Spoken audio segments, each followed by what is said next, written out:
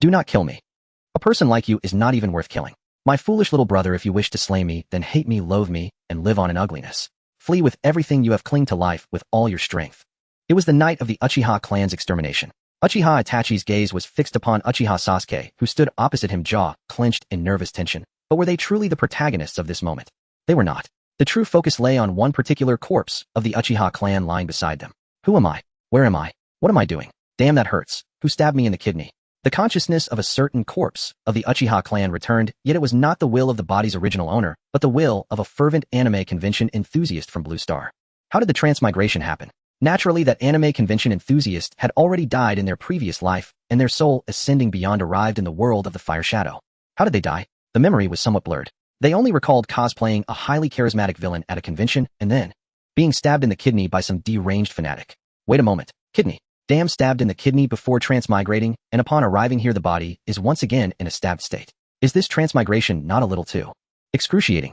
The owner of this body was named Uchiha Chinatsu, the younger sister of Uchiha Sasuke, and of the same generation as Uchiha Itachi. Among the younger members of the Uchiha clan, she played the role of an elder sister figure, and was well liked within the clan, highly praised as a gentle, refined lady. Why? This was intolerable. Life on Blue Star had been perfectly comfortable. Transmigration should be left to protagonists in novels and comics. She had never wanted any of this. Uchiha clan plus the night of extermination plus being stabbed at the very beginning equaled a hellish starting point. Unacceptable. How could she die immediately after transmigrating? Such a development. She refused to accept it. Thus, Uchiha Itachi and Uchiha Sasuke witnessed a scene that would shake them for the rest of their lives.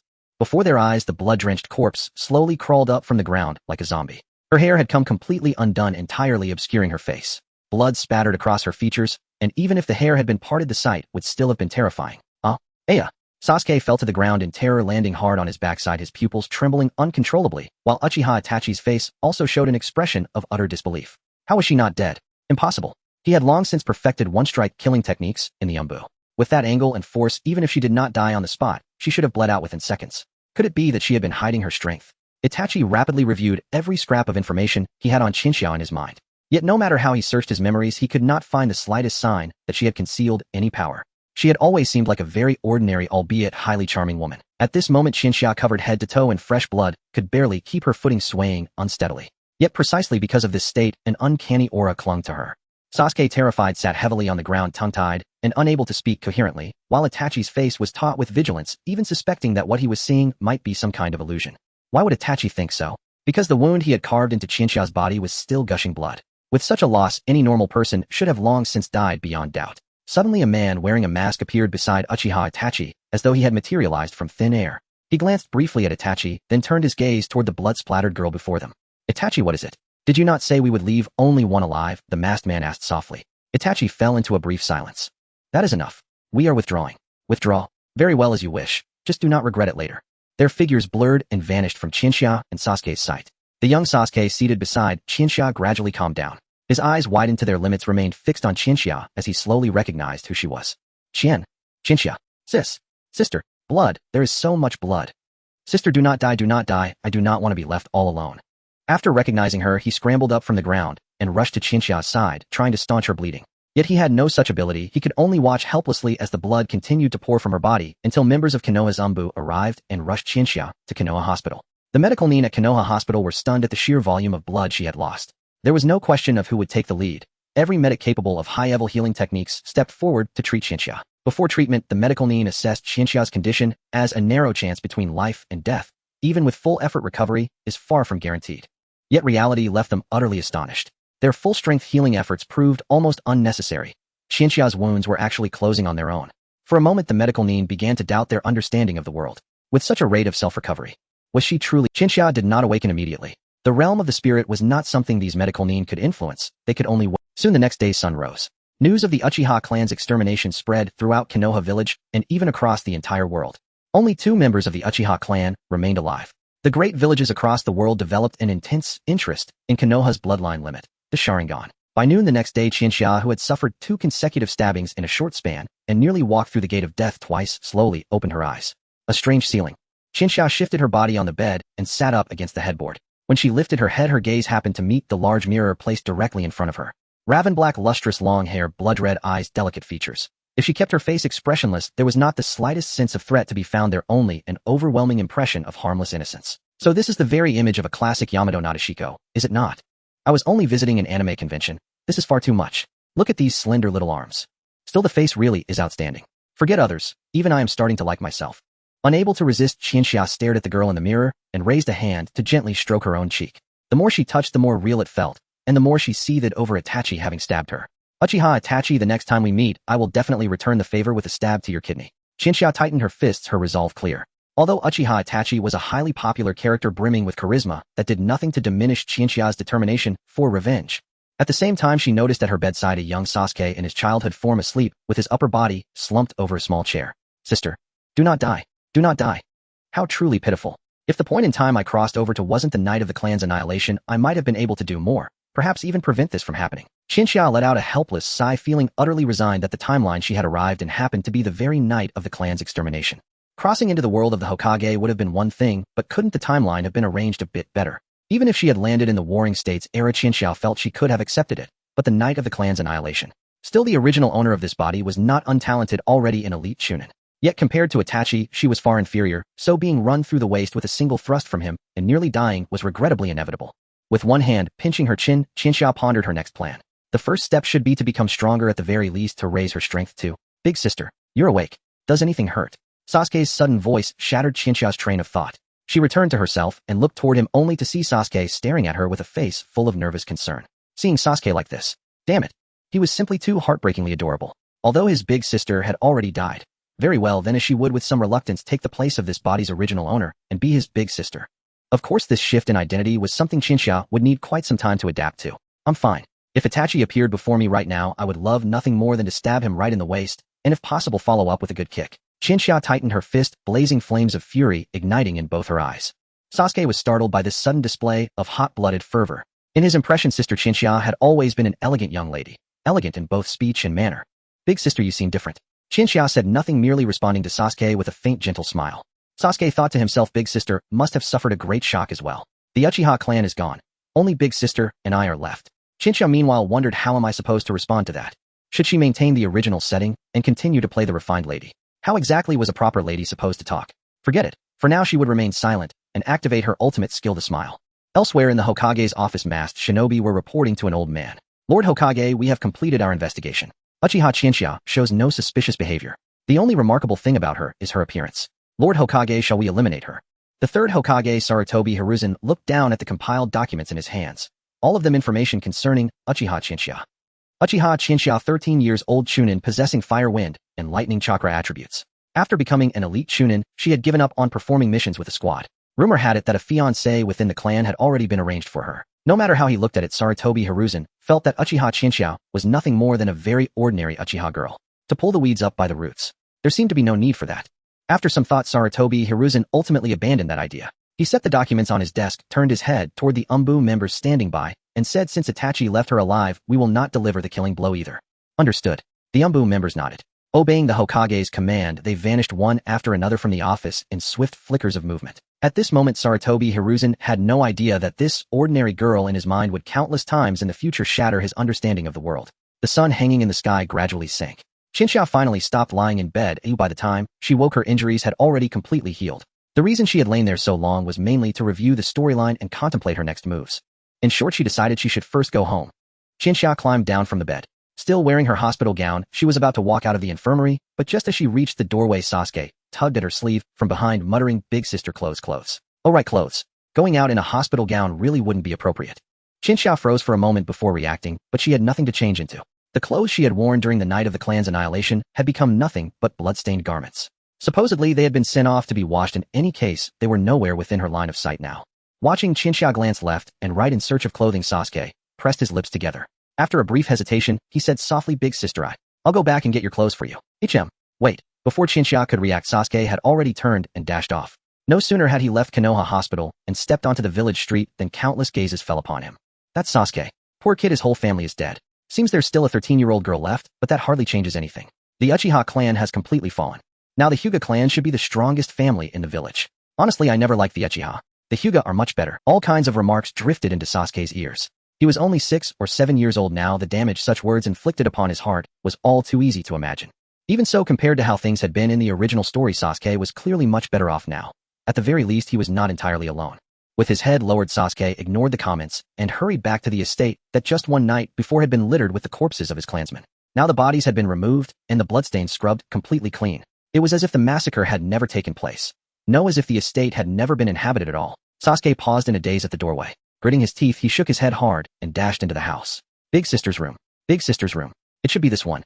He pushed open the door and stepped into Chinxia's room. After a quick glance around, he strode over to her wardrobe, grabbed the handles with both hands, and yanked it open with a clatter.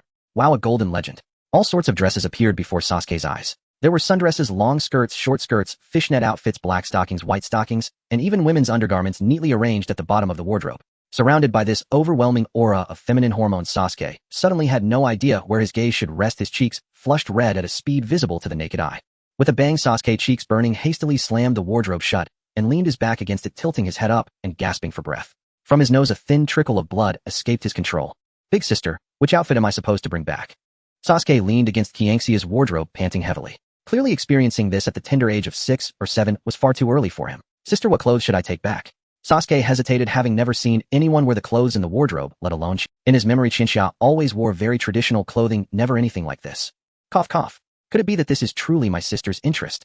Sasuke suddenly raised his head, revealing an expression of sudden realization. However, he soon displayed a look of hesitation, ultimately pulling out a more traditional outfit from the wardrobe. Though Sasuke respected his sister's true interest, he really did not want anyone to see her body. Sasuke grabbed the clothes and dashed towards the Konoha Hospital, soon arriving back at Qianxia's ward. As he rushed back into Qianxia's ward, mouth open, ready to shout that he was back, he noticed that his sister was not alone in the room. He saw Chinxia by the bed while a masked young man stood by the window. Sasuke's pupils widened. In his memory, there had only been 2 types of masked individuals.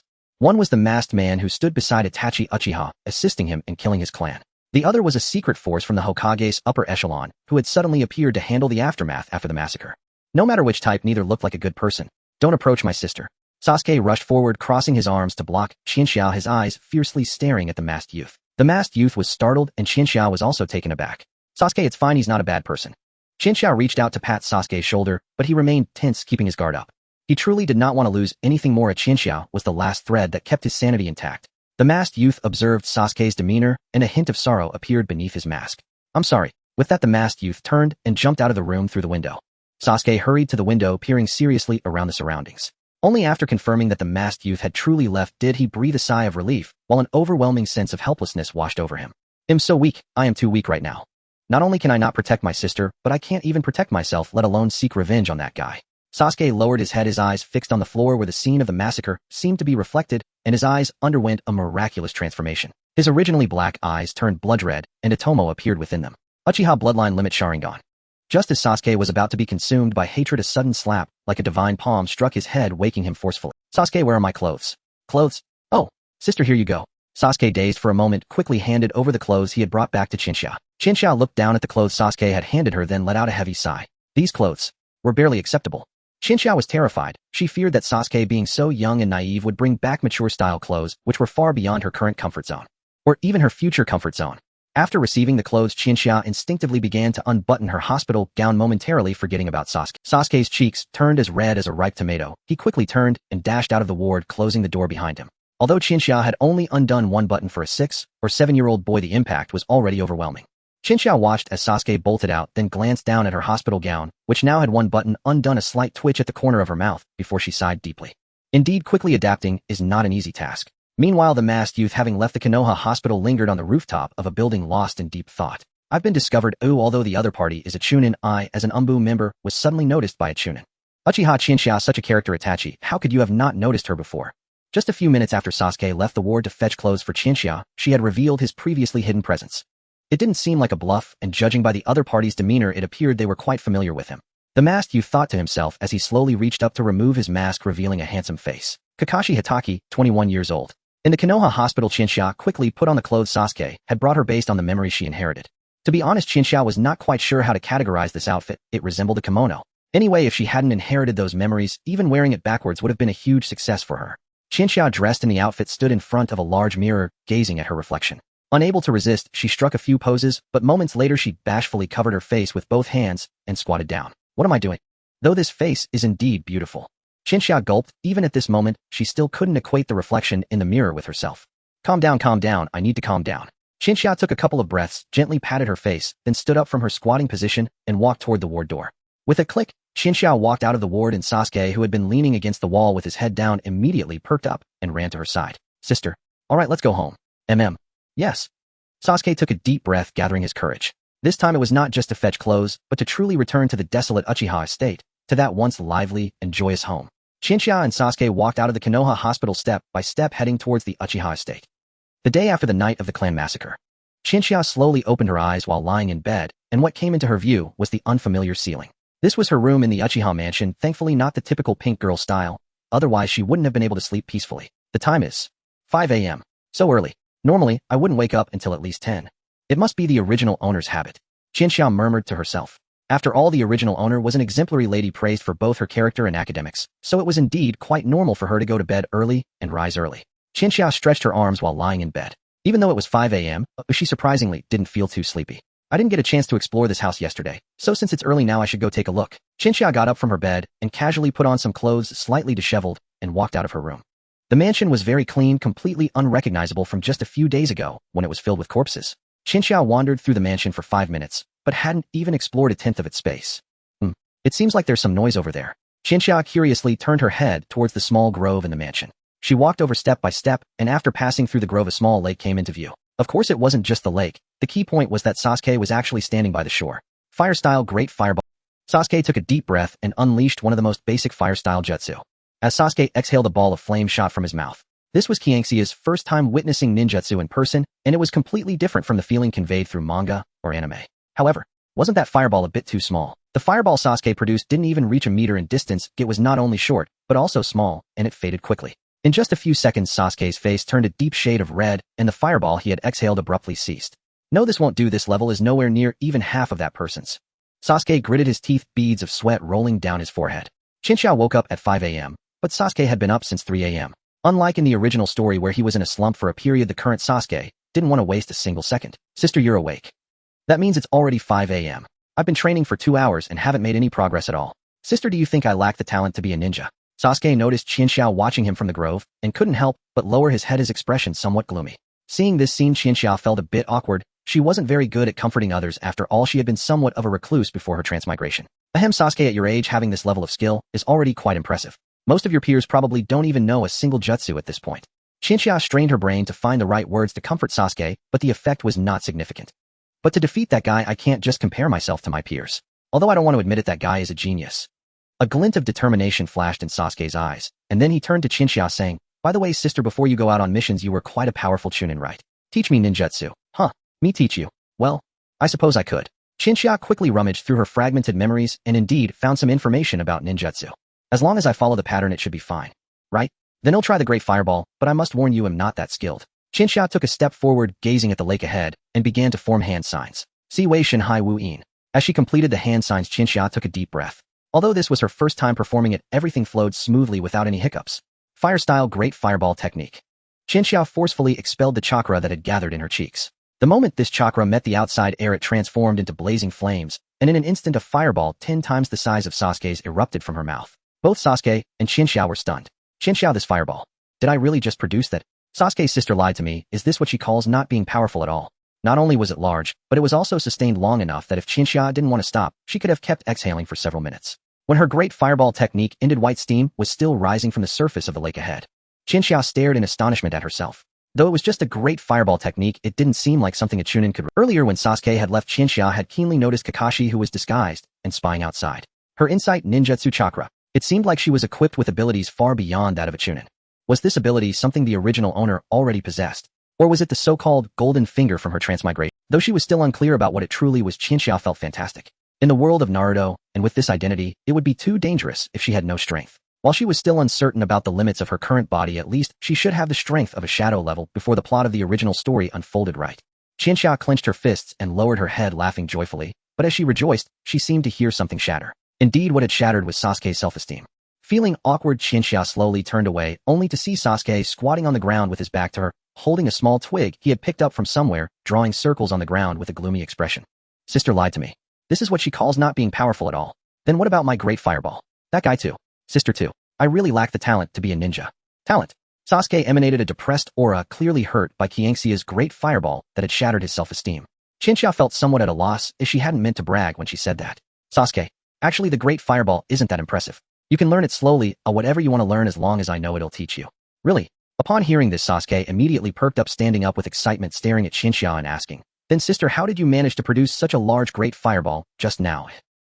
Shinja was at a loss for words as she awkwardly turned her head to the side, thinking she couldn't just say, "I just put in a serious effort, and it came out this big, right?" "No. Backbone. Yes, it's backbone. Backbone." Sasuke stared blankly at his sister Chika, who clenched her fists and shouted backbone with unwavering conviction, utterly baffled by what this so-called backbone truly meant. What is backbone? Chika herself had no idea, but when in doubt, just summon backbone. That's always the answer. Once there was a man utterly devoid of ninja talent. His own son was already older than you, and yet he remained nothing more than a low-ranking genin. But he never surrendered. Through sheer unrelenting effort, he eventually kicked down one jonin after another, sending 7 elite shinobi scattering in panic. "Sasuke, what is backbone?" That is backbone." Chika crossed her arms, cheeks unblushing, as she recounted the legendary tale of Might Guy's father Might Dai. She omitted, however, the inconvenient epilogue, that Dai collapsed and passed away immediately after his heroic rampage. Sasuke's spirit surged upon hearing Dai's story. He declared backbone with fervent awe. Yet deep down Chika longed to quip, compared to backbone, this is youth, would be far more fitting. Just as Sasuke braced himself to resume training in the Grand Fireball technique, a thunderous guttural gurl erupted from his stomach, so loud it seemed to shake heaven and earth to make ghosts weep. Sasuke's face flared crimson. Instinctively, both hands flew to cover his rumbling belly. Having trained since 3 a.m. until 5, of course he was starving. If he weren't, Chika would have deemed him nothing short of a superhero. It is only 5 o'clock, perhaps a bit early, but since you're hungry, let's eat." As she spoke, Chika reached out and gently ruffled her little brother's hair. Though their clan had been annihilated, the Uchiha were once a noble, illustrious house. There was absolutely no question of hunger or want. Yet, Chika glanced down at Sasuke again. He stood with head bowed, his expression strained and uneasy. He did not wish to go outside. Of course, not surprising. The massacre had occurred only days ago. Stepping outside risked enduring a torrent of whispers and cruel speculation. Chika faced the same scorn, but cared little for rumors. After all, she was the girl who during school bullying would, without hesitation, deliver a shattering punch that sent an aggressor's front teeth flying. Recalling that episode, Chika felt an odd surge of exhilaration. Immersed in otaku culture, she'd once faded into quiet anonymity, until a school-wide bully emerged. "Bully A, so you're the one obsessed with anime. Bully B, you still watch that. How childish, absolutely ridiculous. Bully C, I stopped watching such juvenile nonsense when I was 10. Bully D, Chika Ryuzen Shoryuha." Chika couldn't hold back. She launched the Ryuzen Shoryuha straight into Bully D's jaw, then flashed the 8 sculpted abdominal muscles she trained relentlessly to cosplay her favorite anime heroine. "Chika, don't dare underestimate anime, you wretched fool." Then with dazzling flair, she unleashed a hyper-otaku combo technique, Rasengan, Chidori, Ryuzen Shoryuha, and Kamehameha, all in rapid succession, shattering every bully's front teeth in one glorious barrage.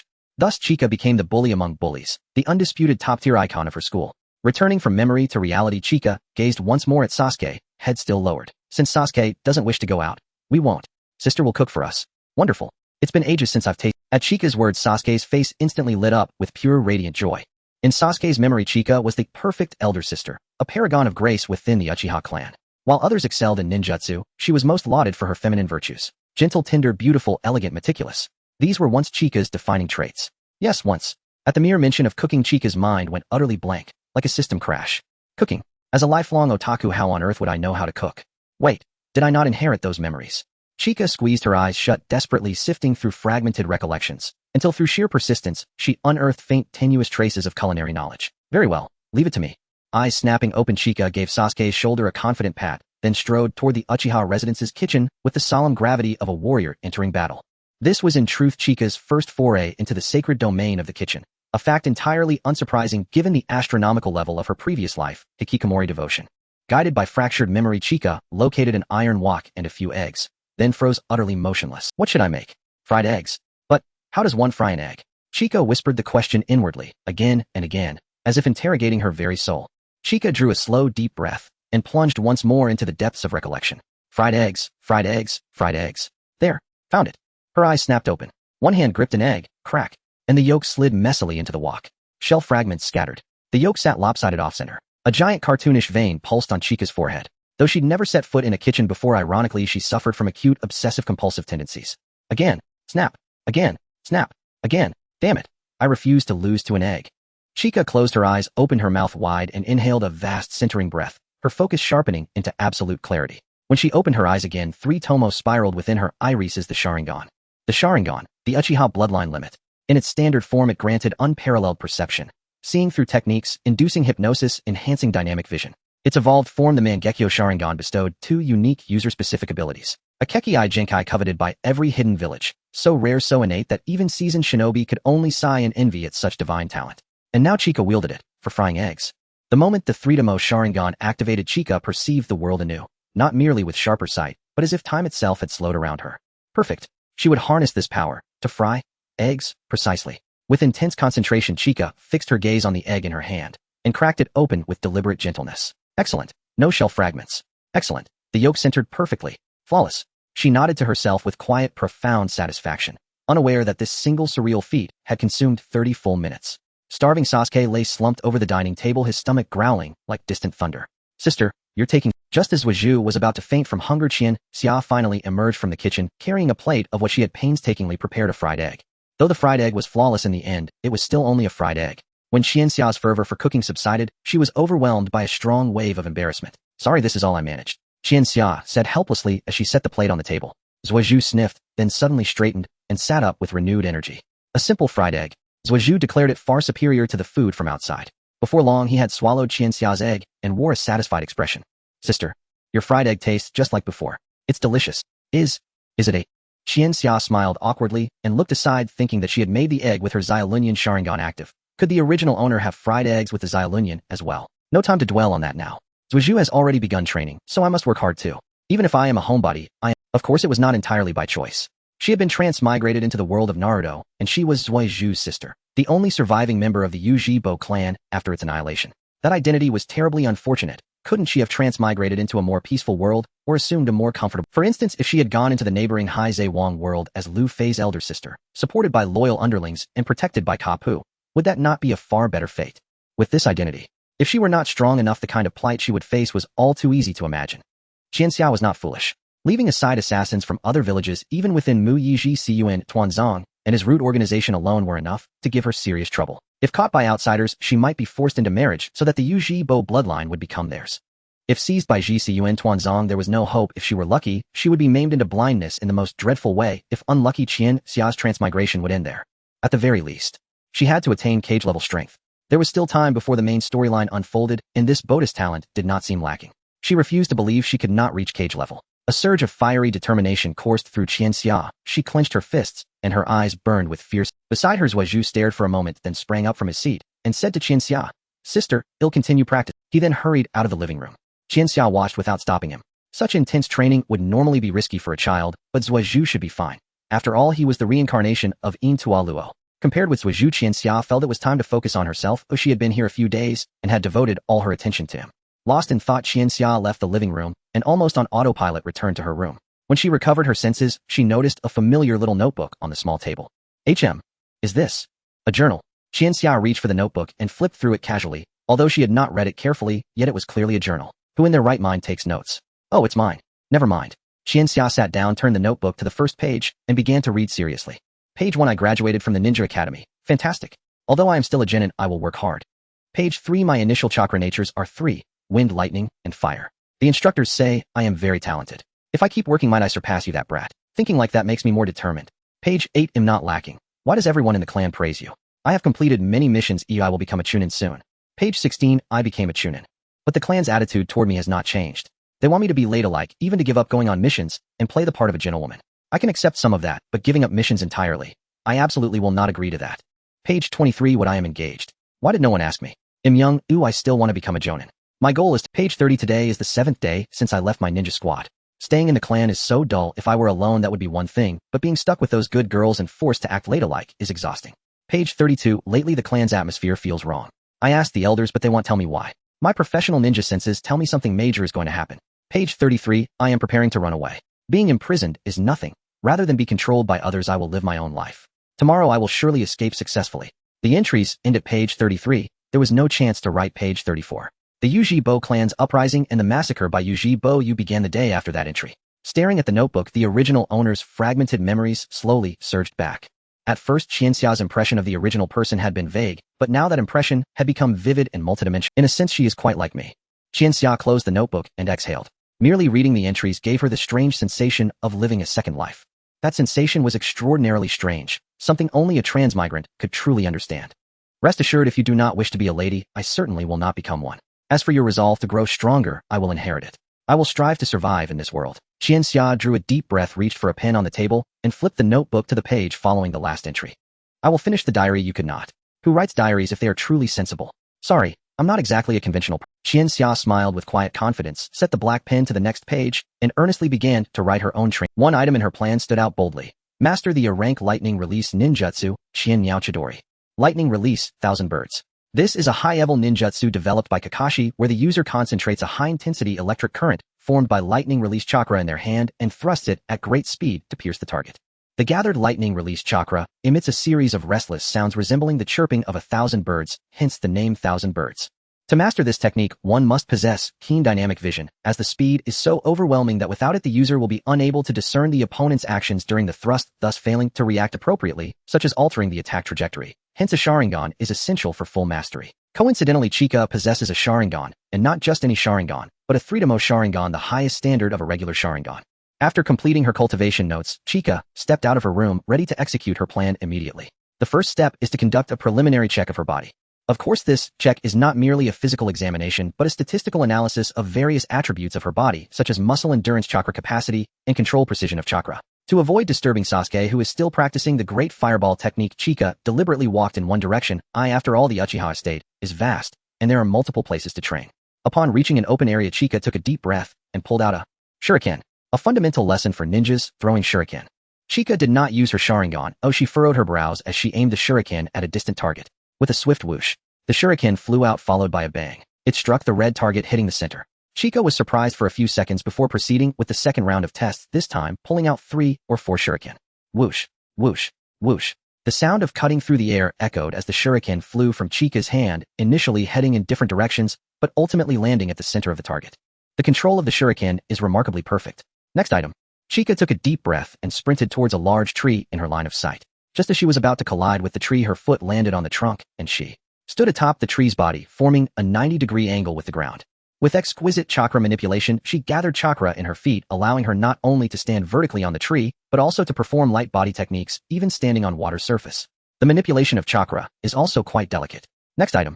Subsequently, Chika proceeded to conduct 7 or 8 more tests, and the results were beyond her expectations. Chika is truly exceptional.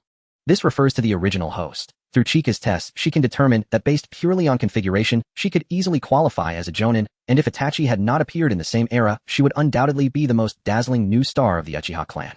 Clearly so outstanding, yet she is still forced into marriage. Chika couldn't help but cover her chest with her hand, feeling a twinge of heartache. Chika covered her chest with her hand, closed her eyes, and took several deep breaths. Once she calmed down, she quietly raised 1000 birds. With Chika's soft utterance, an intense and volatile lightning attribute chakra erupted in her palm, emitting a series of piercing sounds. In just a few seconds, the lightning in Chika's hand transformed into a burst of light and bang, dispersed into the air. Chika's first attempt ended in failure.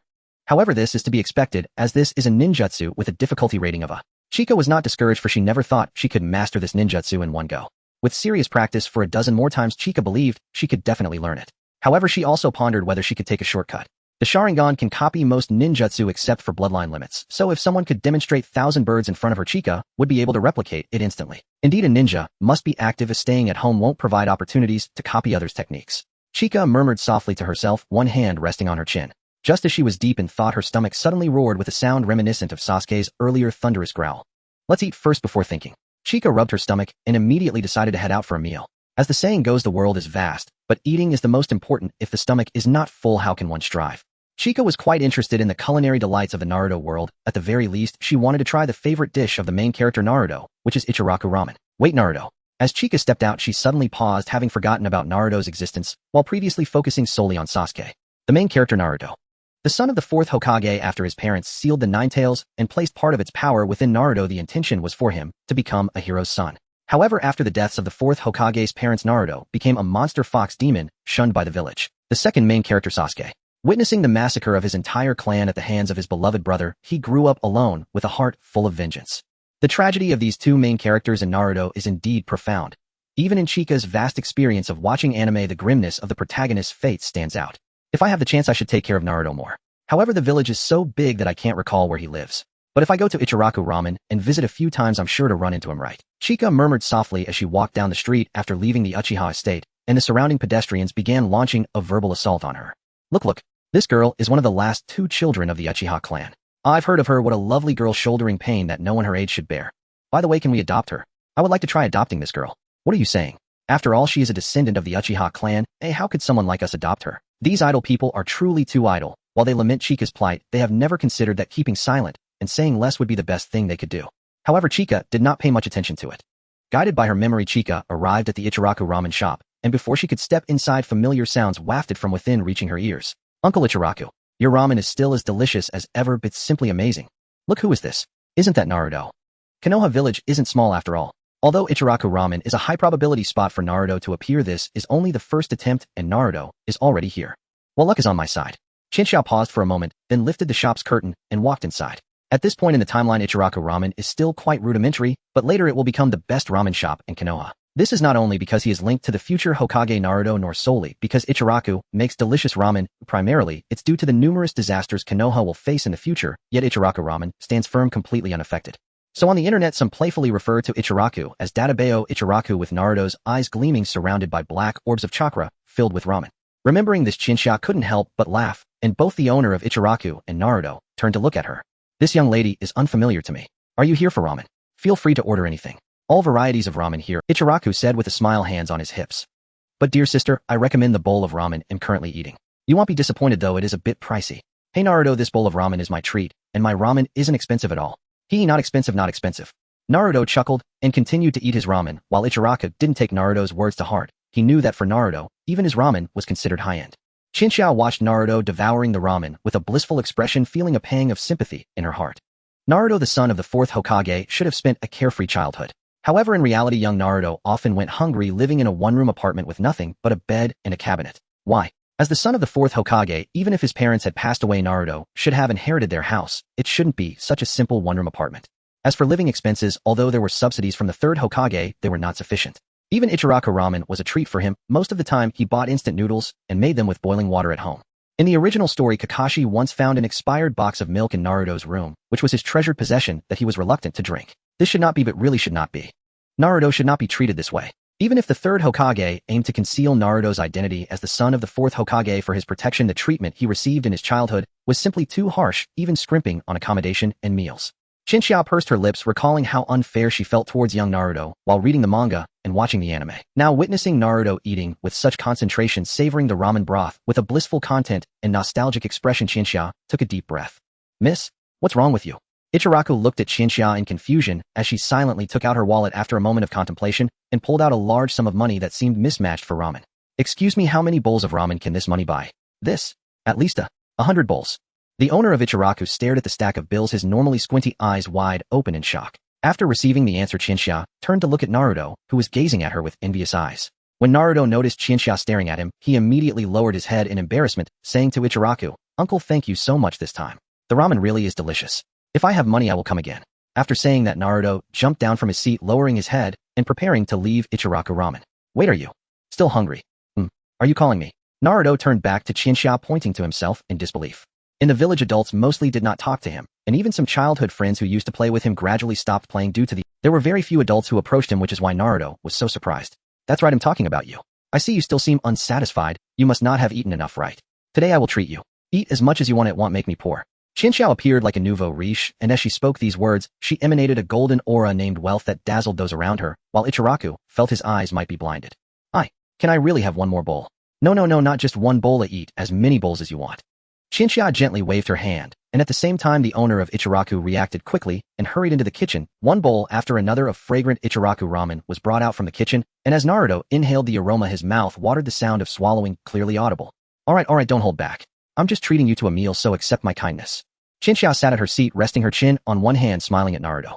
Naruto's gaze bounced back and forth between Ichiraku ramen and Chinchou. After a loud protest from his stomach, he could no longer hold back, and quickly sat back down, grabbing his chopsticks to devour the ramen. He was indeed starving. Watching Naruto eat ravenously, Chinchou wore a look of satisfaction, while also covering her own stomach with her hand.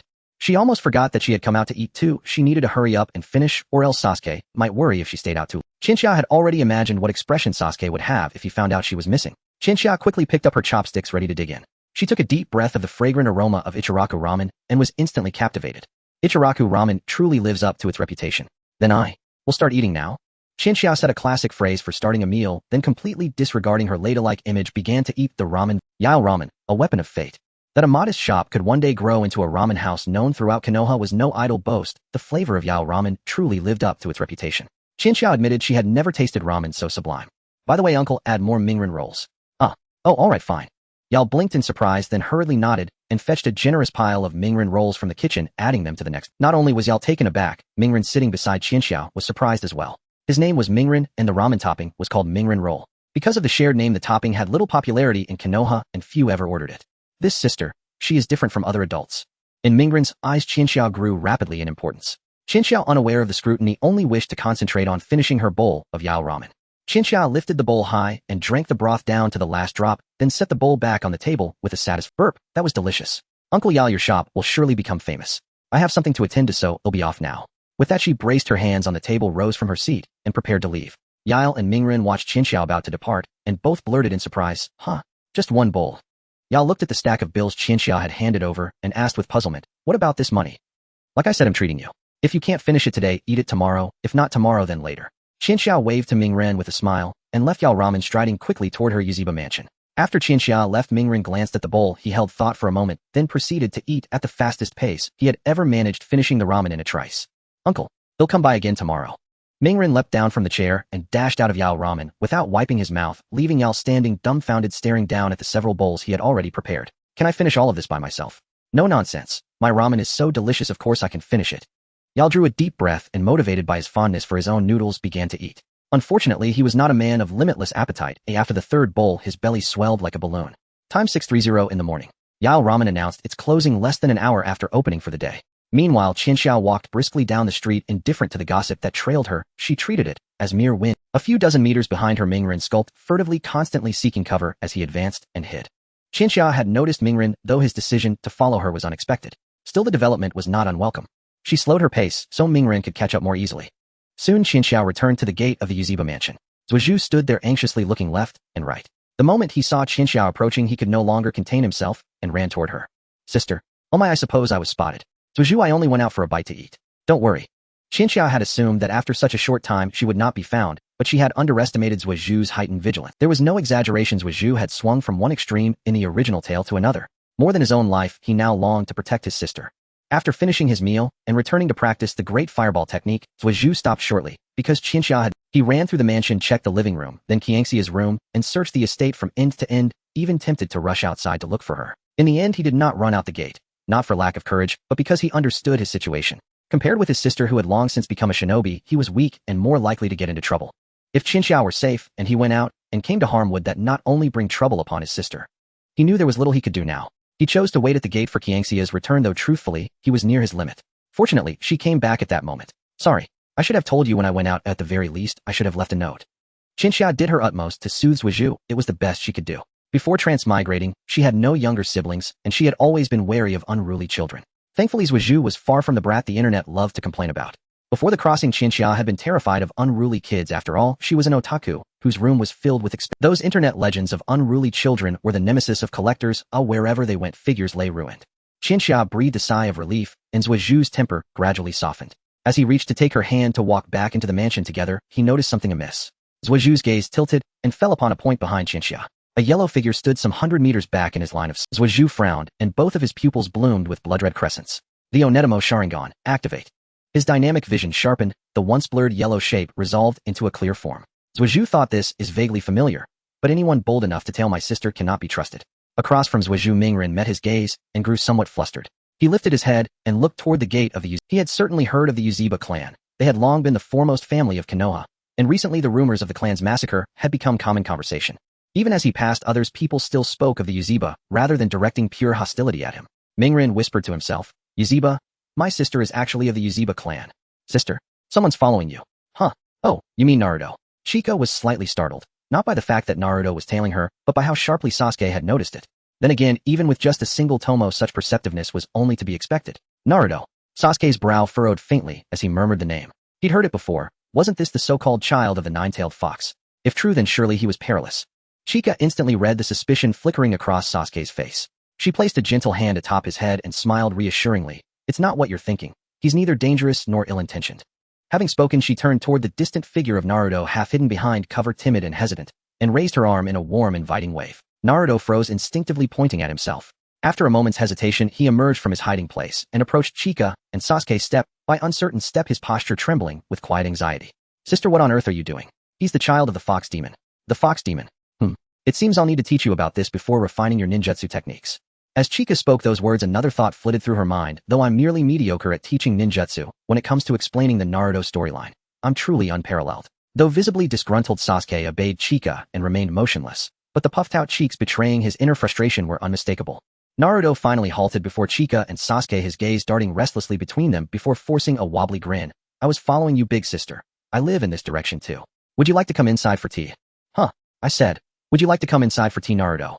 Chika held one hand firmly atop Sasuke's head while extending her other thumb backward, gesturing toward the Uchiha compound. Both Naruto and Sasuke wore expressions of genuine astonishment, though Sasuke, pinned beneath Chika's palm, could only puff his cheeks even wider in silent protest. Naruto's face meanwhile lit with unprecedented uncertainty. No one had ever invited him into their home before. Really, may I go inside? Of course, you're most welcome. Chika extended her right hand. Naruto's eyes shimmered, aching to grasp it, but ultimately he faltered, unable to take that final step. Maybe another time. I've got something else to do today. Next time. Definitely next time. He pressed his lips together, lowered his head, and walked past Chika, heading not toward his own home, but far away in the opposite direction. Watching his retreating back, Chika sighed softly. Beneath his bravado, Naruto yearned desperately to be seen, to be acknowledged, yet shrank from connection the very moment it was offered. It echoed a scene from the original chronicle after the Uchiha massacre. Sasuke sat alone beside the riverbank, while Naruto strolled past, hands buried deep in his pockets. Two souls alike in solitude, drawn to each other, yet paralyzed by silence, neither stepping forward to speak. While there was still time, opportunities would arise, slowly, patiently. Unfazed, Chika lightly patted Sasuke's head. He puffed his cheeks further and gripped her hand with both of his, protesting, "Don't pat me like that. I'll never grow tall." Grow tall? Huh. You're not even close to your growth spurt yet. Don't worry. You'll tower above everyone someday. Chika smiled faintly and led Sasuke back into the Uchiha compound. Ninjutsu training could wait. For now, she would tutor him in history. Sasuke, you seem quite uneasy around Naruto. The child of the fox demon. Adults say he's dangerous. Sasuke pouted as he replied. Chika didn't scold him. After all, that was precisely how Naruto was perceived in the village. Only a handful of high-ranking officials knew he was the son of the fourth Hokage. To most, he was merely the embodiment of the Nine Tails, a cursed vessel. Chika exhaled deeply, planted one hand on her hip, and assumed the mantle of teacher on the spot. Sasuke, Naruto is no child of the fox demon. More accurately, there are no fox demons at all. What resides within him is a tailed beast, the Nine Tails. A tailed beast. Sasuke blinked, slowly bewildered. It was the first time he'd ever heard the term. There existed nine-tailed beasts in the world, each possessing power rivaling or surpassing that of a Kage. Shikaku the one tail, Matatabi the two tails, Isabu the three tails, Son Goku the four tails, Kokuo the five tails, Saiken the six tails, Komi the seven tails, Gyuki the eight tails, Kurama the nine tails. The beast sealed within Naruto was Kurama, the same nine tails that once laid waste to Konoha. And Naruto's father was the fourth Hokage. What a... Sasuke recoiled as if struck, his eyes wide, pupils trembling. He had never imagined Naruto's origins concealed such staggering truth. The loss of his parents, the village's scorn, a hero's son reduced to a monster's vessel, falling from grace into utter desolation. In some ways, we're alike. Sasuke bowed his head, teeth gently biting his lower lip. Now that you've told me all this, Chika stood with one hand on her hip, watching Sasuke bow his head in silence. I feel ashamed. I shouldn't have judged. Sasuke regretted his earlier prejudice. How bitterly he resented rumors and slander, yet had himself succumbed to them without question. Watching Sasuke reflect so earnestly, Chika felt a sudden tender swell of pride, like a mother witnessing her child's quiet maturation. Though strictly speaking, she was only his elder sister. Meanwhile, Naruto sprinted back to his tiny weathered apartment, its walls thin, its furnishings sparse, holding little beyond bare essentials. Especially the refrigerator empty save for a few small cups of instant ramen and one large discounted bottle of milk. Naruto dashed to his bed and collapsed onto it with a muffled thud, hugging his pillow tightly as he rolled back and forth across the mattress. Someone invited me. Someone invited me. Someone invited me. I should have said yes right then. I'll accept next time, definitely. Naruto burst into laughter. Unforced, unguarded, radiant with pure, unadulterated joy. Friendship. At last, Naruto would finally have a friend. Subsequently, Qianxia continued to impart knowledge to Sasuke that was far beyond his age. In reality, this was a risky endeavor given their current precarious situation, yet despite this, Qianxia still wished to attempt to change something. If she merely wanted to be a bystander, Qianxia could easily do nothing at all, simply inserting a lightweight sister character into the original storyline, allowing the plot to follow the original narrative. Sasuke rebels while Naruto remains solitary. Sasuke becomes a rogue ninja and Naruto embarks on his journey to win back his loved one, battling the Akatsuki, fighting Uchiha Obito, and confronting Kagaya Otsutsuki. At least the ending of Naruto was fulfilling, so Qianxia could indeed take that path. Within the village, the two orphan members of the Uchiha clan were under special observation with Umbu personnel secretly monitoring them, and that observer was none other than Kakashi. Perhaps due to Qianxia previously pointing out Kakashi's peeping, he had become much laxer in his surveillance of Qianxia and Sasuke. At least now Qianxia could be 100% certain that Kakashi was not spying on them. However, the crystal ball specifically for spying that the third Hokage possessed was truly disgusting. Initially, Sasuke had little interest in the knowledge Qianxia was teaching, but as the content grew increasingly fantastical, his eyes sparkled with excitement. So how was that? Did you understand everything? Report, sister. Although I didn't fully understand, I am trying hard. Sasuke placed 2 fingers on his temples, making an effort to digest the information Qianxia was imparting. During this time, Qianxia felt a bit thirsty and poured herself a cup of water, taking a few sips. She suddenly found herself admiring those teachers from her school days who spoke as if they were machine guns. Sasuke, I know you are eager to become stronger, but you are still young. Rather than focusing on learning powerful ninjutsu, it is better to establish a solid foundation first. Alright. Sasuke nodded seriously, although he didn't fully comprehend since it was his sister saying it had to be right. In the following week, Qianxia and Sasuke's daily routines were almost identical. This mechanical way of living was something Qianxia detested before her reincarnation, but here it felt quite the opposite. Sasuke's fireball technique had also improved slightly, evolving from being able to blow out a fireball the size of his head to one that was twice that size, and the duration had increased significantly as well. Qianxia's training plan for him was inspired by the way Kakashi had taught Naruto Sasuke and Sakura Uchiha residence open space.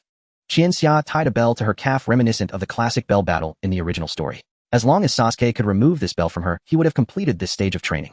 Of course, Qianxia estimated that this stage of training would take Sasuke a year or 2 to complete, but as it was still training, long-term commitment was beneficial and Sasuke's fighting spirit was high. Sasuke charged in. Sasuke leapt forward.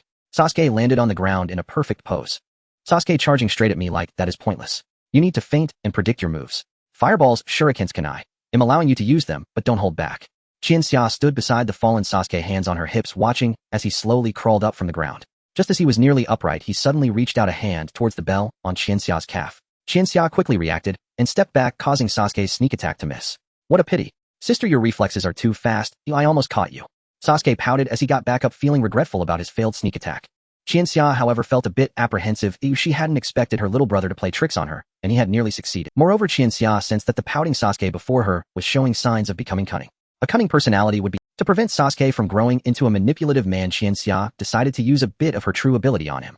Wait, true ability. Speaking of true ability, Qianxia suddenly remembered something. Wasn't she stabbed in the kidneys by Uchiha Itachi when she crossed over? At that time the bleeding was incessant, and although her consciousness was quite hazy, she could still discern that such a severe injury was of a serious level. Even with a medical ninja, one could not expect a quick recovery. However, contrary to what those medical ninjas said, she hadn't relied much on their medical ninjutsu, and her Bodhi's recovery speed was remarkably fast. This was very inconsistent with the Uchiha clan setting. She wasn't from the Uzumaki clan next door. Qianxia lowered her head, lost in thought, while Sasuke blinked vacantly, before slowly walking over to her, bending down to reach for the bell tied to her calf. With a ding, the bell was taken by Sasuke. Sister? Sister? Oh no, the bell. I got too lost in thought, and didn't realize this old habit. Qianxia couldn't help but cover her face with her hand, feeling somewhat speechless. Sasuke, give me a kunai? Alright. Sasuke, though unsure why Qianxia wanted a kunai, still retrieved it and handed it to her. Kunai, a ninja weapon similar to a dagger, is often referred to alongside shurikens as weapons that are utterly useless and can't kill a single person. Qianxia gazed at the kunai in her hand, hesitating for a moment before taking a deep breath, activating her Sharingan, and looking around. Good. At least there is no one monitoring us. Sasuke, I am preparing to conduct an experiment. An experiment? Sister, what do you want to do? A sense of foreboding surged within Sasuke as he nervously addressed Qianxia. Don't worry, I should be fine. Hopefully. If something happens, just be sure to notify the hospital. Qianxia took a deep breath, steeling her resolve, and turned the kunai around, pointing the sharp end at herself. Swish. With a sharp sound slicing through the air, Qianxia plunged the kunai into her own body. Blood gushed from the wound, and a strong sting shot from the injury to her brain, causing Qianxia's mouth to twitch. However, it wasn't as painful as she had imagined. Sasuke looked on in panic at Qianxia's self-harming act. Just as he opened his mouth to say something, he froze. Sister, your injury. Sasuke, you mustn't tell anyone about this. Let's keep it as our little secret. Qianxia gently blew a breath against her lips, pointing her finger at Sasuke, who blushed and hurriedly raised both hands. I will definitely keep it a secret.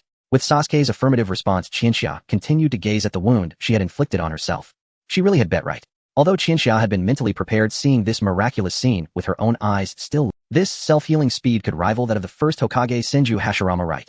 Could it be that I have the bloodline of all this? It should just be the golden finger of a traveler. Compared to the mixed blood of Senju and Uchiha, Qianxia preferred to believe it was a unified golden finger issued by the Traveler Association. Although it seemed a bit lacking compared to the golden fingers of other travelers, Qianxia thought having any use was good enough. She initially thought she would be in a dire situation right from the start. Everything was developing in a positive direction. Chinchilla clenched her fists, inexplicably moved. After all, she had experienced the night of her clan's annihilation and had been stabbed by Uchiha, as she had gotten up with the mindset of dying at the start, but she wanted to at least land a punch on Uchiha Itachi. Unfortunately, she fainted before she could throw a single punch. In contrast to Qianxia's inexplicable emotions was Sasuke, who was secretly smiling with his head down, his excitement about sharing a secret with his sister far outweighing the shock from her self-inflicted injury that healed instantly. Of course, the tension in Sasuke's heart intensified, and he silently set an even stricter goal for himself. Sister, let's continue. I want to become stronger and catch up to you as soon as possible. Sasuke raised his head, looking at Chinchilla very seriously. So spirited. Good. I'm feeling energetic too, so let's keep going. Chinchilla was quite interested in continuing the game of stealing bells with Sasuke, as not only Sasuke needed to grow, she could also explore her own possibilities. Chinchilla always felt that she had more than just this golden finger and that there were other secrets hidden within her. Before long, half a year passed. During this time, Chinchilla and Sasuke trained day and night, not only in stealing bells, but also in walking on water, tree walking, shuriken, kunai combat, and more. Although Chinchilla was just an amateur, the original owner of this body was exceptionally talented, so teaching Sasuke was completely effortless. One day, half a year later, Chinchilla forcefully pushed Sasuke out of the Uchiha residence. It's been half a year, it's time to go back to school. If you don't go back to school, you'll be out of touch with society. Oh, what's so good about ninja school? I'm already strong. What can the ninja school teach me? Sasuke was somewhat reluctant, but under his sister's strong suggestion, he could only puff out his cheeks and mumble unhappily as he prepared to head to ninja school with his backpack. I'm off. Sister, you must come pick me up after school. Alright, I will. Honestly, you're still such a child. Sasuke's face turned red as he turned his head, walking towards ninja school with his head down. Chinchilla smiled and waved her arms, and at that moment, she sensed the presence of a third party. Chinchilla finished her work. Umbu is taking over. She watched Sasuke walk farther away until he was completely out of her sight, and only then did she breathe a sigh of relief. Finally sent Sasuke off. Speaking of which, it's been a long time since I've been alone. After all, that little guy has been sticking to me. Chinchilla stretched her arms vigorously. Over the past 6 months, she had truly taken on the role of both sister and mother, which had worn her out. But the outcome was good. Thanks to Qianxia's relentless efforts, not only did Sasuke's strength improve, but he also finally dared to go out alone without fearing the criticism of others. When Sasuke successfully achieved this, Chinchilla was deeply moved and immediately opened a bottle of champagne, but after only a few sips, she clanged and got drunk to the point of unconsciousness. What should I do with this rare alone time? It seems like this alone time won't happen. She suddenly changed her tone, narrowing her eyes as she scanned her surroundings. 1, 2, 3, 4. Are they Umbu? If they are Umbu, that's good. At least there's a possibility of conversation. But if it's those guys, come out. I know you're nearby watching me. Do I need to ask each of you to come out one by one? As soon as Qianxia's words fell, 5 or 6 figures appeared beside her, dressed in uniform attire and wearing masks. Umbu. No, it's definitely Root, isn't it? Umbu is a special unit commanded by the Hokage, primarily used for assassination and ninja village-level conflicts. Root is the Umbu within Umbu, led by Shimura Danzo, specifically dealing with the darker aspects of the ninja village. Miss, please come with us. A cold voice came from beneath the mask, and Chinchilla sighed helplessly. Is there room for negotiation? Clear. However, they made a significant mistake by not coming a few days after the night of the clan's annihilation, but waiting until now. Chinchilla, I've developed quite a bit. It's too late to come now. A confident smile appeared on Qianxia's face, and the iconic 3 blood-red tomo appeared in her eyes. Although I'd like to ask what would happen if I refused to go with you, I suppose asking is pointless. Well, although I don't advocate violence, that doesn't mean I can't resort to it. Qianxia's 3-tomo Sharingan scanned the masked men around her. Despite her stunning appearance, this imposing declaration didn't have the same shock value, yet the eyes she opened compelled them to be on guard. Members of Root glanced at each other, quickly exchanging glances, and as one Root member took a step forward, the surrounding members all launched an assault. Yet Chinchilla, who stood in the center to be surrounded, remained motionless. Her eyes narrowed, and the 3-tomo Sharingan activated one of its basic effects, enhancing Jinjutsu. Chinchilla softly murmured, Jinjutsu, Crimson Mirage. Illusion technique, Crimson Illusion. This technique is one of the ninjutsu recorded in the scroll found by Chinchilla in the Uchiha estate, with a learning difficulty rated as A. Initially, Chinchilla wanted to learn some straightforward ninjutsu akin to a Hollywood-style duel, but for some reason, when she saw the illusion scroll, she felt a genuine interest. Driven by this interest, her training in this illusion technique went exceptionally smoothly. Before Sasuke had even perfected his fireball jutsu, Chinchilla had already mastered this ninjutsu flawlessly. As Chinchilla enhanced the effectiveness of this illusion with her Sharingan, even though the masked individuals around her were all members of Root, they were all caught in the illusion and dragged into its space. What's going on? Is this an illusion? What's happening? There's so much blood on you. It's just an illusion, calm down. Wait, it hurts so much. The group of masked individuals looked at each other with trembling eyes, their bodies appearing as if they had been stabbed multiple times with blood gushing out from their wounds. Is this an illusion? But this pain feels too real. Scarlet red clouds, a crimson skyline. In their vision, it was as if they had instantaneously transported from Konoha village to a completely new world. As time ticked by, their anxiety and the pain from their wounds intensified. Could it be that this is not an illusion? A sudden thought flashed through everyone's mind, and with the emergence of this thought it signified that their mental defenses had been breached by Chinchilla. In the real world, the masked individuals stood there dazed, looking up and motionless, while Chinchilla stood atop them humming a tune, wielding a kunai, and stabbing them one after another in the kidneys. Illusions, their effects are outstanding. In the world of Naruto, one must never underestimate illusions, for their potential is remarkably vast. Among the myriad of illusions, Chinchilla believes there are two that are the most powerful. One is the ultimate illusion technique, Infinite Tsukuyomi, which is a massive area-wide collective mental hypnosis that can put the targets into a deep sleep, forever entering a dream world that feels almost indistinguishable from reality. The victim finds it difficult to realize they are in an illusion, as if they are living a second life. The second one, which Chinchilla considers powerful, is Uchiha Chinatsu, who happens to be Kiangxia's brother. Kodo Amatsukami, the strongest illusion. Unlike other illusions, Kodo Amatsukami can directly interfere with a person's mind, modifying their mental consciousness without them realizing it. Only Uchiha Shizui's two Mangekyo Sharingan can perform these two illusions. Currently, one is in the hands of Uchiha Itachi, and the other in Shimura Danzo's possession. Shimura Danzo, one day, I will come to settle the score with you. Danzo is a hurdle that Chinchilla cannot avoid. Firstly, Danzo could never have been a survivor of the Uchiha clan, and secondly, if Chinchilla wants to advance further, she must obtain a Sharingan from a close relative. Therefore, she must acquire Shizui's eyes. Indeed, it is a necessity. Looking at the members of Root surrounding her, one would think that as a young person in the 21st century, she should never resort to lethal force, but for some reason Chinchilla does not have any aversion to doing so. After all, the original owner of this body was an excellent ninja, and as a ninja, she had long been stained with blood. Soon Chinchilla eliminated all these members of Root. Fortunately, there were hardly any people near the Uchiha estate, so it wasn't complicated for Chinchilla to handle. After dealing with these individuals, Chinchilla smacked her lips and placed a hand on her head. However, although I have long prepared myself, if I really have to fight Danzo, my chances of winning are still quite low. Chinchilla ruffled her hair, muttering to herself as she turned and returned to her estate. Meanwhile, Sasuke arrived at the ninja school. Due to the massacre incident, Sasuke hadn't attended school for half a year. Upon returning, his guiding teacher was momentarily stunned when seeing Sasuke. Is this really Sasuke? In just half a year, he was no longer the obedient boy they remembered. The guiding teacher, a Chunin, felt a sense of pressure coming from Sasuke. Teacher, I'm sorry, I was just lost in thought. Sasuke, follow me. As Sasuke called out, the guiding teacher quickly regained composure, cleared his throat, and led Sasuke toward his class. Most students enroll at the Ninja Academy at the age of 6, and normally graduate after 6 years, becoming Genin. Of course, if one is exceptionally talented, they can apply for early graduation. Based on Sasuke's current strength, applying for early graduation to become a Genin would be no problem, but Chinchilla did not plan to let him draw too much attention. Having one person attract attention is enough. When he entered the classroom, Sasuke stood in front of the blackboard, and the students inside stared at him in astonishment. The boys showed expressions of facing a great enemy, while among the girls 9 out of 10 wore infatuated looks. Girls so handsome. It's only been half a year, but Sasuke-kun seems to have become several levels more attractive. I'm smitten, I want to pursue Sasuke-kun. Boy, he's only slightly more handsome than me. He's just on the same level as me. Is it necessary for these girls to make such a big deal out of it? Although he's very handsome, he's still slightly inferior compared to me. Girls pay attention to me. Everyone had different thoughts, while Sasuke was completely indifferent to how his classmates reacted to him. He just wanted to get through today quickly and wait for his sister to come and take him home. Sasuke, you can sit there.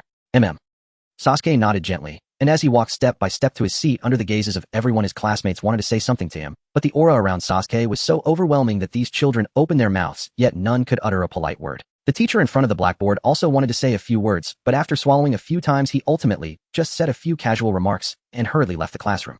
The classroom fell into silence. The boys were unwilling, while the girls had desires stuck in their throats, not knowing how to express them.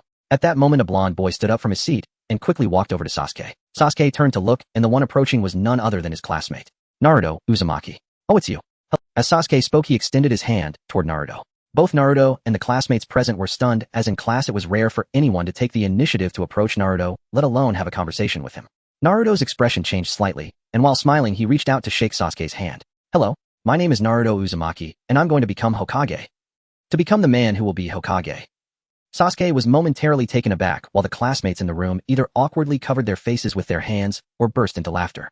The son of the fox spirit becoming Hokage. Absurd, truly absurd. Really, I believe you will succeed in the— After a brief silence, Sasuke spoke these words, shattering the laughter in the class like a piercing arrow. Everyone stared at him in dumbfounded surprise. One of the classmates, Nara Shikamaru, who was among the few friends in the class without prejudice against Naruto, revealed a look of astonishment in his previously unmotivated eyes after hearing Sasuke's words. Sasuke, you've changed so much from before.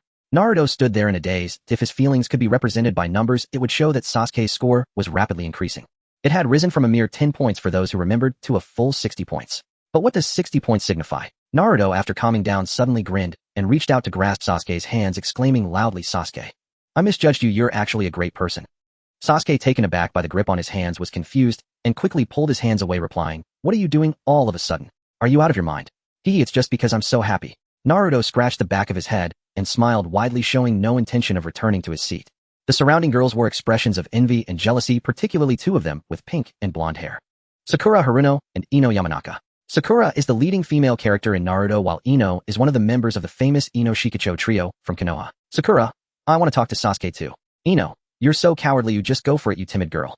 "Sakura, why don't you go? Don't you like Sasuke too?"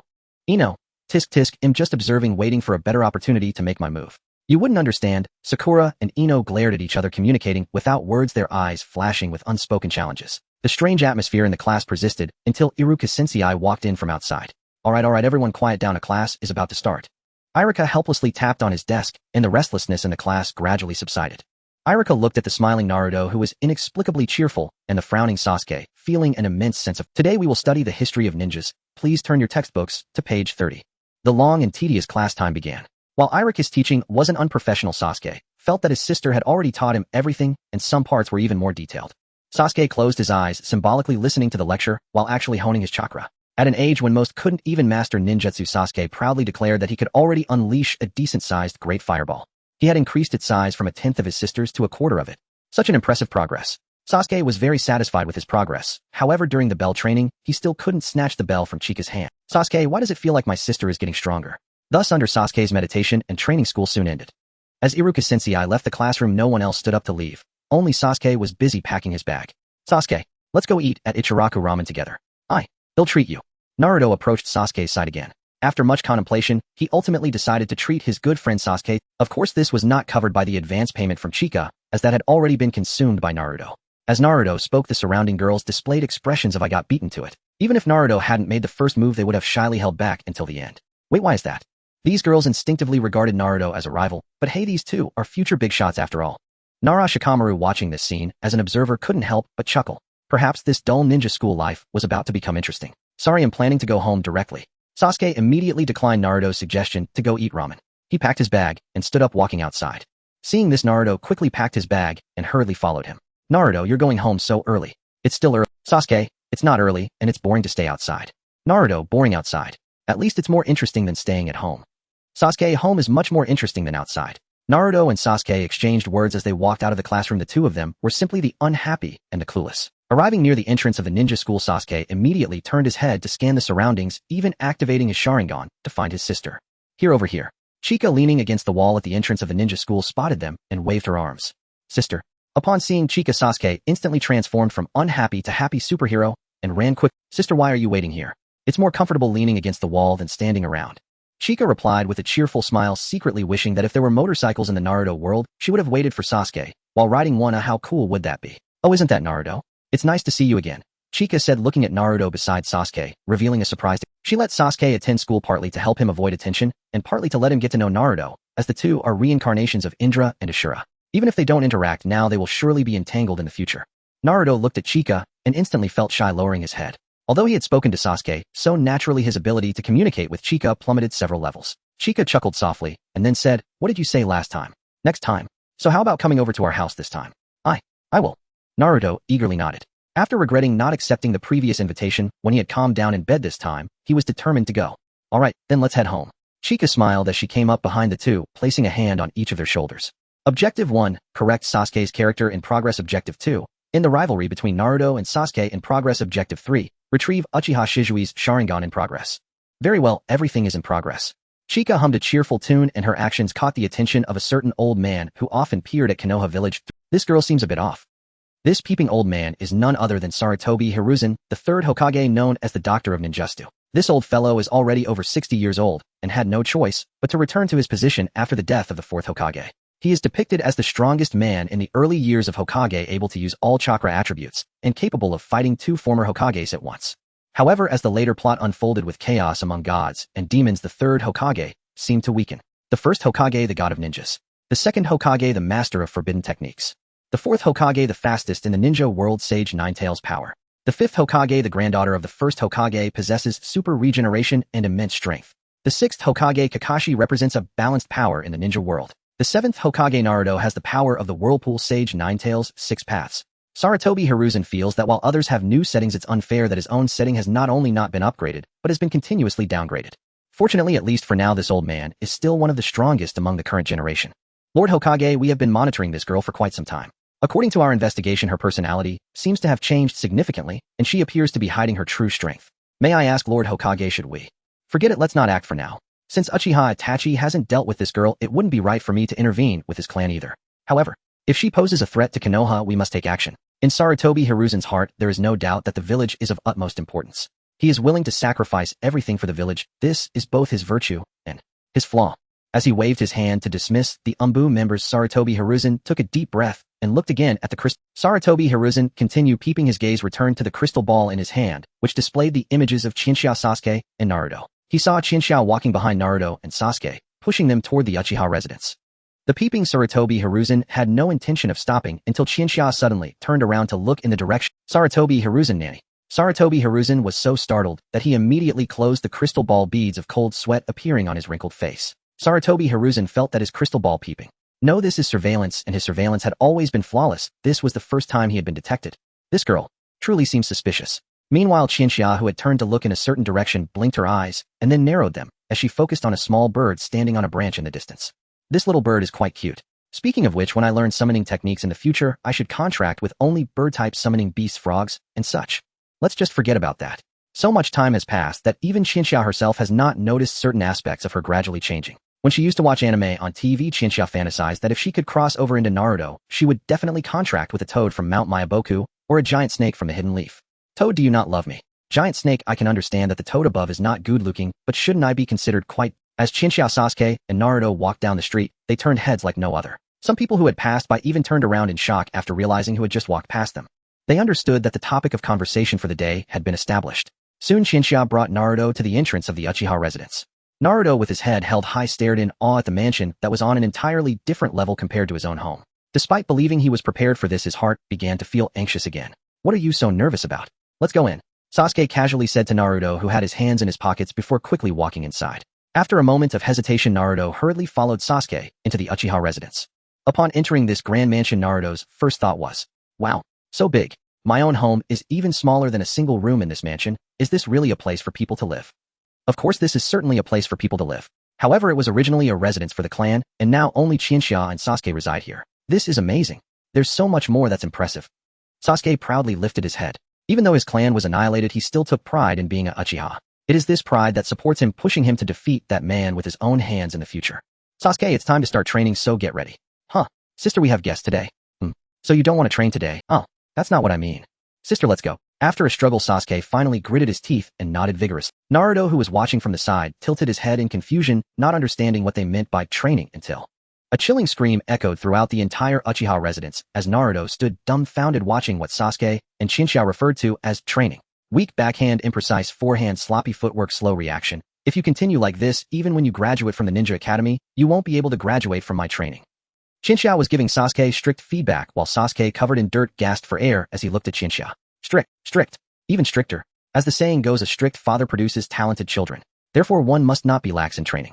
Sasuke surely doesn't want Chinchou to help him with a casual attitude. However, Chinchou cannot be considered a strict father. No, she is not even remotely related to a father. Sasuke, covered in dirt and gasping for breath, finally calmed down after a few seconds and shouted through gritted teeth, "Sister, continue." High-intensity training was proposed by Sasuke. To be able to defeat that man faster, he hoped to see noticeable progress. Sasuke is only 6 or 7 years old now, but his strength is already slightly stronger than when he graduated from the original story's Ninja Academy. But really, it's just slightly stronger. An emaciated elder of the Uzumaki clan said, tears of regret streaming down his cheeks. Damn it, just a few years ago we were all from the land of grass. Does Sasuke really have to endure such rigorous training every day? As an observer, Naruto felt an inexplicable urge to join in. In the end, he couldn't help but run over during a break, raising his arm high to ask if he could join. Chinchou, of course, no problem. Sasuke, suit yourself. Naruto was so happy, he nearly jumped for joy while Sasuke crossed his arms and snorted. Naruto, awesome. This is my first step to becoming Hokage. Sasuke, you're such a loser. Only I can withstand my sister's hellish training. I want to see how long you can last. As Naruto and Sasuke finished school, dusk had already fallen. After witnessing a wave of special training between Chika and Sasuke, the sun had completely set, handing over control to the moon. Although Chika wanted to tie Naruto up and keep him here, doing so would be too obvious and deliberate. Thus she decided to let Naruto go without much persuasion. Seeing Chika's decision not to hold Naruto back, Sasuke furrowed his brow slightly and questioned, "Sister, shouldn't you try to retain him at this time? Is it really okay to let him go?" Moi. Chika looked at Sasuke in surprise and instinctively said, "Am I that obvious?" "Not obvious, just that I'm more perceptive. You specifically sent me to a ninja school that serves no purpose, which certainly isn't for me to have fun. You mentioned Naruto before, you must want me to interact with him, the son of the 4th Hokage 9. Before Sasuke could finish his analysis, Chika pressed down on his head with a swift motion, and Sasuke blinked in confusion, tilting his head to look at her. Wah. What's wrong? Did I analyze it incorrectly? Well, it can't be considered wrong, but it can't be considered right either. Sasuke, I sent you to the ninja school, not just for you to interact with Naruto. Don't approach him with a simplistic idea of interaction. Friends are very important." Sasuke was too rational. While Chika didn't want him to be overly emotional, being this rational wasn't good either. After pondering over it for a while, Sasuke nodded, though he still believed that friends held little value. "It's getting late, let's go eat. Today while you were away, I learned a new dish. Sister can make new dishes now. What is it?" "Hee, this new dish is called hamburger. How about that? Isn't it amazing?" Sasuke seemed to have several dark lines appear on his forehead. It's not that hamburgers are bad, but it just feels like the dishes made by his beautiful sister should be more elegant. This hamburger really seems a bit off. Speaking of which, this hamburger was a decision Chika made after much deliberation. It's impossible to only make fried eggs. Although the original owner as Yamato Nadeshiko could cook various dishes, unfortunately Chika didn't fully inherit that knowledge. Indeed, making a fried egg nearly cost Chika half her life. She even activated her Sharingan. If she attempted something more complex, she would definitely be exhausted. As for the hamburger, Chika thought that even in the Naruto world, she wanted to eat something from her original world. Although she considered herself a high-level shuden, before her traversal, hamburgers remained one of her favorite comfort foods. Making this was much easier for Chika, but the problem arose when she went out to buy the ingredients for making hamburgers. "Isn't that Chika? You've changed your outfit. I almost didn't recognize you." Walking down the street to buy groceries, Chika froze. She didn't usually care much about other people's gazes or gossip, but when someone directly called out to her, it was different. Chika stiffly turned her head to look at the owner of the voice, seeing a woman who seemed to know her. Feeling embarrassed, she could only turn to face the woman with her professionally standard smile. "Chika, you've changed your style? You usually don't wear this type of clothing. But that's fine, you're beautiful, so you look good in anything," the woman said cheerfully to Chika, and as Chika was captured, a crowd of women began to gather around her. "Isn't that little Chika? It's been a while. Chika, seeing you like this puts our minds at ease. Who would have thought such things would happen to your family?" Chika is still Chika, maintaining a positive attitude, adapting so quickly, kudos. The words of the surrounding women echoed around Chika, filled with emotion and lacking any form of skill. At this moment, Chika inexplicably felt as if she had returned to Earth. The crowd surrounding her wasn't a bunch of women, but rather a group of relatives asking questions here and there. In such situations, there would usually be an unfolding. "By the way, Chika, do you have a boyfriend now? Do you need us to introduce some?" Yes, if you want to find a boyfriend, just let us know. We may not have much ability, but we do have connections. If you have any requirements for a boyfriend, just tell us, and we'll do our best to help you find one. Our boy is quite good, he's only a few years younger than you. Although he hasn't become a ninja, he is very talented in business, and has a good personality." "Aunt Wong, that's not fair. If we're talking about our boy, he won't lose to yours. He's also a chunin, and he might become a jonin in the future." "If you're saying that, then I must say a few words too." Yes, this is the kind of unfolding. It's like being urged by relatives during the new year asking, "Have you found a partner yet? What are your future plans?" Is there really any significant difference in this scene? In Chika's eyes, the scene before her was even more impactful than the one she experienced before her traversal. Watching the crowd of women chatter about her marriage, Chika's professional smile was on the verge of breaking, twitching slightly. "Find a boyfriend? I don't think such a situation will arise." After a long while, Chika finally escaped from the crowd of women. After returning home to put away the ingredients, she didn't rest long before heading to the ninja school to pick up Sasuke. Fortunately, after becoming a ninja and mastering chakra, Chika felt that she only needed to sleep 2 or 3 hours a day. In the middle of the night at 1 o'clock, Sasuke had fallen into a deep sleep, while Chika gently slapped her cheeks with both hands to wake herself up. Chika didn't know if ninjas slept at this time, but she wasn't planning to sleep. Chika arrived at an open space in the Uchiha residence. She roughly calculated the distance, thinking that it shouldn't disturb Sasuke, who was sleeping. Alright, the real battle officially begins. Chika took a deep breath, her 3-Demo Sharingan spinning, while a flickering lightning spark appeared in one of her hands. Chidori. Chien Xia's Chidori training continued, an unexpectedly difficult technique to master.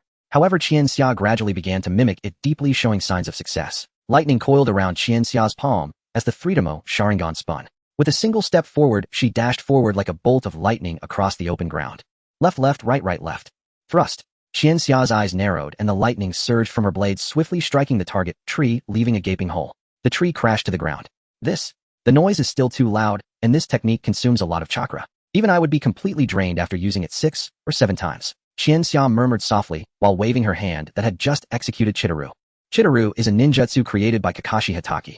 It's called Chidori because it produces a loud noise upon activation, resembling the cries of countless birds. On the basis of Chidori, it can evolve into Raikiri, which optimizes the noise issue of Chidori. However, Qianxia had yet to grasp this concept fully. Qianxia held her chin thoughtfully.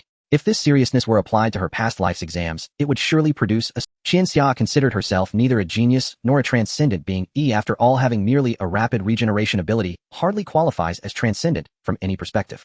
In that case, she could only work harder. After all, there was the blue beast might guy training in physical arts who could shatter the kidneys of Six Paths Madara with a single kick. And then there was Qianxia wielding Chitara, dreaming of becoming the ultimate overachiever, defeating foes with a single Time passed minute by minute, and Qianxia practiced relentlessly from midnight until 3 in the morning before stopping her grueling training. Breathing heavily, she turned and returned to her room to sleep, only to rise again after 2 or 3 hours. As usual, she prepared a simple meal for Sasuke before sending him off to ninja school. Qianxia then sat on a small stool, dozed off briefly, took a deep breath, and forced herself to wake up. I can't sleep any longer. I need to get moving quickly. At this rate, I'll become a housewife. Qianxia slapped her cheeks firmly to rouse herself. She was ready to go out. But this time it wasn't for grocery shopping. Qianxia planned to visit the Hokage Tower to reapply to become a ninja. It was impossible to stay home and train forever. Practical experience was crucial, especially for someone like Qianxia, a member of the Sharingan clan known for their copying abilities. The title of ninja had to be reclaimed. However, to be honest, Qianxia was not keen on visiting the Hokage Tower. Facing Hiruzen Sarutobi was one thing. The real concern was the risk of encountering Danzo Shimura. But staying cooped up at home was not a solution, as she had to take the initiative. Qianxia steeled herself, and after tidying up a bit, stepped out of the Uchiha residence, but suddenly stopped. Again. Qianxia scanned her surroundings with a sideways glance. Perhaps her adversaries were well hidden, but she could still sense several presences nearby. Another group from Root. No, it was the Yanbu. As they realized that Qianxia had detected them, they ceased their pretense and began conversing with her using a sound transmission technique. Hokagesima requests your presence. Oh, that's convenient. I was planning to go anyway. Qianxia did not hesitate and decisively accepted their invitation, even urging them to move quickly to take her there, leaving the ANBU members stunned. She was being far too proactive, wasn't she? Historically, those summoned by the ANBU to the Hokage's office rarely received good outcomes. Such enthusiasm. Was she still too young? The ANBU members thought this to themselves before slipping back into the shadows, leading Qianxia to the Hokage building towards the office of the third Hokage. Upon entering the Hokage Tower, Qianxia could distinctly feel the change in atmosphere around her. The people inside were all at least Chunin level, with a considerable number of Jonin, along with many presences belonging to the ANBU and Root. It was truly dangerous. Qianxia slightly furrowed her brows. The reason she felt danger was that she believed it was highly likely she would end up clashing with Konoha in the future. If that were to happen, Konoha would be her enemy. As Qianxia pondered this, she arrived at the Hokage office door. We're here. As this voice echoed in her ear, the ANBU members who had been lurking in the shadows swiftly departed, disappearing from Qianxia's perception. Qianxia took a deep breath and raised her fist, about to knock on the door when the voice of the third Hokage reached her. Come in. Qianxia paused for a moment, then sighed helplessly and pushed the door open, stepping into the Hokage's office. The third Hokage, Hiruzen Sarutobi. An old man wearing the Hokage hat and sporting a white beard appeared in Qianxia's view. However, more than the old man, Qianxia was more concerned about the crystal ball sitting on his desk. A must-have for spying the crystal ball of the distant view. This was a valuable item. If she were to fall out with Konoha, Qianxia's first target would be to steal this old man's crystal ball. Thinking of this, a faint smile appeared on Qianxia's face. Hiruzen Sarutobi showed a hint of confusion, but he quickly composed himself and smiled kindly. It's been a long time since I saw you. The last time we met was when you applied to resign from your ninja position. You've become even more beautiful since then. As Qianxia listened to Hiruzen Sarutobi's words, she maintained a professional smile, while inwardly, she was mocking him for surely having used the crystal ball to spy on her. Facing this old man, Qianxia decided to adopt the innocent and sweet persona. I know nothing. I can do nothing. I need your help. I am just a weak, powerless, pitiful girl. No matter what Hiruzen Sarutobi said, Qianxia stuck to this persona. Hiruzen Sarutobi, Qianxia, smile. Hiruzen Sarutobi, Qianxia, smile. Hiruzen Sarutobi, Qianxia. Despite Hiruzen Sarutobi's every effort, he couldn't extract any useful information from Qianxia. If it weren't for having heard about this girl's various strange behaviors from the ANBU, Hiruzen Sarutobi might have genuinely believed Qianxia was a sweet, innocent girl. Well, the reason I called you here is that there are matters I wish to discuss with you. Hiruzen Sarutobi clasped his hands together, his expression gradually becoming serious. Qianxia maintained a smile on the surface, while feeling increasingly impatient inside, her heart roaring with excitement. It's happening. It's happening. Finally, it's happening. Various questions that Hiruzen Sarutobi might ask flashed through Qianxia's mind, and she had perfectly prepared answers for each. Let's go. Qianxia joined the ANBU. For Sarutobi Hiruzen, the village was greater than anything else.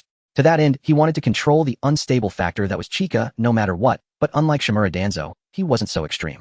After much contemplation, Sarutobi Hiruzen decided to let Chika join the UMBU. The UMBU is a special assassination organization of Konohagakure, but the tasks they carry out aren't always assassinations, they handle the secret conflicts between villages.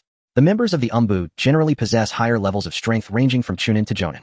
If Chika were to join the Umbu, it would mean falling into a web of surveillance, making it easier to monitor her. For Sarutobi Hiruzen, this was the best outcome, but he didn't believe that Chika would agree so easily. Sarutobi Hiruzen, this girl is definitely not as simple as she appears. She might make demands. As long as they aren't too excessive, agreeing to her shouldn't be too bad. Chika Umbu. Sure, no problem. Chika tilted her head and replied with a smile, leaving Sarutobi Hiruzen completely stunned. As an elite of the Uchiha clan, it was normal for Chika to have heard of the Umbu organization that ordinary ninjas wouldn't know about, so Sarutobi Hiruzen directly asked her if she could join the Umbu. Before Chika could respond, Sarutobi Hiruzen had already conjured many ways in his mind on how to perfectly answer her, but in that moment he was shattered by Chika's simple reply, sure, no problem. Sarutobi Hiruzen, this. So easy. Chika, so after all that you just want me to join the Umbu? Well, I've been waiting for so long for nothing. The Umbu is great. I was originally preparing to reapply to become a ninja. Joining the higher level Umbu would help me improve myself even more. Moreover, Kakashi is still in the Umbu. This Kakashi, who is known as being evenly matched in the ninja world, will become the teacher of Naruto and Sasuke in the future. Chika is eager to boost her favorability with him. The Umbu, huh? I heard that only the elite ninjas can enter. Hokage-sama, I really appreciate you. Thank you for trusting. As she spoke, Chika bowed slightly to Sarutobi Hiruzen, making him break out in goosebumps as he wildly waved his hand. No, I'm doing this because I don't trust you. What is going on? Does this girl really not understand anything? If she's pretending, her demeanor is too convincing. But the Umbu members all say she is very suspicious, they do not lie. After a few seconds of silence, Sarutobi Hiruzen looked up at Chika again and saw her hands neatly placed in front of her head, tilted with a smile. In that instant, Sarutobi Hiruzen seemed to see light. He covered his face with his hand. Chika, after all, was known as a beauty in Konoha, and with her mimicking the adorable pose he had seen in his past life, it was like a hammer striking others with its charm. For someone like Sarutobi Hiruzen, who had a weakness for beauty, it was a critical hit. You can go back now. I will send Umbu members to notify you about the formalities. Alright. After Chika finished speaking, she bowed slightly to Sarutobi Hiruzen again, then swiftly turned and left the Hokage's office, leaving Sarutobi Hiruzen slumped in his chair, unable to calm his inner turmoil for a long time. Ninja school. Sasuke was listening to the class as usual on the surface, but in reality, he was silently honing his chakra. Not far from him, Naruto imitated Sasuke's posture, but it was merely a mimicry of the stance. Naruto, answer this question. Teacher Irika tapped the blackboard with his teaching stick, addressing the distracted Naruto. Naruto was startled and hurriedly looked at the blackboard, but even if he did, it wouldn't help. The question. Can someone who doesn't know answer just by looking at the question? Irika sighed helplessly at Naruto's clueless expression and waved his hand, telling him to sit down. Meanwhile, his gaze swept over and noticed Sasuke, who was also distracted like Naruto. Sasuke, you come answer this question. Sasuke opened his eyes, glanced at the blackboard, and then closed them again. The three basic skills of ninjas are ninjutsu, taijutsu, and jinjutsu. The three basic body techniques of ninjas are the shadow clone technique, transformation technique, and substitution technique. Perfect answer. Irika showed a surprised expression, wondering if Sasuke had actually been paying attention. Of course he had been distracted, but it couldn't be helped that Chika had specifically given Sasuke a bit of a boost. Now Sasuke's knowledge was not necessarily inferior to Irika's. As he had said himself, the ninja school was not of much practical help to him. If he wanted, he could apply for graduation at any time. Of course, despite being able to apply for graduation, it didn't mean he could become first. Uchiha Itachi graduated at 7, awakened his Sharingan at 8, became a Chunin at 10, and was the captain of the Umbu at 13. By the way, there was someone even more outrageous. Hatake Kakashi graduated at 5. Since he couldn't earn first place, Sasuke had no interest in graduating early. He discovered that listening to the teacher's lectures while honing his chakra was unexpectedly effective. He wondered if his sister knew this and had sent him to ninja school for that reason. If Chika knew what Sasuke was thinking, she would definitely feel embarrassed and remark about it. The effectiveness of honing chakra while I sleep in class is probably based on the same principle. Time flew by quickly, and soon another day came to an end. Sasuke picked up his backpack and prepared to leave while Naruto hurriedly packed up his things and followed closely behind. Sasuke, wait for me. Who wants to wait for you? Although he said that, Sasuke couldn't help but slow down his pace, waiting for Naruto to catch up. The two walked side by side towards the Uchiha estate. The girls in the class and the school saw this scene, and some couldn't help but cover their mouths, their Fujoshi souls awakening at that. Could it be that Sasuke-kun is? This is so exciting. The Fujoshi excitedly covered their cheeks with both hands, while another group of girls looked at Naruto with eyes full of rivalry, thinking about why it couldn't be themselves standing next to Sasuke. This doesn't feel quite right. Sakura, you say that, but deep down you're just as eager to follow them, aren't you? Behind Sasuke and Naruto, Yamanaka and Sakura Haruno tiptoed in secret. Though many in their class harbored quiet affections for Sasuke, and Sakura were the ones who acted upon theirs. Well, alright, just a quick peek. That's the spirit. Hurry now, keep up and don't get caught. And Sakura trailed closely behind Sasuke and Naruto, carefully maintaining what they believed was an undetectable. The Yamanaka clan was one of Konoha's most distinguished families. Sakura, meanwhile, ranked among the top students at the Ninja Academy. Though still young, the two already moved with the subtle precision of seasoned shinobi. But Sasuke's Sharingan was no mere legend. Someone's following us. At his quiet murmur, Naruto instinctively turned, only to be yanked back instantly by Sasuke's firm grip. Sasuke, idiot, don't look back. Let's pick up the pace and see if we can lose them. Naruto got it. Lead the way. Whispering low, Sasuke and Naruto drew closer, deliberately narrowing the gap between them to keep their conversation hidden from those trailing behind. From afar, Ino and Sakura watched, and without thinking clapped both hands to their cheeks, eyes widening and stunned. Sasuke and Naruto are standing so close. And it looks like Sasuke leaned in first. Neither girl considered herself a fangirl of romantic speculation, but such delicate fluttering thoughts were after all natural for any young woman. If Sasuke truly leans that way, then I haven't the slightest chance. While the two girls stood frozen in thought, Sasuke and Naruto accelerated, leaving behind a distance so vast that moments later the girls could barely make out their silhouettes. Oh no, they sprinted after them, only to find Sasuke and Naruto weaving effortlessly through Konoha's labyrinthine left turn, straight ahead, right again, straight on. Though the tactic originated with Sasuke, by the end Naruto had taken command of the route. Naruto, there isn't a single alley, rooftop, or gutter in Konoha I haven't explored. Even blindfolded I could scale the Hokage monument and give the stone carvings a full makeover. Orphaned at birth, Naruto had grown up alone, solitude his constant companion. To ease its weight, he wandered endlessly through the village, sometimes even staging pranks, not for malice but to draw attention, to remind others he existed. That was why earlier he'd said, home is boring. For Naruto, home held only silence, and himself. This way, Naruto led Sasuke through winding loops across Konoha, not at breakneck speed yet enough to leave the two girls gasping, lungs burning, limbs trembling. At the Uchiha compound's gate, Naruto and Sasuke bore only a light sheen of sweat, their stamina far surpassing that of ordinary children their age. You exceeded my expectations. Of course, I'm destined to become Hokage. Naruto grinned, tapping his nose with one finger, a gesture both playful and perfectly calibrated to his nature, receiving praise exactly as he needed it. As Naruto and Sasuke conversed, Ino and Sakura somehow managed to catch up, slumping against a distant wall, breath ragged, faces flushed, utterly spent. Haha, we made it somehow. Do you think they noticed us? All those turns. Maybe we should just go home. Just one more glance, one more. We can't leave yet. You feel the same, don't you? Panting in fragmented, half-coherent phrases only they understood, Ino and Sakura pivoted and fixed their gaze once more upon Sasuke and Naruto, now lingering at the gate, deep in conversation. Can you hear what they're saying? Not clearly. Shall we try harder? They jostled, gently straining toward the pair, until from another path leading to the Uchiha gate a figure emerged. The moment the two girls glimpsed her full face, they froze, speechless. Good heavens, she's breathtaking. Hair like lustrous pearls, eyes blazing with vivid crimson fire, a frame still tender with youth, yet already poised near divine proportion, and above all that face. The first word that leapt to mind was Yamato Nadeshiko, the quintessence of flawless, serene femininity. She's walking straight towards Sasuke. Look how happy he looks. They must be very close. Crisis, crisis, crisis. Against you I might stand a chance, but against her, not a single thread of hope. Their inner alarms shrieked, a piercing, unmistakable warning of mortal danger. Faced with this woman, they knew instinctively and irrevocably that they stood no chance, not even in appearance. Her sheer radiant womanhood eclipsed theirs entirely. Meanwhile, the very woman whom Sakura and Ino deemed unconquerable stood before Sasuke and Naruto, speaking softly. Onisama, you're back. I stepped out briefly. Had I returned sooner, I'd have met you both at school. But the old man dragged things out far too long. Kasumi couldn't resist a wry jab at Hiruzen Sarutobi, whose lengthy prelude had been little more than a dance of mutual caution and veiled probing. No sooner had Kasumi finished speaking than her gaze tilted, subtly, deliberately, toward the spot where Sakura and Ino crouched concealed. A faint intrigued smile curved her lips. Looks like your counter-surveillance training needs doubling, Sasuke.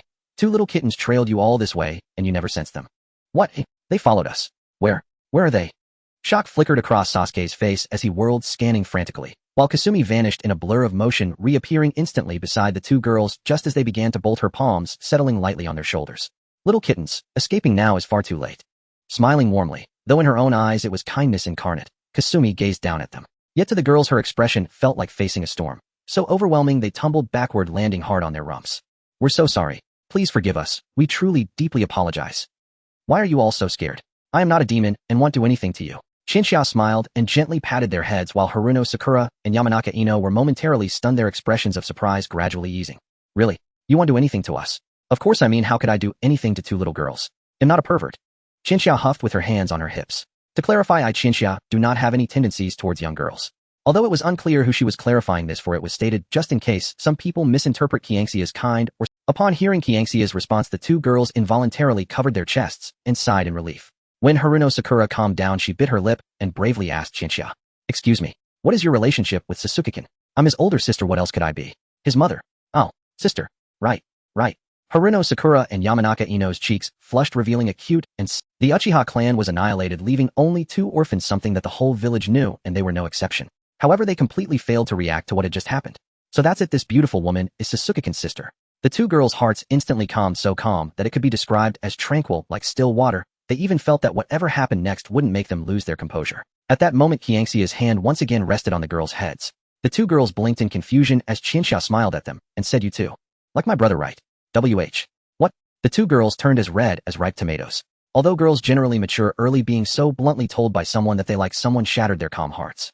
He pretending with me is useless. However, peeping and stalking are not good habits.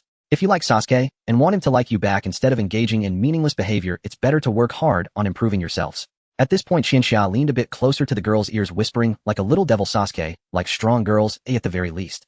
You need to be on his level. If you lack that strength, you won't make it onto his future bride list." Upon hearing this, if the two girls had cat ears, everyone would definitely see their ears perk up. Really? Sasuke likes that type, eh? Of course, how could I possibly lie? The two girls were not intimidated by Qianxia's words about Sasuke's preferences. Instead, their eyes sparkled with the light of, "As long as we get stronger, there's a chance to be with Sasuke in the future. Thank you, sister. We'll be on our way." The two girls excitedly bowed to Qianxia and then happily ran off. Qianxia, still smiling, waved goodbye while silently mourning for the two girls. At least on par with Sasuke. If you can truly achieve that, then give it your all. The 6 paths level. I as a transmigrator currently lack the confidence that I can reach that realm in the future. That level is only accessible to the strongest of the strong. If we roughly categorize the world of Naruto, it can be simplified as follows. Genin generally weaker than dogs except for the main characters. Chunin supposed to be capable ninjas, but in reality, they have basically no presence. Jonin the top combatants among the various ninja villages, few in number, but this rank becomes common in the later stages. Kage the strongest in each ninja village. Most Kage possess significant strength. Super Kage far surpassing regular Kage, capable of easily countering cage-level threats from various villages. 6 paths, the realm of the Sage of 6 paths. At this level, one can essentially face the entire ninja world alone. Combat at the 6 paths level means that those below that level generally cannot intervene, excluding certain bugs. 6 paths. I hope to reach that level in the future. Qianxia took a deep breath and quickly calmed down while Sasuke and Naruto also approached. Sasuke, biting his lip, explained, "Sister, I actually noticed them from the beginning of my ability." "Alright, I know, but your scouting ability does need practice. Don't you want to improve?" "Of course. I definitely want to practice. I have many shortcomings, sister. I will work hard." Sasuke shouted seriously, and Naruto, standing beside him, was inspired by his momentum, a surge of desire to become stronger welling up within him. "I will do my best too." Seeing the earnest expressions of the two little ones, Qianxia smiled lightly and replied, "Then let's go in quickly, it's time for special training." Qianxia led the two little ones back to the Uchiha residence, and before starting the special training, Qianxia took out some paper she had bought at a ninja tool store on the way home. This is chakra paper. By infusing your chakra into it, the different deformations of the paper can determine your chakra attributes. Every ninja has different chakra attributes which are innate and fixed. Only certain exceptional individuals can alter. Qianxia handed the chakra paper to Sasuke and Naruto, and she already knew the results of the tests in advance. Sasuke had lightning and fire. Naruto had wind. Of course, later one of them became proficient in every attribute except for the Yin attribute, while the other became proficient in every attribute except for the Yang attribute. Qianxia mainly bought the chakra paper just to go through the motions, and after all, without it she couldn't just casually reveal their attributes. Stay low-key, stay low-key, Qianxia thought to herself as she held a piece of chakra paper in her hand. I remember the original owner's attributes were fire, lightning, and wind. Forget it, let's test it one more time. There are definitely more than just a few pieces in the pack I bought. There are 7 types of chakra attributes: water, fire, wind, lightning, earth, yin, and yang. When 2 chakra attributes perfectly merge, they create a wondrous transformation known as a bloodline limit. The Sharingan of the Uchiha clan is one such example. Bloodline limits are exceedingly rare. Even among the Uchiha, who have nurtured their bloodline, not everyone can awaken the Sharingan. The bloodline limits possessed by Konoha are very few. The Sharingan is the most renowned among them, but during the Warring States period, another bloodline limit existed that even surpassed the Uchiha Sharingan. Would release. A secret technique and bloodline limit created by the first Hokage. It is the perfect fusion of earth and water chakra attributes. At this moment, a sprout unexpectedly emerged on the chakra paper in Qianxia's hand. Would release. The bloodline limit of the Senju clan. No, strictly speaking, would release is a unique bloodline limit of the first Hokage with no hereditary transmission. Moreover, according to my memory, my chakra attributes are fire, lightning, and wind, with no relation to water and earth. As Qianxia's confusion deepened, multiple question marks appeared above her head, and the more she understood her body, the more bewildered she became. This sense of unease. Qianxia closed her eyes, and the chakra she infused into the paper unintentionally intensified, causing the chakra paper to sprout continuously until it was completely consumed and covered. Sister. It's nothing. Qianxia raised a hand to cover her forehead, overwhelmed by too many uncertainties. Since that's the case, she decided to stop thinking about it. Any objections?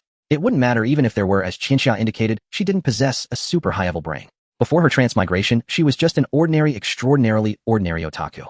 However, she would definitely need to study would release thoroughly later. For now, she should deal with the 2 little ones in front of her. Qianxia quickly adjusted her mindset.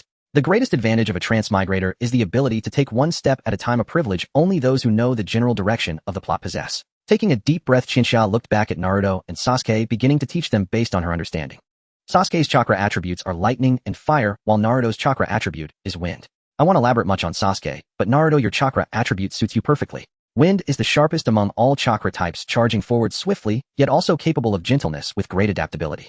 Qianxiao explained the characteristics of their chakra attributes, which was undoubtedly new knowledge for both of them. Sasuke clenched his fists in excitement, unable to contain his desire to start training right away. Of course, Qianxia had already completed Sasuke's training plan. As long as he followed the steps laid out, steady improvement was guaranteed. Sasuke was about to express his gratitude, but he suddenly realized that his sister didn't seem to have given Naruto his training plan. Was it not ready yet? That couldn't be. His sister was too meticulous to have been unprepared. Sasuke glanced suspiciously at Naruto beside him, who was nervously looking at Qianxiao, afraid of being treated differently. The tense atmosphere lasted only a few seconds before Qianxiao placed a hand on Naruto's head, instantly breaking the unclear tension. As for Naruto's training, well, since Sasuke has completed the basics, Naruto, you should first learn the fundamental 3 body techniques of a ninja, especially the shadow clone technique. If you don't know this, there's no way to progress to the next level of training. This wasn't favoritism, it was teaching according to one's abilities. Naruto and Sasuke are different, and no matter how the training plan for Naruto is devised, he must learn the most basic shadow clone technique. In summary, do your best. And Naruto nodded eagerly, his fighting spirit ignited. Although he had previously attempted the basic 3 body techniques, all had ended in failure.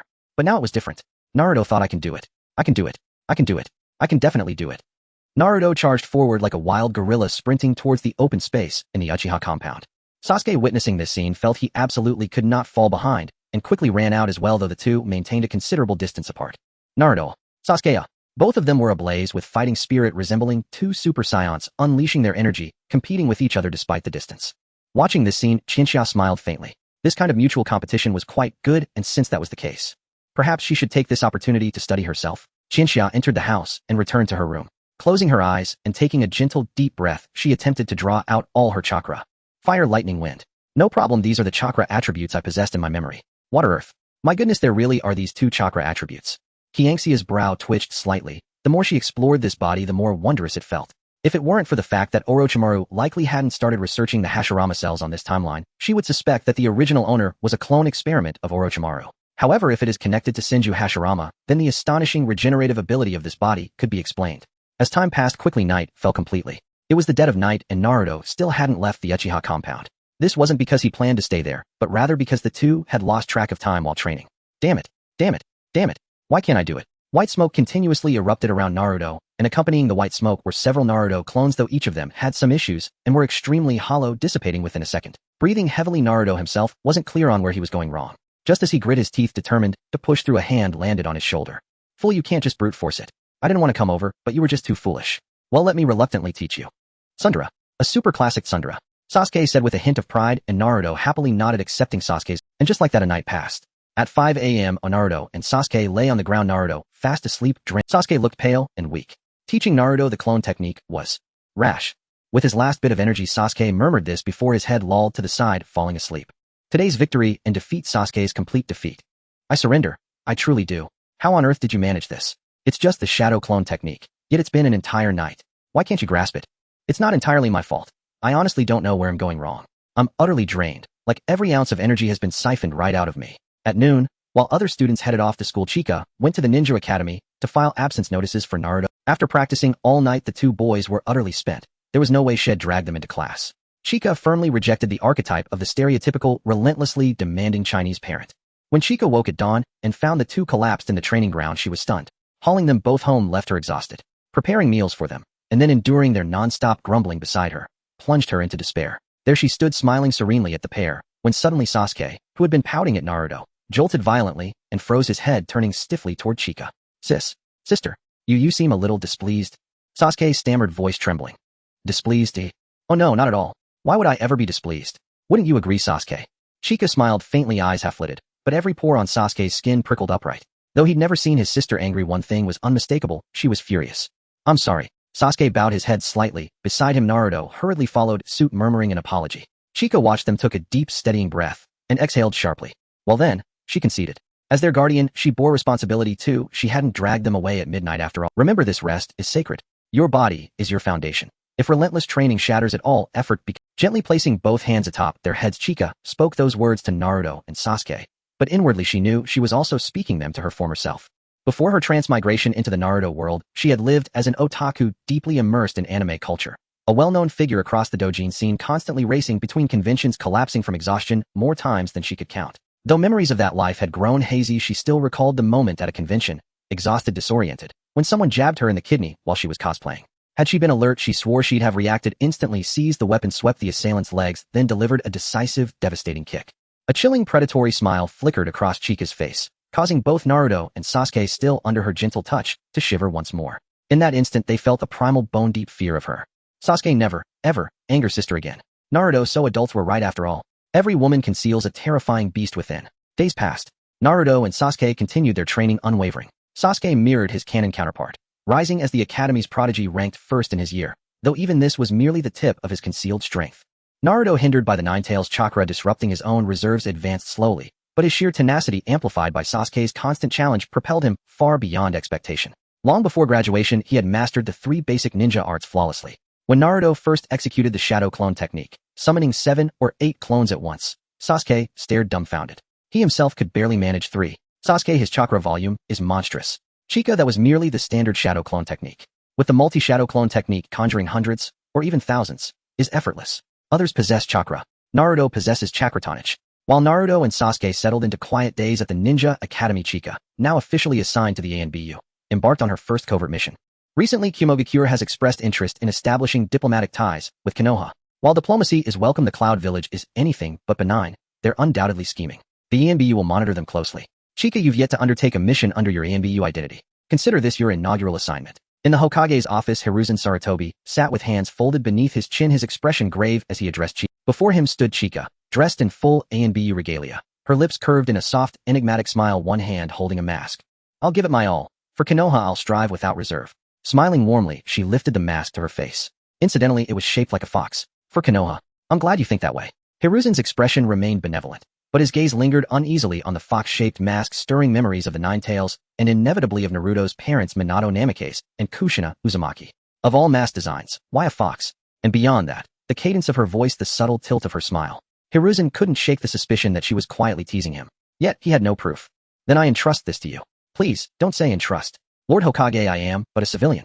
For Konoha's prosperity and future, I would sacrifice my very life, without hesitation. Hiruzen's kindly smile remained fixed, but anyone with sharp eyes would notice the faint, involuntary twitch at the corner of his mouth. Then I'm off to work.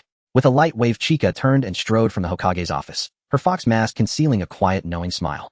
At last, at last, at last, at last, a plotline I recognize. The current timeline lay far before the canon story's opening, leaving Chika adrift, her knowledge as a transmigrator useless, until now. Everything had changed. The Kumo Diplomatic Initiative. In canon, Kumo exploited this pretext to infiltrate Konoha and abduct a member of the Hyuga clan whose bloodline limit, the Byakugan, was their true target. And the one captured, Hinata Hyuga, Naruto's destined partner, his future wife. Another golden opportunity to earn favor. Chika had already begun plotting how best to step forth as a hero, rescuing Hinata with flawless natural timing and consummate acting. Perfect. Just wait for Hinata's abduction. Meanwhile, far away in the Hyuga compound, Hinata, lost in thought, suddenly sneezed, startled. Am I coming down with a cold? At the Hyuga household in the main courtyard.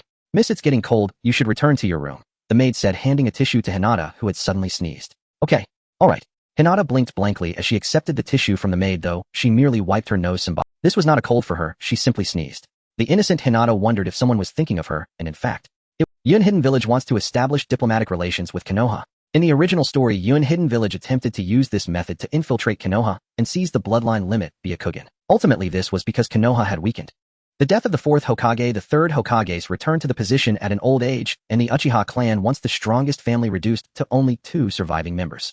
The legendary Sannin, who were supposed to protect Konoha, had one become a rogue ninja, and the other 2 were involved in scandal and gambling, no longer residing in the village.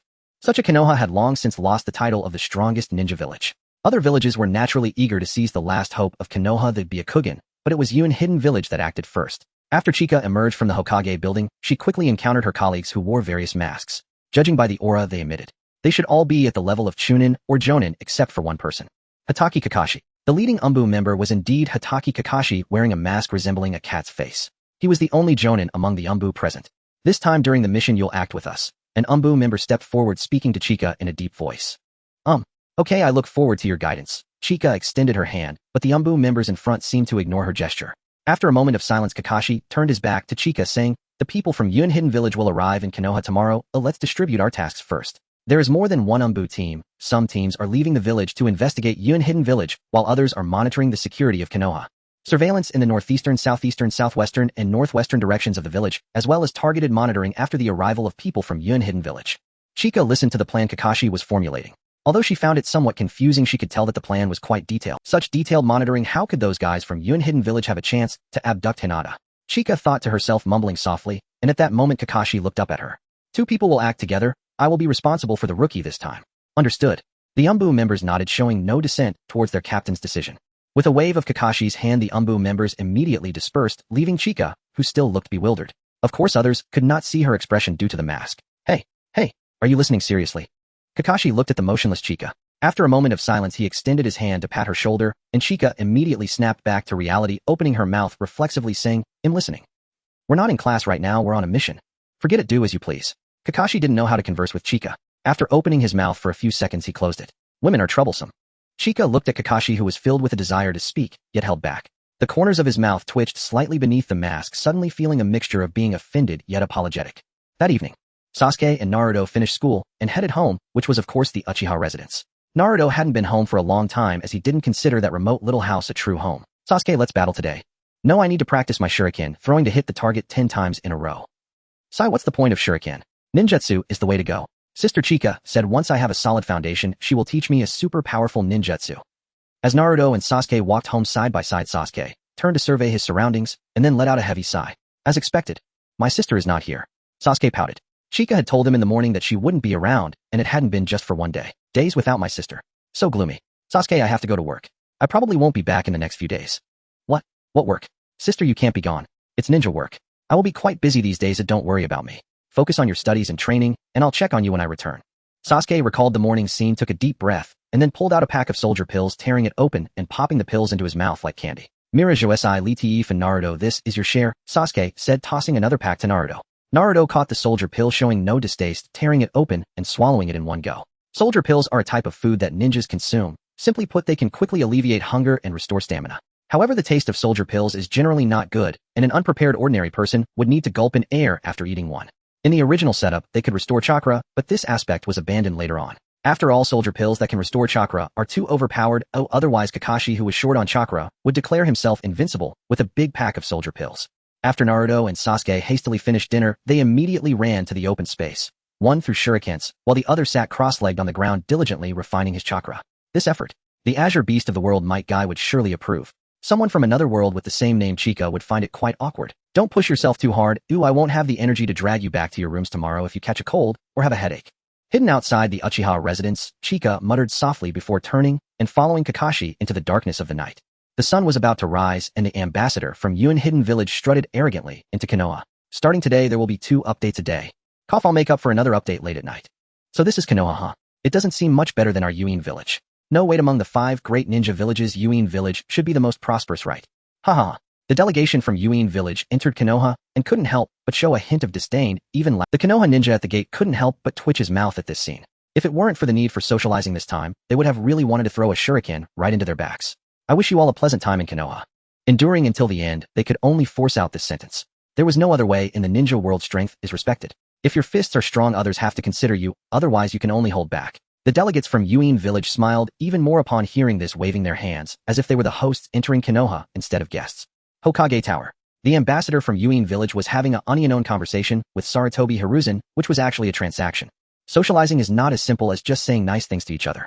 Compared to mere words, there must be substantial costs involved. Crops. Exactly, you should know that while Yun is strong, our land is mostly mountainous, and our food production and storage can't compare to Konoha's. However, I must say Konoha's land is truly enviable. If only Yun had land like yours. TSK. Sarutobi Hiruzen frowned slightly, thinking that this guy was indeed rude. However, he had already guessed that the transaction would involve crops. It was just that the amount seemed a bit excessive. If Konoha's food reserves were to be calculated in tens, then Yun's condition would require Konoha to provide 3 units of food each year. 30% is indeed too much.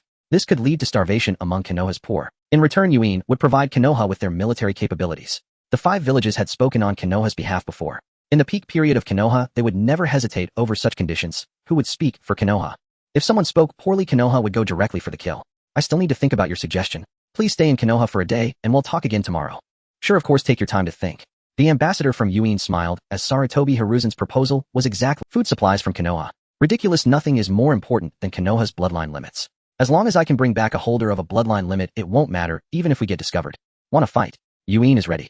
Yuin village is a village of battle. During Konoha's prosperous era, they were in second place.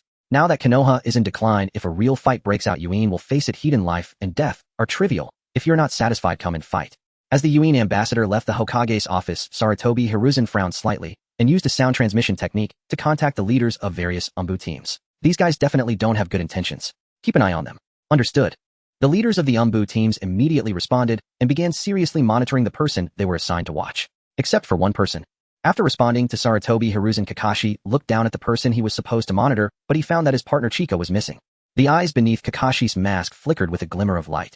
Just a few minutes ago, his partner Chika raised a doubt. Hey Kakashi-senpai, don't you think the actions of these Yuin people are too simple? It's as if they truly want to establish diplomatic ties with us. Chika stood beside Kakashi, poking him like a certain Grim Reaper elementary school student. We're in the middle of a mission, don't call me Kakashi. But what you said makes a lot of sense. Their movements and numbers are too ordinary, completely within our Umbu's sight. If Yuin village really harbors ill intentions, then this is a bit too disrespectful to Konoha. Kakashi frowned slightly under his mask. Yuin village's ninjas are not fools. They must have formulated corresponding. If they don't have a way to reasonably escape Umbu's surveillance later, then they... Hey, I think there should be more of them. Perhaps we've overlooked something from the beginning. Kakashi, let me go check it out. After all, keeping an eye on one person can be done by you alone, right? Kakashi lowered his head and fell silent for a while. Under normal circumstances, he would never agree to this. He wouldn't even think about it, because his task was not only to monitor Yuin village's people, but also to keep an eye on Chika. But, fine, you can go, but you don't have much time, and when I call you back you must return. Understood. Chika wore a mischievous expression beneath her mask. Just as she turned to leave, Kakashi suddenly opened his mouth and called her back. Chika froze and turned to look at Kakashi. There's one more thing. Huh, what? What else is there? During the mission, don't call me Kakashi. Alright, Kakashi. It had been 10 minutes since Chika left, and the more Kakashi thought about it, the more he regretted it. He couldn't see through her. This was a strange feeling, different from the inability to see through someone with deep scheming. Kakashi felt that Chika's inscrutability leaned more towards incomprehensible. Yes, it's incomprehensible. He had no idea what she was thinking. A lady? Not really, she's just a tomboy. Kakashi helplessly shook his head and continued to monitor a Yuin village ambassador in his sight. Meanwhile, under the observation of Chika's Sharingan, she had indeed spotted a suspicious individual who had stealthily infiltrated. I told you, if the Umbu were keeping an eye on Yuin village's people, how could there be a possibility of someone carrying Hinata away like in the original story? This one slipped through. Chika hid in the shadows, spying on the Yuin ambassador, who was carefully surveying his surroundings. The sky gradually darkened, and he arrived at the Hyuga clan's estate ready to strike. Yuin village ninja Byakugan, I'm here. Chika, if you're going to strike, can you be a bit quicker? I've been sizing you up for ages, and am still waiting for a hero to save me. Hinata Sigma. The Cloud Village ninja had dawdled outside for what felt like an eternity. Chika could understand why. He was cautious, calculating, but understanding did not equate to forgiveness. Just as Chika's short temper neared its breaking point, ready to abandon the classic heroic rescue trope altogether in favor of swift celestial justice, the Cloud Village ninja finally sprang into action. Tiny hesitant steps, glances left and right, then a swift vault over the wall. Chika inwardly cried out milkshake, and immediately began rehearsing her lines for the imminent heroic rescue. Frankly, Chika questioned the Hyuga clan's security protocols. Hinata, after all, was the legitimate firstborn daughter, yet she'd been spirited away from her own home by a single rogue ninja. Before long, the Cloud Village ninja repeated his earlier feat, exiting the Hyuga compound precisely as he'd entered. Only this time, cradled in his arms, was an additional item. The young, utterly endearing Hyuga Hinata. Heh. So this is the Hyuga's famed security. Pathetically effortless. Perhaps if time permits, I'll snatch a few more Byakugan on my way out. Oh right, the Sharingan. I heard there are 2 left. Might as well grab one while I'm at it.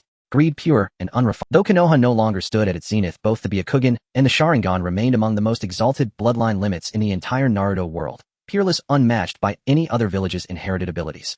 As the Cloud Village ninja contemplated turning to leave, a figure materialized within his field of vision. Sudden silent. Wearing a fox-shaped mask, the figure leaned casually against the outer wall of the Hyuga estate, arms crossed, head slightly bowed, radiating an aura so thick with self-assured swagger, it might have been bottled and sold as supreme arrogance essence. You, who are you? The Cloud Village ninja froze mid-step, brows furrowing.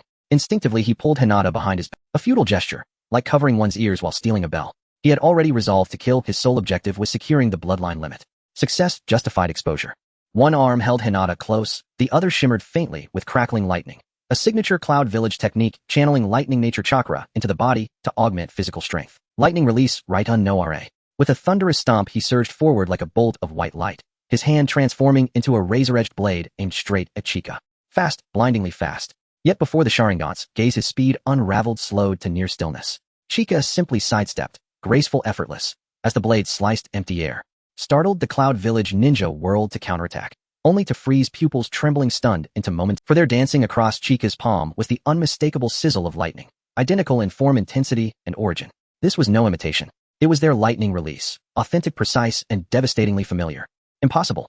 In that split second, he failed to account for the Sharingan's perception. A flash, then searing pain. His arm still clutching Hinata severed cleanly and tumbled away. Simultaneously, Chika extended her hand and caught Hinata mid-fall. The motion flowed like poetry, seamless, elegant, inevitable. In truth, every detail had unfolded exactly as she'd foreseen. The Cloud Village ninja's eyes bulged wide.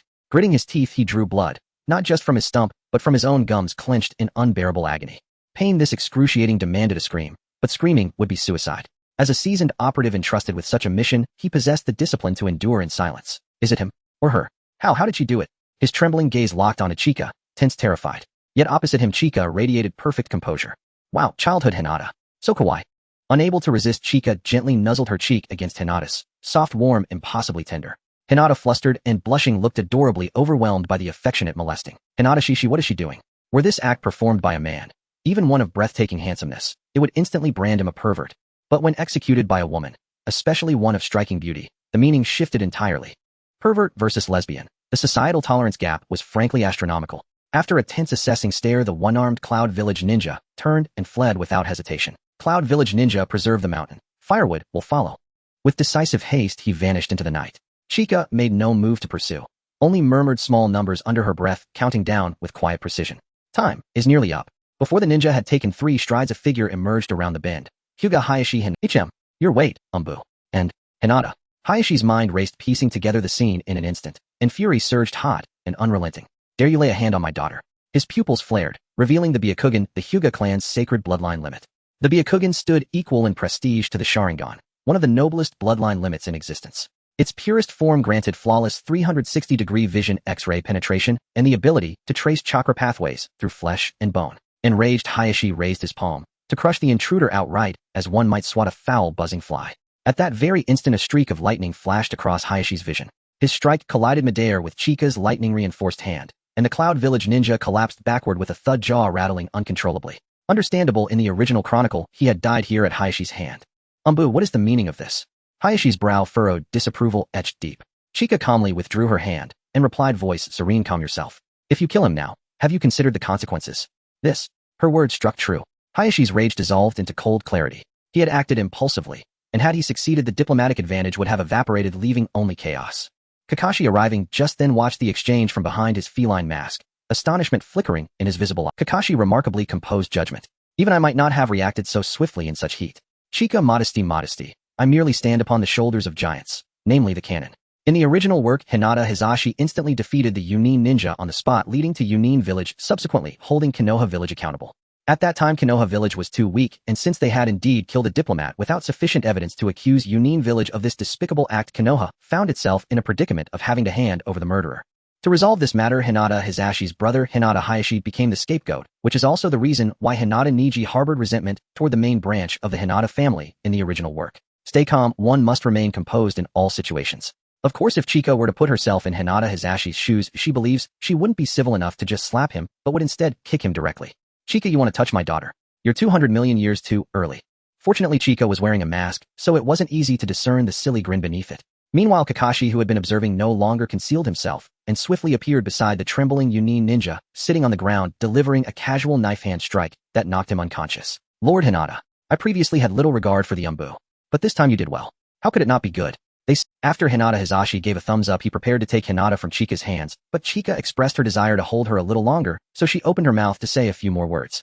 Lord Hinata, how could a mere Yunin ninja manage to abduct the princess of the Hinata clan? Is it that the Hinata family security is too weak, or do you simply not value this little one? Under normal circumstances, only a few people, including the Hokage, could confront the head of the Hinata clan. It was unthinkable for a mere Umbu to challenge the clan head. But Chika was completely unfazed. Firstly, she wasn't worried about causing trouble, and secondly, just because you're the head of the Hinata family doesn't mean I can't claim to be the head of the Uchiha clan, even if there are only 2 of us now.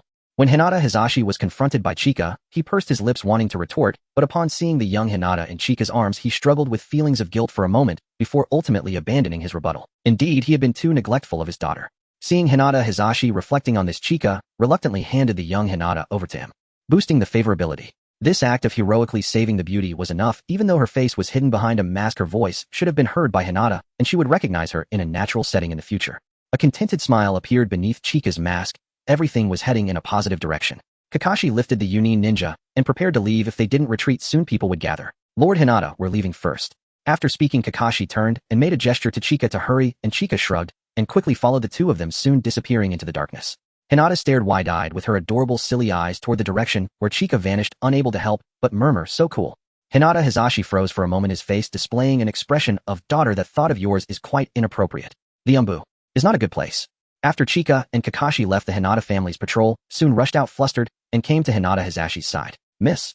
Where is she? Miss?" The patrol wanted to say the miss was missing, but before they could finish they caught sight of Hinata in Hinata Hizashi's arms. Is Miss here to play with Grandpa?" "Phew, that's great, you really scared us. Miss is quite mischievous." The patrol chuckled and scratched the back of his head, but Hinata Hizashi furrowed his brows, raising his palm, and the previously grinning patrol was instantly slapped to the ground by him. "What is that smile on your faces?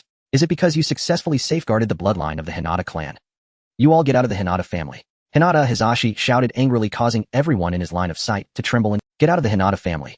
The Hinata family is divided into the main house and branch house. The main house consists of pure-blood heirs, while the branch house's mission is to protect the main house with their lives. Moreover, the bloodline limit of the family is not something everyone can awaken, or it requires not only the purity of the bloodline, but also external stimulation and the corresponding cultivation methods. Thus, driving the branch house members out of the Hinata family would not affect the family at all. Furthermore, as long as the main house wishes, they could easily cause the death of the branch house in an instant. This is the relationship between the branch and main houses, as well as the devilish curse within the Hokage. Caged birds. After dealing with these useless patrol members, Hinata Hizashi returned to the mansion with little Hinata. Hinata Hizashi was already considering changing the place where his daughter lived in the future, adding more guards around, while the Hinata he held had her face flushed, her mouth opening to say something, but shyly closing it, repeating this cycle. "Hinata daddy, it's been a long time since you held me." Hinata shyly reached out her small hand to tug at Hinata Hizashi's clothes, and only then did he realize he was still holding. He carefully set Hinata down. The atmosphere felt a bit stiff. Their father-daughter relationship wasn't bad, but it wasn't particularly close either. Dad. As Hinata timidly murmured, Hinata Hizashi immediately turned his head to look. "Dad, I will work hard. I will strive to become an excellent ninja to be your successor." Hinata Hizashi felt inexplicably moved at Hinata's words. As the clan leader and her father, this was truly what he longed to hear. He had always thought Hinata lacked the drive to inherit his legacy, which is why he had been paying attention to Hinata's sister Hanabi. But if Hinata was motivated, that would be the best. A long-lost smile appeared on Hinata Hizashi's face, even breaking into hearty laughter, while Hinata's head dropped once more as she had more to say, but was too shy to express it. "I will become strong and strive to be like that big sister in the mask from earlier." "Who am I? Where am I? What am I doing? Who is he? Who is she? What do they intend to do to me?" Inside the Hidden Leaf Village's secret interrogation chamber, the Cloud Village ninja, who had the dubious honor of encountering the one-armed Yonggwa, was bound tightly, his sole remaining arm and both legs secured, as he dazedly surveyed the two masked figures before him. Before him stood a bucket of ice-cold water. With a sharp splashing crash, it drenched his head entirely. Its shock so profound that even the most lethargic mind would snap instantly awake. Had he not been restrained, he would have leapt upright on instinct. Even a seasoned shinobi could not remain unmoved by such a sudden frigid deluge. "Oh, awake at last."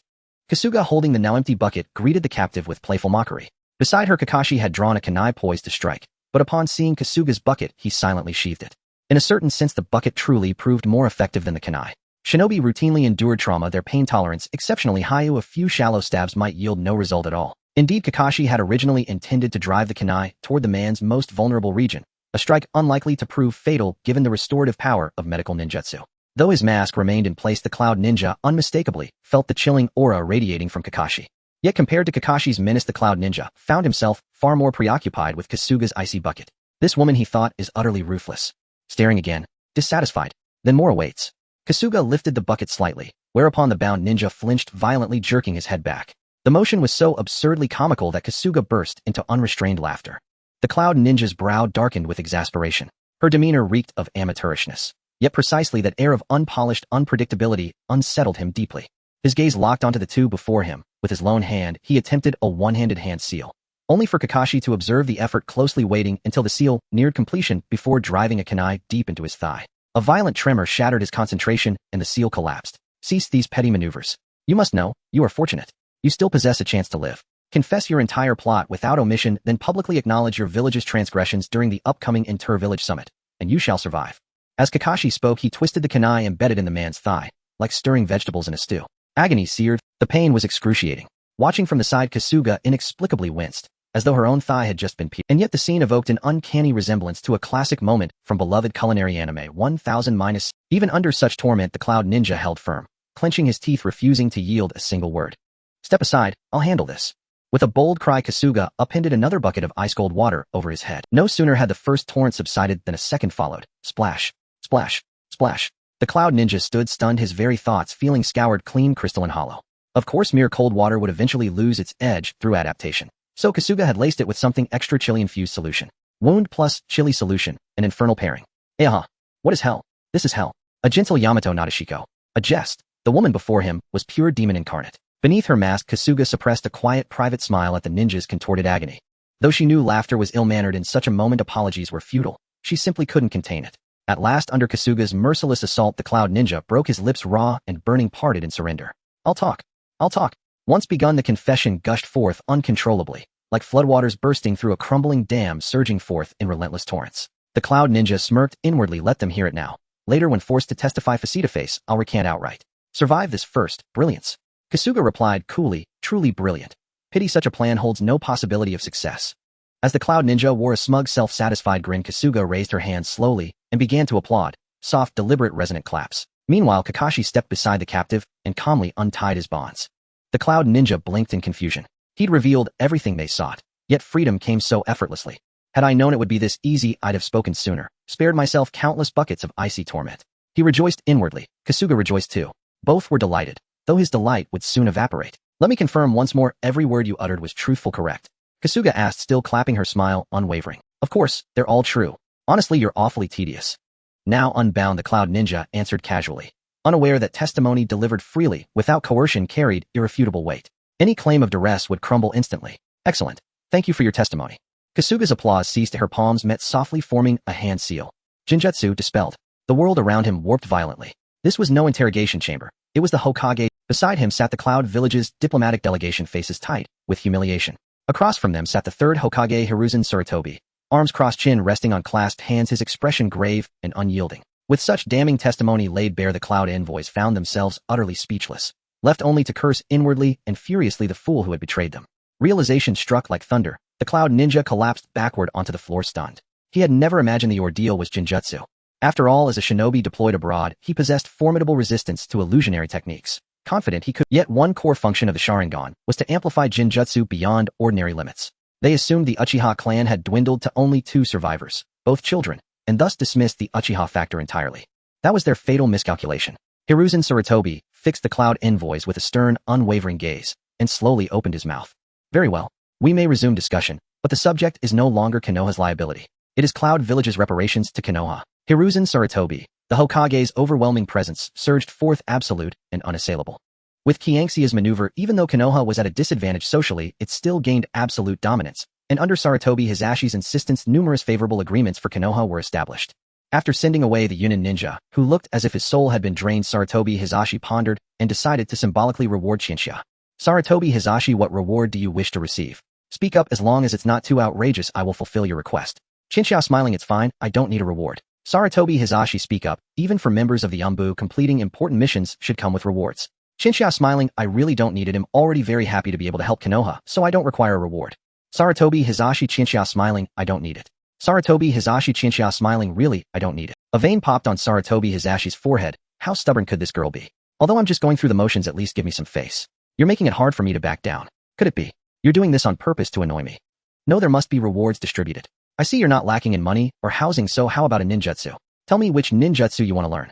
Sarutobi Hisashi sighed heavily. He still cared about his reputation. Taking advantage of the work of his subordinates, even if he didn't mind others would gossip about it privately. Since the Hokage has said so. Well, then I would like to learn the shadow clone technique. Is that alright? Shadow clone. That's not a problem, but I must say in advance this ninjutsu can easily drain the user's chakra and poses certain risks. The shadow clone technique. It is an upgraded version of the ordinary shadow clone technique. The ordinary shadow clone can only create a few clones at a time, a maximum of several dozen, but the shadow clone technique can create hundreds or even thousands at once, provided there is enough chakra. In truth, Qianxia was more interested in the flying thunder god technique, but that was a bit too much. If she brought it up now, not only would the chances of obtaining it be low, but it would also put her in a precarious situation.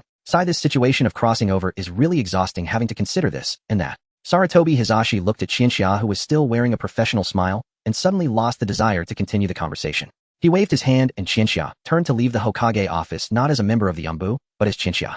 As Qianxia left, the door of the Hokage office echoed with 2 knocks. Bang. Bang. Come in. The door opened, and naturally, it was Kakashi who had accompanied Qianxia during her time in the Yumbu. Hokage-sama, this time on the mission, you spent the most time with Qianxia. Tell me about your impressions of this girl. Sarutobi Hisashi asked, feeling a bit of a headache. Kakashi lowered his head slightly, fell silent for a moment, then opened his mouth, but closed it again, wanting to say something, yet hesitating. Is it hard to describe? It's hard to describe. Sometimes she feels as innocent as a child, yet at other times she seems like a demon. Although people are contradictory with her. I don't quite understand. Kakashi's first impression of Qianxia was a genius hiding in the shadow of Uchiha Itachi with profound schemes, but with further contact Kakashi became increasingly convinced that Qianxia was indeed a genius, yet he was uncertain about her depth. Do you think she will pose a threat to Konoha in the future? After a moment of silence, Sarutobi Hisashi posed. However, Kakashi couldn't even see through Qianxia as a person, let alone whether she would pose a threat to Konoha in the future. In the silent Hokage office, Sarutobi Hisashi took a deep breath and slumped back in his chair. Let's take it one step at a time. As Qianxia stepped out of the Hokage building, she held the scroll inscribed with the shadow clone technique. What a bountiful harvest. Not only did she replicate the enhanced ninjutsu of Yunin's lightning release with her Sharingan, but she also obtained the ninjutsu leading to a cheat, the shadow clone technique. Indeed, one should engage in more practical combat. On her way home, a smile involuntarily appeared on Qianxia's face, and the uncles and aunts on the street couldn't help but gossip about her cheerful demeanor. Look, little Qianxia is so happy. Did she encounter something good? TCH, she must have met her destined true love. What a pity. I thought my son had a chance. I doubt it. I have a discerning eye, and can tell at a glance that little Qianxia is career-oriented. Perhaps she has made a breakthrough in her career. After all, she has become a ninja again. The uncles and aunts discussed Qianxia naturally, and with reason, and Qianxia simply took it as background noise, as she was currently in high spirits. The current time is noon on the second day after the Yunin ninja was captured, with several hours still remaining until Naruto and Sasuke finished school.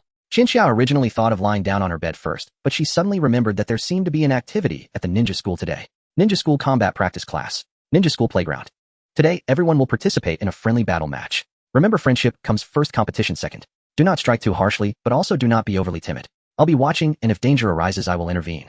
Irika, the homeroom teacher for Naruto and Sasuke's class, explained the specifics of this friendly practical combat class while clapping his hands. By drawing lots, opponents will be selected unknown. Although the class time is limited considering they are all students from the ninja school, their fights are basically children's brawls. Either you take me down or I take you down, so it won't take too much time. Thus, this class will allow everyone to battle twice as much as possible. Upon hearing about the battles, flames of enthusiasm and fighting spirit ignited in Naruto and Sasuke's eyes. Naruto, the chance to prove myself has arrived. Sasuke, it's just right to test my current strength, of course, provided I face Naruto. As for the others. With this mindset, the two walked up to Irika, drew lots, and pulled out their slips. Irika took a few minutes to organize the results of the draws, and began to announce them with slight surprise. Naruto will battle Inuzuka Kiba. Uchiha Sasuke will battle Nara Shikamaru. Naruto and Sasuke heard Irika's battle list, and Sasuke displayed a look of disappointment, while Naruto remained full of enthusiasm. Naruto quickly turned his head to look at Inuzuka Kiba beside him, only to see Kiba tremble slightly upon hearing that his opponent was Naruto. Compared to the underdog in the original story, Naruto was now gradually being regarded as a genius. Of course, Kiba stated that he was not afraid of just a Naruto, but rather of the mere possibility of an F. Naruto, please, Kiba, go. Okay. Sasuke's opponent was Nara Shikamaru from the famous Inuzuka family of Konoha. This clan is known for their high intelligence, and Shikamaru's father served as the commander of the Ninja Alliance during the Great War in the original story, while he later became a strategist for Naruto. I'm actually going to fight Sasuke. The odds don't look good. I guess he'll just go through the motions. Shikamaru sighed as soon the practical combat class began. Most of the students' battles unfolded as Irika had imagined, exchanging moves in a classic Hollywood-style fight, with very few able to last even a minute. Well, it's their first time, so it's normal. Irika nodded with his arms crossed, the current development still within his expectation. Until. Next up, Naruto versus Kiba. Here I come. Naruto raised his arm high and quickly stepped out from the crowd, while Kiba smacked his lips, and after a few seconds with his hands in his pockets, he also stepped out. Irika Sensei, as a dog user, can my Akamaru join? Kiba turned to Irika to ask. Well, better not bring the dog. Come on. I'm fine. Naruto confidently patted his chest, indicating that he was completely unbothered. Irika and Kiba were stunned. To them, Naruto's attitude seemed less like confidence and more like arrogance. Irika opened his mouth to educate Naruto, but before he could say anything, he gave up. Rather than just talking, experiencing the consequences of arrogance firsthand would leave a deeper impression. Irika, even with a ninja dog, it's just a small one. He'll intervene before any accidents happen. Alright, Kiba, use your name. Okay. Kiba was no longer hesitant. Originally, he would have felt a little anxious without his dog, but now that he could bring it, Kiba was determined not to lose. Come on, Akamaru. Kiba raised 2 fingers, took a deep breath, and blew a loud whistle. Within seconds, a small white dog sprinted towards Kiba. Kiba, one of the 12 strong in the original story, was the son of a famous ninja family in Konoha. In the normal timeline, he later became a jonin and joined the Konoha Guard, undoubtedly a strong figure in the future. Of course, that was in the future. Kiba looked at Naruto with complete confidence. He and his dog were in perfect sync, and without needing to speak, they could almost read each other's thoughts. Together, a person and a dog could unleash their combined strength, no, even exceed it. Naruto, I won't hold back. Kiba confidently pointed his thumb at himself, exuding a vibe reminiscent of I am Super Vegeta. Haha, I won't hold back either, bring it on. Naruto grinned as he began warming up, while the surrounding classmates were not particularly interested in this battle, or rather they showed little interest in the practical class itself. Even though they were in a ninja class all destined to become ninjas, it was because this era was one of war. How many of these kids actually hoped to find themselves on the battlefield in the future? Only Sasuke among his classmates was seriously observing this match. He understood Naruto's strength well, so his focus was not on whether Naruto could win, but rather how long it would take him to do so. Half a minute. A minute. The match has started. Kiba's eyes narrowed as he swung his arm like in a Pokemon game and charged Akamaru forward. Akamaru barked loudly and then charged towards Naruto. Naruto, however, was completely unfazed by Kiba's tactics and calmly unfolded his own strategy. Shadow clone technique. Puff, puff, puff. 3 Naruto shadow clones jumped out, 2 of them quickly rushing toward the little dog Akamaru, leaving Akamaru confused, his head bobbing back and forth, unsure of what to do.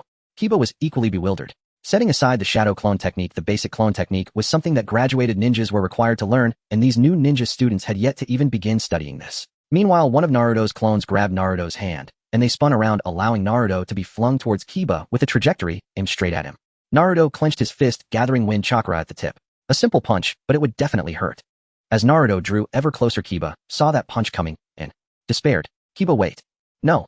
Kiba quickly shrank back and raised his arms, but Naruto's punch landed squarely on Kiba's arms with a loud bang. Kiba was sent flying, breaking through his defenses. If Iruka hadn't rushed to Kiba's side, who knows how far he would have gone. The entire arena fell silent. Though Naruto had indeed begun to show signs of being labeled a genius, the impact of an actual battle was certainly unmatched. Naruto-kun. So amazing. Hinata blushed slightly as she looked at Naruto, who was happily celebrating his victory, while Sasuke wore a look of this is only natural. 30 seconds, a bit quicker than I expected, but mainly because the opponent wasn't that strong. Sasuke muttered in a slightly proud tone. Kiba, who had been knocked away by Naruto, blinked blankly, clearly stunned by Naruto's performance, and was at a loss for some time. Next up for the practical battle was Sasuke versus Nara Shikamaru. Just as Shikamaru was about to step out from the crowd, his body suddenly shuddered and goosebumps rose on his skin. He stiffly turned his head towards the direction where a certain presence made his hair stand on end, only to find Sasuke watching him with a thoughtful expression, as if to say, you better make this entertaining for me.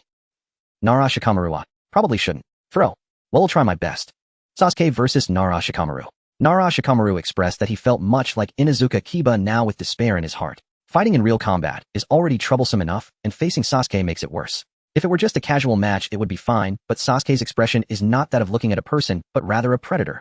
Nara Shikamaru emerged from the crowd, and unlike Naruto's battle with Inuzuka Kiba, this was a high-profile match with 99 of the popularity stemming from Sasuke, and the remaining 1 from Naruto, cheering for both.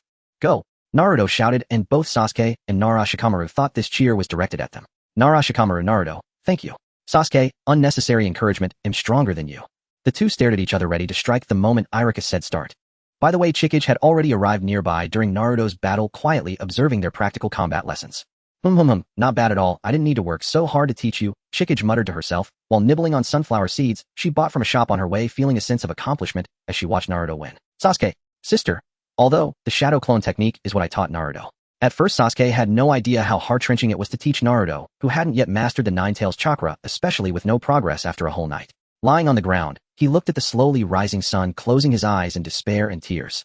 On the playground of the ninja school, Nara Shikamaru swallowed hard as he looked at Sasuke. He was ready. The moment Iruka said start, he would unleash the full power of his family's secret technique. Battle start. Shadow binding technique. Nara Shikamaru immediately raised his hands and formed the shadow technique. This is the Nara clan's secret art, which can give rise to various techniques like shadow imitation, shadow binding, shadow imitation, shuriken, shadow summoning, and more. Though not a bloodline limit, this level of secret technique is nearly as powerful as an ordinary bloodline limit.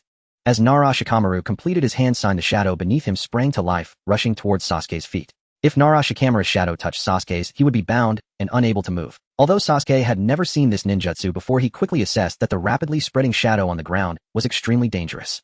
With his single Tomo Sharingan activated, Sasuke's dynamic vision sharply improved. He swiftly moved, his speed surpassing that of the encroaching shadow. Nara Shikamaru's face broke out in cold sweat. The drawback of the shadow technique is that while its control is excellent, it can be easily evaded if one deliberately hides. Of course, the Nara clan has designed some supplementary techniques to make up for this flaw, but the problem is that Nara Shikamaru. Sasuke's figure dashed like lightning, creating distance from the shadow on the ground and charging straight at Nara Shikamaru. Nara Shikamaru immediately dispelled the shadow binding technique, attempting to hold on with his taijutsu. However, just as he thought this, Sasuke appeared right in front of him, stopping with a kunai poised next to Nara Shikamaru's neck. The outcome is decided. Nara Shikamaru swallowed hard. If Sasuke had a kunai in hand, his head would bid farewell. So terrifying is this really the strength of a fellow student? Even graduating on the spot wouldn't be a problem, right? Nara Shikamaru let out a helpless sigh. Although he had predicted this outcome before the battle, experiencing it firsthand was still unpleasant. After winning, Sasuke did not turn to leave. Instead, he politely raised his hand and initiated a reconciliation seal. Your technique is interesting. If you become stronger in the future, we can have another match, though I will definitely win again. Seemingly arrogant words, yet they were the gentlest attitude Sasuke could express. Nara Shikamaru was taken aback, then chuckled softly as he extended his hand to complete the reconciliation seal with. The following matches continued, but after Sasuke and Naruto's spectacle, the other students' battles seemed rather plain. Nara Shikamaru was taken aback, then chuckled softly as he extended his hand to complete the reconciliation seal with. No problem, will I intervene? Awkwardly, Iruka lacked absolute confidence in stepping in should an incident occur during Naruto and Sasuke's match. He was just a chunin, an ordinary one at that, unsure if he could even reach the average level among them. Truly, the younger generation surpasses the older, and those before perish on the shore. Fortunately, today's lesson was nearing its end. Though he couldn't arrange for every student to have 2 practical lessons as initially planned, it would have to suffice. Iruka was exhausted, but with about 5 minutes left before class ended, there was still time for another match. However, all the students had already fought once. Iruka scanned the classroom, trying to randomly find 2 students to wrap up the last 5 minutes. To his surprise, the keen Naruto and Sasuke instantly noticed Iruka's gaze for selecting participants, and both raised their arms simultaneously. Naruto, Iruka-sensei, I want to fight. I want to fight. Sasuke, I haven't had enough fun yet, let me. Their implication was clear, both wanted to spar. Iruka couldn't help but facepalm at this scene. Just one was hard to manage, and now both together. If something really happened, he truly lacked the confidence to pull them apart. Meanwhile, Chikage, who was secretly observing, became more spirited, munching on her sunflower seeds with greater enthusiasm. It's rare for the 2 of them to battle, at least in her memory, they rarely fought each other. Chikage thought they were too close to actually go all out against one another. Too close to fight each other. Naruto and Sasuke both felt that was not the case at all. They simply thought of themselves as too weak, fearing they would be mercilessly mocked by Chikage for being weaklings. Young yet with an exceptionally strong sense of pride. Under the intense gaze of Sasuke and Naruto, Iruka finally agreed to their duel, but with a time limit. Once the 5 minutes of class were up, they had to stop immediately regardless of the outcome. The 2 nodded in agreement and promptly stepped out of the crowd, facing each other as they assumed their battle stances. Naruto, I will definitely win. Sasuke, I will not lose. The showdown between the main characters was about to. The battle begins. Naruto immediately formed the hand signs for the shadow clone jutsu. With a couple of loud pops, 2 shadow clones appeared beside him, and they sprinted towards Sasuke. Sasuke was also rushing towards Naruto. He was not the type to wait idly, and he decisively launched his attack without hesitation. The 2 drew closer until they collided, heeding a loud crash resounding from the impact of their arms. Naruto's 2 shadow clones leaped up, attempting to grab Sasuke, but unfortunately Sasuke was already prepared and quickly retreated, easily dispersing Naruto's clones with a punch and a kick. Seeing his clones disperse, Naruto was not the least bit surprised.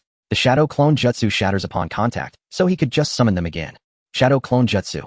With Naruto forming the hand signs for the jutsu, once more 6 Narutos emerged around Sasuke. Cautiously observed Naruto's shadow clones, thinking to himself, Naruto has way too much chakra, he can create shadow clones as if they're free. Although Sasuke was already aware of Naruto's abundant chakra, the pressure generated by it became increasingly palpable during their battle.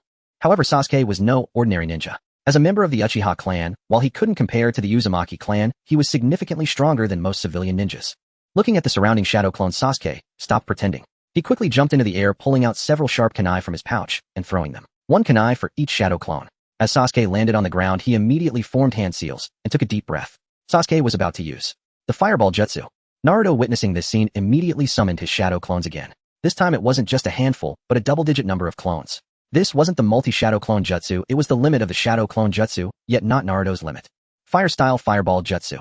Sasuke puffed his cheeks and forcefully breathed out a scorching fireball that shot straight towards Naruto. This scene left their classmates and Iruka Sensei speechless, not far away, with only slight twitches on their faces expressing their current feelings. Iruka, huh? Am I still dreaming? The fireball jutsu. So many shadow clones. Haha. Iruka's composure was somewhat breaking down, not to mention the fireball jutsu. Even the sheer number of shadow clones was something he couldn't achieve despite being a chunin. These 2 little monsters. Iruka's voice held no mockery, only a sense of shock and admiration. Miss? Where is she? Miss? The patrol wanted to say the miss was missing, but before Sasuke was a genius they all understood, but the physical skills, combat instincts, reactions, and ninjutsu he displayed were hard to describe as merely genius. Clearly they were all just kids. Why was he so exceptional? The most shocking to everyone was still Sasuke's opponent. Naruto. Inuzuka, Kiba, no way. This kid is incredibly strong. Was he holding back during our fight? Nara Shikamaru, what a headache.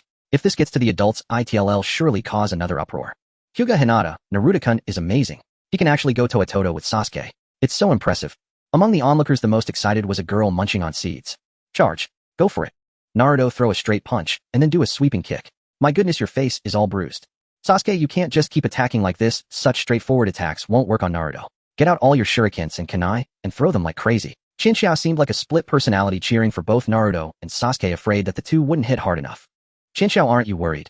Chinchou, worried. Haven't you heard that hitting is affection and scolding is love? These two little brothers helped strengthen their bond mainly because Naruto and Sasuke were the main characters. As long as Chinchou the time traveler didn't interfere too much with the plot, they wouldn't likely meet a tragic end. In contrast, Chinchou had no life security, which was truly heartbreaking. On the playground, Naruto and Sasuke continuously refreshed the spectators' perspectives until the 5 minutes were up and no victor was declared. Sasuke, tch Naruto, you're really tough. Naruto, you hit hard too, Sasuke. If I hadn't yet learned a high-output ninjutsu, I would have definitely had the upper hand. Naruto and Sasuke adhered to the rules and stopped their offensive the moment class ended, but it was evident that neither was quite satisfied as no winner had been determined. Everyone performed quite well today, keep it up. However, I believe that rather than actual combat, you all need to supplement your theoretical knowledge. We'll learn formal combat techniques in a while. Irika awkwardly clapped his hands while speaking. In reality, according to his original plan, combat practice would start from today and continue weekly. However, looking at Naruto and Sasuke's state, Irika genuinely lacked the confidence to teach them combat. Irika, I love peace. After today's practical combat class, no one in the class dared to ignore Naruto anymore, but the number of people willing to approach him remained the same. After all, those who distanced themselves from Naruto fundamentally did so because he was the son of the nine-tailed fox. As long as this rumor remained unclarified, even if he shook off the title of being the bottom of the class, it would be of no avail. However, Naruto had a good mindset and didn't take these matters to heart. After school, just like usual, he and Sasuke quickly grabbed their backpacks and made their way out of the classroom. I wonder if my sister will come back today. I'm still waiting for her to teach me some awesome ninjutsu. What sister? Naruto, be careful. That's my sister. Don't be so stingy, your sister is also my sister. Sasuke looked displeased while Naruto laughed heartily with both hands behind his head. At the entrance of the ninja school, a girl leaning against the wall was immediately locked onto by their gazes. Sister, you're back. MMHM. Chinchou playfully patted Sasuke's head as he ran towards her, ruffling his hair, as if, let's go home. Yeah.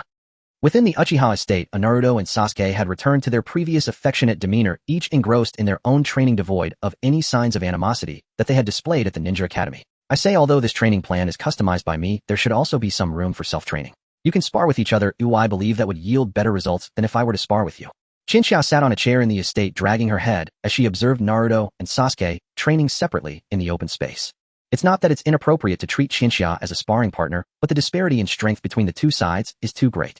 A life-and-death struggle among equals would help them realize where they need improvement and, most importantly, allow them to savor the joy of victory after a hard-fought battle. Upon hearing this, Naruto and Sasuke's expressions froze, instantly thinking that their sister must have seen their sparring at the Ninja Academy. They were so unwilling for Chinchou to witness their battles because they did not want to lose face in front of her. Let's not mention the possibility that their supposedly clever techniques might be seen as overreactions by Chinchou. The most crucial thing was that if they were to lose to each other in front of her, the thought was unbearable.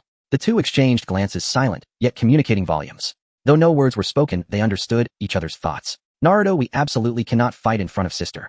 Sasuke, right. We definitely can't. Wait, she's my sister. As Naruto and Sasuke exchanged glances, a spark of tension momentarily flared up, but quickly vanished. Instead of arguing, their immediate priority was to deal with Chinchou. The two nodded slightly, and when they turned back to face Chinchou, it was as if they had donned masks of smiles, grinning foolishly. Sister, I believe we aren't at the stage where we need practical battles just yet. Our fundamentals aren't solid enough, right? Naruto. Sasuke immediately turned to look at Naruto after speaking. Naruto, momentarily stunned by Sasuke's words, hurriedly chimed in, yes.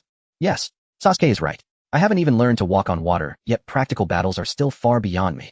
As he spoke, Naruto dashed toward the nearby pond, and with a splash he fell into the water, becoming a drenched chicken. Sasuke, thumbs up for you. Naruto, when I get serious, even I am afraid of myself. Naruto was truly giving it his all. During Qianxia's mission, he had managed to learn the technique of walking on water by concentrating chakra beneath his feet through relentless practice. Originally, Naruto had planned to showcase this technique to Chinchou with excellent timing and a cool demeanor, but now, he smiled outwardly while inwardly feeling utterly embarrassed. Is that so? If the basics aren't solid yet, then there's nothing that can be done, Chinchou said languidly, though she was actually stifling a laugh at that moment. Keep pretending.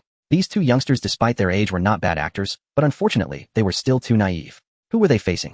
She was none other than the renowned superpower of the two-dimensional world, a star at countless comic conventions. Did her acting skills need further emphasis? Of course it was mainly because Qianxia had witnessed the two little ones fighting firsthand. Qianxia couldn't help but suppress the smile at the corners of her mouth, then covered her mouth with her palm. Naruto and Sasuke thought they had weathered the storm and instinctively let out a sigh of relief. Little did they know, in the next moment Qianxia dropped her hand from her mouth and the warmth that adorned her face vanished, entirely replaced by strictness, severity, and an overwhelming aura of authority. What's so prideful about not having mastered the basics until now, eh? According to the training plan I devised for you, you should have perfected your fundamentals long ago. So what you're doing is slacking off. Qianxia raised her fists, emanating a fearsome aura that could make a child burst into tears. Naruto and Sasuke trembled all over, never expecting that they had jumped out of one pit only to fall into a larger one. Of sister. She must have found out right. Sasuke had a premonition that Qianxia had seen their antics at the Ninja Academy and was now merely toying with them. Such a mad operation. If it were the sister from before, Sasuke would never have believed she could do such a thing, but now. The two little ones, trembling, looked at Qianxia before them as if a demon had descended, slowly engulfing them. The next day, early morning, Naruto and Sasuke left the Uchiha estate, drenched in sweat and limping toward the school. Only they and Qianxia knew what had transpired the previous night. There wouldn't be a fourth person. Even if someone asked Naruto and Sasuke, it would be futile, as they would never reveal their dark history. Sasuke's sister. She's terrifying. I can't lie in front of her again. After returning to the Ninja Academy, when Iruka saw their appearance, he was overjoyed. Iruka, it seems these two little ones aren't causing trouble today. Time for practical training. Let's go. Just a day had passed, and Iruka felt he was on a roll. Minutes later, witnessing Naruto and Sasuke once again wreaking havoc, Iruka lowered his head and silently reflected. Meanwhile, Qianxia, a member of the Umbu, received a new mission. You want me to investigate the Hidden Cloud Village? Qianxia looked at the mission slip delivered by carrier pigeon, slightly dazed. While normally the plot involves someone from the Hidden Cloud dying and a scapegoat from Konoha also perishing, resulting in no major losses for anyone. However, due to Qianxia's interference, the Hidden Cloud Village had signed an unequal treaty with Konoha, allowing Konoha to profit significantly, while the Hidden Cloud suffered greatly. Given the temperamental nature of the Hidden Cloud, they would never conclude matters hastily. It was highly probable that there would be subsequent actions in retaliation against Konoha. Thus, sending Umbu to monitor Qianxia was understandable, but there was one problem. Qianxia, why am I the only one going? Qianxia's face was filled with bewilderment, yet she had no choice. After all, she was still bound by her current limitations. Her immediate priority was to enhance her strength. She hadn't even reached the level of a Kage, which left her feeling very insecure. Time to set off again. When Sasuke and Naruto return, they'll surely be unhappy to see the note I've left. Qianxia sighed twice, writing her outing plans on a sticky note and placing it on the table. After changing into a fitted black outfit, she stepped out of the Uchiha estate, leaving behind her ninja headband at home. Because Umbu do not wear headbands, they resemble assassins more than ninjas. In the world of ninjas, there exist 5 great nations, each housing a ninja village: Konoha, Kirigakure, Kumogakure, Sunagakure, and Awagakure. In addition to these 5 ninja villages, there are many smaller ninja villages which also have their own shadows, but the shadows outside the 5 great villages cannot be considered shadows in the conventional sense. The shadows of the 5 great nations symbolize power and authority, while the shadows of small villages might merely refer to the position of a village head. Qianxia donned a black, tight-fitting outfit to embark on a covert mission, carrying only a small bag and a mask in hand. The target is the land of Thunder, Kumogakure. Setting off. However, this departure is not as simple as it sounds. In the world of Hokage, there are no cars, trains, or planes, only one's own legs. Qianxia felt like a monkey possessed, constantly jumping and landing, then jumping again. Although as a ninja endowed with chakra, her speed was certainly superior to an ordinary person's, she did not believe that her current speed could compare to a car that only needed gasoline to keep moving. Less than an hour had passed when Qianxia was already panting heavily. As a member of the Uchiha clan, she did not possess the vast reserves of chakra typical of the Uzumaki clan. A 1 Uzumaki could easily match 5 or 6 Kakashi, while Qianxia felt she could barely match 3. Damn it, I can't use all my chakra just for moving forward. I must save some in case of enemy ambush. But then again, the mission briefing didn't specify a time limit, so taking a few days off and coming back should be acceptable, right? Qianxia muttered with resentment, and after finishing her grumbling, she suddenly lifted her head and scanned her surroundings before extending her hand in an international gesture pointing to the sky. Sarutobi, a string of expletives that surely needed to be censored, escaped from Qianxia's lips. Sarutobi Hiruzen, crystal ball of the 1,000 miles. At this distance, he surely couldn't see me, right? In the Hokage's office, Sarutobi Hiruzen suddenly sneezed loudly, almost scattering his old bones. The weather is getting colder. I hope winter passes quickly. Spring is the best time for the hopes of Konoha to sprout and grow. Sarutobi Hiruzen murmured softly while gazing out the window. It was his idea to send Qianxia on a mission. If Shimura Danzo were to interfere, he would never have allowed Qianxia to go. The Sharingan clan must not fall into the hands of others. By sending Qianxia out, Sarutobi Hiruzen was in fact protecting her, because he noticed that Shimura Danzo had begun to take an interest in Qianxia. In a certain sense, Shimura Danzo is another Sarutobi Hiruzen. Both regard the village with great importance. If Sarutobi Hiruzen represents the bright side of the village, then the dark corners manipulated by Shimura Danzo could be deemed a symbol of Konoha's darkness. Shimura Danzo harbors deep animosity towards the Uchiha clan and carries out many actions that would make ordinary people feel uncomfortable and disgusted. Although Sarutobi Hiruzen did not fully understand, he was still somewhat aware. Thus, sending Shinxiao out was safer than staying near Shimura Danzo, as long as she did not act recklessly. However, this cannot solely be seen as Sarutobi Hiruzen's goodwill. He primarily wished to maintain the balance of the village and prevent Danzo from succeeding too easily. Upon returning home from ninja school, Naruto and Sasuke quickly discovered the note left by Shinxiao on the table. Although they had sensed something was off when their sister did not come to pick them up today, and they didn't see her the moment they got home, confirming it still made them feel very upset. Sister is out on a mission again. Sasuke held the note left by Shinxiao tightly in his hand. His head lowered, his face displaying the words, "I'm really not happy right now." However, under Qianxia's guidance, Sasuke had learned not to easily indulge in negative emotions. After a few seconds, he took a deep breath and stabilized his unstable mindset. Sister is just out on a mission, just like last time. She will return in not too long. Maybe she'll be back by tomorrow morning. Naruto, let's continue our training. As Sasuke spoke, he relaxed his clenched fist, carefully unfolded the crumpled note he had held, and placed it properly. He then turned to head towards the open space, but was stopped by a thunderous growl from his stomach. Sasuke turned in shock to look behind him, only to see Naruto, one hand on the back of his head and the other on his stomach, grinning. Shouldn't we eat dinner before continuing our training? In this vast world, nothing is more important than eating. Sasuke, who seemed calm, was clearly not calm enough. It was only after hearing Naruto's words that he felt the pangs of hunger rise within him. The military rations were all gone. If sister were home, she would surely have prepared dinner by now. Although it would most likely be hamburgers and fried eggs, maybe even a sausage. Sasuke sighed helplessly and rubbed his forehead. At that moment, Naruto stepped forward, raising his arm high, and cheerfully said, "If there's nothing to eat at home, I have a recommended place. Let's go eat there." Where? At Ichiraku Ramen, uncle. Ichiraku. Sasuke paused slightly, feeling that the name Ichiraku sounded somewhat familiar, as if he had heard it from his sister's incessant chatter. If that's the case, this uncle named Ichiraku must have some remarkable qualities, right? Could he be a hidden master of ninja art? Sasuke pondered this and agreed to Naruto's suggestion, leaving the estate together and heading towards Ichiraku Ramen. Instead of worrying about when Shinxiao would return, it was better to continue striving to improve oneself until he could become a ninja capable of standing on his own. As Naruto and Sasuke enjoyed their ramen, Shinxiao was also eating ramen, but while Naruto and Sasuke were at Ichiraku, Shinxiao was at an unknown street stall. One must be full before running. There is still a long way to go, and I can't run on an empty stomach. Shinxiao wolfed down the ramen with a full day of travel still ahead to reach Kimogakure. Shinxiao thought him working in the Umbu to learn other people's ninjutsu, not to practice running. What's the difference between me now and a corporate slave? After finishing her ramen, Shinxiao continued on her journey to Kimogakure. Under the influence of her gradually growing corporate slave mentality, she entered the territory of the Land of Thunder by the next morning. Towering mountains pierced the clouds, mist hung thick in the air, and the thunderous sounds of storms echoed continuously. This is the Land of Thunder. The 5 great nations. Konoha has forests and plains. Suna has sand and gold. Kiri has the ocean and fog. Iwa has gems and black soil. Kumo has high mountains and brutes. Kumo ranks second among the 5 villages, with each generation of rakeage possessing formidable strength. Naruto hosts one of the tailed beasts, the 9 tails, while Kumo also has 2 tailed beasts. The 2 tails Nakomata. The 8 tails Gyuki. Tailed beasts are akin to natural nuclear bombs beyond the capabilities of ordinary shinobi to contend with. However, each rakeage has never been an ordinary individual. The 3rd rakeage was known to wield the strongest shield and strongest spear, facing off against the 8 tails Gyuki with his human body, sustaining only a self-inflicted injury. The 4th rakeage is also exceptional, having mastered his lightning chakra to a peerless level, once breaking off Gyuki's left horn with speed akin to lightning. What a dangerous place this is, and there are no sights to enjoy. Shinxiao raised a hand to touch her forehead. From the border of the Land of Lightning to Kumo, although the journey is still long, it feels much shorter compared to the previous paths. As Shinxiao walked on the Land of Lightning, its geography could be summarized as high mountains, and more high mountains. Being a ninja in this country is truly exhausting, as there are hardly any obstructions. The assassination method of the ninjas from Kumo is likely to directly approach the target after finding them, delivering a kick to eliminate them, and then immediately retreating. Witnesses. Just eliminate the witnesses, right? Shinxiao muttered as she walked, suddenly tripping over something that nearly caused. Fortunately, Shinxiao reacted quickly enough to avoid a faceplant. Phew, that scared me. I thought I was going to eat dirt. What tripped me? Shinxiao looked down curiously. It seemed that what had tripped her was not a stone. Initially intending to grab it with her hands, her slight cleanliness obsession led her to use water release to clean the object before using earth release to loosen the soil and retrieve it. It turned out to be a forehead protector, judging by its insignia, this belonged to a ninja from Kumo.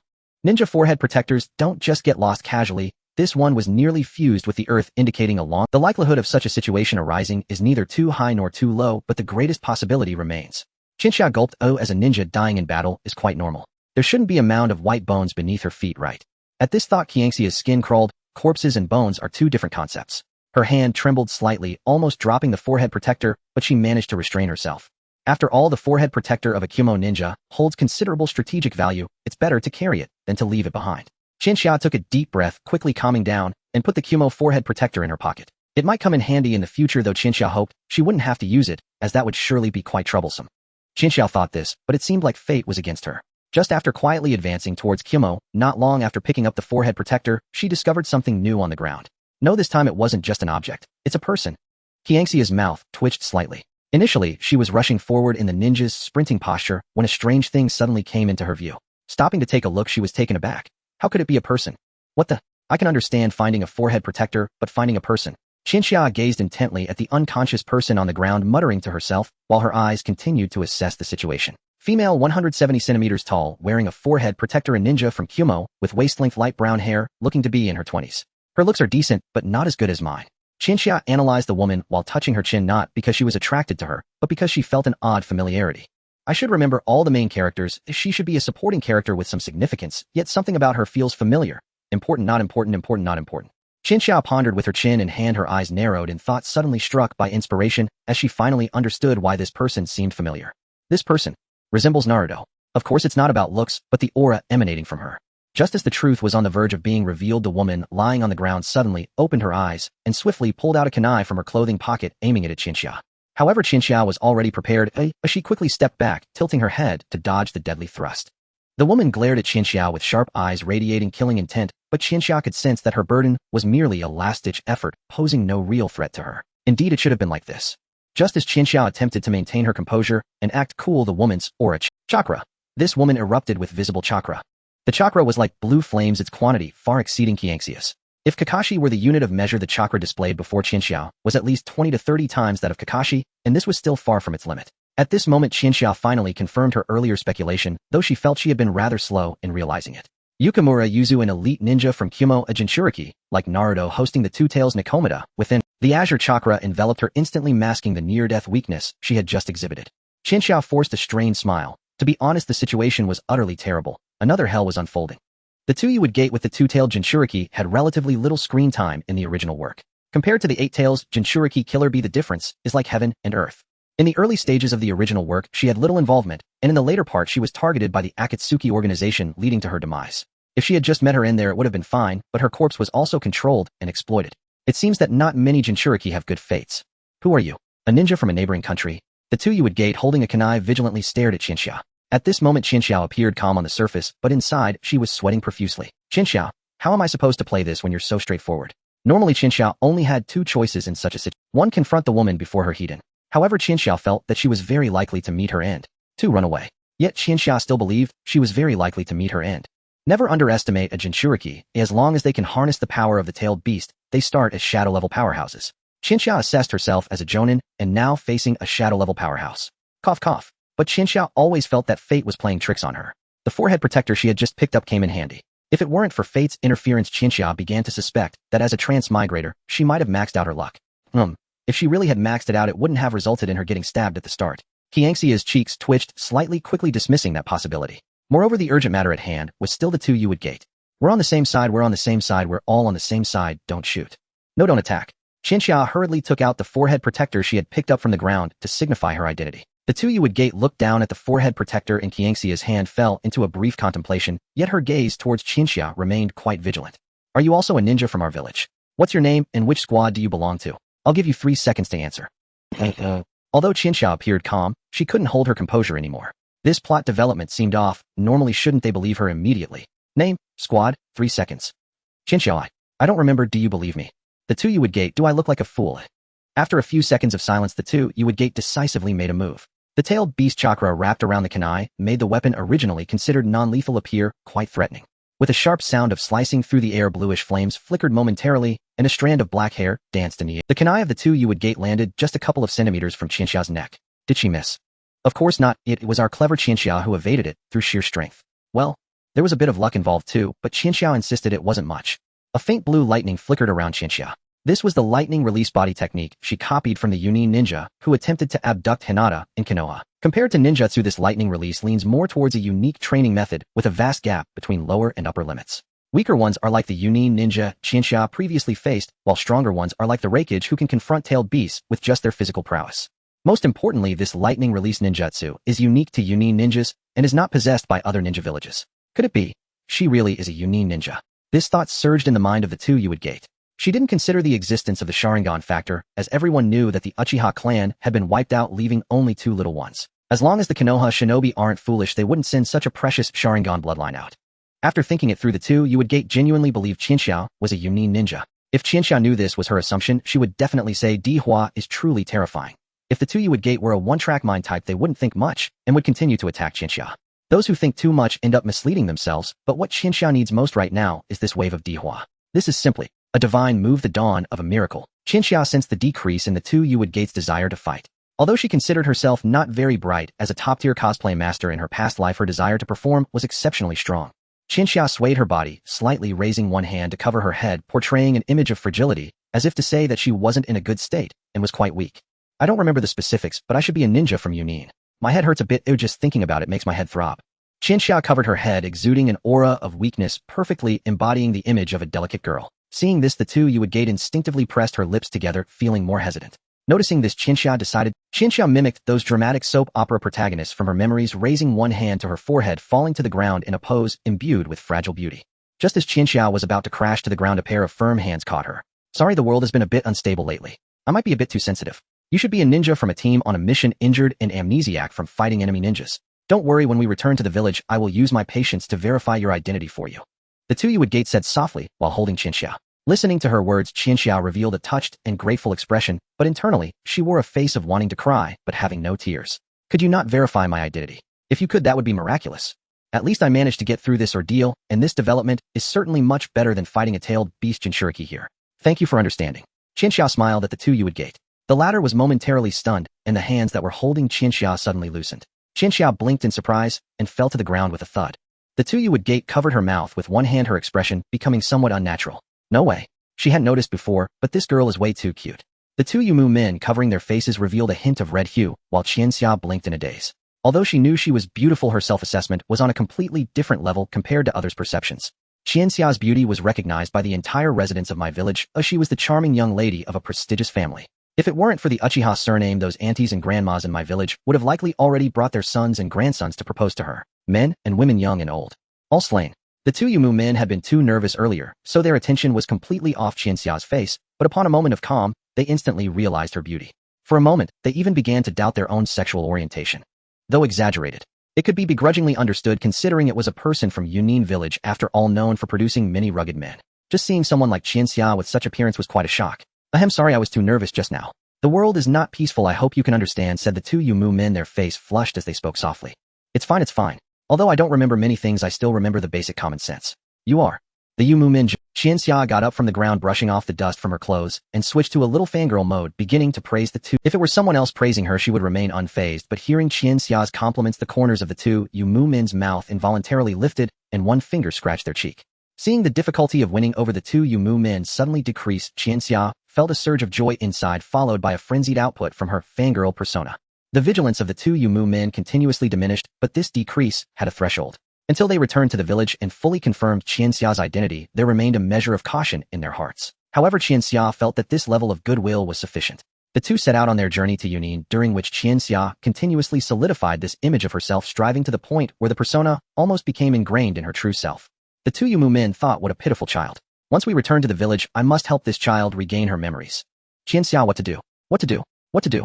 At this rate, it won't be long before I have to follow her to Yunin village. It's going to be game over. Qianxia's mind raced as she pondered a way to escape. A casual excuse would not work. If she randomly made up a reason, it could ruin the goodwill she had built up. Calm. I must stay calm. Qianxia smiled and dealt with the two Yumu men until the sun set and the moon rose, leading them into a valley. The two Yumu men walked ahead while Qianxia walked beside her. Suddenly, the two Yumu men stopped and raised an arm, preventing Qianxia from moving forward. Wait. The two Yumu men said, their eyes displaying renewed vigilance as they scanned the surroundings, and the chakra of the two tails began to gradually leak out. What's happening? An enemy attack. Qianxia immediately assessed the situation. When she first saw the two Yumu men, she was lying on the ground, injured, indicating that a battle had already begun. However, considering that the two Yumu men was a Jinchuriki with considerable strength, they must have been ambushed. Qianxia, standing beside the two Yumu men, casually glanced around and the corners of her mouth curled up slightly as she finally thought of a way to escape. Come on, enemies. You guys will be the temporary actors. Be careful, it's an enemy attack. As the words of the two Yumu men fell, a poisoned shuriken flew out from behind them. The two Yumu men erupted with a blue chakra, forming a protective layer that effortlessly blocked the shuriken. Injured but still able to use the chakra of the two tails, the two Yumu men remained an elite jonin. With the failed ambush of the shuriken, the ground beneath the two Yumu men's feet suddenly cracked open, and an unidentified ninja suddenly leaped out from the ground, rushing toward the two Yumu men with a kunai. The two Yumu men glanced at him coldly, dodged his attack, and reached out to grab the ninja's head. With a loud bang, the ninja's head made a close encounter with the ground, painted with a shade of red. While the two Yumu men dealt with this ninja, two other unknown ninjas suddenly appeared on either side, quickly forming hand seals in an attempt to unleash a powerful ninjutsu at close range. However, before they could release it, the two Yumu men had already taken care of them, showcasing the terrifying suppression of an elite jonin combined with the power of a tailed beast. As Qianxia stood there blankly by the two Yumu men, she wondered, with so many people, why is not a single one attacking me? Qianxia, are they looking down on me? Since they won't attack me, then I'm sorry, I can only resort to acting. While out of the two Yumu men's sight, Qianxia's eyes transformed into the 3-Demo Sharingan. With the enhanced perception of the Sharingan, she immediately spotted a ninja ready to attack with a kunai. Ninja, a great opportunity. Qianxia, a great opportunity. The hidden ninja saw that the two Yumu men who were back to him and dealing with others were distracted, and quickly gathered chakra to throw a kunai.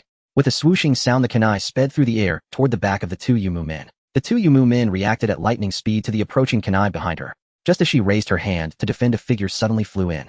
Qianxia mimicked the dramatic rescue movements she had seen in low-tier soap operas from her past life, colliding with the flying kunai. Smack! The kunai struck Qianxia in the waist, and blood spurted out. Not only were the two Yumu men stunned, but even the ninja who had thrown the kunai was taken aback. Ninja, report. I want to report. She is acting. Qianxia, thanks to my buddy for sending me the kunai, but why is it always my waist? As Qianxia fell to the ground with a thud, forming a pool of blood, the two Yumu men's pupils constricted, and the chakra of the two tails burst forth, materializing into a giant cat with two tails made of blue flame-like chakra on the ground. As the two Yumu doors transformed into tailed beasts, the entire battlefield could be described as shrouded in thin silk. The enormous blue cat demon swept across the battlefield, and a group of ninjas still using kunai and shuriken could not break through the tailed beast chakra defense. The battle was over in just 10 seconds. The two Yumu quickly reverted from their tailed beast form and fell to the ground with a thud. She turned and hurriedly ran towards Qianxia, who was lying in a pool of blood, nervously checking Qianxia's injuries. Oh no, it's too deep. And the location is terrible. This isn't just ordinary blood loss. What should I do? I don't know any medical ninjutsu. The eyes of the two Yumu trembled slightly. She didn't know medical ninjutsu, and she was perceptive enough to realize that such a severe injury could not be treated with typical medical ninjutsu. Cough. Qianxia coughed up a mouthful of blood. The amount was truly alarming. Even those who didn't suffer from hemophobia would likely become faint at the sight. With this amount of blood loss, there was no hope. Although they had only just met, and their bond was not particularly deep, the two Yumu had a good impression of Qianxia. If they returned to the village and confirmed she was indeed a ninja from there, the two Yumu even thought they might become good friends. But now there was no opportunity for that. The two Yumu held Qianxia's hand, asking if she had any last words. Qianxia struggled to press her lips together and opened her mouth, but the words she wanted to say got stuck in her throat. As Qianxia's head tilted, signifying her imminent demise, the two Yumu lowered her head, biting her lip. Then she took off her outer coat and placed it over Qianxia before walking alone towards Yunin village. What she was thinking at that moment was unknown to anyone. All that was clear was that she returned to the village with a gloomy aura that urged others to stay away. She immersed herself in high-difficulty tasks, and it wasn't until a month later that this situation barely improved. As the two Yumu left the near-death, Qianxia slowly opened her eyes. Has she gone far away? Qianxia squinted and slightly turned her neck to look around, then reached for the kunai that was still embedded in her waist. With a pop, the kunai was forcefully pulled out by Qianxia. With the blockage removed, the blood surged out even more violently, but within seconds the bleeding slowed to a visible degree, and after about 10 seconds it had completely stopped. A minute later the wound had already scabbed over. While I am confident in my recovery abilities, it still hurts. Qianxia covered the wound inflicted by the kunai with her hand, recalling the pain from earlier, causing her to shudder involuntarily. However, Qianxia did not regret her actions. It was the best way to break away from the two Yumu, while also feeling acutely aware of her current weakness. Although I wouldn't lose to most Jonin now, Jonin are essentially just slightly stronger cannon fodder. If the timeline reaches the fourth Great Ninja War, even having a cage-level strength won't be enough. As Qianxia lay on the ground, she muttered while rubbing her hair with her hand. She had only a few trump cards left. First, the Bloodline Limit Sharingan. But with only 3 Tomo, she hadn't even awakened the Mangekyo. It seemed that strong negative energy pressure was needed to open this form. This was already quite challenging for Qianxia, as her carefree personality made it difficult to accumulate substantial negative energy. Second, Regeneration Tentative. Her body is similar to Senju Hashirama, possessing a high-speed recovery ability. However, while Senju Hashirama had an innate sage body, Chinchia was still uncertain if she had the same. Third would release. This again relates to Senju Hashirama. This is a bloodline limit unique to him, powerful and capable of restraining tailed beasts. These are the three major trump cards Chinchia could rely on, but calling them trump cards feels misleading as it seems she has none that can truly make a significant difference. The journey is still long. Chinchia sighed helplessly and stood up from the ground. She had bled too much and her clothes were soaked with blood. However, Chinchia had long prepared a spare outfit. She turned her head to scan the surroundings once more and found a secluded corner to change her clothes. Earlier, Chinchia had been wearing a black, tight-fitting outfit which she had rummaged through her wardrobe to find. It was not too imbued with the Yamato Nadeshiko aesthetic. The black, tight-fitting outfit was no longer wearable, so Chinchia changed into a pure white dress. Standing there as long as she didn't speak, anyone would think she was the daughter of some noble family. However, Chinchia was indeed a noble's daughter. This dress feels so low in defense. She looked down at the pure white dress she was currently wearing and murmured softly. The defense was not just low. Wearing this dress made Chinchia unsure how to move if a fight broke out, as it was full of risks of exposure.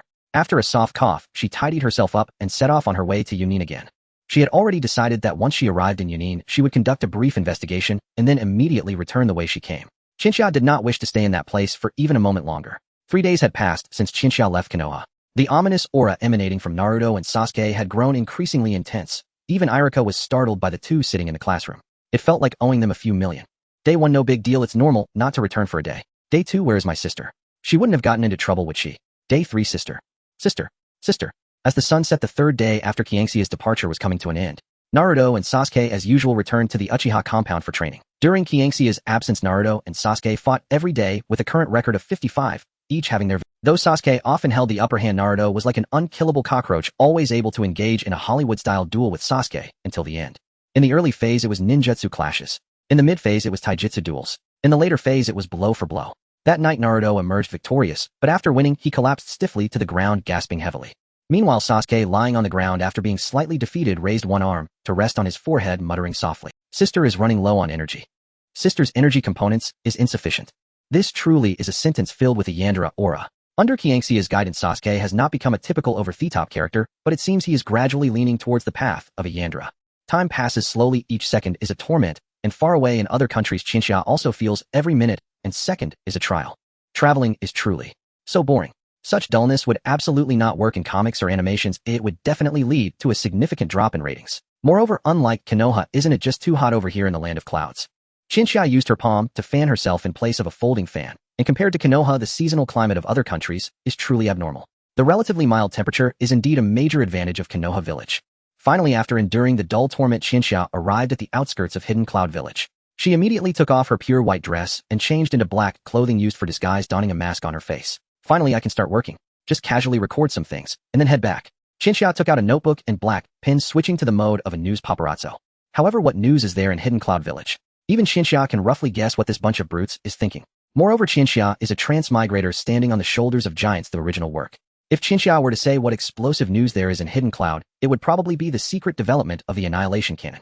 That thing could even blow up the moon in the movies. Isn't that explosive enough? But the problem is that this thing definitely hasn't appeared in this timeline. This project might not have even been proposed yet. Chinchia sighed helplessly and casually noted down some trivial matters such as what the villagers of Hidden Cloud usually talk about. After Chinchia sorted their words a bit, it became this version. The humiliating defeat of Hidden Cloud against Konoha has already become the biggest topic in the international community during this period. Let's take a look at what the ninjas of Hidden Cloud Village think. Ninja, how could we lose like this? It's so humiliating. We might as well have fought back then, or at least we wouldn't have lost face. Ninja BR Raikage really is getting worse with each generation. Has he made any improvements? Isn't it just changing soup without changing the medicine? Konoha is in decline, and we can only be second. Ninja C sneaking up on Konoha is one thing, but we only sent this few people. Do those few even have the capability? No way, they don't have that ability, you know. Ninja D, we lost to Konoha, and next we'll lose to a Wagakure, then to Kirigakure, and Sunagakure, losing face. The above are all Kiangxia's organized interpretations. In reality, they haven't been so straightforward, but in Kiangxia's eyes it's pretty much the same meaning. Kiangxia's pen flew across the pages of her notebook, recording the content mentioned above. After all, Sarutobi Hiruzen wouldn't know whether these words were true or false, and Chinchia wasn't just writing casually, she exaggerated just a little. Good. Let's write it this way. After all, it's not me who's worrying. After finishing writing, Chinchia snapped the notebook shut with a clap, revealing a devilish smile. 1 week out. 1 hour of work. Chinchia, you truly live up to your name. Time to wrap up. Should I check if there are any local specialties here first? After all, I've been out for so long, I should at least bring something back. Chinchia mumbled to herself, then looked towards the streets of Hidden Cloud Village. She honestly couldn't remember what specialties Hidden Cloud Village might have. as she thought Qianxia decisively made a brief disguise and quietly blended into the crowd. Once she entered the food street of Hidden Cloud Village, Qianxia immediately understood what the local specialty was. Beef. Exquisite beef. The favorite of brutes. Fine wine. Comparable to divine nectar. Even brutes roll their eyes after drinking. Although Qianxia doesn't drink much, beef is a viable option. Even though in her previous life Qianxia particularly enjoyed watching survival shows, where Bear Grylls would casually mention that any small item has more protein than beef, beef still remains one of the high-nutrition healthy meats. Should I buy some beef to bring back? Naruto and Sasuke are both still growing, while diligently training they also need to enhance their diet, and I want it. Grow a bit taller too. Qianxia mumbled as she couldn't help but tiptoe a bit. Currently her height is actually not even 1.6 meters, barely above 1.5. For a 13-year-old girl this height isn't embarrassing, but the problem is that Qianxia is not satisfied with this height. In adulthood, Sasuke's height reached 182 centimeters, while Naruto also reached 180 centimeters. Qianxia hopes not to end up too short in the future. She doesn't mind not being able to suppress them with the Buddha's palm, but there's even a risk of being pressed down by it. At the very least. At least she has to be above 1.6 meters. Qianxia's eyes were filled with determination, a blazing fire erupting within them. She quickly walked into a shop selling beef, and as soon as the shopkeeper saw a customer, he immediately greeted her with a smile. There are 3 factors at play here. First, there is a customer in business. Second, the customer is a beauty. Third, the other party is a ninja. That ninja headband she picked up from the ground has proven useful again. With this on, Qianxia doesn't even need to disguise herself too elaborately. Of course, she still needs to be cautious as there's a risk of running into the 2 Yuzawu doors by accident. Ninja miss, are you here to buy beef? How much do you need? Lean meat or fatty meat? Do you need bones? The beef shop owner greeted Qianxia with a smile. As a homebody, Qianxia doesn't quite understand ordinary beef from her past life, and she's even more clueless about the fine beef from the world of Naruto. This situation makes it easy for the seller to deceive her into buying beef that does not match the price. However, there is one difference from her previous life and her past life. She was just an ordinary middle-class individual, while in this world, she is a super-rich heiress with the financial power of a top-tier family. Qianxia feigned calmness as she took out a thick stack of lightning country banknotes from her luggage. For a moment, it seemed like an earthquake had occurred in the shopkeeper's eyes. Boss, I want both lean and fatty beef. Please give me the best. I believe you will make the right choice considering these banknotes. Qianxia waved the banknotes, nonchalantly speaking like a tycoon. Using absolute financial power to crush. Using money to instill fear. Qianxia, if you dare sell me fake goods, I might just crush your shop with money. Beef shop owner, yes. Understood. Qianxia lacked nothing, but certainly not money. With the foundation of her family, how could she ever be short of funds? The owner of the beef shop hurriedly turned to prepare the finest beef. During the waiting time, Qianxia stood quietly with her arms crossed, exuding a charm that was captivating simply by being a beauty in herself. At just 13 years old, if given more time to develop, one could already catch a glimpse of the future enchanting beauty that would... Is it ready yet? It's done. The owner of the beef shop swiftly tossed aside the kitchen knife in his hand, gathering the best beef in the store to present to Qianxia. It was about 10 jin in total, which should last her for some time. Qianxia weighed the beef in her left hand. Although she had plenty of money, she couldn't possibly carry back hundreds of jin of beef. Otherwise, Sarutobi Hiruzen would probably question whether she was on a mission or just shopping. After collecting the beef, Qianxia turned to leave. It was better not to linger in Yunin. Oh, she felt that staying any longer would lead to a situation too immense for her to devise a countermeasure. Just a few minutes after Qianxia left, a woman with tea-colored long hair appeared on the street. She emanated a gloomy aura, causing many acquaintances around her to feel intimidated and unable to greet her. Bystander, what's wrong, Lady Yumu? Did the mission fail? It can't possibly be a breakup, right? Perhaps hearing their murmurs, the 2 Yumu turned abruptly, glaring at a particular crowd, which quickly fell silent. After glaring, the 2 Yumu sighed helplessly. She didn't even realize how emotional she had become. Oh, clearly someone had just died in front of her. As a ninja in wartime, she should have long been accustomed to such events. The 2 Yumu walked to the beef shop where Qianxia had made her purchase. The shop owner was still thrilled about making such a large sale and completely oblivious to the gloom surrounding the 2 Yumu. Hey, isn't this Lady Yumu? Would you like to buy some beef from my little shop? The owner cheerfully waved his hand and said. The 2 Yumu glanced at him sideways, forcing a strained smile as they inquired. You seem to be in a good mood today. Haha, not only is business good, but I also met a very pretty lady. I wonder if you 2 know her. She's young, beautiful, and quite wealthy, the owner explained with a smile. The 2 Yumu paused for a moment, immediately thinking of Qianxia, but quickly dismissed the thought. There was no doubt that Qianxia had perished. Even if she could heal herself with medical ninjutsu, she wouldn't survive. She was definitely dead. One of the Yumu raised a hand to cover her forehead and shook her head vigorously. She couldn't dwell on this matter any longer. She was not one of those brash individuals. Acting on impulse was not an option. She needed to calm down quickly. There was still much work to be done. The 2 Yumu lifted their heads to gaze at the sky. Although she thought this, it was not something she could easily shake off. It would take a month before she could truly move on from this event. Meanwhile, Qianxia returned to Konoha without looking back. To be more cautious, it would have been best for her to linger longer at the spot where the 2 Yumu learned of her death and create a shadow clone to prevent the Yumu from retaliating. But Qianxia had no such intentions, nor was it necessary. As long as she returned to Konoha, they would be from 2 different worlds, and perhaps they would never intersect again in the future. Qianxia. Although I feel a bit guilty for deceiving you, I'm sorry, I'm also a ninja. About a week later, Qianxia finally left the land of lightning and returned to the land of fire. Rest assured the beef in her hands had not spoiled. As long as she continued to release chakra, the specially packaged beef was akin to being refrigerated, maintaining its quality for a long time. Finally reaching this point. Perhaps I can pick up Naruto and Sasuke after school. Whom should I surprise them? As Qianxia walked the path to Konoha smiling, she suddenly spotted a figure blocking her way. As the figure became clearer, Qianxia's smile faded. Before her stood someone who immediately put her on high alert. Gloomy and dark with bandages wrapped around his face and arms, he was one of the few individuals Qianxia deemed as a must-face enemy. Shimura Danzo, the manipulator of the dark side of Konoha, a ninja from the same era as Sarutobi Hiruzen. Like Hiruzen, he believed the village's needs outweighed everything, but he was far more extreme. By the way, after the Uchiha clan's massacre, a large number of Sharingan were taken by this man and forcibly implanted into himself. Beneath the bandages on his arms were Sharingan. The older brother of Qianxia, one of Uchiha Shizui's Sharingan, was also in her hands. Does that guy Sarutobi Hiruzen really think sending you out will keep you safe? As for that brat Sasuke, he's a different story. You are an exception, I can sense that if you continue to grow without being dealt with, you will become a threat to Konoha. Shimura Danzo leisurely approached Qianxia, confident that his actions posed no problems at all. Even if he killed Qianxia, Sarutobi Hiruzen wouldn't do anything to him, at most just yell at him a couple of times as usual. In reality, this was indeed the case. The only one who could save her was herself. Qianxia's eyes narrowed and 3 crimson tomo spiraled within her pupils. 3 tomo Sharingan. This was the ultimate level that most members of the Uchiha clan could only aspire to reach in their lifetime, and for Qianxia to achieve this at 13 was undoubtedly a testament to her genius. However, upon seeing the 3 tomo, Shimura Danzo remained scornful. In his eyes, the outcome was already decided, not just by raw strength, but by hidden cards. Let alone 3 tomo, even a Mangekyo. It won't be too painful because it will end soon. Shimura Danzo declared ominously, raising his hands to perform the hand seals. It won't hurt, it will end in an instant. Though arrogant, Shimizu Tozo indeed has the confidence to back it up. He may not be a shadow, but he surpasses them, and his strength undoubtedly reaches the level of a shadow. As Shimizu Tozo completed his hand seals, a brank ninjutsu wind release vacuum wave burst forth. Chika immediately reacted, jumping to the right to evade the strike, but right after came a barrage of vacuum waves akin to a machine gun. Bang, bang, bang. As the vacuum waves struck the ground after Chika evaded, they kicked up clouds of dust. Taking a direct hit would certainly not feel good. Girl, you sure can run swiftly. Shimizu Tozo swung his arm, transforming the vacuum wave into vacuum blades. Blades like those of a swordsman surged toward Chika. Chika's 3 tomo Sharingan spun rapidly, narrowly evading all of Shimizu Tozo's attacks. Shimizu Tozo looked on in surprise, thinking to himself that this girl is quite adept at dodging. Meanwhile, Chika was sweating profusely in her heart, thinking it was all luck. Although she had the 3 tomo Sharingan, evading so many wind blades surely involved an element of chance. Chika feigned calmness, gazing at Shimizu Tozo, as if to say, keep going, you just can't hit me, you just can't hit me. She couldn't afford to lose her momentum, while her mind raced to devise a strategy against Shimizu Tozo. To be honest, for a moment Chika truly couldn't think of how to deal with Shimizu Tozo. This guy met his end in the original story somewhat due to plot convenience, but such plot conveniences are privileges of the protagonist. No way, how could I diminish my own fighting spirit?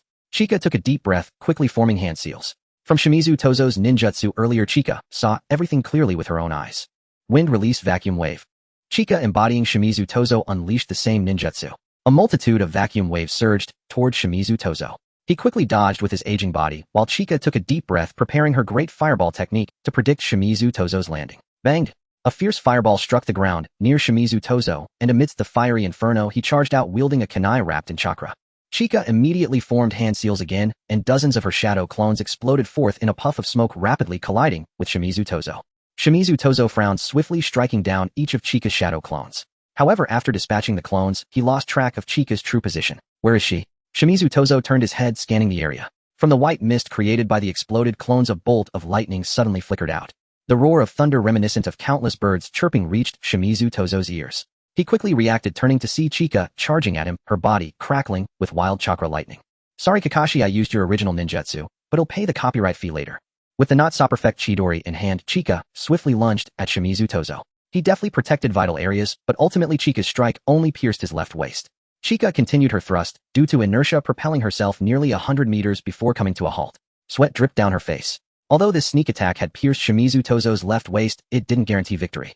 Suddenly, Shimizu Tozo's pierced left waist underwent a strange transformation. It wasn't healing or regenerating, it reverted directly to its state before being pierced. Izanagi. A wielder of the Sharingan can use Izanagi to turn unfavorable events that occurred within a certain time frame into non-events, choosing only the favorable outcomes to manifest in reality. The price is that the user's Sharingan becomes blind after use. This is one of the 2 forbidden techniques of the Sharingan. Interesting. You are indeed not as simple as you appear. Though just attuning your strength is definitely above most jonin. Underestimating you would certainly come at a heavy cost. Shimizu Tozo said this, yet he remained completely unperturbed. Though a bit wasteful, he could release that invincible technique 9 more times. Each release grants him roughly a minute of invincibility, meaning Shimizu Tozo possesses 10 minutes of invincibility. Even without high-output ninjutsu, this 10 minutes of invincibility is truly deadly. In the original story, such a character was defeated by a newly awakened Mangekyo Sharingan Sasuke, which certainly carried a hint of plot convenience. Chika watched Shimizu Tozo vigilantly. Fortunately, she also had her own advantages. She was familiar with Shimizu Tozo's trump cards, while he was unaware of hers. Using the weak to defeat the strong, overcoming arrogance at the most critical moment to deliver a fatal blow. Chika took a deep breath, her 3-demo Sharingan gleaming a deep scarlet. Shimizu Tozo paused for a moment as he looked at Chika's expression, suddenly remembering Uchiha Chinatsu. You siblings are quite interesting. I suddenly have a fascinating idea. Oh, I don't want to kill you anymore. A smile appeared on Shimizu Tozo's face as he suddenly conceived a new thought. Killing Chika would only mean losing one potential threat and gaining 2 3-demo Sharingan. It's a profit, but not a huge one. Moreover, even if Chika were gone, there's still a little brat at the Uchiha estate. Getting rid of that brat is not an easy task. Instead of killing her, let this girl become mine. This way he could not only kill 2 birds with 1 stone and control that sister-complex brat, but if these 2 kids grow up and each have their own marriage, he could make the Uchiha clan flourish once again, secretly controlling the entire Uchiha family. Excellent. Excellent. Shimizu Tozo's eyes burned with the flames of ambition. Yet making Chika his own would undoubtedly be a challenging task, for the Uchiha clan members are notoriously stubborn. However, Shimizu Tozo's trump card is that Uchiha Shizui's Mangekyo Sharingan, Kodoama Tsukumi. One of the strongest jinjutsu capable of interfering with the opponent's mind, subtly altering their memory's consciousness. Using your brother's eye techniques against you, perhaps this is the will of fate. Now accept your destiny. As Shimizu Tozo spoke, he reached up to uncover the bandage obscuring his right eye. The transplanted Mangekyo Sharingan of Uchiha Chinatsu shone brightly. Kodoama Tsukumi. As Shimura Danzo activated Kodoama Tsukumi, the unavoidable Chika was instantly struck. Loyal to me, I am your only master. Danzo cared more about the loyalty of his subordinates than their strength. If someone was too strong without adequate loyalty, there was a risk of being stabbed in the back. Chika stood dazed in place at that moment, resembling a mere puppet with the command to be loyal to Danzo continuously echoing in her mind. Yes. As Chika's lips parted to respond with a yes, Danzo knew he had succeeded, a victorious smile breaking across his face. At this moment, he was even envisioning the future waiting for her and that little brat to have their wedding, allowing the Uchiha clan to take root and flourish once more, while he secretly controlled this top-tier clan possessing an endless supply of Sharingan and formidable troops. All it cost him was a Kodoama Tsukumi, which was truly a bargain. You may go back now. Stay low for a while, and don't cause any trouble. Once you grow a bit older, I will arrange a marriage for you. Understood. Chika nodded slightly, then walked woodenly step by step towards Konoha, leaving behind the excited Danzo still reveling in his triumph. After walking for about 10 minutes, having distanced herself from Danzo's watchful eyes, a figure suddenly flashed around Chika. Before Chika could react, a powerful fist slammed into her face, sending her flying. Wake up! As the figure landed, it became clear that the one who struck Chika was none other than Chika herself. It turned out that while Chika was battling Danzo and using Shadow Clone Jutsu, she had swapped identities with a clone amidst the white mist. Moreover, this clone was not an ordinary Shadow Clone, but a Wood Clone. Wood Clones are sturdier than ordinary Shadow Clones and are not easily dispersed, possessing the same undetectable nature as Shadow Clones. Neither the Sharingan Byakugan nor even the Rinnegan can see through them. As Chika's true self struck her Wood Clone with a chakra-infused punch, a hint of clarity gradually returned to the formerly dazed eyes of the clone. When a clone is dismissed, the experiences it gathered during its actions are relayed back to the original body, and ordinary illusions cannot affect the clone. However, Kodoama Tsukumi is an exception. Chika was unsure whether after dismissing her clone that had been affected by Kodoama Tsukumi, she would also be subjected to the brainwashing. Thus it was best to first free the clone from the brainwashed state before dismissing it. Chika took a deep breath and exhaled heavily, contemplating 2 methods to counter Kodoama Tsukumi. First, no matter how strong Kodoama Tsukumi is, it is still just an illusion. An illusion can be overridden by another stronger illusion, but while the principle is feasible, the technique does not support it. Second, ultimately illusions are just a form of chakra interference, so all that was needed was to disrupt this chakra. Therefore, Chika decided to use the most straightforward method. She took a deep breath, clenched her fists, and looked resolutely at the cheek of her identical clone. Before I wake you up, don't you dare dismiss yourself. With her words, Chika unleashed a barrage of punches on her with clone targeting its face. Chika aura. Half an hour passed just like that. Outside Konoha, a somewhat disheveled Chika walked step by step towards the village. No one knew just how many punches she had thrown at her clone. Fortunately, Chika did not give up, and when her chakra was nearly depleted, she finally succeeded. This was no easy feat. If Kodoama Tsukumi had affected her original self instead of the clone, Chika would not have been able to unleash her frustrations so freely. After all, Kodoama Tsukumi was truly terrifying. Chika raised a hand to her head, feeling somewhat dizzy, unsure if it was a side effect or merely a psychological response. She still felt as if she could hear Danzo's voice echoing in her mind. Fortunately, there were no fond feelings, only disgust. The guards at Konoha immediately peered out to investigate upon seeing someone return. When they recognized it was Chika, they relaxed as she was quite well known within the village. Miss Chika, have you returned from a mission? Yes, but it wasn't a difficult task. After all, I'm just an ordinary chunin. Chika replied with a smile, pretending to be a lady. Although she didn't particularly want to play the role of a sweet lady, it had to be said that the innocent lady image was quite useful. Moreover, Danzo probably hoped she would maintain this appearance. After returning to Konoha, Chika let out a huge sigh of relief. Although the village wasn't absolutely safe, it was certainly much safer than Kumogakure, and most importantly, she had temporarily resolved the threat posed by Danzo. Chika raised one hand to her chest, panting. When she first encountered Danzo, her heart raced, and now was not the time to truly. Danzo, enjoy your laughter while you can. When I level up all my skills the next time I use Chidori, it won't be your left side that gets. Chika clenched her fists, muttering to herself. She looked up at the sky, realizing it was still early, and it wasn't yet time to pick up Naruto and Sasuke. She then changed her direction, opting to head home. Upon returning to the Uchiha residence, Chika felt an unusually refreshing mood, even feeling a strong desire. Unknowingly, she had adapted to this place, and regarded the Uchiha residence as her home. The feeling of returning home was truly wonderful. Alright, forget about Danzo for now, let's deal with this beef, and prepare a beef feast. Chika looked confidently at the beef in her hands, and headed towards the kitchen in the Uchiha residence. In the evening, Sasuke and Naruto returned from ninja school at the usual time. When they got close to the Uchiha residence, they noticed plumes of black smoke rising from within. Is it on fire?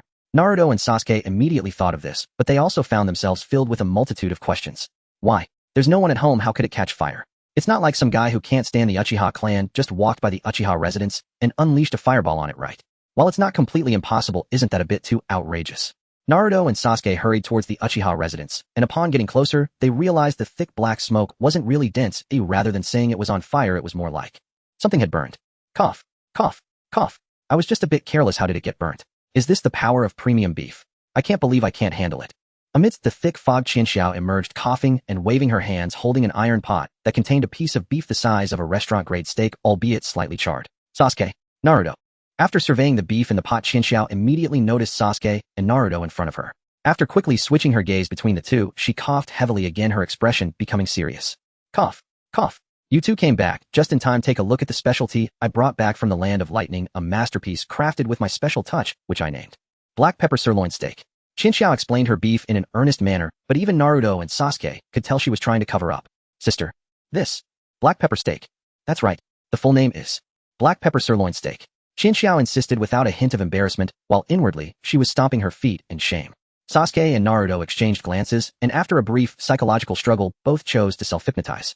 Sister, is the truth. Sister, I'm hungry. I want to try it. Sasuke was the first to successfully self-hypnotize, raising his arm and speaking loudly. This actually startled Chinxiao as she looked down at her black pepper steak in the iron pot and gulped. This thing should be edible, right? Chinxiao intended to let Sasuke try it, but just as she was about to say it, her conscience held her back. You wait a moment, I'll try it first. Chinxiao, with a serious expression, carried the iron pot to the dining table in the living room. Her eyes focused on the steak, and finally she closed her eyes and took a bite with a fork. Chewing, chewing, chewing. The taste isn't bad. Before Chinxiao could finish her sentence, her eyes rolled back, and she collapsed to the floor. Naruto and Sasuke were so shocked that their eyes widened, rushing to Qianxia's side. After a series of ineffective shouts, they worked together to drag Chinxiao onto the sofa. When they turned to look at the black pepper steak on the dining table, both revealed expressions of fear. Black pepper steak. What a terrifying biological weapon. Thanks to this biological weapon, Chinxiao slept for 12 hours. It wasn't just the effect of the weapon, she had also overworked herself earlier. In her dreams, Chinxiao felt as if she had entered a magical sea where everything around her was strange, yet somehow, perhaps because it was a dream, there was no concept of time, so everything felt hazy and fantastical. In this boundless ocean, she suddenly spotted a dilapidated small wooden boat, and on this boat sat a girl in a relaxed pose, exuding an air of nonchalance. Driven by curiosity, Chinxiao squinted to see it more clearly, but when she really did, her eyes widened in shock. The girl on the boat looked a lot like her. Aside from the drastically different aura, they were almost identical in appearance. 3 knives were sheathed at her waist, and her outfit was incredibly neat, exuding an air of authority. Just as Chinxiao was observing, the girl in the distance seemed to notice her and looked over. Their eyes met. The dream awakened. My head hurts. And my stomach doesn't feel too good. What is happening? Chinxiao murmured, raising a hand to rub her head. When she surveyed her surroundings and saw the do not disturb weapon on the dining table, Chinxiao understood everything. I didn't expect to be knocked out by my own cooking. This isn't a realm where one can merely complain about dark cuisine. Chinxiao chuckled as she mocked herself, but now she was more concerned about the dream she had just experienced. Was that just a dream? It felt more like a cross-dimensional experience. Just having a dream that crosses dimensions is a bit too absurd, isn't it? Chinxiao shook her head with a smile, dismissing that possibility. She tidied her clothes and hair slightly before preparing to head out. What was she going out for? Of course, to report the results of her investigation in the hidden cloud village to Sarutobi Hiruzen. Soon Qianxiao arrived at the Hokage's office. With a knock. Knock. Knock. Sarutobi Hiruzen responded, "Come in," and Qianxiao pushed open the door and walked in. It's you. You're back so soon." Sarutobi Hiruzen looked at Qianxiao in surprise. He had hoped she would stay out longer to avoid being targeted by Shimura Danzo, but it had only been a short while. A month. Is there any results? Of course there are, Hokage-sama, please take a look. Qianxiao earnestly took out the little notebook she had carefully written in from her pocket and handed it to Sarutobi Hiruzen. As Sarutobi Hiruzen looked at Qianxia's serious expression, he too became serious. But when he saw the contents of the notebook, his face instantly fell. "This is Sarutobi Hiruzen, are you serious? Did you not take the wrong one?"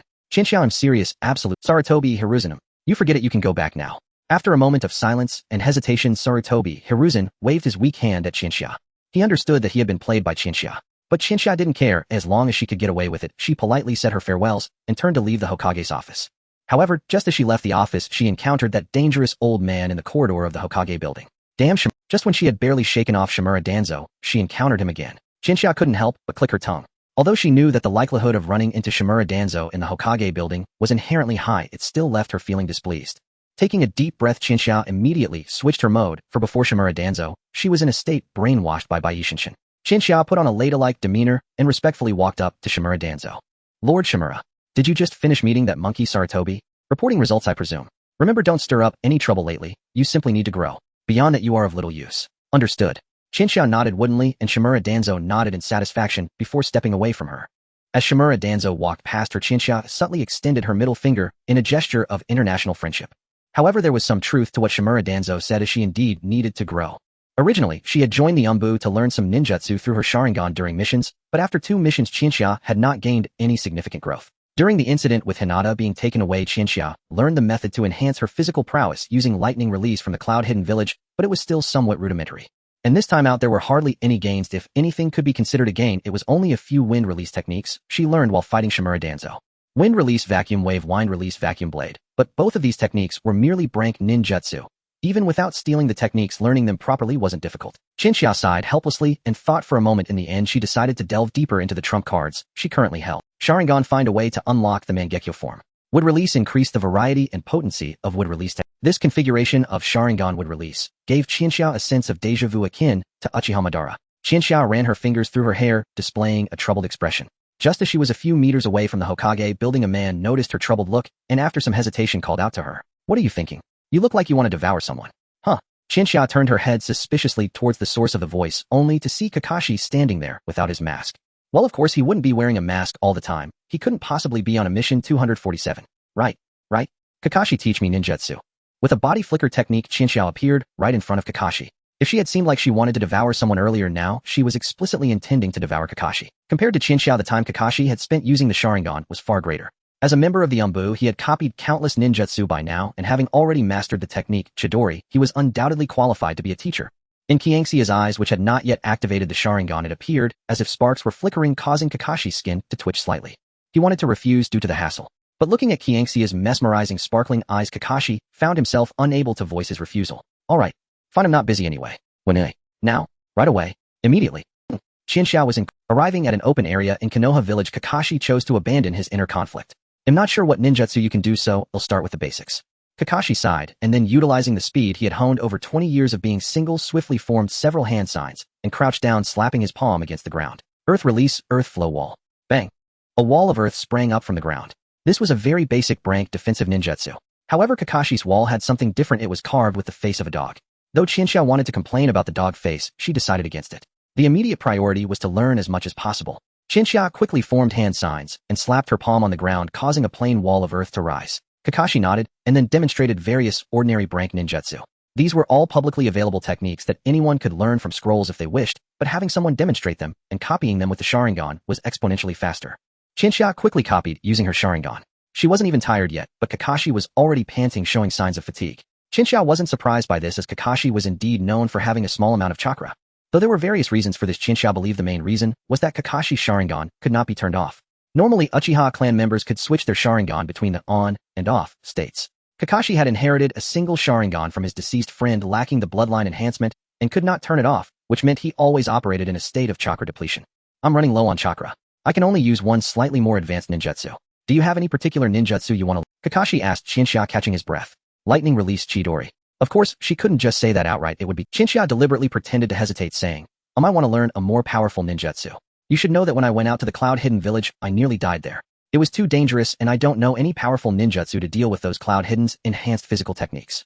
Shinshia admitted that not everything she said was a lie, as she really had nearly died there, and if her acting was poor. Kakashi fell into deep thought as he listened to Qianxia's words. During this time, Shinshia was internally shouting, Chidori. Alright, then I'll teach you this technique. It's also a ninjutsu I learned from the Cloud-Hidden, and I think it has good potential. Oh, perhaps you can even develop it further. Kakashi's eyes focused, and using the last bit of his chakra, he clapped his hands and formed hand signs. Lightning released Black Lightning Black Panther. Black lightning erupted from Kakashi, forming a Black Panther that swiftly darted away, destroying everything in it. Though impressive. But, where's my Chidori? Shinshia lowered her head, letting out a resigned sigh. As expected, one wouldn't casually hand over their signature technique to someone else. Her favorability was still insufficient. Qianxia's plan to learn Chidori had failed. But I will not give up.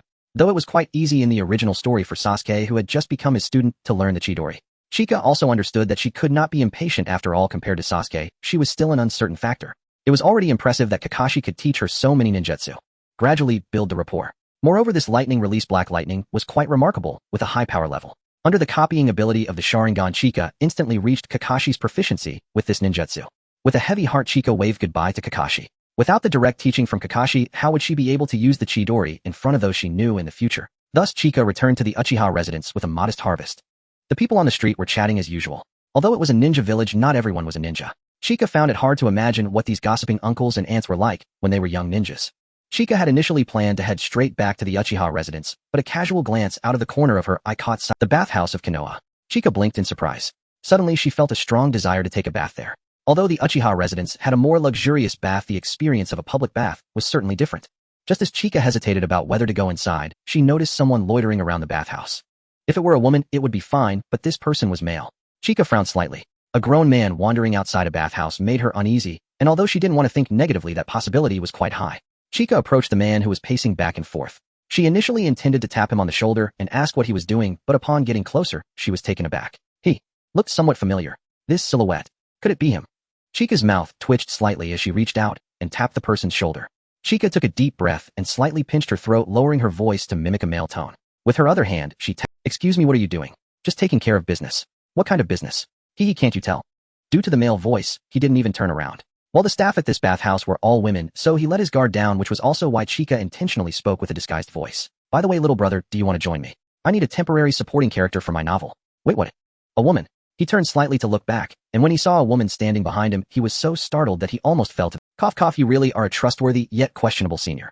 Chika looked at the white-haired old man who was preparing to peep at the women's bath, wearing a face of exasperation, with one hand on her hip. Jiraiya.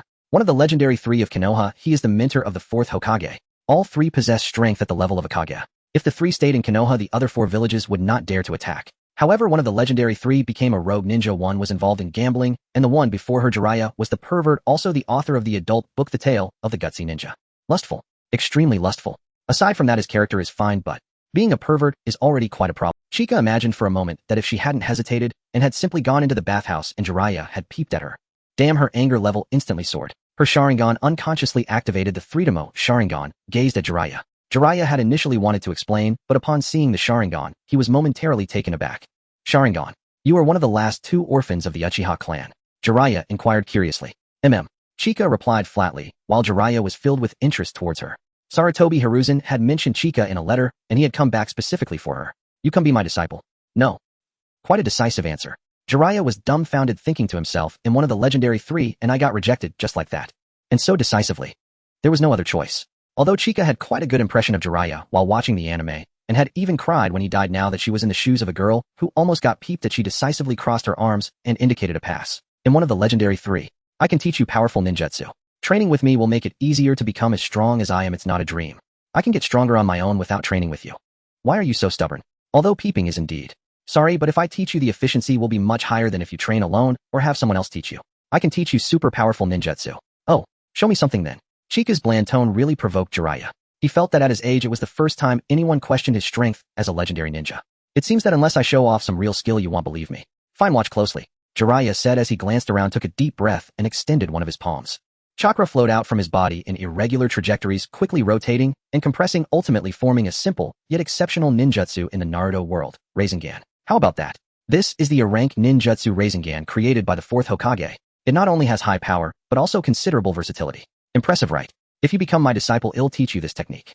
Jiraiya's words were cut off as he choked on them, for in front of him Chika, with an indifferent expression, raised her own palm, which was holding a sphere that was just slightly smaller than his Rasengan. Chika, go on, I'm listening. Jiraiya, how careless. This damn Sharingan. 2 chapters yesterday, 2 chapters today, I've finally stabilized my update speed. Tomorrow the system push will begin. The success of this book will depend on the performance during this system push period, so please keep following. By the way, the rating system for this book has finally opened. Please help me rate it. Since it just opened, it currently stands at 6 points. The Sharingan, a top-tier bloodline limit, can rapidly copy others' ninjutsu through these eyes. Apart from the unique techniques derived from specific bloodline limits and certain strength-forbidden techniques, the Sharingan can swiftly replicate almost any ninjutsu. The Rasengan is in a rank incomplete ninjutsu. With her 3-tomo Sharingan, Chinchia can naturally copy it quickly, but compared to the Rasengan, she desires to master the Chidori even more. The reason is simple, it's mainly about style. To truly master the Rasengan, one needs a considerable amount of chakra. A Chinchia does not believe her mere 3 or 4 Kakashi level chakra can handle this ninjutsu. Jiraiya looked at the Rasengan in Qianxia's hand, then at the one in his own, his face twitching uncontrollably.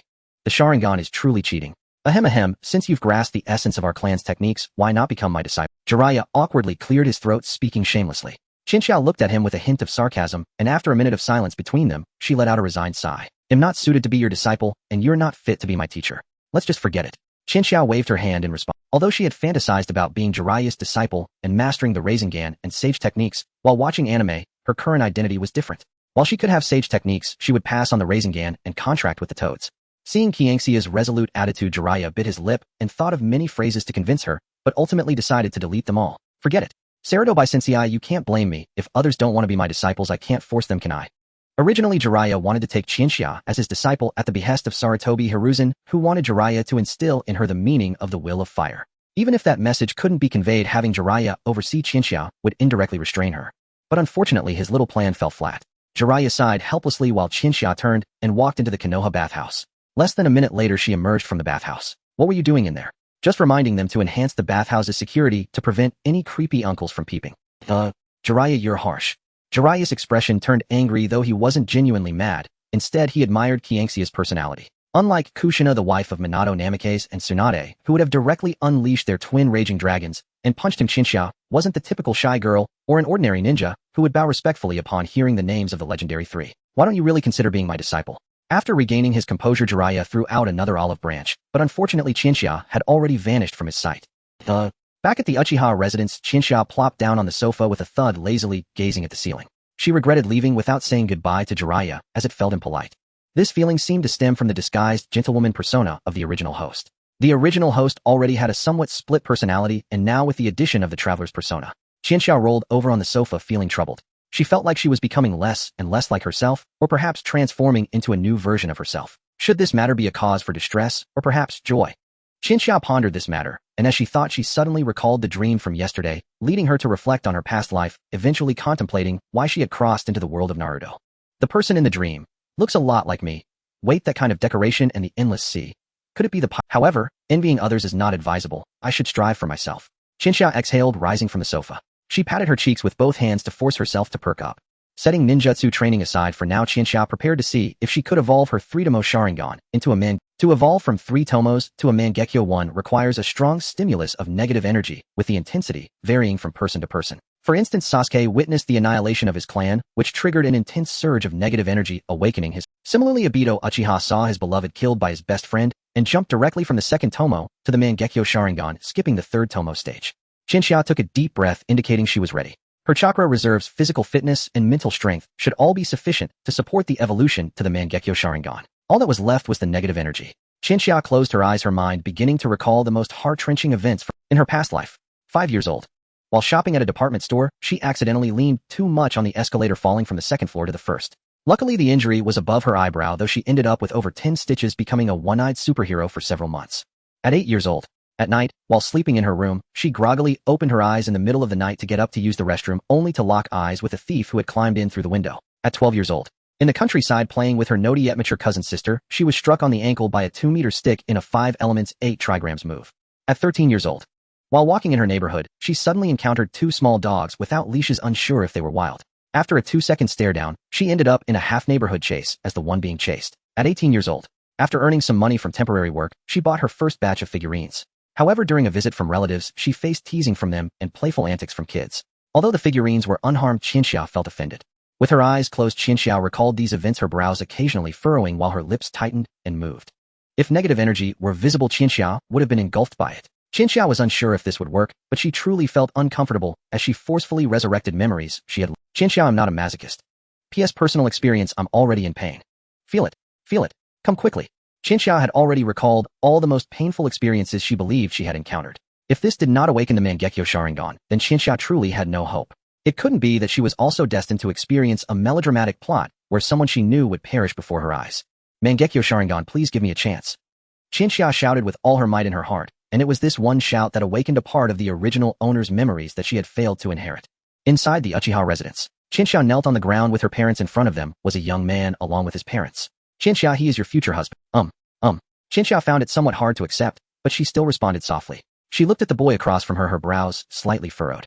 Simply because she was a woman and belonged to the Uchiha clan, even with good talent, she would be early on labeled with the marriage. The boy across from her was far less outstanding than Qianxia. She had already awakened the 3-tomo Sharingan, while he still only had the 2-tomo. Whether it was in physical skills ninjutsu, or even the diligence expected of a ninja, Qianxia was confident she could easily surpass him.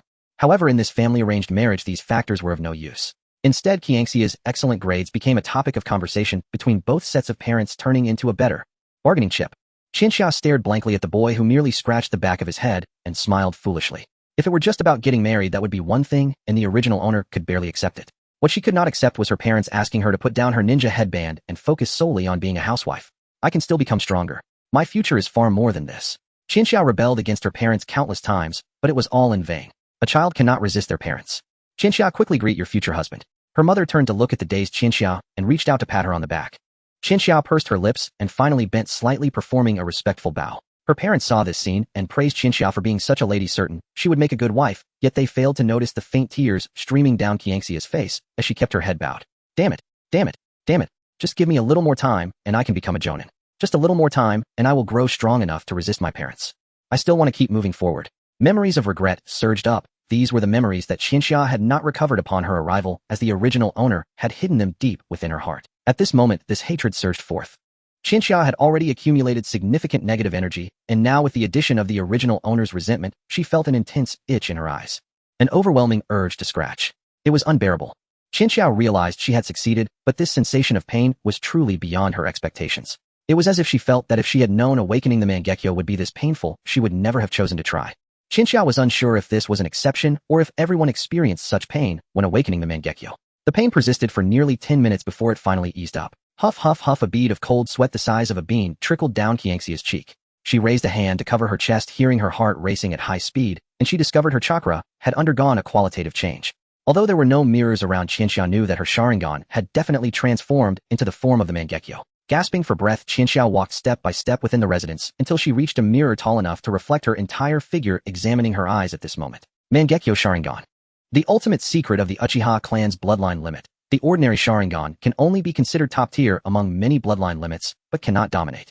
However, after entering the Mangekyo state, there are very few bloodline limits that can stand on equal footing with the Sharingan. Qianxia looked at her reflection in the mirror, her familiar, yet strange eyes resembling those of her older brother Uchiha Shisui, but with more curves and some unique black stripes. Is this my Mangekyo Sharingan? Qianxia murmured with a trembling voice, her excitement somewhat influenced by the original owner. After all, had she awakened the Mangekyo at that time, she would have been able to seize her own destiny. The official Naruto guidebook describes the Mangekyo Sharingan as the strongest eye that sees through the 3 realms, in earth-shattering ocular technique. After awakening the Mangekyo Sharingan, Qianxia even had the illusion that the air she breathed felt different. To put it simply, Qianxia was floating. However, she couldn't float for long, as Qianxia could feel her chakra seemingly burning. If she continued to waste time, this Mangekyo would automatically close. The first time awakening the Mangekyo Sharingan, the consumption was truly immense. Qianxia closed her eyes, but did not lift the state of the Mangekyo. She focused on absorbing the knowledge obtained from awakening the Mangekyo. The Mangekyo Sharingan comes with 2 unique abilities which vary from person to person and depend on the owner's personality, mindset, and desires. Sometimes both eyes may possess the same ability. Uchiha Itachi's abilities are Tsukuyami and Amaterasu. One can pull the enemy's mind into a genjutsu space. In the Tsukuyami world, all factors including time, place, and quality are controlled by the caster, and the enemy will suffer immense physical and mental pain in the illusion. The other is the everlasting black flame, which once hit will burn the target to ashes. However, it seems that aside from a few Hashirama cells, it has never burned anyone to death. Both of these techniques are extremely powerful, yet their effective range is defined as close quarters. Qianxia fervently recited in her heart that her abilities must not be inferior, at least they should be on par with Itachi. Soon Qianxia understood the ability contained within her right eye, Kodoame Tsukumi. It was actually the same ninjutsu as Uchiha Shursui. Perhaps it was due to their bloodline connection. Regardless, this ninjutsu made Qianxia very happy, as it was indeed an ultimate illusion. As for the ability residing in her left eye, as Qianxia continued to ponder, she initially thought that as long as the Kodoame Tsukumi was solid, she could accept any other ability that wasn't too bad. However, the results still surprised her. I think I have finally risen. The technique of the right eye is Bietian Shun. The technique of the left eye is reproduction. Unlike the copying ability of the ordinary Sharingan, the ability of the left eye allows Qianxia to replicate even in strength forbidden technique or a bloodline limit. The only cost is to expend a multiple amount of chakra to release it. Though this technique may not be particularly suitable for Qianxia, who only possesses the chakra equivalent to 3 or 4 Kakashi, it undoubtedly holds considerable potential. Before Qianxia could find someone to test the power of her Mangekyo Sharingan, it automatically closed. Qianxia closed her eyes, gasping heavily. The first activation of the Mangekyo Sharingan truly consumed an enormous amount of chakra. She leaned against the wall and returned to the sofa in the living room, collapsing onto the floor. Looking at the results, this time was indeed a great harvest. But I need to find a way to solve the chakra deficit. Tailed B. Senjutsu. Forget about the toad. Qianxia lay on the sofa, raising one hand to her forehead, murmuring softly. There are only a few effective methods to enhance chakra, with the most useful being tailed beasts and senjutsu. If there were a tailed beast, it would be like having a chakra power bank, enabling the Jinchuriki to rapidly elevate their strength to that of a Kage. As for senjutsu, there are 3 known types: Myobo-kuzen in the land of toads, Ryukido where the snake sage resides, and Shiba-kuzen where the slug sage exists. Toad, snake, slug. Qianxia covered her cheek with one hand, her mouth twitching slightly. To be honest, she didn't want to contract with any of these 3. If she had to choose, she would pick the snake, but considering future developments, the slug would be better. I won't think about it anymore. At least today has been fruitful. If I encounter Shimura Danzo now, I might have a chance. Qianxia muttered, then climbed up from the sofa. Is there anything else to do? Qianxia pondered for a moment. Although she could surely find ways to make use of this time, a little rest was also necessary. Let's take a bath.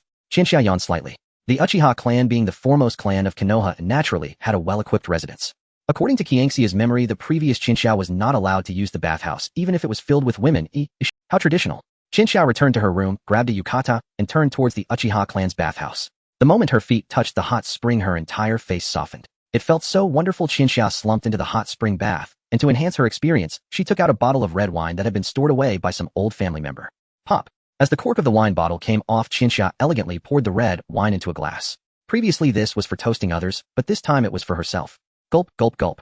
Qianxia downed the red wine in her glass in one go. At first she thought it was nothing special, but less than 10 seconds later she realized she had underestimated it. The world spun, and she felt as if the hot spring water was defying the laws of physics, rising upwards. Hick hick. Qianxia's dazed body swayed in the hot spring bath. After letting out a few satisfied belches, she lifted her head and fell asleep, gulping. 20 minutes later, Naruto and Sasuke left the ninja academy as usual. As soon as they entered, they shouted, "Sister." However, there was no response. Where did Sister go? Mission. Didn't she just come back? Naruto and Sasuke searched the house for Qianxia, but they couldn't find her in the living room, kitchen, or any room on the first floor. Sister really isn't here. Sasuke furrowed his brow in confusion, almost believing that Qianxia was not home. But beside him, Naruto suddenly had a flash of inspiration and seriously raised a finger, saying, "No. There's one place we haven't searched." "Where?" "The bathhouse." "Oh." Sasuke paused for a moment, then revealed a look of "oh right." But he quickly realized, "Wait, if Sister is really in the bathhouse, we have no way to confirm that." "TSK tisk, of course we can confirm it," Naruto said with a smile, shaking the finger he had pointed. Sasuke's eyes widened, thinking Naruto had some lewd intention, and he instantly raised his fist. Seeing this, Naruto quickly waved his hands and explained, "Sasuke, what are you thinking? Of course we can't look, but we can listen, right? Ninjas' dynamic vision and hearing far exceed that of ordinary people. As long as you press your ear against the bathhouse door, can't you hear any unusual sounds? That way you can confirm Qianxia is home, right?" Sasuke's expression suddenly changed to one of realization, while Naruto chuckled beside him, as if to say, "Sasuke, you're really too innocent." The two of them bantered as they quickly walked towards the bathhouse outside the residence. Just as they reached out a hand to decide who would eavesdrop, using rock, paper, scissors, clear footsteps echoed from inside the bathhouse loud enough to hear, without pressing an ear against the door. Moments later, a well-dressed Qianxia emerged from the bathhouse without a hint of revealing intent. However, Sasuke and Naruto were still taken aback by her appearance. Sister's aura has changed again. Just yesterday there was no such change. How could this happen in just one day? Both Naruto and Sasuke were left stunned, with Sasuke being even more affected. He gazed at Qianxia's normal eyes that had yet to activate the Sharingan, and perhaps due to their blood connection, he vaguely sensed something. Before Sasuke could ask, Chinchou placed her hands upon their heads. The Mangekyo Sharingan was not something Sasuke should know about right now, especially since he only had a single Tomo Sharingan at this moment. I can't take it anymore, I can't take it anymore. I had no issues yesterday, but today I woke up with a sudden headache and weak legs. If nothing unexpected happens, I must have it. But that's normal, as my parents also have it. It was only a matter of time before I got it. Sleep for an hour, right for 10 minutes, and let today pass like this. I heard the symptoms will be worse tomorrow with fevers and such. They'll take it one step at a time and hope to recover quickly. Sister, is something about you different? What could possibly be different? Don't talk nonsense. Did you put on makeup? Just joking. I'm naturally stunning. Oh, why would I ever need makeup? Chika delivered the lie with unruffled composure, mainly because she wasn't yet ready to reveal the truth of her Mangekyo Sharingan to Sasuke. Though Chika had long since steered Sasuke's psyche far more stably than in the original timeline, the secret of the Mangekyo remained a volatile powder keg. One misstep, and he might truly unravel. With a serene smile, Chika deployed her signature technique, the Buddha's palm, pressing firmly down upon Sasuke's head as if to physically suppress his overthinking. Sasuke bowed his head in silent contemplation for a moment, and then quite genuinely let the thought slip away. Perhaps it really was just my imagination. Sasuke murmured softly under his breath. Beside him, Naruto, who'd felt the same subtle shift, instinctively swallowed the words he'd been about to blurt. Me too. If even Sasuke dismissed it as illusion, then surely his own impression must be illusory too, perhaps even a shared hallucination.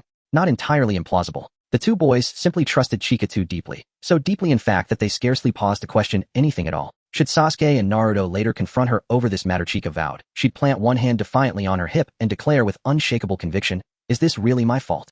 Clearly not. I'm merely honing your critical thinking. Youths, remember, the world is steeped in deception, intrigue, and rude. After all, audacity, when wielded without restraint, renders even the most dubious excuses utterly unassailable." Once Chika had smoothly deflected suspicion, the trio finally settled into her long-awaited class session. Step 1. Assess their training progress, using of course the time-honored bell-grabbing exercise. Come at me together. The rules remain unchanged. Your objective is to snatch the bell tied to my leg. Let's see just how far your skills have sharpened. Chika gestured faintly toward Naruto and Sasuke. Instantly both braced themselves, not exchanging a single word, and launched their assault with razor-sharp focus. Shadow clone technique. Poof, poof, poof.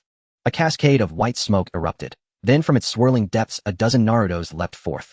Yet none charged heat, and instead they scattered, instantly converging upon Chika from every direction. Chika's chakra reserves were severely depleted, still reeling from her recent Mangekyo awakening. But even so, she met Naruto's onslaught with effortless poise.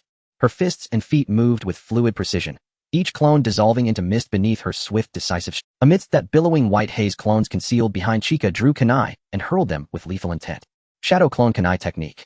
Impossible. That jutsu ranked a class. Neither Chika nor Naruto had mastered it.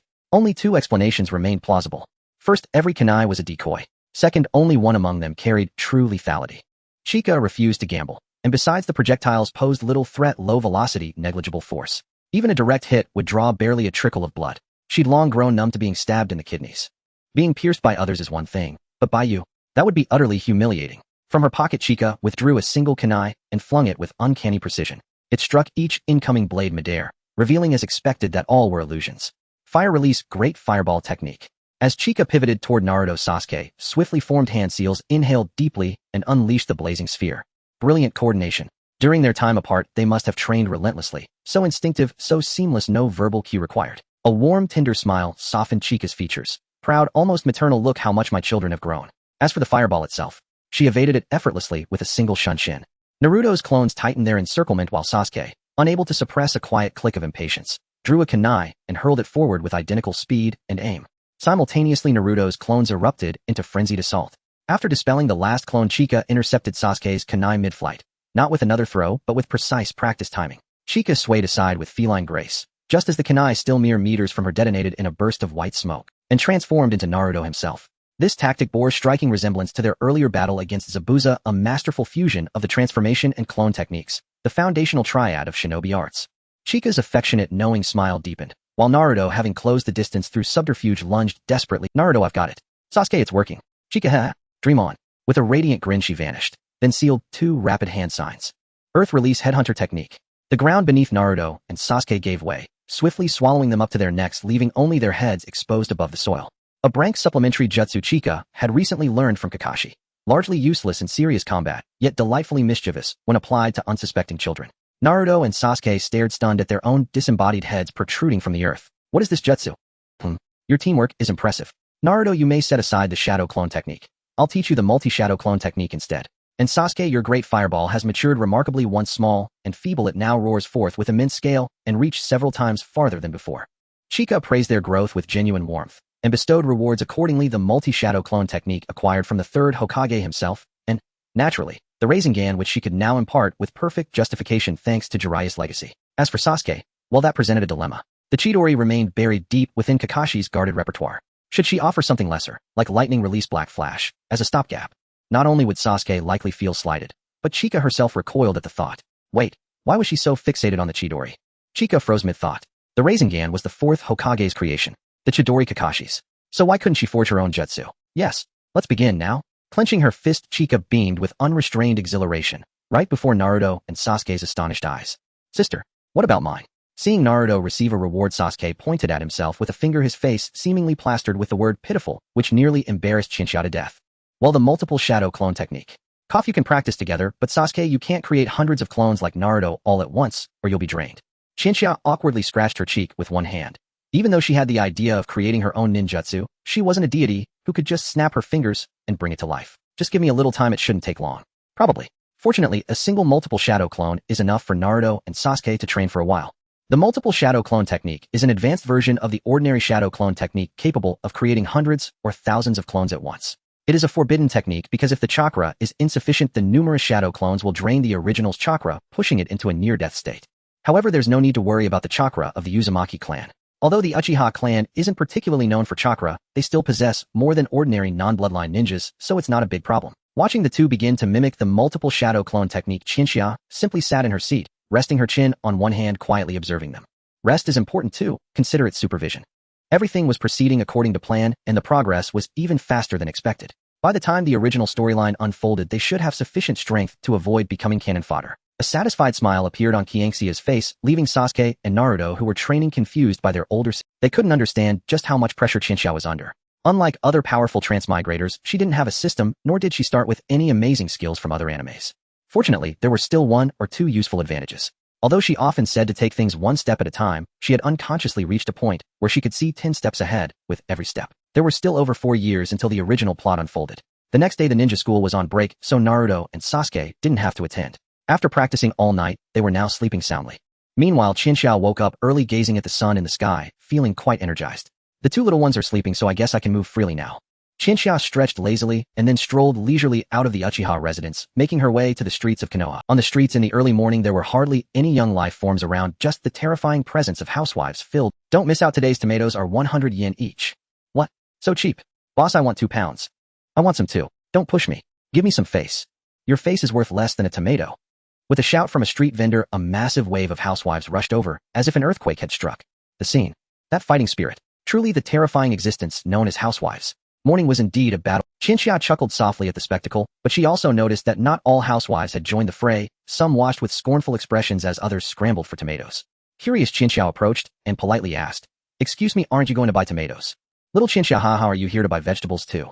You're still so young to be up against us battle-hardened housewives. It's quite a difficult task. Should I have an aunt help you in the future? The housewife said with a smile.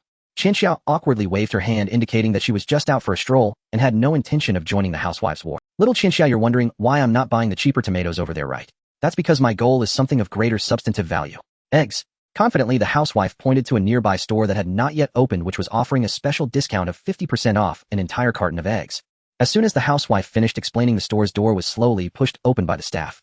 Before they could announce the opening, the waiting housewives dashed in like ninja, using their body flicker technique. Qianxia's mouth twitched slightly as she realized she had underestimated this group of aunties. After all, they were the mothers of the ninja village, and when they got serious, it felt like they could take down a genin with a kick. Indeed, Konoha was filled with youth. Chinchilla had no mind to continue enjoying the battle of the housewives. Such a rare moment of rest couldn't be wasted here. Though she hadn't decided what to do next, it was naturally time to take action. Chinchilla moved forward, thinking the morning would simply pass by, but little did she know that fate would gift her a jackpot. Look who appeared in front of Chinchilla. Hinata Hyuga and Niji Hyuga. Although Niji wasn't part of Qianxia's plan to gain goodwill, Hinata was. She recalled the last time she had saved Hinata in her Umbu identity. She had deliberately not concealed her voice so that in the future Hinata could recognize her, naturally boosting her goodwill significantly. Now was the perfect opportunity. With both hands in her pockets, Chinchilla quickly thought about how to naturally start a conversation. Hinata, who was walking slowly, soon noticed Chinchilla, which was normal given Qianxia's appearance. If she weren't noticed, it's the orphan of the Uchiha clan. She truly is a beauty, just as the rumors say. Niji said, glancing at Chinxiao, explaining to the curious Hinata. Uchiha. Hinata blinked in confusion, her gaze unable to detach from Chinxiao. This sister has a strangely familiar aura. Within half a minute they were about to cross paths. Chinxiao bit her lip, preparing to deliver the best opening line she'd been thinking about for half a minute, but Hinata unexpectedly spoke up before her. Big sister, you were the one who saved me last time, right? Rishiang Chutian clutched the hem of her clothing with both hands, nervously staring at Chinxiao. Shy by nature, Kyushin's unexpected remark disrupted the rhythm Chinxiao had planned and left Chinxiao quite surprised. I hadn't even opened my mouth yet. How did you recognize me? Did Chutian use the Byakugan last time? How did I not notice? The Byakugan is the Rishiang family's Kekkei Genkai, those of pure blood possess vision surpassing the Sharingan, and can perceive through things. X-ray vision. Truly a wicked ability. Qianxia's thoughts wandered in that direction for a moment, and her face. Sister, why is your face so red? Nothing. But little sister, exposing an Umbu operative's identity in public is hardly polite. Chinxiao reached out to pat Kyushin's head, but before her palm could land it was intercepted by Ningxi, who stood beside Chu. With a sharp smack, Ningxi's expression turned stern as he grasped Qianxia's reaching hand. Small in years, yet unexpectedly strong. Please do not touch Miss Chutian. Ningxi released Qianxia's hand after speaking. Chinxiao regarded him with mild. In the original tale, Ningxi bore a degree of enmity toward Chutan. When they clashed, he showed no mercy, prompting four nearby jonin to intervene and restrain him. That hostility stemmed from Ningxi's father having died in place of Kyushin's father, but Chinxiao had rewritten that arc. Ningxi's father did not die. Watching Ningxi's protective stance, Chinxiao couldn't help but laugh softly. What are you laughing at? He asked, brow furrowed. Nothing. Just remembered something amusing. Chinxiao giggled and covered her mouth. Ningxi frowned, perplexed and oddly affronted, even though he could not say why. Chinxiao teased, like a little puppy. Ningxi responded with a startled sound. A teasing, inscrutable smile crossed Qianxia's face. Ningxi instinctively took half a step back, as if she might devour him. Ha ha ha, I'm no demon, you needn't be so wary. After all, I rescued your young lady, and yet you remain so distrustful. Your coldness breaks my heart. Chinxiao theatrically clutched her chest in mock sorrow. Ningxi's expression became a bewildered blend, unsure what to do with himself. While Ningxi stood stunned, Chinxiao seized the moment, moved beside Chutian, and cheerfully cupped and squeezed her cheek. So soft, so adorable, so soothing. Why didn't I transmigrate into the Rishiang family so Chutian could be my sister? Chinxiao murmured, stroking Kyushin's delicate face, feeling thoroughly healed and unable to hide an earnest sigh. Zuizhu, surprised, made a noise. It is not that he does not care, he simply adores Rishiang Chutian too much. If offered the choice of an irresistibly sweet little sister who would choose a younger brother who might turn eccentric in the future. Of course, that does not mean Chinxiao dislikes the younger Zuizhu. She is satisfied with him, now the product of her long guidance. Bye. Gee. Sister. Is there something you want to say? Under Qianxia's gentle kneading, Chutian forced out a few words. Chinxiao withdrew her hands to reveal Kyushin's face, flushed a deep crimson, a sharp contrast with her fair skin and pale eyes. As Chinxiao let go, Chutian drew 2 deep breaths, apparently unconcerned by her reddened cheeks. She inhaled, fixed Chinxiao with bright eyes, and asked, Big sister, can I become like you in the future? Ningxi's pupils constricted, and he whipped his head toward Chutian. The young lady become like that woman? No way. Ningxi refused to accept it. He believed that neither Kyushin's father nor the head of the Rishiang family would agree. Chinxiao understood that Chutian meant strength. Eat your fill each day, do more push-ups, more squats, run more. Stick with it for a few years, and I believe, little Chutian, you will grow very strong. Can I become as strong as big sister? Yes. Perhaps you might even become stronger than me, Chinxiao answered with a grin as she patted Kyushin's head. Yet she felt a twinge of fear at her own suggestion, worried Chutian might, by following that regimen, turn into a hulking, muscular woman. Probably not, she hoped. Even if I'm not there to watch over her with so many relatives around, she should not go astray, Chinxiao thought, clearing her throat. Chutian happily accepted the advice and resolved to add those exercises to her Bagwazang training. Cold sweat dotted Ningxi's face. He suddenly felt that if Chutian continued to be beguiled by this woman, he might regret it beyond repair. Young lady, didn't we have matters to attend to? Hurry, we must go. Oh, right, big sister, goodbye. Chutian waved her small hand in farewell to Chinxiao before Ningxi took her hand and briskly led her away. They run so fast. Do I look like a monster that eats people? Chinxiao muttered, though she was in high spirits. After all, she had just fondled Kyushin's face. Just as Chinxiao hummed a cheerful tune and prepared to leave, a green figure flashed past behind her. Apologies, I overheard what you just said. I never expected a young girl to talk about doing more push-ups, more squats, more running. Such are the truths of youth. Those in the bloom of youth are truly different. A voice etched deep into Qianxia's memory sounded from behind her, and a compulsive buzzing filled her head. Ching Chun Ge. Chinxiao turned stiffly, and as she feared, it was him, Mui's weathered dynamo, the ever-ardent Ching Chun Ge. Mei Tikai called out. Little girl, I am currently running 10 laps around Mai to greet the morning. Care to join me and feel the glory of youth? Chinxiao was speechless. Silence settled as Chinxiao struggled to find a reply. Might Guy? There are 2 reasons why this person can be etched into Qianxia's DNA. Firstly, in the original story, when faced with the godlike opponent 6 Paths of Beto, everyone was at a loss. But Might Guy stepped forward, opening all 8 gates, elevating his strength from a jonin to that of several kage, nearly bringing the story to an end. Secondly, it has to do with the mobile game Naruto.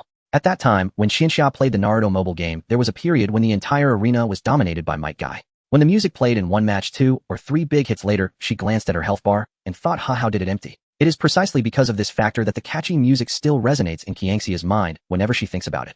Oh no, it's playing again. Shinxia smacked her lips and patted her head, while Might Guy in front of her was jogging in place doing a backflip after 5 or 6 seconds and then playing around with a handstand. So how's it going? Have you thought it through? If you're afraid of tiring out, I can wait for you here, Might Guy said, revealing his bright pearly white teeth. Under normal circumstances, Shinxia would definitely refuse, but Might Guy's words, if you're afraid of tiring out, I can wait for you here, ignited her fighting spirit. Oh, tired? Then I will give it a try. I want to see where my limits are. Shinxia took a deep breath, crossed her hands, and pulled for a stretch. Refreshing. Might Guy showed an appreciative expression and with a bang straightened up from his handstand. His legs moved rapidly as if powered by small electric motors, and Shinxia took a deep breath. The chakra flowing within her began to change.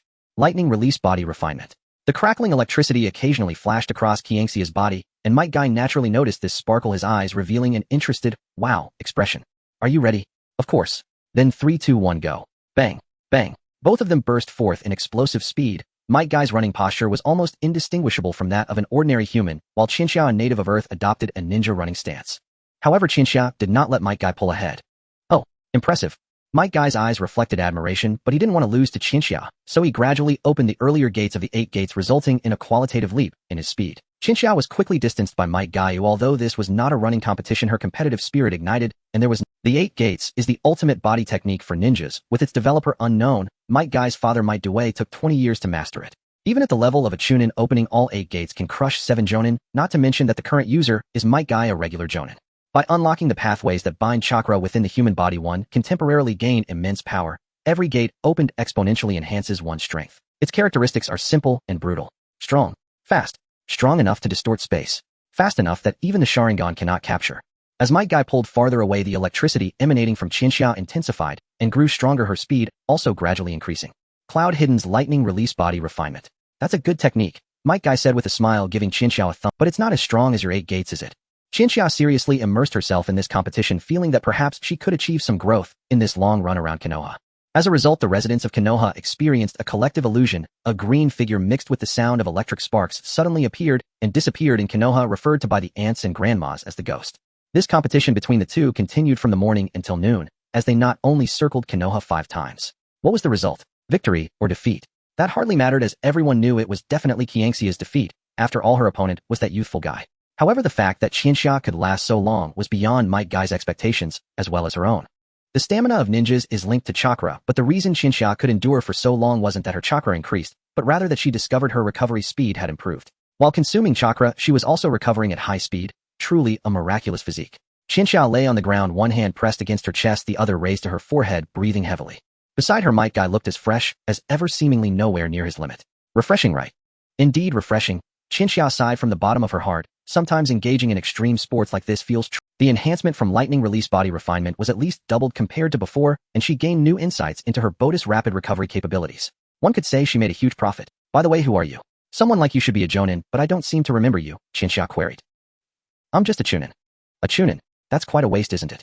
Might Guy crossed his arms, looking incredulous, but then he noticed Qianxia's age cleared his throat heavily and implied that it seemed abnormal for Shinxia to become a jonin. How about we exercise together every day? Every day? That won't work. I have 2 little ones to take care of at home. Little ones. Little animals. Might Guy was a bit puzzled, but he didn't want to think further in that direction. Wait here, I'll go grab something, Might Guy said to Shinxia, who was lying on the ground, then quickly ran out of her line of sight. Shinxia lay still, not because she was obedient, but because her body was genuinely numb. This electric current from Bilibili really can't be used for too long. The latest extreme level 10 minutes should be the limit, Shinxia murmured softly while lying on the ground. After about 6 or 7 minutes, Might Guy returned flying with a plastic bag. We can consider ourselves friends now. This is a symbol of our friendship. Might Guy placed the plastic bag beside Shinxia. Although she lay on the ground, without moving, a green shadow caught her eye as she glanced sideways. I guess. It won't be that green bodysuit you are wearing now, will it? Are you a genius? But don't worry, it's not my size that should fit you. Probably. Shinxia struggled to rise from the ground with her sore body, opening the plastic bag to reveal the green youth bodysuit inspired by Might Guy. The size. Well, it was clearly not Might Guy's size, but it wasn't one she could wear either. Shinxia, with her lazy eyes, stretched out the arm part of the bodysuit and compared it to her own arm. It was evidently much longer than her arm. Oh, it's a bit long. But that's okay. If I can't wear it this year, I'll wear it next year. If I can't wear it next year, then the year after. Youth lasts long. Might Guy grinned and gave Qianxiao a thumbs up while Qianxiao felt a wave of frustration as she didn't want to wear it this year. Nor next year. Or the year after. Was there an option not to wear it? Qianxiao looked up at Might Guy, who wore an expectant expression, his big watery eyes wide open, and she found herself unable to voice her thoughts. Thank you. Ultimately, Qianxiao accepted the green bodysuit, but her mind was racing with thoughts of whether to pass it on to Naruto and Sasuke. Naruto, Sasuke, youth. Qianxiao, alright, that's too eye-searing, never mind. After a while, Qianxia's muscles finally managed to recover enough for her to stand up, while Might Guy had already completed hundreds of push-ups in the meantime. Might Guy was determined from a young age to have no talent in ninjutsu or jinjutsu, and this phenomenon was even more pronounced than Naruto, who was troubled by the Nine Tails.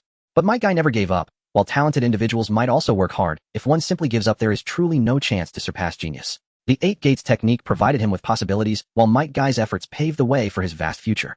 Qianxia opened her mouth, but after a few seconds, she closed it again, as she initially wanted to ask Might Guy if he could teach her the Eight Gates technique, but after some thought, she deemed it unnecessary. The Eight Gates technique was not very suitable for her. Rather than spending time delving into it, she would be better off focusing on developing her Sharingan abilities and her unique physique. It's getting late, I'll head back first. Qianxia looked up at the sky, realizing it was already noon, and prepared to go home. Might Guy did not hold her back, just cheerfully waved goodbye to Qianxia.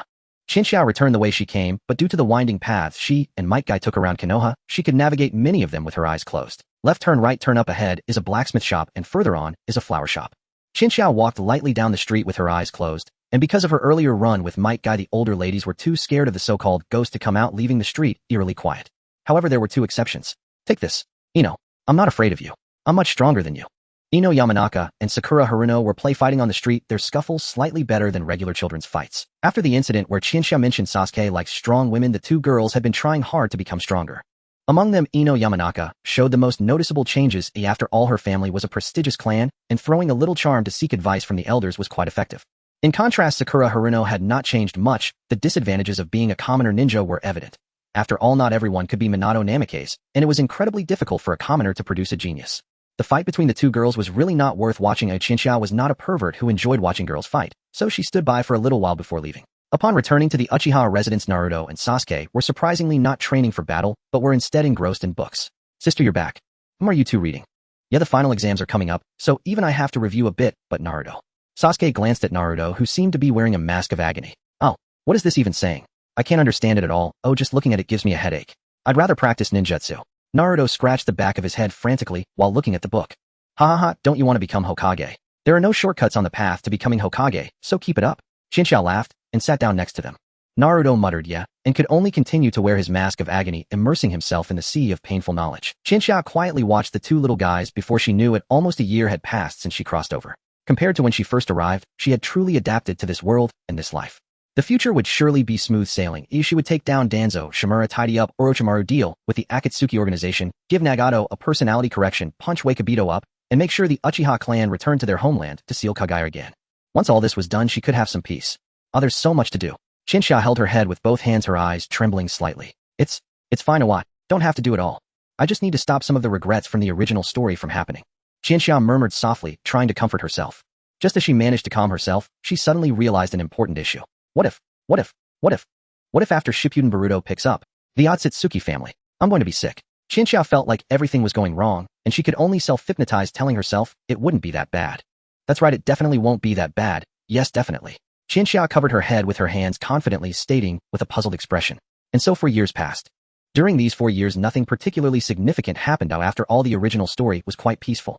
Plus, Qianxia appeared to be one of Danzo's subordinates, and under his interference, she had hardly gone on any missions. Sasuke and Naruto grew normally, and in a few months they would graduate from the Ninja Academy, but their abilities had already reached the level of Chunin.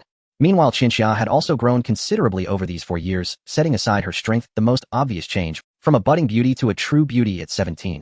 If all her suitors lined up, they would probably stretch from her front door to the Ichiraka ramen shop. However, one thing disappointed Qianxia: her height had only increased by 5 centimeters. Just 5 centimeters, and now she was just a bit over 1.6 meters tall, which was quite a blow to Qianxia.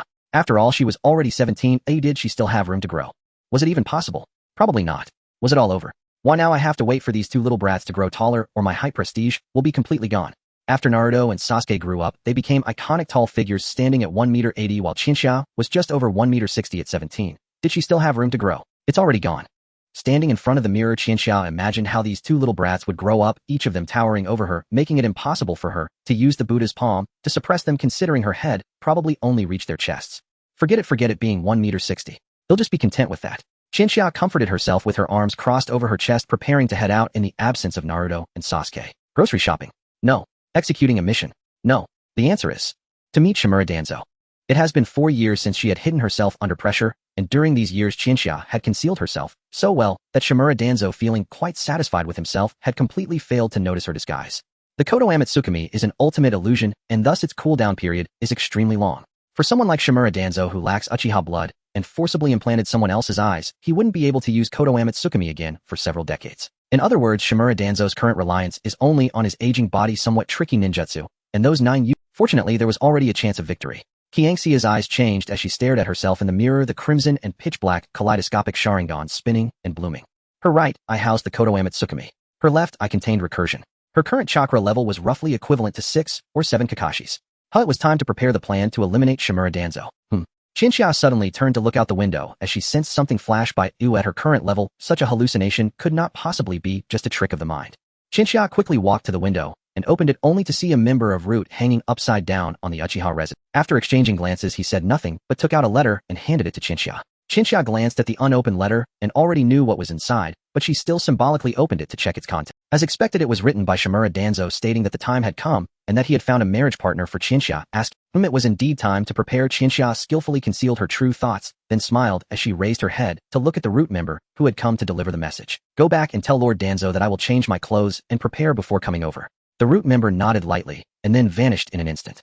Once she confirmed that the Root member had moved far away, Chinchilla took a deep breath, drew the curtains, and began to change her clothes. When she walked out of the room, she was already dressed in a kimono, a type of clothing that she didn't particularly resist. After all, it was quite sturdy and heavy. Rather than just wearing a piece of clothing, Chinchilla felt like she had donned armor. The reason for wearing this outfit was, of course, to meet her future husband. However, this meeting process might need a touch of red. Chinchilla adjusted her facial expression and perfectly slipped into lady mode before stepping out of the house. The people on the streets of Konoha were left stunned by Qianxia's appearance, their jaws nearly dropping to the ground. This image of Chinchilla was what they remembered, but due to Qianxia's subtle influence over the past 4 years, the once carefree Chinchilla had gradually replaced that impression. Suddenly, memories of the past attacked me. What is Chinchilla doing? Isn't this too much? Meeting a boyfriend. You wear that? Damn, I'm a guy, where would I get a boyfriend?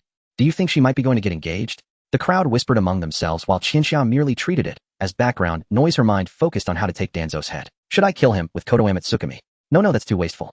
Unlike 4 years ago when she could only run away from Shimura Danzo with slim chances of survival, Chinchilla now contemplated how to resolve the situation with him. Soon Chinchilla arrived at a concealed house, which served as the activity center for Root, and also as a place for Shimura Danzo to operate outside the Hokage building. With Qianxia's arrival, Shimura Danzo quickly revealed himself devoid of any hostility. This was normal, since in his eyes Chinchilla was not an enemy, but a treasure capable of providing him with endless value.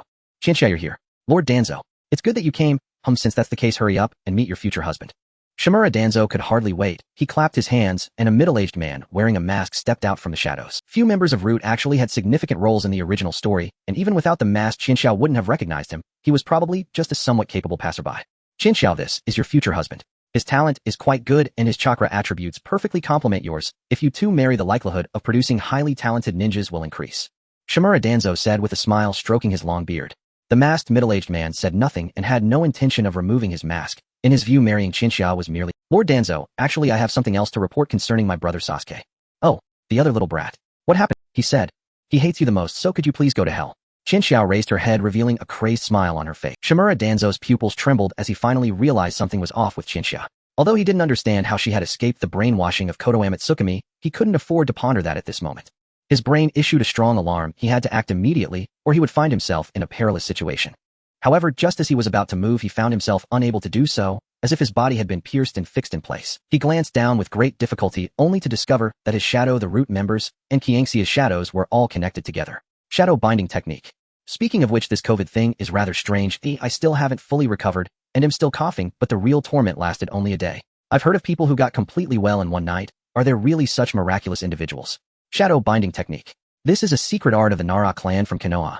Chinchilla cannot use this technique. She can only employ it due to her left eye's recallability. One day, Chinchilla sneakily visited the ninja school. While Naruto and the others were practicing, she remotely used recall on Narashikamaru. Thus, she stole the shadow binding technique.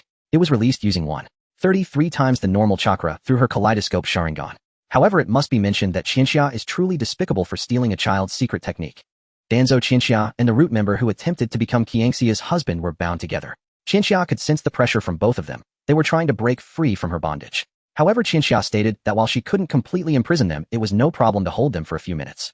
The kaleidoscope pattern in Qianxia's eyes flickered. Danzo, seeing the kaleidoscope Sharingan before him, felt an earthquake in the pupil of his own eye, while the other eye, not his own, throbbed painfully. You bastard, you actually mastered the kaleidoscope Sharingan. Danzo, struggling under the shadow binding technique, managed to open his mouth with difficulty and shouted, "If I hadn't mastered this, I wouldn't tear my face apart with you. Pretending to be a good girl under you for these past few years has been disgusting, but now it's over." Chinxia laughed like a madwoman, as if releasing all her dissatisfaction from the past 4 years. Although she believed she acted well and enjoyed acting, she only performed in the plays she liked. To her, Danzo's script was definitely a bad omen. Izanagi requires hand seals to activate. Can you still form seals in your current condition? I bet you can't, Chinxia said with a smile. Even with 9 chances of invincibility, as long as Danzo couldn't activate it, using the other gods on him would be too wasteful.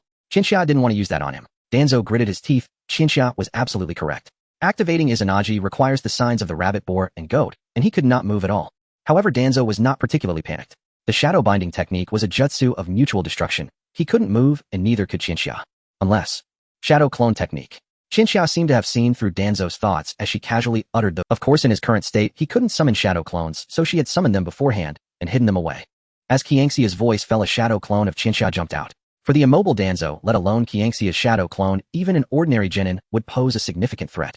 After all, Danzo was just a mere mortal. A stab to the heart or a decapitation would result in immediate death. Qianxia's shadow clone approached Danzo and slowly raised one of its hands. The most cruel thing in the world is to witness the very thing you dread the most happening before your eyes, while being completely powerless to stop it. Chinxia felt a bit like a villain herself. Nevertheless, while doing this, she felt no sense of guilt whatsoever. It's time to say goodbye. With a flash of lightning, a sharp sound broke the air as Qianxia's hand pierced through Danzo. A splatter of inappropriate blood sprayed out. The enemy who had troubled Chinxia was now resolved so casually. It should be a feeling of happiness, but compared to happiness, Chinxia felt more relaxed in her heart. The first unavoidable enemy in her plan was finally dealt with. As Qianxia's shadow clone's hand pierced through Danzo, it swiftly extracted the kaleidoscope Sharingan that belonged to Uchiha Chinatsu from Danzo's eye. Goodbye, Danzo. Holding the kaleidoscope Sharingan, Chinxia disdainfully watched the life force continuously fading away until Danzo, unable to activate Izanagi, reached the end of his life. After releasing the shadow binding technique, the root member immediately erupted in fury, wanting to avenge his master. Chinxia showed no pity for her groom. After dodging his first attack, she pierced through his heart like a double strike. If you love him, stab his heart. What a cold joke, yet Chinxia laughed. Having stabbed 2 people's hearts in a row, I truly am a demon. Chinxia waved her hand and muttered softly. After dealing with Danzo, Chinxia finally collected the ordinary Sharingan from his arm. However, she felt a strong aversion inside. It was truly disgusting, but not collecting them would be too wasteful. Summoning some bottles with a summoning technique, Chinxia placed the Sharingan inside, and then used reverse summoning to send them back. As for the corpses of Danzo and her groom, Chinxia naturally chose to burn them. Fire-style Great Fireball technique. Revered as a technique that can't kill people, Chinxia now granted this technique its first and second heads. As she quickly formed hand seals, a massive ball of flames erupted from Qianxia's mouth, engulfing the corpses. In the future, Konoha would no longer have Danzo. However, he was already quite mysterious, so even with his disappearance, it wouldn't have a significant impact. Chinxia returned home as if nothing had happened. This battle earned her a kaleidoscope Sharingan from Uchiha Chinatsu and a relatively stable life in Konoha. Uchiha Itachi. The other kaleidoscope Sharingan, I will obtain it from you, and also the knife on your waist, I will return it. With a determined gaze, Chinxia walked back home, while Uchiha Itachi, who had already joined the Akatsuki organizations, you actually sneezed, how rare. A man with pale blue skin and a unique appearance turned his head in surprise towards Uchiha Itachi, who however didn't pay much attention to the sneeze. It's just an ordinary sneeze, after all, I am just an ordinary person. Uchiha Itachi waved his hand in response. An ordinary person? There's no one ordinary like you in the world. The man beside Uchiha Itachi pouted and commented. Uchiha Itachi slightly frowned, but didn't continue the conversation. He looked up at the sun high in the sky. I wonder what Sasuke is doing now. My time is running out, I need to hurry up. Even if I obtained the Mangekyo Sharingan from Shimura Danzo, it would be of little use in the short term. Oh, I still need to find a way to get the Mangekyo Sharingan from Uchiha Itachi. That shouldn't be too much trouble, right? Chinxia has it all planned out. If she encounters Uchiha Itachi next time, she will confidently extend a hand to him. Chinxia, brother, give me back your eyes. It seems reasonable for a little sister to ask her elder brother for his eyes, right? Not giving them back would be unreasonable, but Chinxia probably has an inkling of the outcome. Uchiha Itachi, no. Uchiha Itachi flatly rejected Qianxia's proposal, with a deadpan expression causing her to instantly explode with anger, showing no respect for him, as she retaliated by jabbing him in the kidneys and forcefully snatching the Sharingan from his hands. Perfect. Chinxia thought to herself, snapping her fingers, joyfully marveling at how flawless her plan was. Once I activate the Eternal Mangekyo Sharingan, my strength will undoubtedly stabilize at the level of a super shadow. Even without the help of the Sage of the Six Paths, I will still possess the power to fight. Returning home, Qianxia chuckled to herself while playing with the Mangekyo Sharingan of Uchiha Shursui, stored in a glass bottle. As footsteps echoed outside, Qianxia quickly put away the glass bottle. 2 seconds later, a blonde-haired boy and a black-haired boy rushed into her line of sight. Sister, you're back. Standing before Qianxia were Naruto and Sasuke, both having grown taller than 1.5 meters. Although they still fell short of her current height by 10 centimeters, Qianxia felt a strong sense of crisis. Sasuke, about to say something, suddenly noticed that Qianxia was wearing a kimono, and his emotions instantly became agitated. Sister, why are you wearing that? What did you do today? This outfit. I think I heard from some old ladies that it's only worn on particularly important days by women, right? Sasuke was excited while Naruto looked perplexed. Feeling awkward, Qianxia scratched her head. She should have changed clothes before returning home. How would she explain this now? Actually, your sister was looking for a husband. Alright, I can't even say that lie. Just consider that I was on a special mission. Don't think. Qianxia glared seriously at the two while crossing her arms. Sasuke and Naruto decided not to press further. Sister, we have our graduation exam tomorrow. It's just a simple test of the 3-body technique, so easy, no difficulty at all. Sasuke sat comfortably on the right side of the sofa where Qianxia was sitting, casually waving his hands. He had mastered the 3-body technique perfectly 4 years ago. The 3-body technique. Actually, I'm not very good at the transformation technique, but it should be fine. I just wonder who our instructor will be. I hope it's someone friendly. Naruto, sitting to Qianxia's left, had a hint of worry on his face. Seeing the two of them sitting on either side of her, Qianxia sighed, helplessly, then playfully patted both of their heads with a palm. While these two little brats haven't grown taller than me yet, if I don't mess around with them now, I won't have the chance in the future. Feeling melancholic, Qianxia continued to ruffle their hair, and soon the next day arrived. The graduation assessment at the Ninja Academy. In the original story, Naruto struggled with the 9 tails in his body, making regular training ineffective, resulting in little progress in the 3-body technique by the time of graduation. But now it was different. Both Naruto and Sasuke were recognized as geniuses at the Ninja Academy, yet they remained problematic students in the eyes of their teachers. In practical training, while other students were evaluated on the correctness of their movements, the teacher's consideration regarding Naruto and Sasuke was when to intervene. As a teacher, it was a matter of dignity as the homeroom teacher of Naruto and Sasuke, Irika, sighed helplessly. He glanced at the roster of students in his hand, and upon seeing that it was about to be Naruto and Sasuke's turn, let out a deeper sigh. Hinata, Hyuga. Coming. Hinata, feeling a bit nervous, quickly ran to the exam instructor's side. After demonstrating the substitution technique and the clone technique, it was time to prepare for the transformation technique.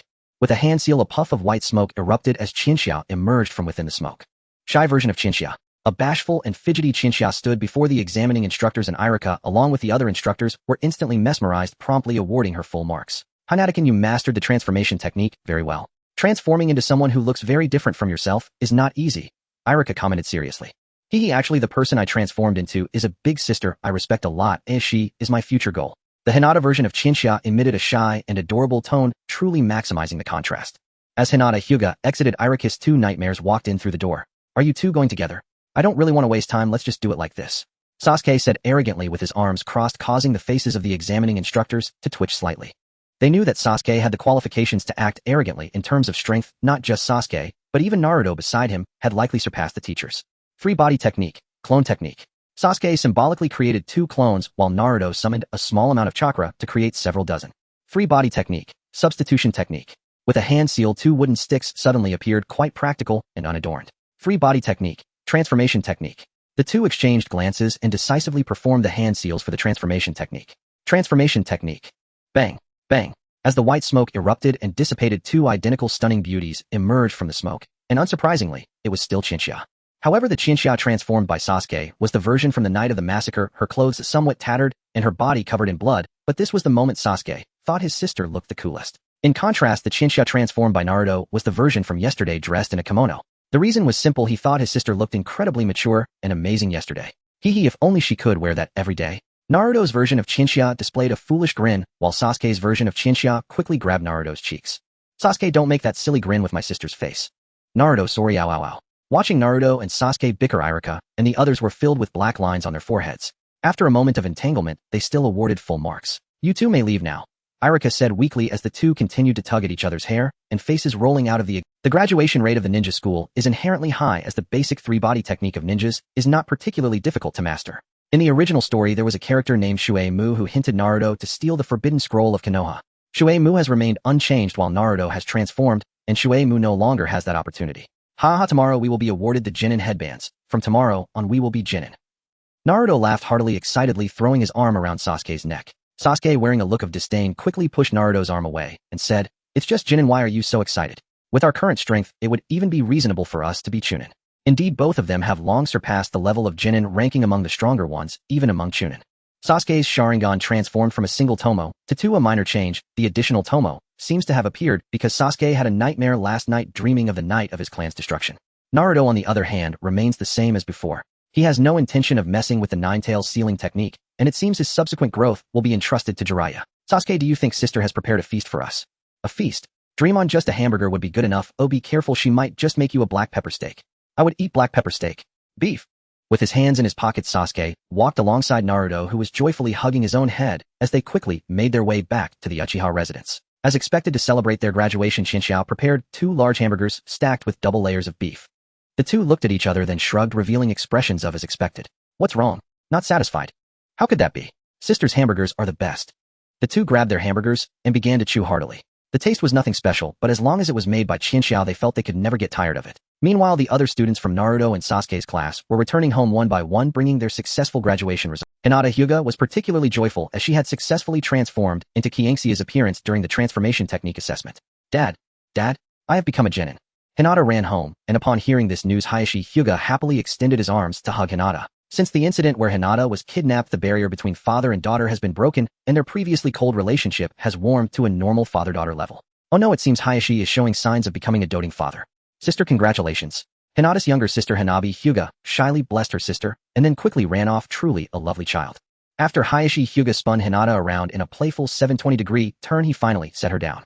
Hinata, keep working hard. You are the future of our Hyuga clan. In the near future, you will surely become an outstanding Chunin, and even the excellent head of the Hyuga family. Hayashi gently patted Hinata's head and said tenderly, yes, I will definitely become a strong person like Sister Chinchia. Hinata smiled happily, and upon hearing this, Hayashi's mind was filled with dark lines. Chinchia. Oh, that girl from the Uchiha family. When did Hinata get involved with that girl? In any case, this is not a good thing.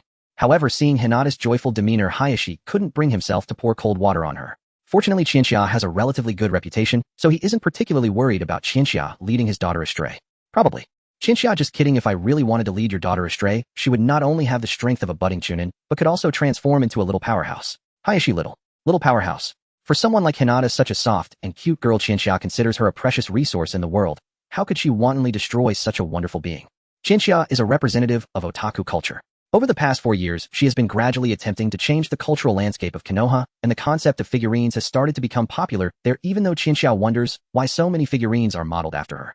Soon the next day arrived, and the graduates of the ninja school were awarded their genin headbands, while also being led away by their respective instructors. This part of the story is quite similar to the original, as Chinchia didn't interfere much here. Naruto, Sasuke, Sakura, and Kakashi. Sakura arrived at the gathering place quite early, but she did not see Naruto and Sasuke for a long time, and Kakashi was nowhere to be found. Where are they? Sakura blinked blankly, unaware that at this moment Naruto and Sasuke were still lying at home. It wasn't that they didn't want to go out, rather they were stopped by Chinchia when they attempted to leave. It'll be fine later, your teacher won't arrive on time. Do you want to stand outside in the scorching sun waiting? Upon hearing Qianxia's words, Naruto and Sasuke looked at each other and immediately shook their heads furiously. Sister, are you familiar with our teacher? Familiar? Not really. Qianxia's cheeks puffed up at the thought of Kakashi. Over the past 4 years, she had continuously tested Kakashi, but had been unable to get him to reveal Chidori. Kakashi. Familiar. Sorry, I don't know him. Seeing her sister's puffed cheeks, Sasuke and Naruto didn't dare to ask further. After all, resting is a good thing, so they decided to stay home and meditate. About half an hour passed before Chinchia waved her hand, signaling that they could go out. By the way, your teacher should be testing you soon, likely involving bells. When that time comes, don't hold back. The opponent is a Chunin and unkillable, so give it your all. As Chinchia said this, a devilish smile appeared on her face, causing Sasuke and Naruto to internally complain. As expected, she knows him. However, both were full of enthusiasm for Qianxia's request. During this time, they had both experienced significant growth, but they had no other outlet for their energy besides sparring. A Chunin. They felt their blood boiling. Sister, we're off. Naruto and Sasuke exited the Uchiha residence, with fighting spirit heading towards the agreed-upon location. Meanwhile, Kakashi, who intentionally arrived late, closed the small yellow book, Intimate Paradise, in his hands. It's time to meet those 3 little brats. Kakashi believed that by the time he arrived, Naruto, Sasuke, and Sakura should have already gathered at the agreed-upon place, perhaps even feeling a bit impatient. However, when he reached the designated spot, Naruto and Sasuke had just arrived on time, leaving only Sakura feeling anxious. Sakura smiled on the outside, but in her heart, she was conjuring a giant divine weapon, furiously criticizing their tardiness, while suppressing her words to maintain a ladylike demeanor in front of Sasuke. Chinchia, your skills as a lady are still lacking. At times like this, you should smile and deliver 2 swift punches to those who are late. A lady can have her temper too. Enduring grievances is not the duty of a lady. Even a clay figurine has some fire in it. A lady is no saint, who says that knowing how to fight disqualifies one from being a lady. Of course, Qianxia's theory is merely for reference. It takes a great deal of courage to follow her approach to being a lady. Sasuke, why are you so late? Sakura asked with a smile, and Sasuke, arms crossed, politely answered her question. Because we knew this teacher would definitely be late. Kakashi was momentarily taken aback, but when he realized Qianxia was their sister, it all felt normal again. It seems that Qianxia has informed you of my strategy. Don't misunderstand him, doing this to give you time to understand each other, not to deliberately leave you hanging. Kakashi explained, raising a finger to clarify, but whether they believed him was another matter, as neither Sasuke nor Naruto did. Seeing his students who had yet to fully trust him, Kakashi awkwardly cleared his throat, but he felt relief knowing he could still Kakashi pulled out 2 golden bells from his pocket and said calmly, today's task is to take these bells from my hand before noon. Those who fail to do so will miss lunch and be tied to that wooden post over there, forced to watch me eat my bento. Oh, Sakura couldn't help but exclaim at Kakashi's words. What a demonic demand. How could they possibly take bells? Meanwhile, Naruto and Sasuke gradually noticed that there were only 2 bells in Kakashi's hand. Sasuke thought, I see. Naruto exclaimed, thankfully Sister Qianxia did something similar, 2 bells. I must get one of them. Before this moment, Qianxia had played a similar trick, holding a bell and telling Naruto and Sasuke that whoever failed to grab it. Missing dinner wasn't the most important issue. What mattered was that none of them wanted to lose to the others, and the same was true now. As Sakura listened to Naruto and Sasuke whispering, she blinked in confusion. She wasn't foolish, but this seemed a bit too cruel. Kakashi-sensei, no, it can't be real, right? Sorry, but it's just as you think. There are only 2 bells, and only 2 of you can pass. The other will have to return to the Ninja Academy for a redo. Kakashi said with narrowed eyes, intending to intimidate the 3, but the effect was minimal. Only Sakura was genuinely frightened. Well, any means are allowed. Shuriken can I, if you don't harbor thoughts of wanting to kill me, then you won't be able to grab these 2 bells. Kakashi finished speaking and gripped the bells tightly, saying ready, set. As soon as he finished, Sasuke's eyes sharpened and the 2 tomo of his Sharingan opened. Fire style, great fireball technique. Sasuke took a deep breath and unleashed a massive fireball. Kakashi's eyes widened as he saw the size. It was 2 or 3 times larger than he had anticipated. Kakashi had expected Sasuke to only produce a fireball the size of his own body, but this one was far larger. What was he? Kakashi immediately used the body flicker technique to evade the fireball's attack. Sasuke quickly performed hand seals and threw a shuriken. Shadow clone shuriken technique. The thrown shuriken emitted a cloud of white smoke, transforming into dozens or even hundreds of shuriken. Kakashi quickly formed hand seals, inhaled deeply, and unleashed a fireball that consumed all the shuriken. Such a scale of fireball. And the shadow clone shuriken technique. Qianxia, you really are considerate of your little brothers. Kakashi perched on a branch of a large tree, looking at Sasuke's impressive skill, and couldn't help but wonder what kind of training Qianxia had put him through. Got it. Kakashi suddenly felt a chill run down his spine, alarms blaring in his mind, and activated the body flicker technique just as Naruto dove in at his previous position. Seeing his initial success thwarted, Naruto immediately used the multi-shadow clone technique, creating a storm of white smoke as hundreds of Narutos emerged. Hey, that many. Kakashi frowned. Oh, just looking at their numbers made his head hurt. Naruto. Barrage. Naruto used his shadow clones to gain momentum, remaining agile even in midair. It was hard to imagine that this was an action a freshly graduated genin could perform. While Naruto's shadow clones engaged, Kakashi, Sasuke was also busy preparing his next jutsu. Fire style, fire extinguishing technique. Fire style, a branch jutsu, possesses exceptional power among all fire style techniques. It is easy to learn, yet this was something Qianxia found among the Uchiha's leftover techniques. It was terrifying how the higher-ups in Konoha had seized many Uchiha assets after the Uchiha clan was exterminated. Fortunately, the Uchiha clan was large, and although many valuable items were confiscated, there were still plenty left. As Sasuke unleashed a massive fireball larger and inherently more powerful than the Great Fireball, it instantly engulfed Kakashi and all of Naruto's shadow clones. Sasuke, this is too cruel. It's just a shadow clone, and when you sneak attack, don't say I got it. If you hadn't said anything, maybe your last attack would have succeeded. Momentum. Momentum is important, okay? Naruto and Sasuke bickered while Sakura stood blankly behind them. Sakura, we're all graduates. Why are you two so impressive? Although Sakura took Chika's words seriously and trained hard, her training was simply not on par with that of Naruto and Sasuke. Sakura could be considered a relatively excellent graduate, but both Naruto and Sasuke had reached the level of elite Chunin. Together there should be no one beneath Jonin who could stop them. Sakura, I thought I had caught up a bit. As Sasuke's great fire destruction hit Kakashi from the air, landing amidst the exploding white smoke, he appeared somewhat disheveled. In his imagination, this scene should not have unfolded this way. How did your older sister teach you? You are simply two little monsters. Kakashi awkwardly brushed off the dust on his clothes. Although he had not suffered any substantial damage, the level of surprise was dropping lower and lower. For these two little brats, the Sharingan couldn't be used in conventional methods. What am I doing?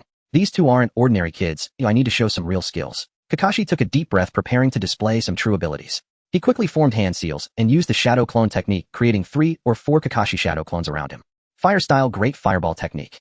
Countless large fireballs erupted, a torrent of flames. Kakashi would not use this level of attack against graduating students who couldn't use body flicker technique, but he did not believe that Sasuke and Naruto could not use it. Wait, it seems I forgot something.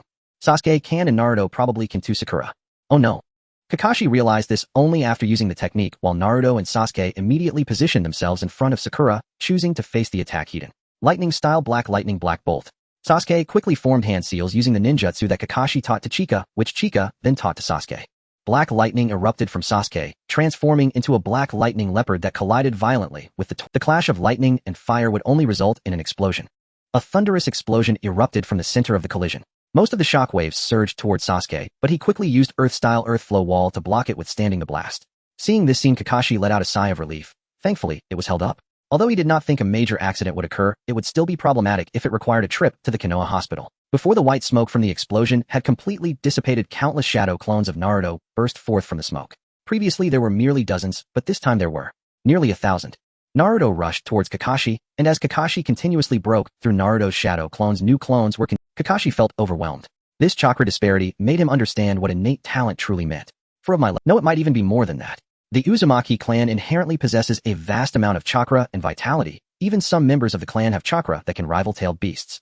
Furthermore, with Naruto containing the chakra of the Nine Tails, if Naruto fully mastered his chakra alongside the Nine Tails, then even using Kakashi as a comparison unit, it would not be something that could be quantified by just a few Kakashis.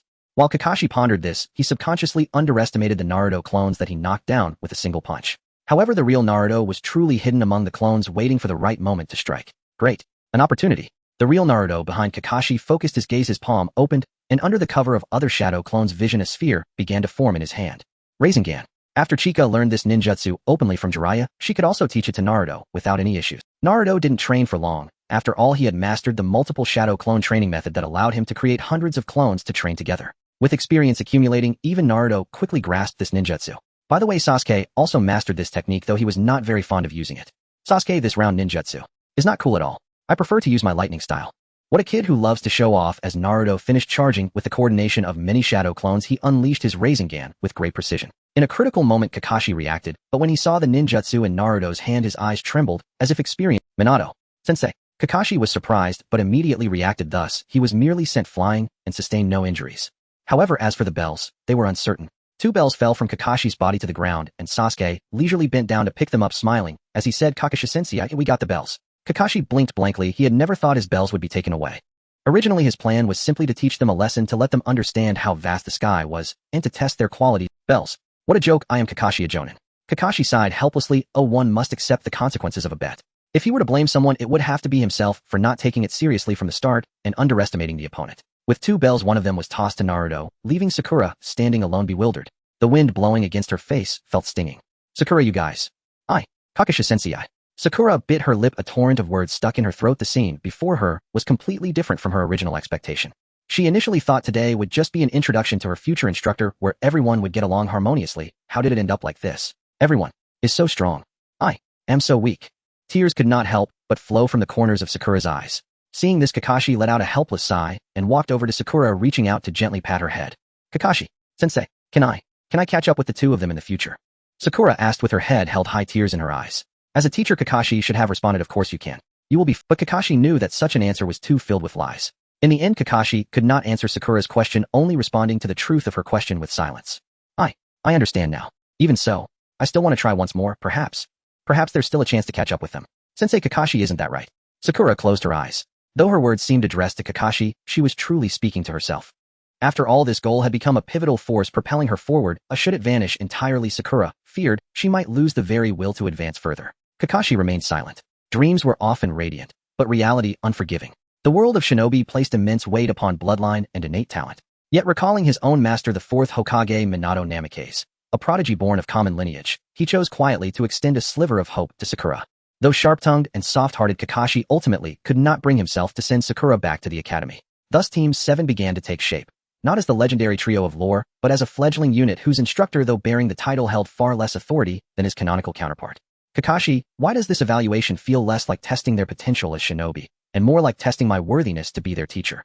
Alright, to celebrate your becoming my cherished students, ill-treat you. I propose dinner. How about yakiniku? Kakashi swiftly regained composure and smiled warmly at the 3. Naruto and Sasuke exchanged glances. Yakiniku. They'd grown weary of it. After all, wasn't a hamburger merely bread, bread? At most, one added lettuce or cheese.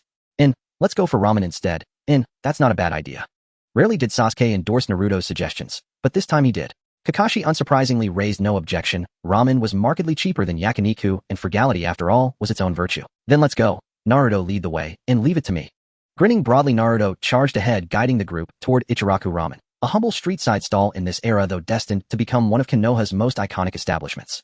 As Naruto flung open Ichiraku's curtain with characteristic exuberance, Tucci, the shop's owner, immediately lifted his head. Upon recognizing Naruto, his face lit with genuine warmth. Ah, Naruto, Inya Tookizan. 3 bowls of ramen, please. Nei-san, you're here too. Naruto waved cheerfully at Tucci, only to pause mid-greeting upon spotting Kansha seated quietly inside. What do you mean? Why couldn't I be here eating ramen? Without turning her head, Kansha continued eating calm and she showed no surprise at Naruto's arrival. Ichiraku was practically his second home. His appearance there was as inevitable. Naruto and Sasuke strode in and immediately claimed the seats to Kansha's left and right. Sakura and Kakashi paused, then settled into the only 2 remaining spots. Once seated, Kakashi turned slowly toward Kansha, sitting just 2 chairs away, yet felt as though an entire world. Kakashi so far. Nate intended to speak with Kansha, but across that gulf the words dissolved before they reached his. Better to eat first. In Naruto, Sasuke, and Sakura placed their orders. Kakashi produced his wallet. At first, Kakashi assumed the meal would cost no more than the reward from a minor mission, but watching Naruto bowl after bowl, his grip on his wallet trembled faintly. Naruto, another bowl please, and Kakashi ga. And each new bowl sent another tremor through his hand. Beside him, Sakura frowned, wondering if her sensei might be suffering from seizures. Thank you for your patronage. Total comes to 10,000 Ryo. At Tucci's words, Kakashi nearly dropped his wallet. 10,000 Ryo wasn't astronomical, but to spend it all on ramen alone. And Kakashi sighed deeply. Pay up. And he handed the money to Tucci, leaving Naruto and Sasuke sated, Tucci elated, and Kakashi's wallet grievously depleted. Emerging from Ichiraku into the late afternoon sun, 3 o'clock, they found Kansha stepping out as well. After several hesitant moments, Kakashi called out to her. Kansha, I need to speak with you, and oh, very well. Kansha offered no refusal. She gently patted Naruto's and Sasuke's shoulders, urging them home, then walked beside Kakashi in the opposite direction toward quieter, emptier streets. Kansha, be cautious these days. Danzo Shimura has kept close watch on you, hasn't he? From what I know of him, his restraint thus far suggests deeper intent. Perhaps he waits for the perfect moment, seeking maximum. Kakashi walked beside her, his gaze solemn. He believed he understood both Kansha and Danzo, knew their natures, their histories, their quiet calculations. Indeed, he found it astonishing, bordering on miraculous, that Danzo had yet to act against her. It could happen today, or tomorrow, or the day after, but within half a year certainly. Watch Danzo, and watch his. That was the essence of Kakashi's warning. Having crossed paths, he wished no ill fate upon Kansha, not to fall unawares into Danzo's shadowed grasp. Hearing this, Kansha, who had worn a placid, expressionless mask until now, suddenly burst into quiet laughter. And you mean Danzo Shimura? Yes, Danzo Shimura. Is something amiss? Puzzled, Kakashi stared at Kansha, utterly bewildered by her mirth. In his mind's eye, she should have responded gravely. His confusion was understandable. Danzo had long cultivated an aura of enigmatic secrecy, and Kansha's decisive action against him had occurred so recently that news of his demise had yet to spread. You think Danzo is still alive, and urge me to stay vigilant. In my apologies, I'm afraid it's already concluded. And of course, Kansha had no intention of revealing that truth to Kakashi. Kansha, Kakashi, do we really know each other well? And for years, and you still haven't coaxed the chief. Smiling faintly, Kansha gazed at Kakashi and said, thank you for the warning. About Danzo Shimura, I'll certainly remain vigilant. Thank you so much. Then with a cryptic smile, she lightly patted his shoulder, leaving Kakashi utterly flustered. Kakashi blinked slowly, 3 enormous question marks hovering invisible, yet unmistakable above his head. And what on earth is going on? Shimamura Danzo is the first hurdle in the Chikata plan. Once this challenge is overcome, the next adversary will be the Akatsuki organization. However, Chikata's views on the Akatsuki organization, or rather Nagato's methods. How should this be explained? Mercy does not give birth to peace. Those who do not understand pain will never comprehend what true peace is. Nagato's approach ultimately seeks to bear all sins upon himself, aspiring to become a god who unites the great nations against each other, using the power of tailed beasts to form a human nuclear bomb, suppressing everyone's desire for war through absolute terror. Chikata believes this is a useful but not optimal solution. While Nagato's actions can indeed unify the residents of the ninja world, such a world of peace is suffused with an atmosphere of fear.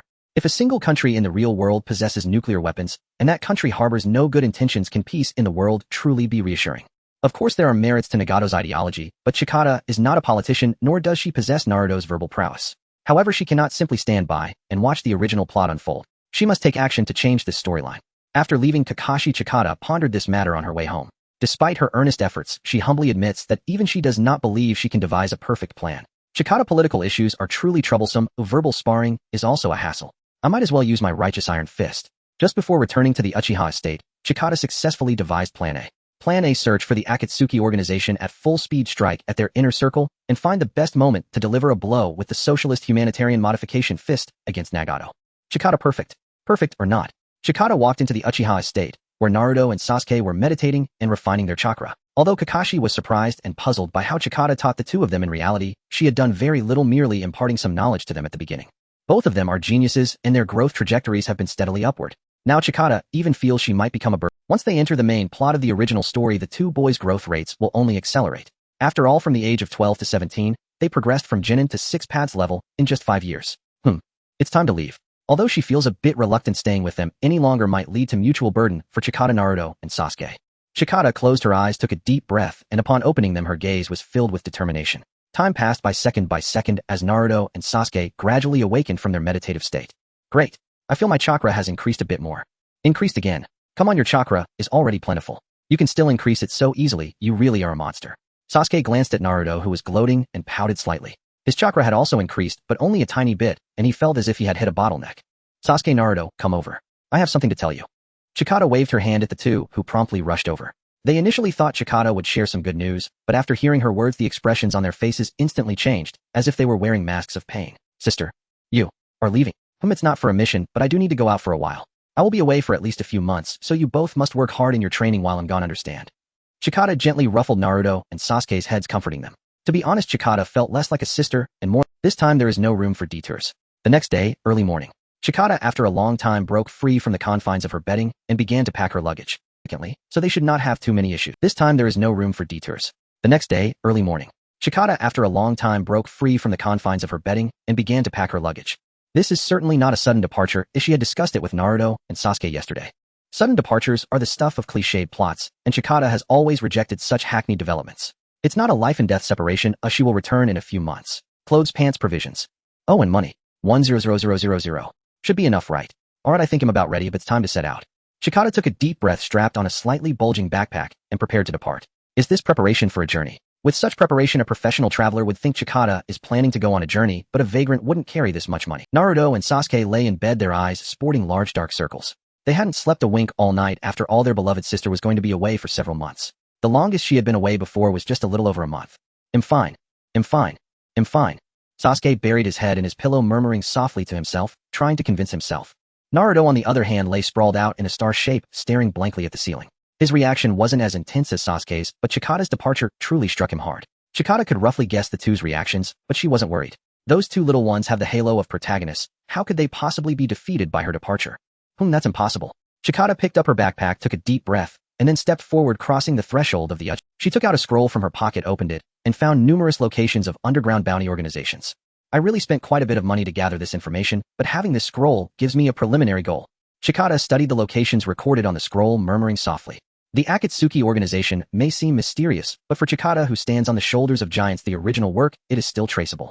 For instance, Haiden and Kisame. These two often go hunting for high bounty targets to exchange for rewards at underground bounty organizations. Alright, let's go.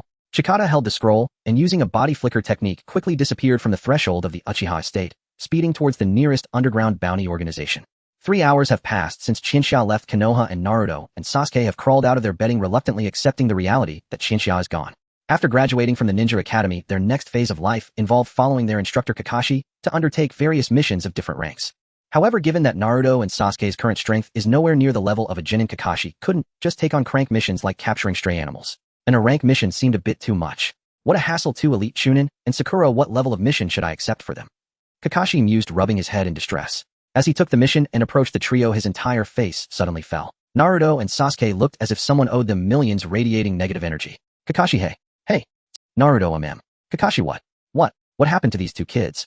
Kakashi scratched the back of his head, feeling that his role as an instructor was about to become a lot less pleasant. That night, Shinshia sprinted across the land in a ninja's swift manner, realizing that she was very close to the underground bounty organization recorded in the scroll. Thankfully, she utilized a transformation technique to change her appearance. As for her appearance, Shinshia pondered for a moment that in such underground bounty organizations, being female certainly put her at a disadvantage. For a male, it was best to look like an ordinary passerby, and characters like Kakashi were immediately dismissed by Shinshia. Let's go with this one, it won't be long anyway. With a puff of white smoke, Shinshia transformed into a male clad in black tight clothing with brown hair and prominent dark circles under his eyes, looking quite haggard. Konoha Shippuden. He is a member of Konoha's Umbu, with not much screen time in Naruto TV, yet he remains one of the familiar supporting characters among fans primarily known for that meme. The Shippuden arc unfortunately lost a character named Shippuden. But that's just a meme, as Tsukuyami Shippuden had actually already perished before the events of Shippuden began. Shinshia continued forward in the guise of Tsuyami Shippuden, soon arriving at the nearest underground bounty organization. In this place, many individuals had bounties placed on them, some for capture alive, while others simply required termination. Upon entering this underground organization, Shinshia observed many familiar faces on the bounty wall. Hinata Hisashi, Kakashi, Might Guy. Goodness, they were all quite formidable. Shinshia coughed awkwardly at the exorbitant bounties listed, pondering the usefulness of high prices when no one had the strength to deal with them. Hinata Hisashi was one thing. Kakashi, as if the ninja world would joke with you. Might Guy, he could achieve cage-level strength just by opening the 6th gate. If he opened the 7th gate, his youth would be unyielding. As Shinshia continued to look, she was suddenly startled to find that there was a bounty on herself. Uchiha Shinshia, female, age 17, orphan of the Uchiha clan, estimated strength, Jonin bounty, 5 million, capture alive dead, with at least her eyes preserved. Goodness, just 5 million for me. Am I really that cheap? Shinshia looked at the bounty notice, lightly complaining about herself. In her opinion, she deserved at least 10 million. No, she was priceless. Shinshia felt somewhat angry, even considering tearing down her own bounty notice from the wall, but she ultimately held back. Moreover, this bounty might not be a bad opportunity. Shinshia stroked her chin with one hand, a devilish smile spreading across her face. Once she activated her would-release clone, bound them with ropes, and tossed them into the underground bounty organization, she would immediately dispel the clone after collecting the bounty. If the other party was malicious, she would just sweep them all up. Hee, a free 5 million. Shinshia chuckled to herself, almost forgetting what her objective was for this trip. She then lowered her head and blended into the crowd, observing if there were any signs of Haiden and Kakuzu around. It didn't matter if they weren't there, after all, this was just the first place, and there were many more points recorded in her scroll. Perhaps she might encounter them on the way. Shinshia maintained a positive mindset, fully prepared for a prolonged battle. Of course, it's unlikely to run into Haiden and Kakuzu at the first place. It's not like Ichiraku Ramen, where they refresh frequently. Before Shinshia could finish her internal rant, she suddenly reached up to rub her eyes, her Sharingan nearly activated. Among the throngs of mysterious figures in black cloaks moving within the underground bounty organization, 2 individuals immediately caught Qianxia's attention. Others might not see it, but could Shinshia not recognize them? Haiden and Kaku. Is my luck really this good? It's just a pity that there are no lottery tickets in the Naruto world, otherwise I'd have to rely on this luck to hit the jackpot. Qianxia's excited expression was hard to suppress, so she could only lower her head as much as possible, slowly following. Soon they left the underground bounty organization base with Haiden and Kakuzu walking side by side. However, the two faintly sensed that something strange was following them. A rabbit. Of course it's a person, are you an idiot? Under their cloaks, Haiden and Kakuzu exchanged glances, and with a countdown in their hearts, they suddenly turned around and launched a surprise attack on the strange thing behind them. Haiden swiftly threw his scythe with a whoosh, while Kakuzu raised both his arms, and the fists on those arms flew out with a bang. Suddenly a shadow flashed behind them, dodging both the scythe and the black threads appearing at the opposite position. Don't be so tense, I mean no harm. If I had malicious intent, it wouldn't have been you attacking just now, but me, right? Shinshia smiled at the two, showing no trace of panic, while Haiden and Kakuzu were equally unfazed. Let's not even mention their special abilities, it's just the fact that it was 2 against 1. Could they be scared? Interesting to dare to follow us after recognizing us. You really don't know the heights of heaven or depths of the earth. Haiden flicked his arm, and the scythe flew back into his hand. Shinshia smiled, and slowly raised a hand toward the two. Would you two like to become my subordinates? Huh? Fei Duan stared in astonishment, his pupils wide, as he let out a long, incredulous cry. Jiaodu, beside him, wore the same look of disbelief. They were here to recruit us. He burst into derisive laughter. Is this man a fool? I do not care what banner I serve. Fei Duan laughed, scornful, as he stared at Shinshia. I worship the great evil god. Whether an organization matters only insofar as it brings me pleasure. But the one above me cannot be weak. He jeered. Most members of the Shao organization had been subdued by Pan Tiandao's might, so to turn them to another master required real power. Rest assured I am strong. Shinshia replied with a narrowing of her eyes, though she still bore the guise of Yueguang Jifeng, so her words carried little weight. Yueguang Jifeng, do I look like such a nobody? Shinshia, yes. Fei Duan's lip curled. He gripped his scythe, lowered his stance, and in his gaze Yueguang Jifeng had already transformed into naked prey. Then let me see where your strength lies. Fei Duan charged at Shinshia with blinding speed. Since it was a true fight, she could not maintain her disguise. White smoke burst, and Shinshia sprang forth, clutching kunai, as steel met steel against the scythe. Oh, what a beauty! Fei Duan murmured, though he had little appetite for women. His mind was full of bloodshed. To him, women and men were no different. Fei Duan swung his gigantic scythe in furious arcs, but Shinshia was far more agile, dancing around his blows and parrying with effortless finesse, never allowing even the faintest nick to her skin. Fei Duan had been born in Tongji country and worshipped an evil deity. After merciless experiments, he had been granted an unparalleled, undying body. Unlike the rapid regeneration of Shinshia or Chinsho Zujian's immortal flesh, Fei Duan's immortality was more absolute. Even if his head were severed, he could survive. Worse still was his gruesome ability to lick another's blood and share wounds, stab his own waist, and the same wound would have, formidable as it was, it had a single simple countermeasure: deny him any blood. Qianxia's eyes shifted into the 3-Demo Sharingan. Empowered by its dynamic vision, Fei Duan's scythe seemed unbearably slow. Damn, why can't I land a strike? Fei Duan roared, hurling a volley of shuriken.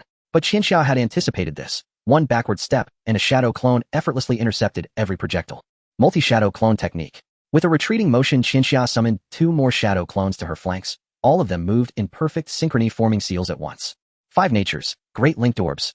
The 5 Qianxias drew breath and expelled 5 elemental spheres of different chakra natures. As those elements collided and mingled, a cataclysmic explosion thundered in every direction. The technique belonged to the 3rd Hokage Yuanfei Risen, yet it was not arcane. One needed mastery of 5 chakra natures and an abundance of chakra. Fortune favored Qianxia. She met the prerequisites. Without relying on the Sharingan to copy it, a brief practice revealed the secret, and she wielded it. Of course, Fei Duan would not be felt so easily. When the black smoke cleared, he strode from the haze with his garments blasted away. Qianxia's pupils fluttered. She hastily raised both hands to cover her cheeks, a flush staining her face. Though covering one's eyes in the midst of battle was absurd, this was an exception. Fei Duan paid it no mind. Seeing Qianxia protect her own face, he grinned with crude delight. How foolish. She covers her own eyes. Never have I seen a woman so dumb. He jeered, laughing as he raced before her and swung his scythe in a crushing arc toward her head. He tasted victory in his heart, until his scythe suddenly stopped, or rather became lodged. What is this? Fei Duan stared stunned at his immobilized weapon as a layer of rosary chakra had wound itself. It proved harder than steel. What on earth was it? Jiaodu, watching from afar, shrank his pupils. His hairs rose as a tremor passed through him. Jiaodu had lived since the era of the 1st Hokage. Through the secret art Dyuanyu, he had been granted unnaturally prolonged life, and had endured to this age. Having outlived so much, he had grown jaded in all but the pursuit of wealth, yet his prolonged existence had also bestowed upon him far greater insight than common men. Jiaodu muttered, "This is Yuzhibo's ultimate secret technique." Fei Duan, what? An ultimate secret technique? He froze, and as he blinked, Qianxia's chakra had already solidified into a towering skeletal frame. Susanoo, first stage. It is the 3rd power awakened by the Manjikyu Sharingan beyond the separate strengths harbored. The divine power of Yuzhibo through the Manjikyu Sharingan's ocular might and chakra, a colossal warrior, is conjured. Qianxia could only assume the skeletal form for now, but it was more than sufficient. Qianxia need not move her arms to command it. The skeletal fist swung with crushing weight and struck Fei Duan. Bang! The Susanoo pinned Fei Duan to the earth, rendering him immobile. Leaning casually with one hand on her hip, Qianxia glanced at the other combatant, Jiaodu. He had not surrendered his fighting intent. Instead, he activated his secret art and entered battle mode. I told you I want you as my subordinates. Think it over, Qianxia said, extending her palm toward Jiaodu once more, but he offered. So Susanoo alone failed to awe him enough. Very well, another demonstration would do. Qianxia sighed and raised. With a sharp clap of her palms, she channeled most of her chakra. Would release descent of the tree realm, scaled down. The sea of trees descends. She unleashed a potent wood release jutsu. The ground beneath Jiaodu cracked open. Thick vines and towering trees surged up from the earth. Jiaodu was dumbfounded. This ninjutsu, this Kekkei Genkai, was not supposed to belong to anyone but that one. In the setting of the Book of the Sages, Kakuzu once ambushed the 1st Hokage only to be defeated by the 1st Hokage's wood release technique. Although it wasn't as embarrassing as throwing a shuriken and running away from 800 miles, Kakuzu's true strength was still mediocre. Before mastering any secret techniques, he had faced the 1st Hokage in an unknown battle.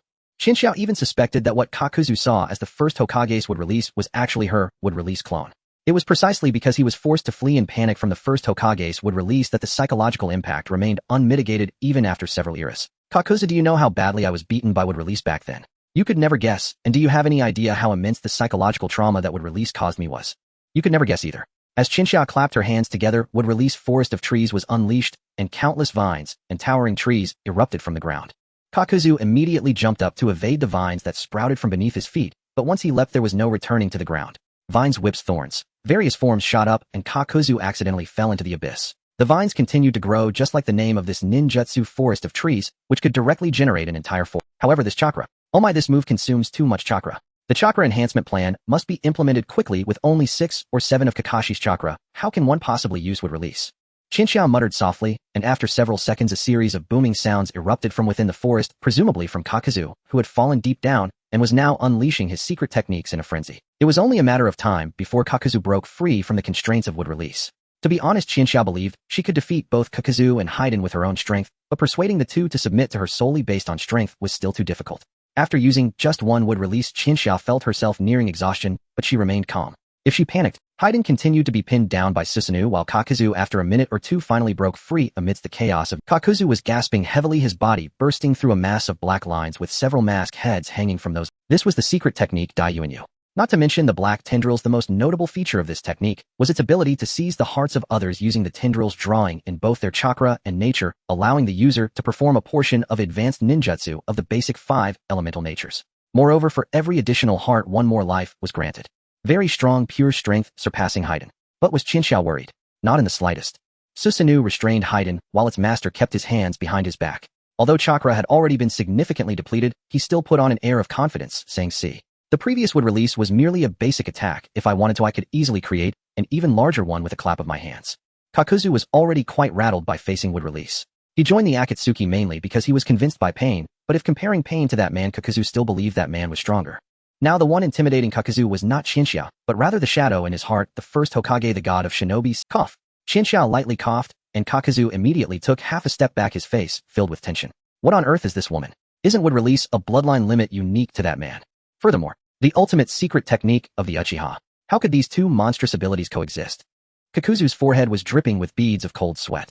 Although based on what he just witnessed, this person in front of him was not as strong as Senju Hashirama. What if they were just messing around? Looking at Qianxia's composed demeanor, Kakuzu, even with a 1 in 10,000 chance, didn't want to take the gamble. So it seems you're finally calm. I never intended to fight you. Wouldn't it be better if we all got along? Qinxiao squinted her eyes and raised one hand. Why would someone like you join the Akatsuki? You expend so much effort to earn money only to hand over a large portion of it. Upon hearing this, Kakuzu's pupils dilated sharply. Qianxia's words were not incorrect. He and Haiden were responsible for making money for the Akatsuki, mainly through hunting bounties. However, the bounty money did not all go into their own pockets. To ensure the organization's operation, most of the money would be handed over to a woman named Konan. This woman actually knows so much about the Akatsuki. Don't panic, him just here to have a friendly chat. Tell me, don't you feel others work for the Akatsuki and get paid, but you seem to be working for free? Although you don't say it, I imagine you must be feeling quite displeased, right? Qinxiao, like a little devil, slowly enticed Kakuzu's negative emotions, plucking at his heartstrings. You want me to quit the Akatsuki and join your organization? Kakuzu furrowed his brows and said seriously. No, why quit the Akatsuki? Your uniforms are quite nice. Keep wearing them. I also want to wear one. Qinxiao tilted her head and smiled, correcting Kakuzu's misunderstanding. She wasn't asking for Kakuzu and Haiden to leave the Akatsuki, but rather that she wished to join the Akatsuki, only that their loyal members needed to be swapped out. So how are you thinking? While you stay in the Akatsuki, you earn money to support them. Once you become my subordinate, I will pay you. Qinxiao confidently activated her money ability. As the current head of the Uchiha clan, the first family of Konoha, despite many resources being confiscated by Konoha, she still managed to uncover several small treasures with her relentless efforts. A starving camel is still bigger than a horse. Looking at Qianxia's confident smile and the Susanoo that unfolded around her along with the wood release that had just attacked, Kakuzu fell into silence. Qinxiao understood that she probably didn't need to worry about Kakuzu anymore. With that settled, it was time to deal with Haiden. Haiden didn't have Kakuzu's psychological weaknesses, he was merely a fanatic of a cult, so Qinxiao didn't want to rely on verbal persuasion with him. Should she directly abandon Haiden? Or should she use the ability residing in her right eye? Qinxiao hesitated, weighing the worth of using Kotoame Tsukumi on Haiden. Although the cooldown for Kotoame Tsukumi was long, she could sense that the cooldown of her Kotoame Tsukumi would definitely not be as lengthy as 10 years. Qinxiao turned to look at Haiden, who was pinned down by Susanoo, and fell into deep thought.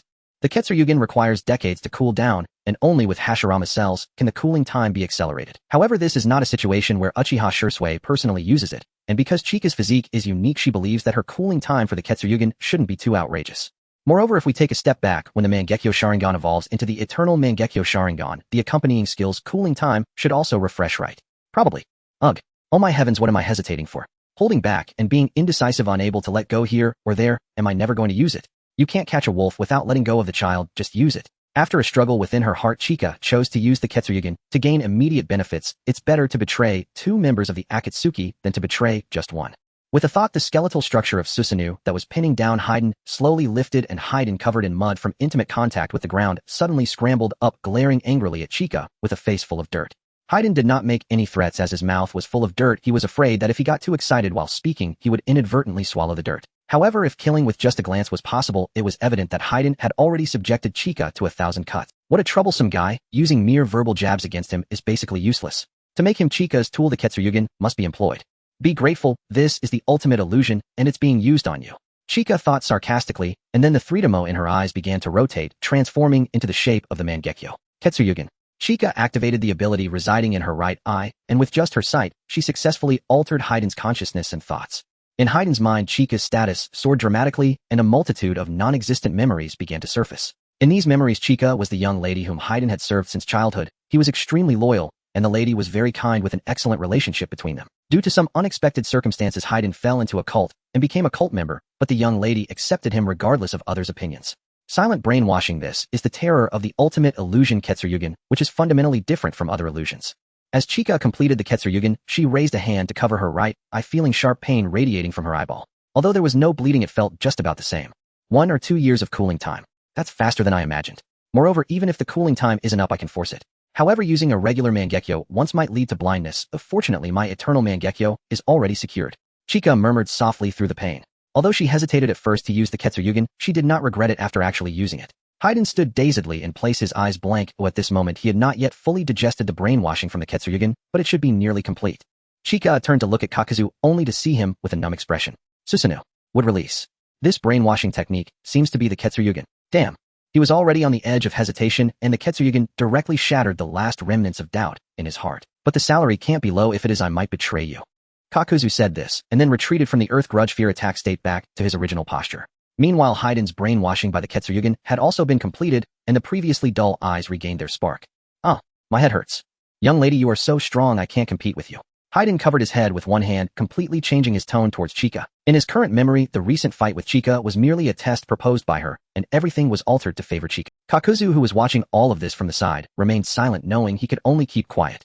Haydn, Kakuzu, I have... Chika stepped back a couple of paces, positioning herself to face Haydn, and Kakuzu squinting her eyes and bringing her palm. Haydn, young lady, please speak. As long as it's something you want, I will help you accomplish it. Is it killing? I'm good at that. Kakuzu, please speak, you are now my boss.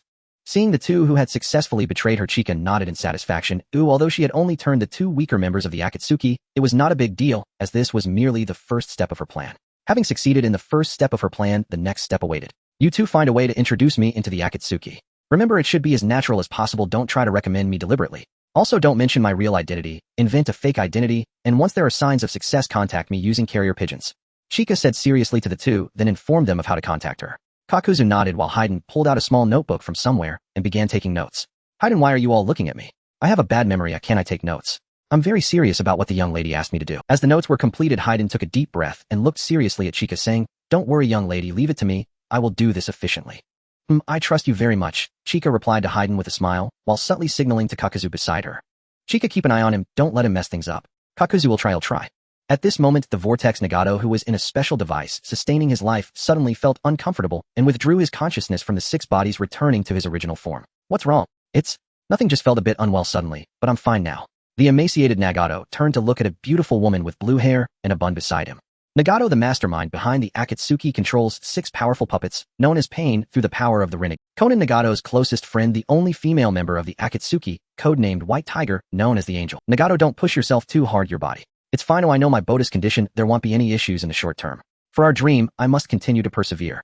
Nagato shook his head and then redistributed his consciousness, commanding the 6 puppets.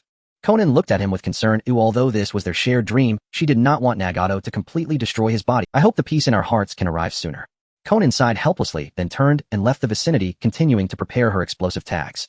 Current number of explosive tags, 360 billion. Having successfully tempted Fadewan and Xiaodu, Qianxia instructed them to act immediately, wanting to naturally introduce herself to Nagato of the Akatsuki organization. Joining the Akatsuki was no easy task. Qianxia estimated it would take at least half a year. However, resolving the matters with Xiaodu and Fadewan so quickly left Qianxia, who had told Naruto and Sasuke that she wouldn't be back for several months, feeling a bit awkward. Going back just like this? It hasn't been that long. I definitely can't go back just yet. Qianxia shook her head, immediately dismissing the idea of returning to Konoha. She extended a hand to pinch her chin deep and thought about what to do with the extra time she had. Chakra.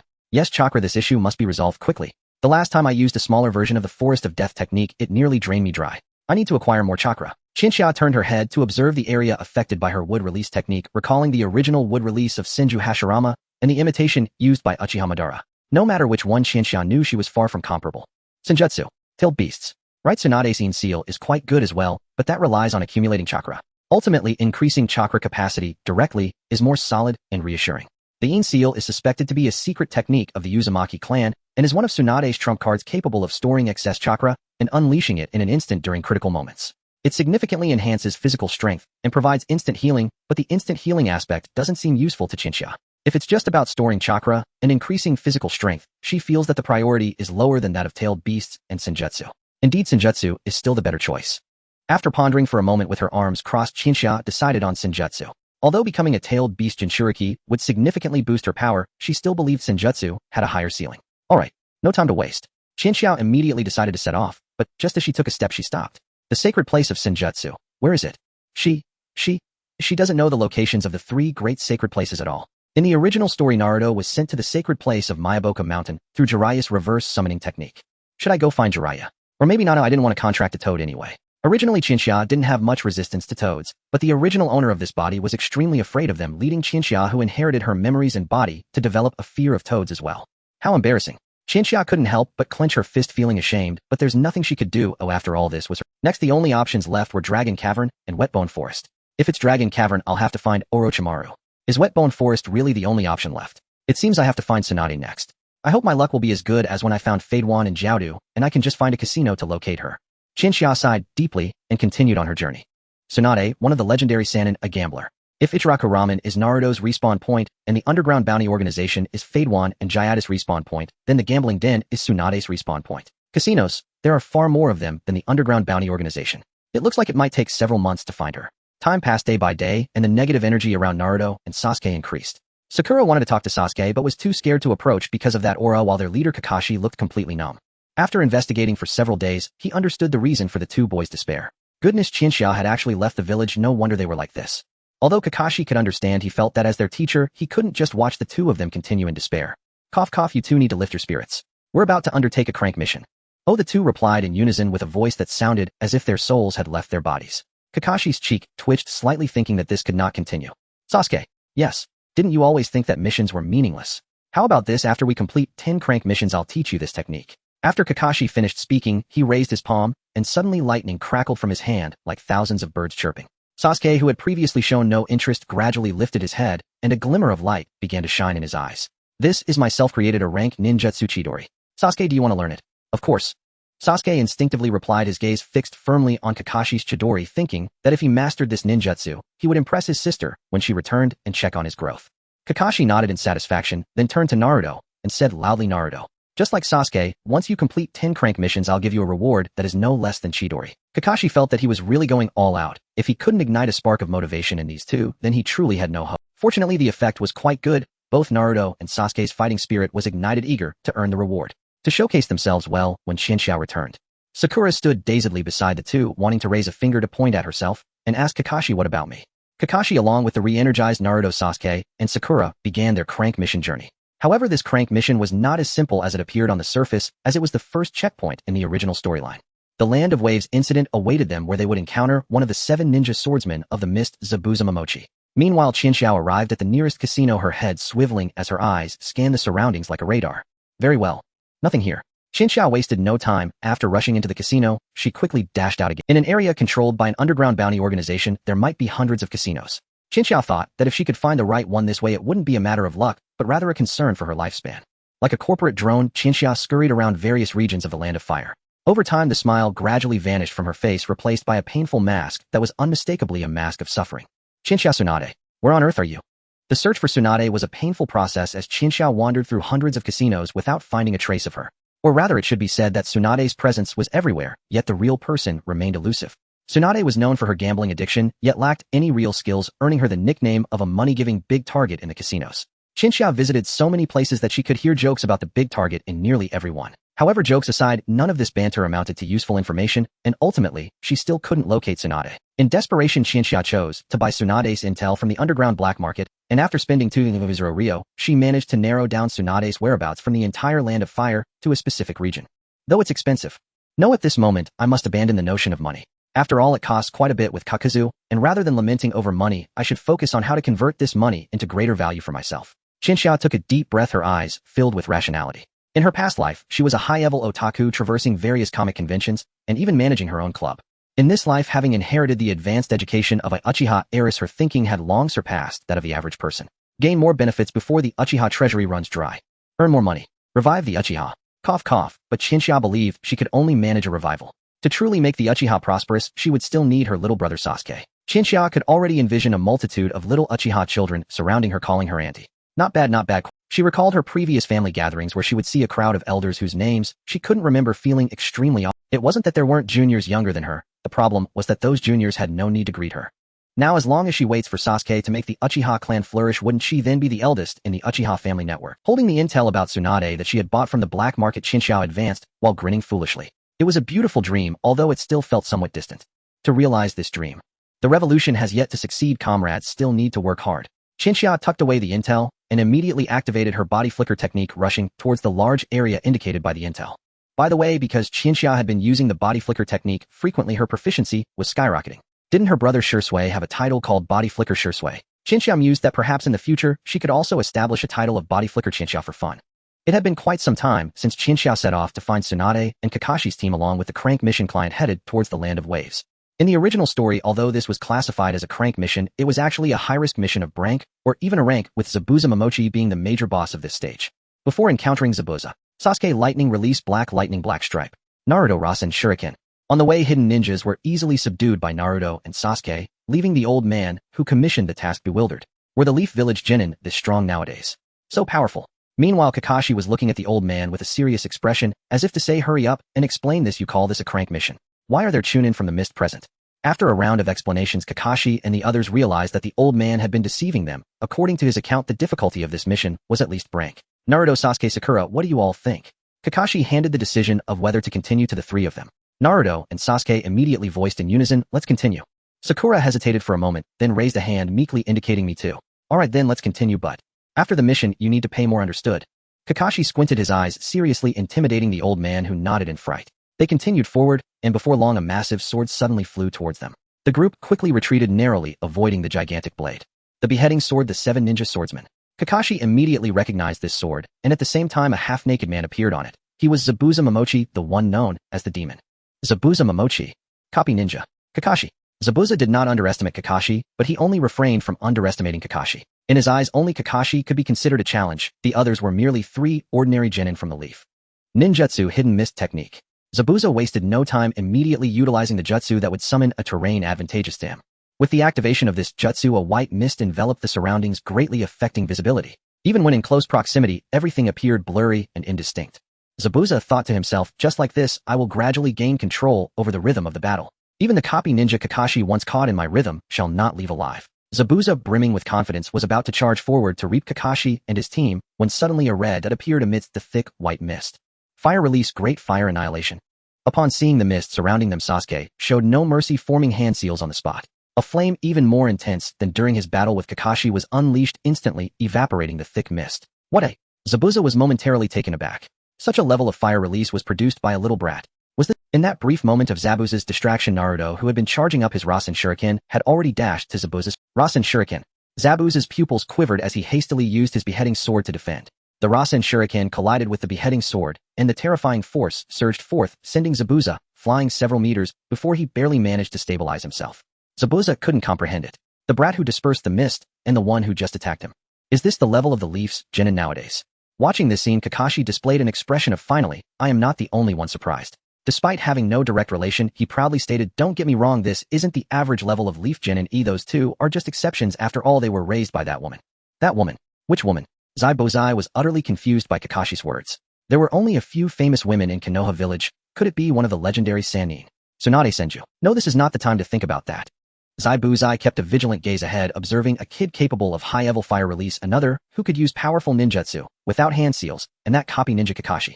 If he couldn't find his rhythm, no, perhaps this was a battle without hope. An alarm went off in Zaibuzai's mind, yet he still had no intention of fleeing. As one of the seven ninja swordsmen, the pride of being a strong warrior prevented him from running away after just 2 exchanges. They'll go all out. Zaibuzai charged toward the closest Naruto with considerable resolve. Naruto immediately formed hand seals, and a white smoke exploded, countless shadow clones of Naruto rushing out from the mist. Zaibuzai's pupils trembled. He could barely create fewer than 20 clones, yet here were hundreds. He swung his decapitating sword swiftly while Sasuke leaped high, unleashing a barrage of fireball jutsu with high-intensity ranged attacks. Meanwhile, Kakashi, originally the primary combat force, was now a mere spectator.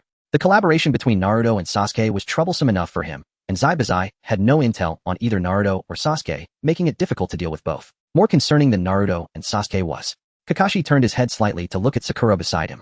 As a graduate, Sakura naturally had decent strength, ranking above average among her peers, but there was still a vast gap between average and extraordinary.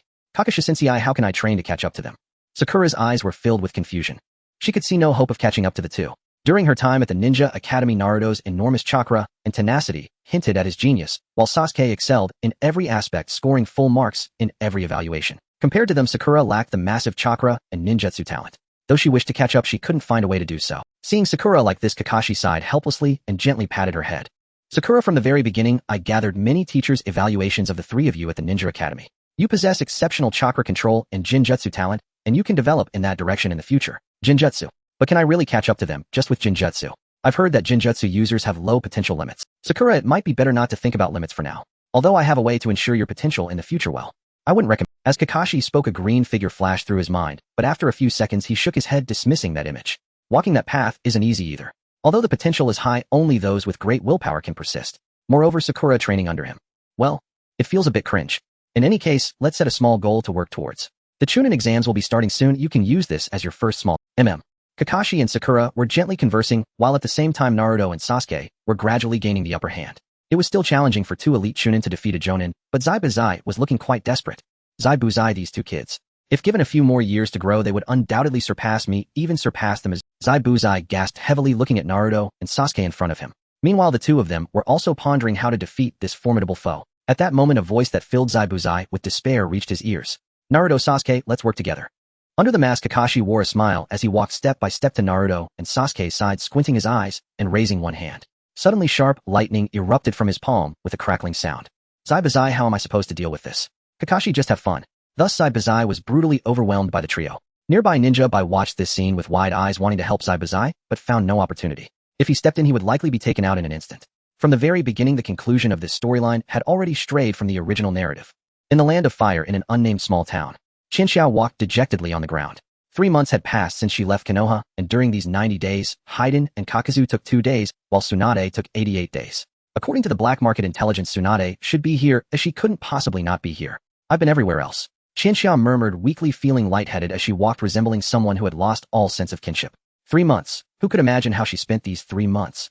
Even Chinxiao herself didn't want to reminisce. If she had to describe it with one word, it would be boring. Damn, endlessly going in and out of casinos was just too dull. Filled with negative energy, Chinxiao murmured as she entered a nearby village.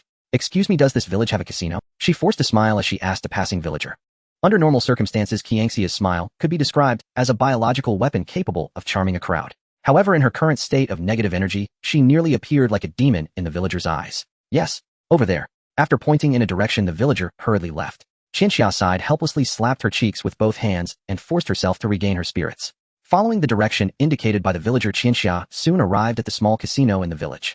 Just as she entered, she saw a large crowd gathered together. Witnessing this scene, Qianxia's heart immediately went silent. Do I even need to watch further? There was no need to continue watching. Chinxiao opened her small backpack and took out the remaining tens of thousands from the 1 million she had when she left home. What was she about to do? Naturally, she was going to gamble, but not with Tsunade. Regardless of what Tsunade was betting on, Chinxiao confidently bet on the other side. How is this possible? I've lost again. Didn't they say things come in threes? 3 consecutive defeats. I've checked the almanac. Today is supposedly my auspicious day. Watching her capital dwindle, Tsunade covered her face with her hand in frustration, thinking about how hard she had worked to earn that money, only to see it go to waste. Big fat sheep, now you owe us money. The gamblers in the casino looked at Tsunade with malicious intent, where most things could be done except for the one thing, owing money. For once you owe money, the casino will relentlessly exploit that to squeeze the gamblers, with men losing their dignity, and as for women.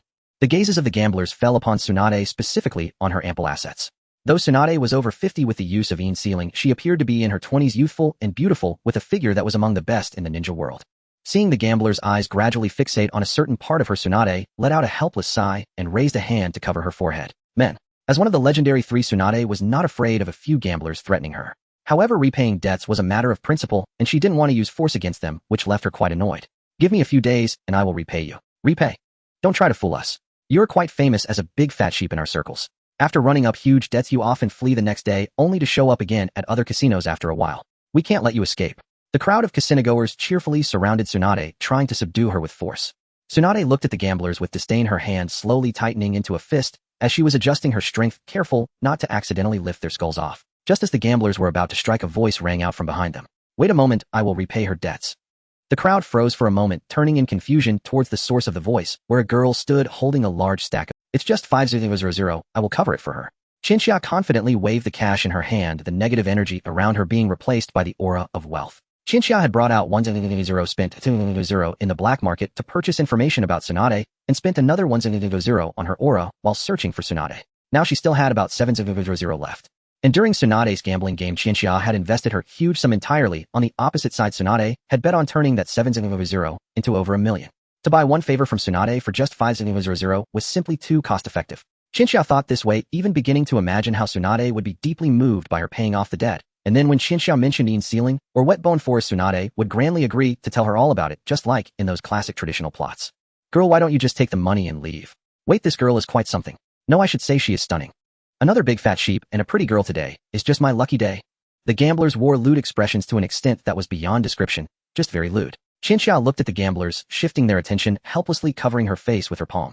Come on, I'm trying to save you, don't you? I give you money, and we take Tsunade and run. You gain, I gain, everyone is happy. What's wrong with that? Meanwhile, Tsunade, standing opposite, couldn't help but bow her head, wanting to laugh if she could. With her palm covering her face, Qianxia felt an inexplicable sense of shame as she thought to herself that she had thought too highly of these gamblers. Dealing with people like this requires fists. Little sister, I have a proposal for you. How about you come work for us? We won't cause you any trouble, and we'll protect you. The salary is quite good too, but we do have one requirement. You have to wear our specially made outfits while working, which are a bit revealing. The gamblers, smiling, inched closer to Qianxia, who was covering her face in shame, biting her lip. She gave up. She gave up trying to persuade these gamblers not to do something so foolish. Since these guys were so vile, she had no choice, but justice must be served. Qianxia took a deep breath and suddenly tightened her hands. This action is... Tsunade looked at Qianxia's gesture, her pupils instantly constricting. As the granddaughter of that man, how could she not know what this gesture symbolizes? Would release. As Qianxia clasped her hands together, the ground beneath the gamblers suddenly cracked open, revealing slender vine whips that quickly bound the gamblers' thighs, throwing them high into the air before spinning them like a rag doll, tossing them away as if they were trash. Most of them lost consciousness from the impact, while the remaining few, still struggling to get up, were struck on the head by a vine whip, likely suffering a concussion. Isn't it better to just take the money and leave? Why did I have to resort to violence? I am quite fond of peace, you know. Qianxia clenched her fists, gritting her teeth as she muttered. On the other side, Tsunade was left speechless in shock. As the granddaughter of that man, she naturally recognized this. Tsunade, this is impossible. Would release is a bloodline limit of my grandfather's, not of the Senju clan. Even if this bloodline limit were to be inherited, it should be passed down to me, his granddaughter. This girl, does she have a blood relation to my grandfather? Is she my little sister? Tsunade, being somewhat of a brute, couldn't keep up with her thoughts upon witnessing Qianxia using would release, nearly experiencing a blackout. After dispatching the gamblers, Qianxia let out a sigh. Although things didn't go as she had planned, she still had to engage with Tsunade. After a moment of hesitation, she turned to Tsunade, extending a hand, and said, Tsunade-senpai, I need your help. Sorry for the late update, I was out for a banquet. Although I wasn't busy, it was quite annoying since I don't like being stuck with a bunch of relatives. But now I'm back, and there will be another update later tonight, though everyone should get some sleep early. Let's not discuss whether to help or not. Right now? Here. I am very curious about you. Qianxia's words were cast aside by Tsunade, who chose to satisfy her own curiosity before anything else. Mokuton, this is the bloodline limit of the first Hokage Senju Hashirama, and not that of the Senju clan. It is unique. Even Tsunade, as his granddaughter, could not inherit it, and her trump card is merely her grandfather's passive abilities. Tsunade is exceedingly curious. Why would her grandfather's bloodline limit appear in someone else? If bloodline limits are inherited, could this girl before her be the descendant of her grandfather's illegitimate child? If this bloodline limit is not inherited, then how did it manifest in someone completely unrelated? There are too many questions. This ignited Tsunade's fighting spirit, which usually only revolved around gambling. Feeling Tsunade's fiery gaze, Qianxia sensed that she seemed almost like an object of fascination rather than a person. Tsunade grabbed one of Qianxia's hands and made a swift 100-meter dash, bringing her to her temporary residence where another woman was also living. Lady Tsunade, who is this girl? Shizun. You cannot imagine what I have just seen. Tsunade was as excited as a child, leaving Shizun speechless, who instinctively asked, Lady Tsunade, did you win some money? Tsunade's enthusiasm was doused like a bucket of cold water, but after glancing at Qianxia, her spirit was Who exactly are you? Why do you possess my grandfather's Mokuton? Are you a ninja from Konoha?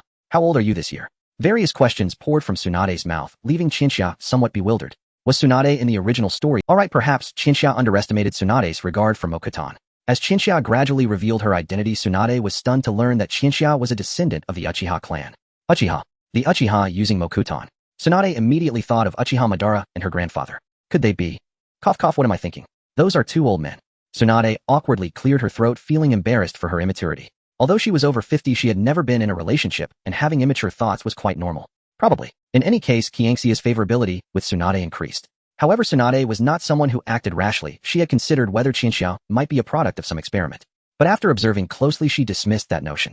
Even if Mokuton had a slight chance of being artificially created, the aura emanating from Qianxia, reminiscent of her grandfather, could not be fabricated. Perhaps this is a miracle. Cough cough, so what was it you wanted my help with earlier? After a long period of investigation, analysis, and imagination regarding Uchiha Tsunade, finally remembered the matter at hand. Upon hearing that she could finally discuss serious matters, Uchiha immediately regained her focus and said energetically, "Actually, I want to try learning sage techniques, and I hope Lady Tsunade can help me find a way." Sage techniques. Tsunade was taken aback. She hadn't expected that Uchiha had traveled such a long way just for sage techniques. I also wanted to learn sage techniques in the past after all Jiraiya managed to learn them, but I was unsuccessful. Just to clarify, it's not that I lack talent, it's just that the techniques of the Sure Bone Forest are too difficult to learn. Tsunade crossed her arms, suddenly feeling a bit displeased. Among the Sannin, the underachiever Jiraiya learned sage techniques, while Orochimaru, though he did not learn them, mastered a special version called Curse Seal. Only she had gained nothing on this path. I don't mind helping you find a way. After all, it's just a reverse summoning technique. Tsunade waved her hand with a nonchalant. Tsunade was not in a hurry, but Shizen felt a bit anxious. She had heard various bad rumors about the Uchiha clan before, and the Senju clan had once been enemies with them. Shizen thought from Tsunade's perspective helping someone from the Uchiha clan might not be appropriate. However, Tsunade insisted she had long since let go of those feelings. After all, it had been many years. Moreover, the Uchiha clan had been exterminated far worse than the normal dissolution of the Senju clan. Even if it was just out of pity, Tsunade wanted to help Uchiha. Now, of course, Uchiha replied seriously. She had already spent 88 days searching for Tsunade, and with the additional 2 days spent looking for Haiden and Kakazu, 3 months had already passed. With the premise of successfully practicing sage techniques, it would take at least 2 to 3 months to begin, and any delay would likely mean it would take over half a year to return to Konoha. Naruto would be fine, but Sasuke. She needed to hurry. "I'm counting on you, Lady Tsunade." Hearing Qianxia's earnest response, Tsunade did not say much more. If Qianxia had ill intentions, even the sage of the Sure Bone Forest could subdue her. Tsunade extended a finger, lightly biting it to draw blood, and summoned the seals for the reverse summoning technique. Qianxia felt a darkness enveloping her vision, as if her body was being cast away by gravitational pull. A normal person might be frightened by this sensation, but as someone experienced Qianxia, well, she was still frightened. Fortunately, the reverse summoning technique was incredibly swift. Just as Qianxia was starting to feel scared, it was over. Her vision cleared and her body regained balance. She exhaled and turned to scan her surroundings. Tsunade did not follow her, as she was alone. As for the surrounding environment, Qianxia could only say it perfectly matched the name Sure Bone Forest, requiring no further description. Is this the sacred land? Next, I must learn sage techniques here, and then return to Konoha. I hope I have the talent for learning these techniques. Qianxia muttered to herself, then took a step forward. Before long, a massive figure appeared in her line of sight. "Who are you?" A slug that was taller than 10 stacked Qianxias appeared right in front of her. The Sage of Slugs.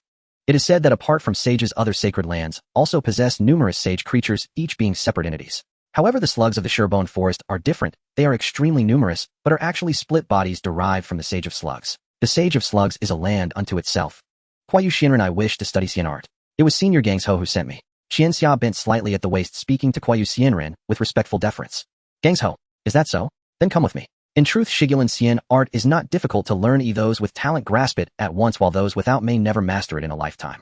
Kuayu Xianran writhed its vast body and turned, leading Qianxia deeper into Shigulan. As they walked, it could not help but boast of how superior its Xian art was, belittling the techniques of the other two sects at every step. Although Longdi Cave's arts are formidable, the deeper one masters them, the more the body changes. Scales sprout, a serpentine tail appears. That snake calls it Hualong. To my mind, it is nothing special. Until one truly becomes a dragon, it is merely an ugly thing, neither fish nor fowl. As for the Toadside's Miamu Mountain, it is passable. The more precise the mastery, the less the art alters the practitioner's body. Perfect mastery results at most in a few lines upon the face. But compared with Shigulan's Xian art, it is far inferior. Kuayu Xianran chuckled as it praised its own teachings, and Qianxia, walking behind, forced an awkward smile while wondering at this surprising facet of the immortal's character. It was completely unexpected, entirely beyond anticipation. All this talk is of little use anyway. After all, whether you can learn it remains unknown. To date, only that man has mastered Shigulan's Xian art. That man. No need to guess. Surely Qinsho Zhujian. But I believe the number who will one day master Shigulan's Xian art will not be limited to him alone. Because that woman has taken it up. Kuayu Xianran guided Qianxia to the heart of Shigulan, a sodden mire where visibility was poor and black bamboo ringed the swamp. From now on you shall cultivate here. Oh, then I shall be off. Oh huh. Qianxia blinked, puzzled, and turned to watch Kuayu Xianran actually leave. It just leaves like that. On Toad Mountain, there are always beginner tutorials and guides. Are you really just going to fling me away like that? Even if it's true that a master only opens the door and cultivation depends on oneself, at least teach me a method. Qianxia had assumed Kuayu Xianran was teasing, but as the immortal disappeared from sight, she realized it was earnest. Cultivating Xian art is arduous and perilous. For example, poor learning at Miamu Mountain can turn one into a toad. Without guidance, that danger rises sharply. Cold sweat trickled down Qianxia's face. She turned to regard the mire, then glanced toward the direction Kuayu Xianran, cultivate or retreat. Ridiculous. Having come this far, am I afraid? Qianxia drew a deep breath, set her resolve, and stepped into the swamp. She closed her eyes and listened to the surroundings. There could not be no beginner instruction at all. The answer is often found in the act of seeking. As Qianxia strained to sense the surrounding natural chakra, what at first was utterly imperceptible slowly revealed itself beyond ordinary chakra. There existed another peculiar energy in the air. Qianxia attempted to gather that natural chakra, wrap it, and draw it into her body bit by bit, but the results proved failure, failure, failure. Yet Qianxia possessed patience. She would simply try again. As long as she avoided a total catastrophe, like turning into a toad at Miamu Mountain, there remained reason to press on. Now was the time to summon the stubborn perseverance of a true devotee. Kuayu Xianren, having already left the depths, glanced back slightly. To it, Qianxia was merely one among many who had come through history seeking Xian art. If she withdraws in time, she might keep her life, but if she sinks and cannot pull herself free, the gu in Shigulin's name is not decorative. Kuayu Xianren shook its head. In the long span of cultivation, only that one man had succeeded. That man was peculiarly. Kuayu Xianren abruptly ceased its thoughts and turned again toward the swamp's heart, puzzled. Had the flow of natural chakra altered?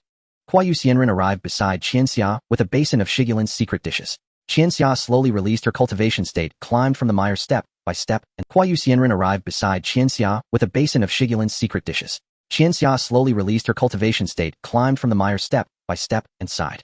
Why the sigh? No progress, no progress. Qianxia plopped down beside the basin, and after answering Kuayu Xianren, let out a sigh heavy with frustration. No progress is normal. You are already better than most. Most don't make any progress at all. In a week, some don't even survive. I know that, but I am in a hurry. Kuayu Xianren, you do not know. I have a restless younger brother at home.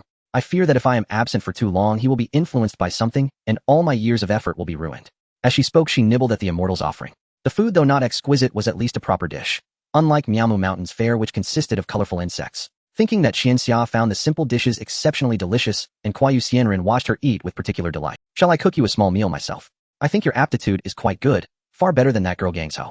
If I tutor you a little, you should not need long to master natural chakra. No need. I have already grasped the basics of natural chakra, Qianxia replied casually, and continued eating. Kuayu Xianren froze for a moment, then began to doubt its own hearing. Grasp. You have already mastered natural chakra. Kuayu Xianren cried out in some dismay, while Qianxia finished the last of the food Kuayu Xianren had brought. With a soft rumble, Qianxia patted her stomach and let out a belch. Burp, full. Kuayu Xianren, what is with that? Come on, it's been a week. If you hadn't even grasped natural chakra, that would be absurd. It is only the use of natural chakra to enter the immortal mode that has seen no progress. Qianxia patted her belly with one hand and slowly raised the other. The flow of natural chakra in Shigulin shifted perceptibly, surging bit by bit toward her body. She truly has grasped it. During this period of learning the ways of immortality in Qianxia, the events of the original story were rapidly advancing in Konoha, and the Chunin exam was approaching. Naturally, Kakashi recommended all 3 members of his team for the Chunin exam. Regardless of whether Sakura would pass, Naruto and Sasuke were sure to make it. Kakashi thought keeping these 2 little monsters at the genin level was quite troublesome. He hoped they would take it easy during the Chunin exam and not leave a shadow of fear on their fellow genin. In fact, if Naruto and Sasuke were emotionally stable and experienced enough, Kakashi would have considered recommending them for Jonin status, as the strength of these 2 little guys was truly impressive. The only source of concern for Kakashi and the entire team was Sakura. It wasn't that she wasn't excellent, but the other 2 were just too abnormal. After completing their mission during the break, Sakura walked alone on the streets of Konoha, sighing every few steps, enveloped by a different type of negative energy aura compared to Naruto and Sasuke. What should I do? Although Kakashi Sensei said I could pursue Jinjutsu, mastering this type of ninjutsu doesn't come from mere self-study. Many ninjas use Jinjutsu, but few are truly proficient in it. As Sakura delved into Jinjutsu, by the time she had her significant breakthrough, Naruto and Sasuke would have had their massive breakthroughs. With a resigned sigh, Sakura looked around at the still early hour and decided to head home for a bit. Why are you sighing, young lady? It's not good to waste your youth on sighs instead of sweating it out. A voice with a rather strange tone came from behind Sakura. By the sound of it, it seemed to belong to an elder, but it felt like it was. Sakura turned around in confusion, only to be met not with the man's head, but with his crotch. Sigma. Sakura took a half step back in shock, and as the voice sounded again, her gaze dropped slightly, and she realized that the man was speaking to her while upside down. Who are you? I am the Azure Beast of Konoha, Might Guy. Might Guy took a deep breath, using his arms to effortlessly return to a normal standing position. One hand on his hip, and the other giving a thumbs up towards himself. His bright, white teeth stood out prominently beneath his green spandex. Azure Beast. Sakura blinked in confusion, thinking about the term Azure Beast, and Might Guy. She felt a vague sense of familiarity, but couldn't place it. A Jonin, right? Of course. But my limits are far beyond just being a Jonin. By the way, I've beaten Kakashi more times than he has beaten me. Might Guy said with a hearty laugh, leaving Sakura in shock, her mind filled with questions about how this uncle could possibly be stronger than Kakashi Sensei. Sakura, would you like to train with me? Although you're not a member of my team, that doesn't matter. I'll make you understand what you've truly. Might Guy laughed heartily as he patted Sakura on the back. Sakura understood that this might be Kakashi Sensei's arrangement for her. Although she wasn't quite sure of the specifics, this was an opportunity.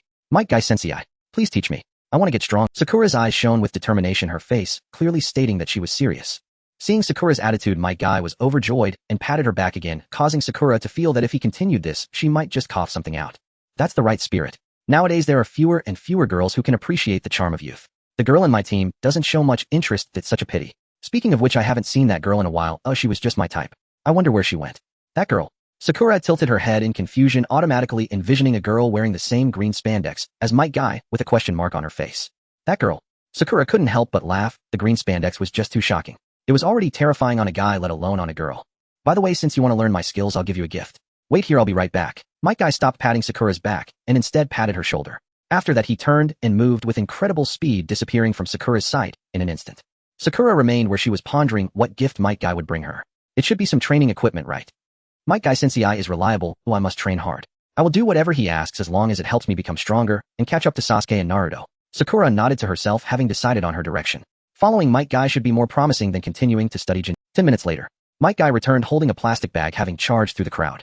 Sakura examined the bag in his hand, her mind racing to figure out what could be inside. Sakura ninja tools.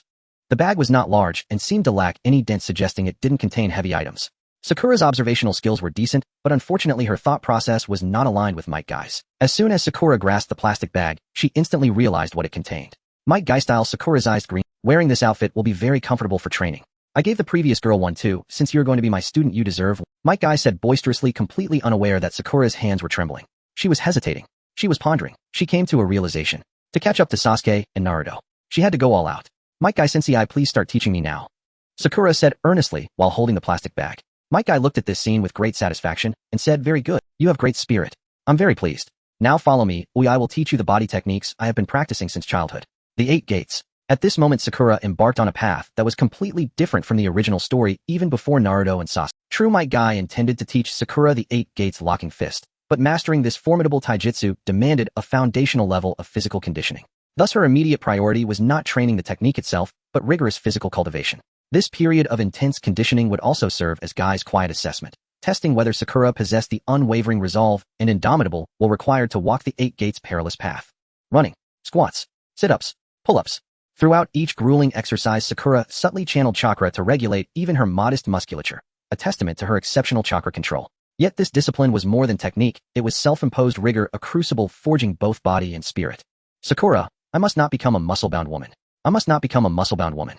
I must not become a muscle-bound woman. To avoid transforming into a diamond Barbie, Sakura redoubled her efforts, her sheer tenacity leaving both Might Guy and his protege Rock Lee utterly astounded. Might Guy, perhaps she truly can master the 8 gates. Imagine, 2 8 gates users competing in the Chunin exams. How exhilarating. Rock Lee, Sakura is training so hard. Then I too must press onward, determined to unlock the 5th gate before the Chunin exams. Tenten, no way. No way. Is there really a girl training this? How terrifying. In Niji Hyuga. Even if she somehow achieves it, the Chunin exams are imminent. At best, she'll open only the 2nd gate. No threat to me. Niji Hyuga regarded Naruto Uzumaki and Sasuke Uchiha as the greatest threats in the upcoming Chunin exams. Yet he harbored no doubt of his own victory, having already perfected the Hyuga clan's ultimate defense, the rotation. Clenching his fist, Niji fixed Naruto and Sasuke as his sworn rivals, unaware that at that very moment, those 2 most dangerous adversaries were leisurely grilling skewers. Hey Sasuke, shouldn't we head back to train? The Chunin exams are almost upon us, and pushing forward blindly won't yield further growth. Not now. A sudden epiphany may prove far more valuable than relentless mechanical repetition. Huh, I never expected you, Sasuke, to say something like that. Naruto and Sasuke chatted easily over skewers, their power already nearing Jonin level mastery.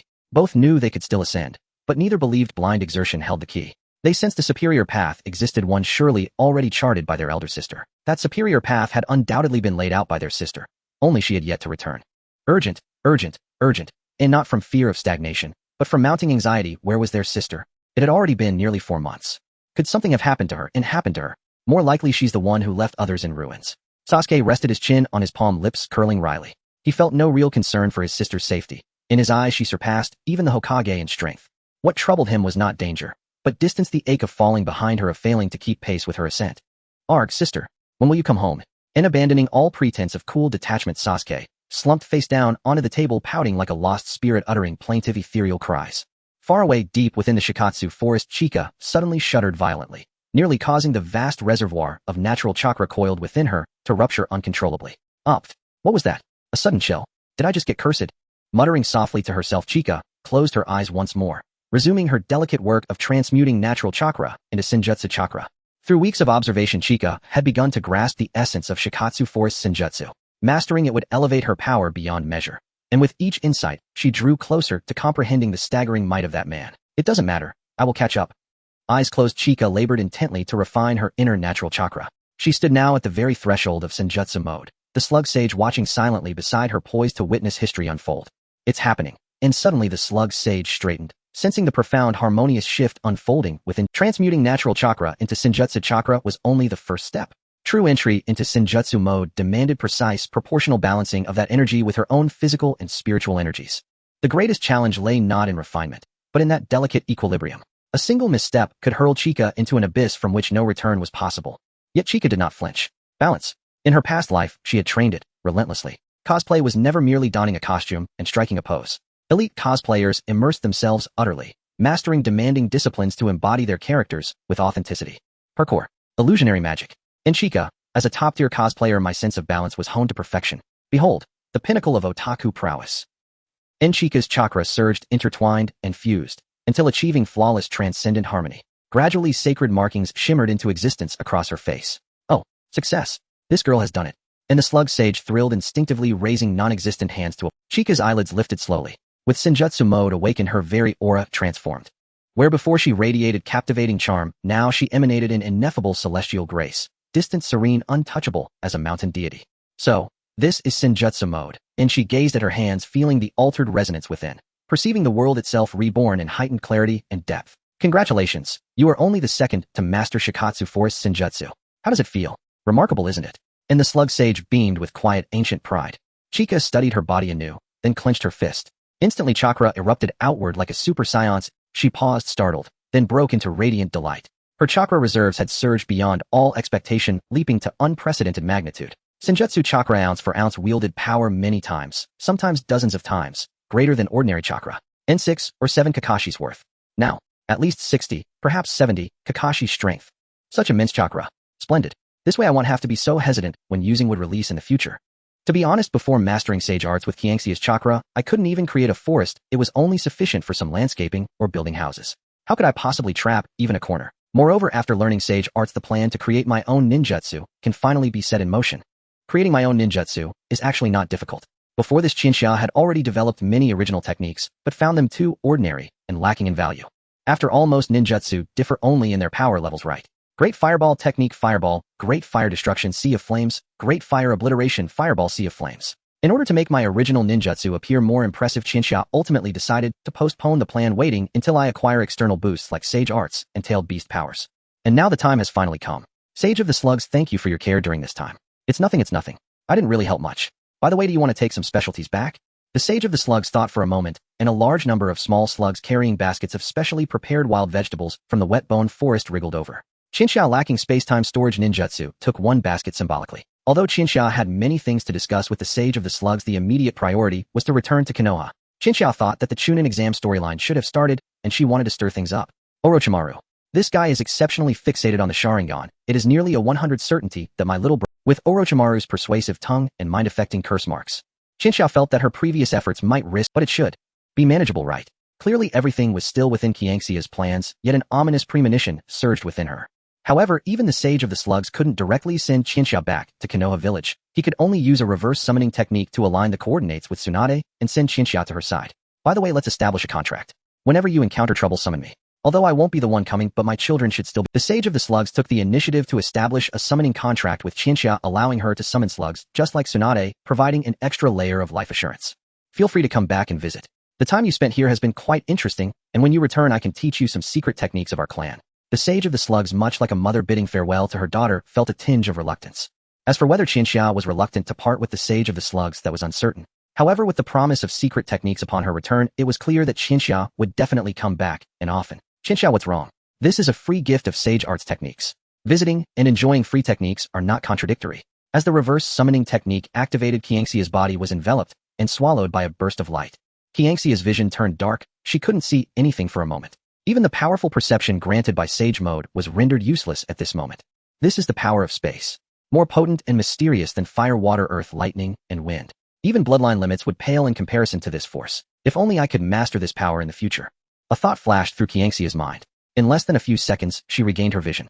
Her body didn't land directly on the ground, but she sensed that the nearest object below was less than a meter away. Crash! Bang! As a man shouted crash, Qianxia's body fell down, overturning a mahjong table below. Surrounding Qianxia, dozens of people were stunned, including Tsunade. However, compared to the shock and pain of those around her, Tsunade's first thought was, awesome, the mahjong table was overturned. The previous round doesn't count. With this round that would have been a guaranteed loss cancelled, how could Tsunade not be happy? After 3 or 4 seconds passed, the gamblers finally reacted, each one pulling out their weapons. Hammers, mallets, hunting knives, high heels. They didn't care about anything, charging at Qianxia amidst the noisy chaos. Although Qianxia was a bit confused by the situation, seeing a bunch of ordinary citizens rushing at her, she naturally wouldn't use force to suppress them. Last time it was outdoors, but this time it was indoors. Using force to suppress them would likely destroy the casino. Qianxia's eyes turned red as she activated her Sharingan in Sage mode. A simple illusion cast upon the crowd made everyone drop their weapons and stand dazedly in place, falling into a beautiful dream. If it were before, using an illusion on so many people would definitely cost Qianxia a painful amount of chakra. However, with her current chakra, which was at a double-digit level, like Kakashi's, this consumption was negligible. Qianxia let out a breath and turned to look at Tsunade behind her. As she turned, Tsunade finally noticed the markings on Qianxia's face that symbolized Sage mode. My goodness. You have already mastered it. Tsunade stared dumbfounded at Qianxia in Sage mode, immediately recalling her own experience. She had also trained in the Wet Bone Forest before, and the Sage of the Slug's evaluation of her was talented, but not much. Better than ordinary people, at least. She wouldn't turn into a skeleton from failure during training, but the success rate was too low. Ultimately, her pilgrimage only yielded the summoning contract with the slugs from the Wet Bone Forest. Has it only been a few days? Has it been 2 weeks? It seems like just a little over a week, right? Sage arts from the Wet Bone Forest are notoriously difficult to learn. Tsunade began to suspect whether Qianxia was related to her grandfather. With this configuration, even if Hashirama Senju himself claimed it had nothing to do with him, Tsunade wouldn't believe it. Tsunadesenpai, what date is it today? How many days until the Chunin exams in Konoha? Qianxia asked the surprised Tsunade. Tsunade quickly composed herself, cleared her throat heavily, and put on a senior's, the Chunin exams. I think I heard Shizen mention it. It seems like they have already started today. What? Now it was Qianxia's turn to be shocked. Was she really so late? Is there still time to rush back? Even if there's no time, I have to hurry. Qianxia poured all her Sage chakra into the body flicker technique, and in an instant she vanished before Tsunade's eyes, leaving behind a dumbfounded Tsunade and a crowd of gamblers still trapped in the illusion. Chunin exam. Sarutobi Hisashi fought bravely and died, while Orochimaru, unable to obtain Uchiha Itachi's Sharingan, turned his sights on Sasuke's eyes. Qianxia, Orochimaru, if you have the guts, come at me. Do you believe I can turn you into a slippery snake? Qianxia used the body flicker technique rapidly, but the distance to Konoha was still considerable. It would take several hours to get. Sasuke, focus on your development, and don't act recklessly. Meanwhile, Konoha had gathered many candidates from the other 4 ninja villages, and Gaara encountered Naruto and Sasuke, just like in the original story. However, Gaara did not seek out trouble with the two as he sensed their unusual aura and threat.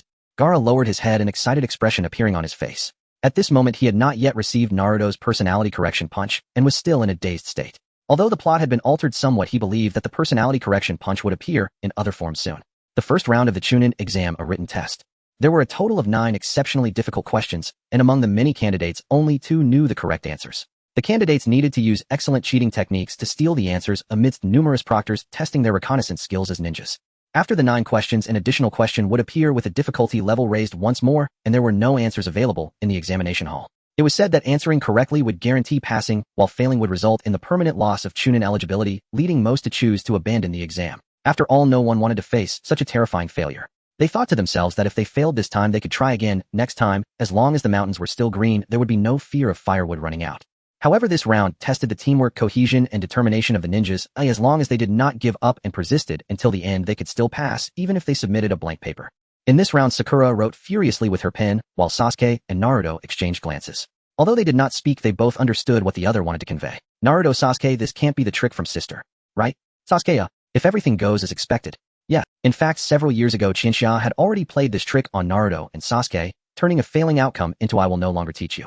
The Chunin exams round was a written test, and Qianxia's task was designed to be quite challenging for Sasuke and Naruto at that time. The cost of failing the Chunin exam was permanent loss of Chunin qualifications, while the cost of failure for Qianxia was no longer teaching those 2 little brats. Its effect was astonishing. The 2 little brats' brains seemed to short-circuit on the spot, as if smoke were rising from their heads. Fortunately, they passed at that time. The 2 looked at the exam paper in their hands, and it was almost certain that they believed this was indeed the trick their sister had used. Thinking of this, both felt a shiver of fear. They had been quite hesitant back then, but fortunately no one chose to give up in the end. Sasuke and Naruto put down their pens, revealing expressions markedly different from the other candidates in the exam hall. The surrounding candidates were perplexed, wondering what they were doing. Surely they weren't giving up so soon. Were they employing some super tricky cheating method? Their relaxed expressions only drew the attention of the proctors. The surrounding candidates were either writing furiously or using various small tricks to steal answers, while the two of them seemed to be doing nothing, as if they had given up. How could that not attract their attention? It was absolutely impossible for exam questions to be leaked, but it was also unlikely that they had simply given up. After all, they had both heard of Naruto and Sasuke's genius reputation. Time ticked by, and some candidates exhaled, showing expressions of relief, while others looked anxious and lost as if they were in a daze. Sasuke quietly observed the clock, muttering softly the time should be about up. Sure enough, just as Sasuke finished his mutter within seconds, one of the proctors stood up and announced the existence of the 10th additional question and the penalty for failure. In an instant, 99 of the candidates in the exam hall seemed to don masks of agony, one after another raising their hands to surrender, walking slowly out of the exam hall with hearts full of despair. Sakura also dripped cold sweat, wanting to see Sasuke and Naruto's reactions, but was startled by what she saw. Naruto had his head resting on the desk, seemingly on the verge of falling asleep, while Sasuke crossed his arms, not even glancing at the exam paper. Sakura suddenly questioned her life choices. She looked down at her serious, densely packed answers. If complaints could be converted into energy, she could probably punch the planet into pieces. Sakura, if those two aren't anxious, why should I be? Just let it be. Sakura exhaled and put down her paper, even stretching her arms in a big yawn. Although the three were not sitting together, their demeanor made them the three brightest figures in the exam hall.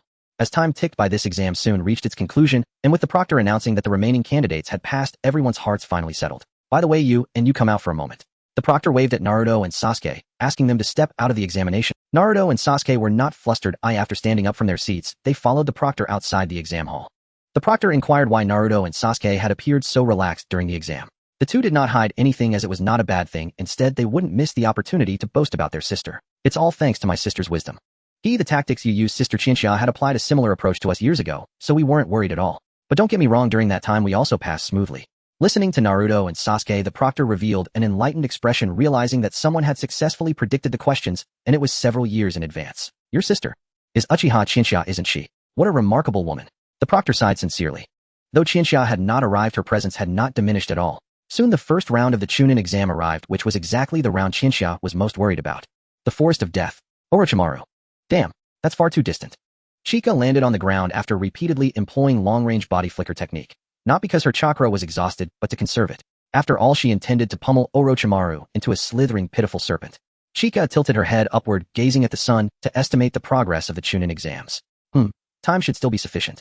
Perhaps she ought to find a mount to ease her fatigue. Yet where in this desolate expanse could one possibly find such a conveyance? She resolved to continue relying on body flicker, when suddenly, Chika's eyebrows lifted in surprise as a horse emerged silently from the grass, chewing placidly before slowly turning its head, its gaze locking with hers. Chika, a horse. Horse Shogunga. The horse seemed to sense something deeply amiss, and bolted, twisting sharply to flee. But escape was impossible beneath Chika's unyielding grasp. With a light leap, she mounted the horse, gripping its flanks tightly with her thighs, and pressing her palm firmly upon its head. A devilish grin spread across her face. In that moment, species and language ceased to matter. Only the horse's shrill, panicked whinny pierced the air as it galloped wildly toward Konoha village. Yeah. Before her, a Dozong expert riding spirit energy incarnated as steed. Behind her, a cage-level shinobi commandeering a mortal horse. Truly terrifying.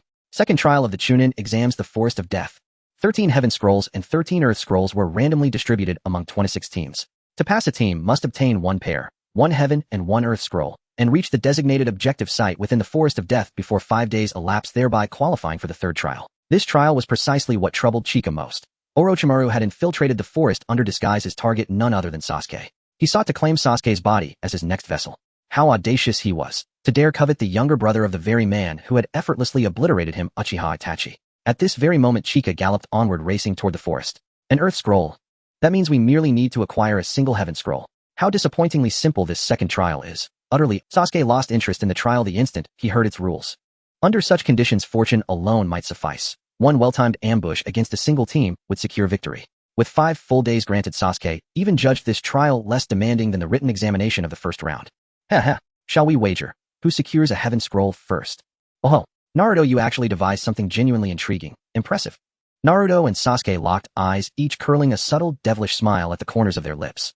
Beside them, Sakura flustered, utterly bewildered. Were they planning to split up? Please, this was the Chunin exams. Was such recklessness truly advisable? Sakura sighed, deeply resigned, but she did possess a clear understanding of their capabilities. Among all the examinees, none could conceivably stand as their equal. It's fine.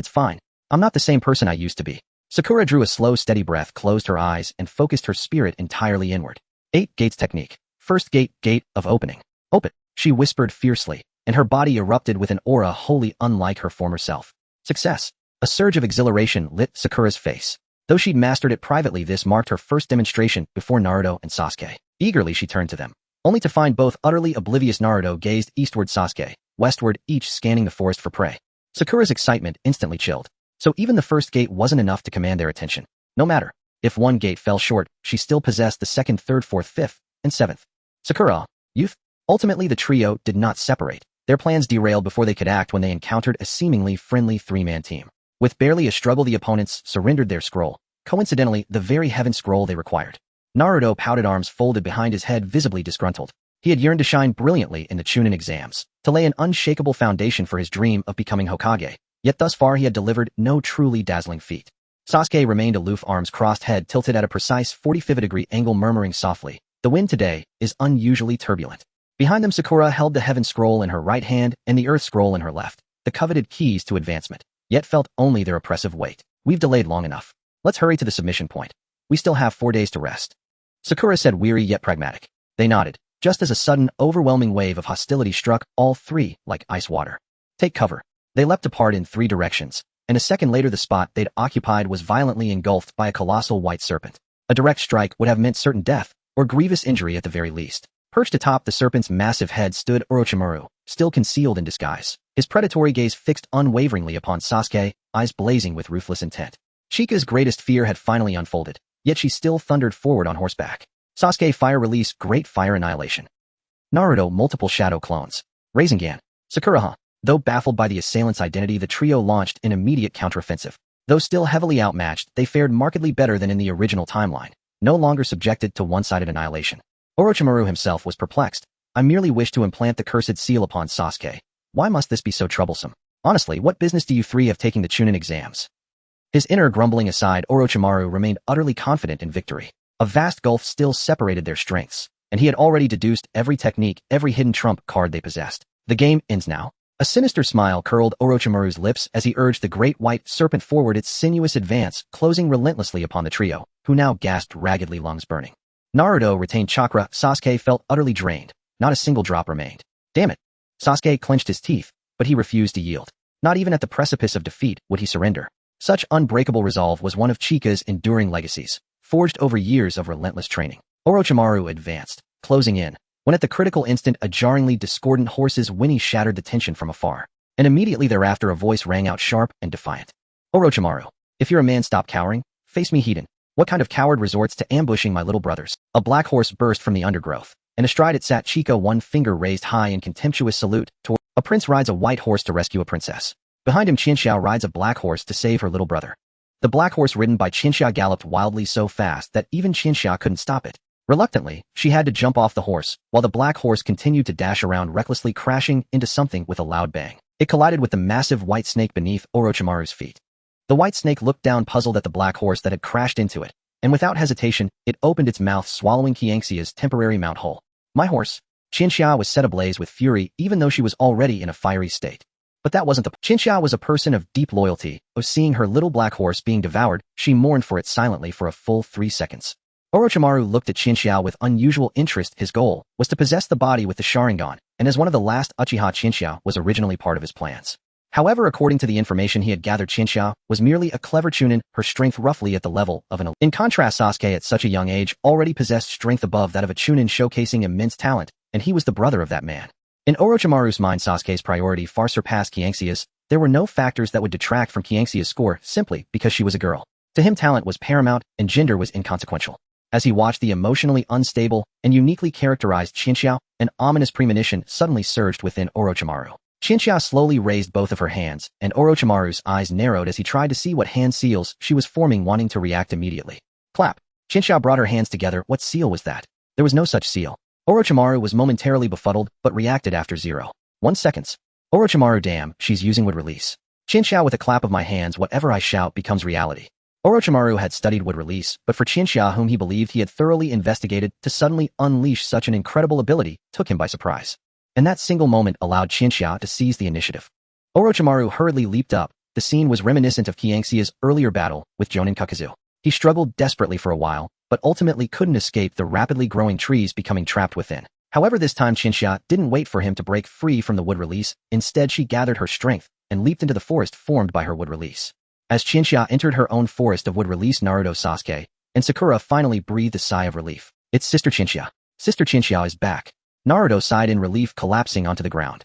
Sasuke remained silent, his eyes fixated on the spot where Chinxia had disappeared, his Sharingan subtly hinting at a transformation into the Freedomo. As for Sakura, her face was filled with admiration. When she first met Chinxia, she simply thought Chinxia was a great beauty. Now it was clear that she was not only a beauty, but also a female warrior. With Chinxia joining the battlefield, the original situation underwent a complete 180-degree shift. In the forest terrain created by her wood release, Orochimaru jumped around continuously, as every branch he landed on could split and attack him in the next moment. Aren't you a snake? Why are you jumping around so much? Chinxia chased from behind, while Orochimaru ran ahead. He turned and unleashed Wind Release Great Breakthrough. But before it could hit Chinxia, it was intercepted by thick branches that suddenly emerged. This level of wood release. Could there be someone else secretly researching wood release experiments, and their abilities surpassed? Orochimaru gritted his teeth, realizing why he struggled when dealing with Sasuke earlier. Sasuke was much stronger than he had anticipated, and that Ninetales brat was also.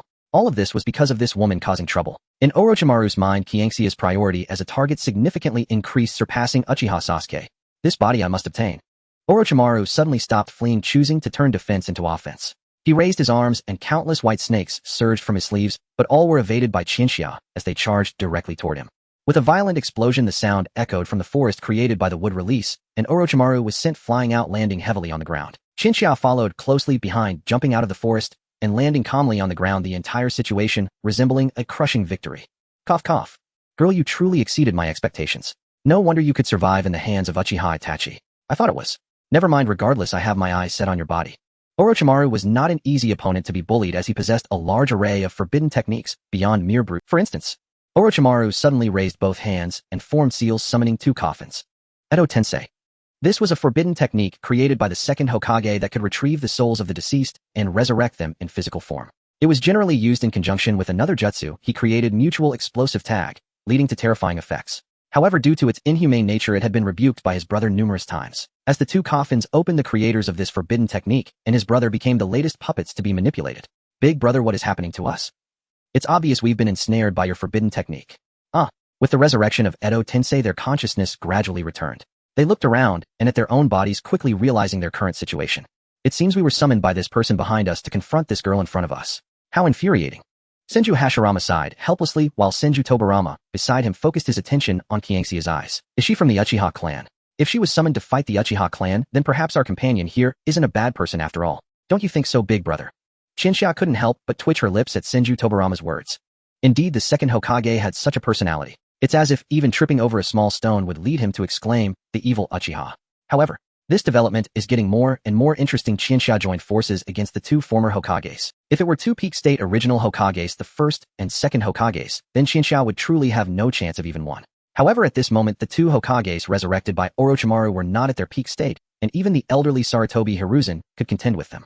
Thus the advantage lies with me. Chinxia took a deep breath and immediately began to accumulate Senjutsu chakra. Although she couldn't activate it instantly, charging for 7 or 8 seconds before activating, it was still feasible. One could see the patterns of the wet bone forest sage mode appearing on Qianxia's cheeks, her aura continuously rising. From a distance, she looked less like a character from Naruto and more like a Super Saiyan from the neighboring Dragon Ball. Senjutsu. The wet bone forest Senjutsu. Senju Hashirama revealed a look of surprise, while beside him Senju Tobarama raised an eyebrow, struggling to contain his expression. Senju Tobarama, the wicked Uchiha clan, can actually master Senjutsu. I can't believe it. And the shocking revelations for Senju Tobarama were yet to come. With a clap of her hands, Chinxia decided to use this would release ninjutsu after a mere 0.1 seconds of thought. Would release tree binding, eternal burial. With another clap, her command came to fruition. From beneath Senju Hashirama and Senju Tobarama's feet, thick vines suddenly erupted, binding both of their arms and legs. A few seconds later, it intensified even further as two towering trees shot up from the ground. The perspective of the two men rose higher and higher, quickly reaching a kilometer in the air. They remained calm, but were utterly bewildered, especially Senju Tobarama. He turned to look at his older brother, who was also bound, and said in confusion, "Brother, what? How could this happen? Did the Uchiha clan leave seeds behind?" Senju Hashirama was visibly annoyed, replying, "Tobarama, even if she truly has a blood relation to me, it's impossible for her to inherit my wood release. You know, my wood release is not the kind that can be passed down through bloodlines." Senju Hashirama was puzzled as well. If his wood release could be inherited, then his children and grandchildren should at least show some signs of being able to use it. However, after a deep introspection, he concluded that would release was a secret technique that only he could wield. No matter how you look at it, this girl is no ordinary person. We are going to be pierced through right here. Brother, you are right. I shouldn't have researched this forbidden technique in the first place. After they spoke, the light in their eyes dimmed. The user of Edo Tensei can control the summoned beings, and at this moment, the two former Hokages were under Orochimaru's control. Attack! At Orochimaru's command, Senju Hashirama and Senju Tobarama suddenly erupted, with chakra breaking free from Qianxia's would-release bindings. Without a moment's hesitation, they descended from the kilometer height directly to the ground, where they dashed toward Qianxia. Qianxia calmly formed seals and unleashed several great fireballs in quick succession. Senju Hashirama didn't even bother to dodge, effortlessly swatting each of Qianxia's fireballs into ashes. Beside him, Senju Tobarama was even more formidable, suddenly pulling out a kunai and throwing it with a whoosh. Qianxia swiftly dodged the kunai with a sidestep, and in that instant she noticed that the kunai was engraved with the flying thunder. Qianxia, what? When did you engrave that? Your speed is too fast. Qianxia immediately used body flicker technique to create distance. Almost simultaneously, Senju Tobarama teleported next to her, using the flying thunder god technique, and aimed a horizontal kick at her waist. Of course, Qianxia managed to defend against this kick. To be honest, she had no absolute confidence in blocking any strike, but if it were her waist. Please. After being stabbed so many times, she had to have grown right. If it were that easy to stab my waist, that would be outrageous.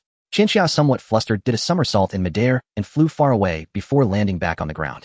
Just as she steadied herself, Senju Hashirama charged towards her, and he wasn't even in his original form, but rather riding a wood dragon. What?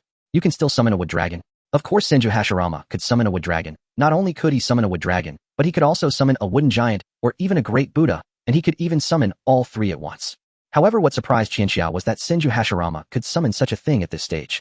After all, in the original story, the Edo Tensei Hashirama at this stage couldn't even use wood release to devour a house. Qianxia wanted to complain, but the unconscious Senju Hashirama gave her no opportunity as he charged straight at her. Bang! Thick dust and mist swept through the area as Hashirama flew out from the cloud of dust, expressing the fact. Mist. How could he possibly miss from that distance? Orochimaru furrowed his brows in confusion, ruling out body flicker technique and substitution technique. It wasn't speed. Could it be? Before Orochimaru could ponder for 2 seconds, a kunai flew swiftly from a nearby tree towards him. Orochimaru quickly reacted, dodging to the side to avoid the kunai, which lodged itself into the ground behind him. In that instant, a strong sense of incongruity surged in Orochimaru's heart. And in that brief moment, there was not just a kunai behind him, but also Qianxia smiling like a devil. Flying Thunder God technique. This was the Shrank space-time ninjutsu that Senju Tobarama had just used on Qianxia. Ordinary Sharingan can only replicate regular ninjutsu, but perhaps everyone has nearly forgotten Qianxia's Mangekyo Sharingan harbors capabilities beyond just Kodo Amatsukami. With the power of the other eye, as long as Qianxia expends a multiple of chakra, she can utilize even secret techniques and bloodline limits. And a multiple of chakra consumption. With chakra levels in the double digits like Kakashi, Qianxia felt she could do as she pleased with a whoosh. Blood sprayed everywhere as Qianxia's palm, now akin to a blade, pierced directly through Orochimaru's waist. In that moment, a strong sense of satisfaction surged within Qianxia. Finally! It was finally her turn to pierce someone else's waist. At least she had only been pierced by others before. Today, it was finally her turn to stab someone else. This overwhelming sense of satisfaction was truly beyond description, and a look akin to a Yandere appeared on Qianxia's face. Orochimaru, you're happy just from stabbing my waist. Qianxia, you don't understand my joy. This isn't just happiness, this is super happiness. And you won't die, so it's super happiness squared because I can stab a few more times. Orochimaru, This joy is something others can never truly understand, or perhaps they would call it perverse, but Qianxia does not care.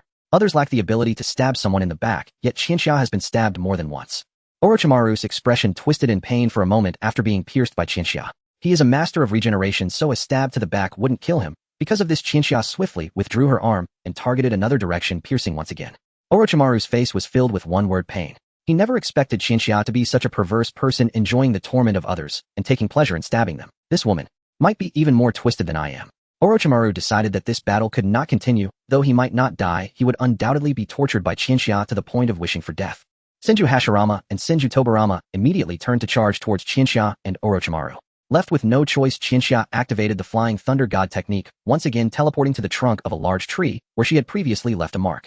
Speaking of which, the Flying Thunder God technique is truly useful. It's no wonder that after mastering it and combining it with the Rasengan, the fourth Hokage Minato Namikaze could wreak havoc on the battlefield. There's no way to touch him. Suddenly a Rasengan could strike you from behind, and after attacking he would retreat regardless of whether you survived or not, only to reappear later for another Rasengan. The joy of a crafty schemer. Even Qianxia, who had only just begun to grasp the Flying Thunder God technique, could already feel it. Standing on the tree trunk, Qianxia scanned over Hashirama, Tobarama, and Orochimaru, quickly formulating a plan. Qianxia, watch closely and see what a true schemer looks like. Taking a deep breath, just as she was about to initiate her next phase of action, a commotion echoed from afar. Someone was rapidly approaching, and there was more than one. Xinxia was taken aback, and only after 2 or 3 seconds did she realize that they were in the midst of the Chunin exams, and with such a commotion, it would be strange if no one came. Orochimaru also noticed the disturbance. He lowered his head and couldn't help but click his tongue, wondering if he had to give up. However, changing bodies has a 3-year cooldown period. If he gave up this opportunity, now he would have to wait 3 years for the next chance, during which he could only covet. No, this is not the time to think about that. I must run. First Hokage. Second Hokage. Protect me as I escape. Orochimaru issued his final command to the two, then summoned a horde of white snakes to cover his retreat. Xinxia, determined to turn Orochimaru into a pathetic snake, naturally did not want to let him escape so easily. But Hashirama and Tobirama, who were manipulated and lost consciousness, were quite a trouble. Dealing with them would take time. There's no choice. I'll have to be a bit more ruthless. Xinxia continuously utilized the Flying Thunder God technique for high-speed movement. Though Senju Tobirama could also use the technique, he was currently in a puppet state, without self-awareness, making him a step slower than Xinxia in every movement. At this moment, Orochimaru had already run several kilometers away, thinking that this distance should keep him safe from the twisted Xinxia. Little did he know Hashirama and Tobirama had somehow overlapped with his escape route. Excellent. An opportunity. Xinxia was preparing to take out Orochimaru, Hashirama, and Tobirama all at once. Would release. Ninjutsu. Sage arts. Eye techniques. No, it's science. Xinxia had long since entered the realm of her self-created ninjutsu, but most ninjutsu merely varied in power, like Great Fireball, Great Fire Extinguish, Great Fire Arrow. As for functional ninjutsu like Edo Tensei or Flying Thunder God, after researching for a while, Xinxia was convinced she didn't have the intellect for that.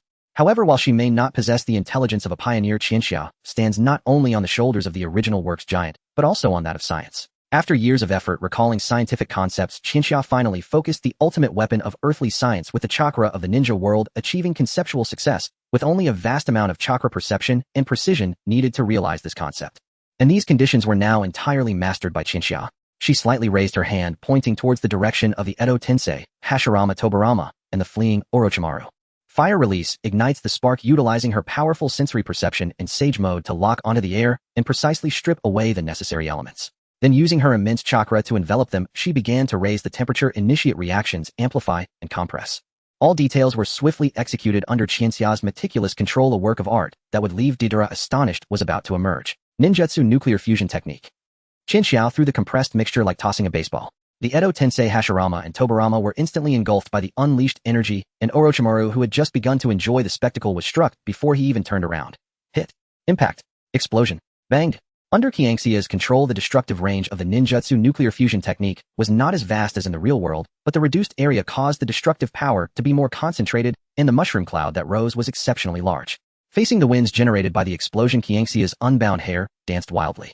In this moment, Xinxia felt an immense sense of freedom, almost unable to hold back laughter. If she truly laughed, perhaps a fifth member of the legendary four would appear. Just before Xinxia launched that nuclear fusion technique, the third Hokage, Sarutobi Hiruzen, arrived on the scene with his staff, witnessing the birth of this artistic creation.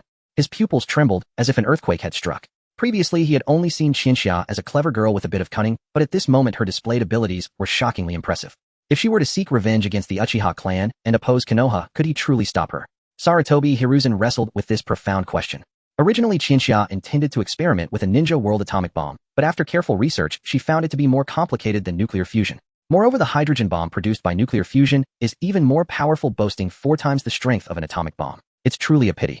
If it weren't for its complexity, even if it had slightly less power, Xinxia would have created it just for fun. She had already thought of a name. The left-hand release would be called Ninjutsu Little Boy, and the right-hand release would be Ninjutsu Fat Man. Doesn't that sound quite artistic? Qianxia faced the fierce winds generated by her nuclear fusion explosion, her face adorned with a subtle smile, as she appreciated her masterpiece. Art does not have to be explosive, but explosions are indeed a form of art.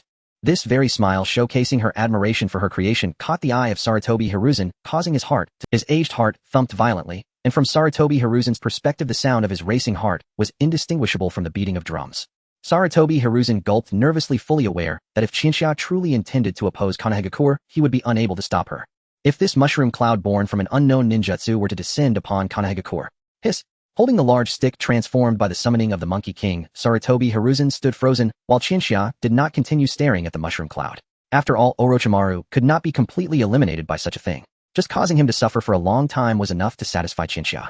After all, I'm not a devil. Xinxia clapped her hands satisfied, and turned to look for her little brothers. However, in her turn, she first noticed Sarutobi Hiruzen, who was frozen in place. "Oh, it seems I can't keep this hidden any longer. What a shame," Xinxia said with a cheerful smile, as she walked over to Sarutobi Hiruzen and patted him on the shoulder. Saratobi Hiruzen with his head lowered fell into deep contemplation before he asked in a low voice, may I inquire what ninjutsu you just used? I have never seen a ninjutsu of such power.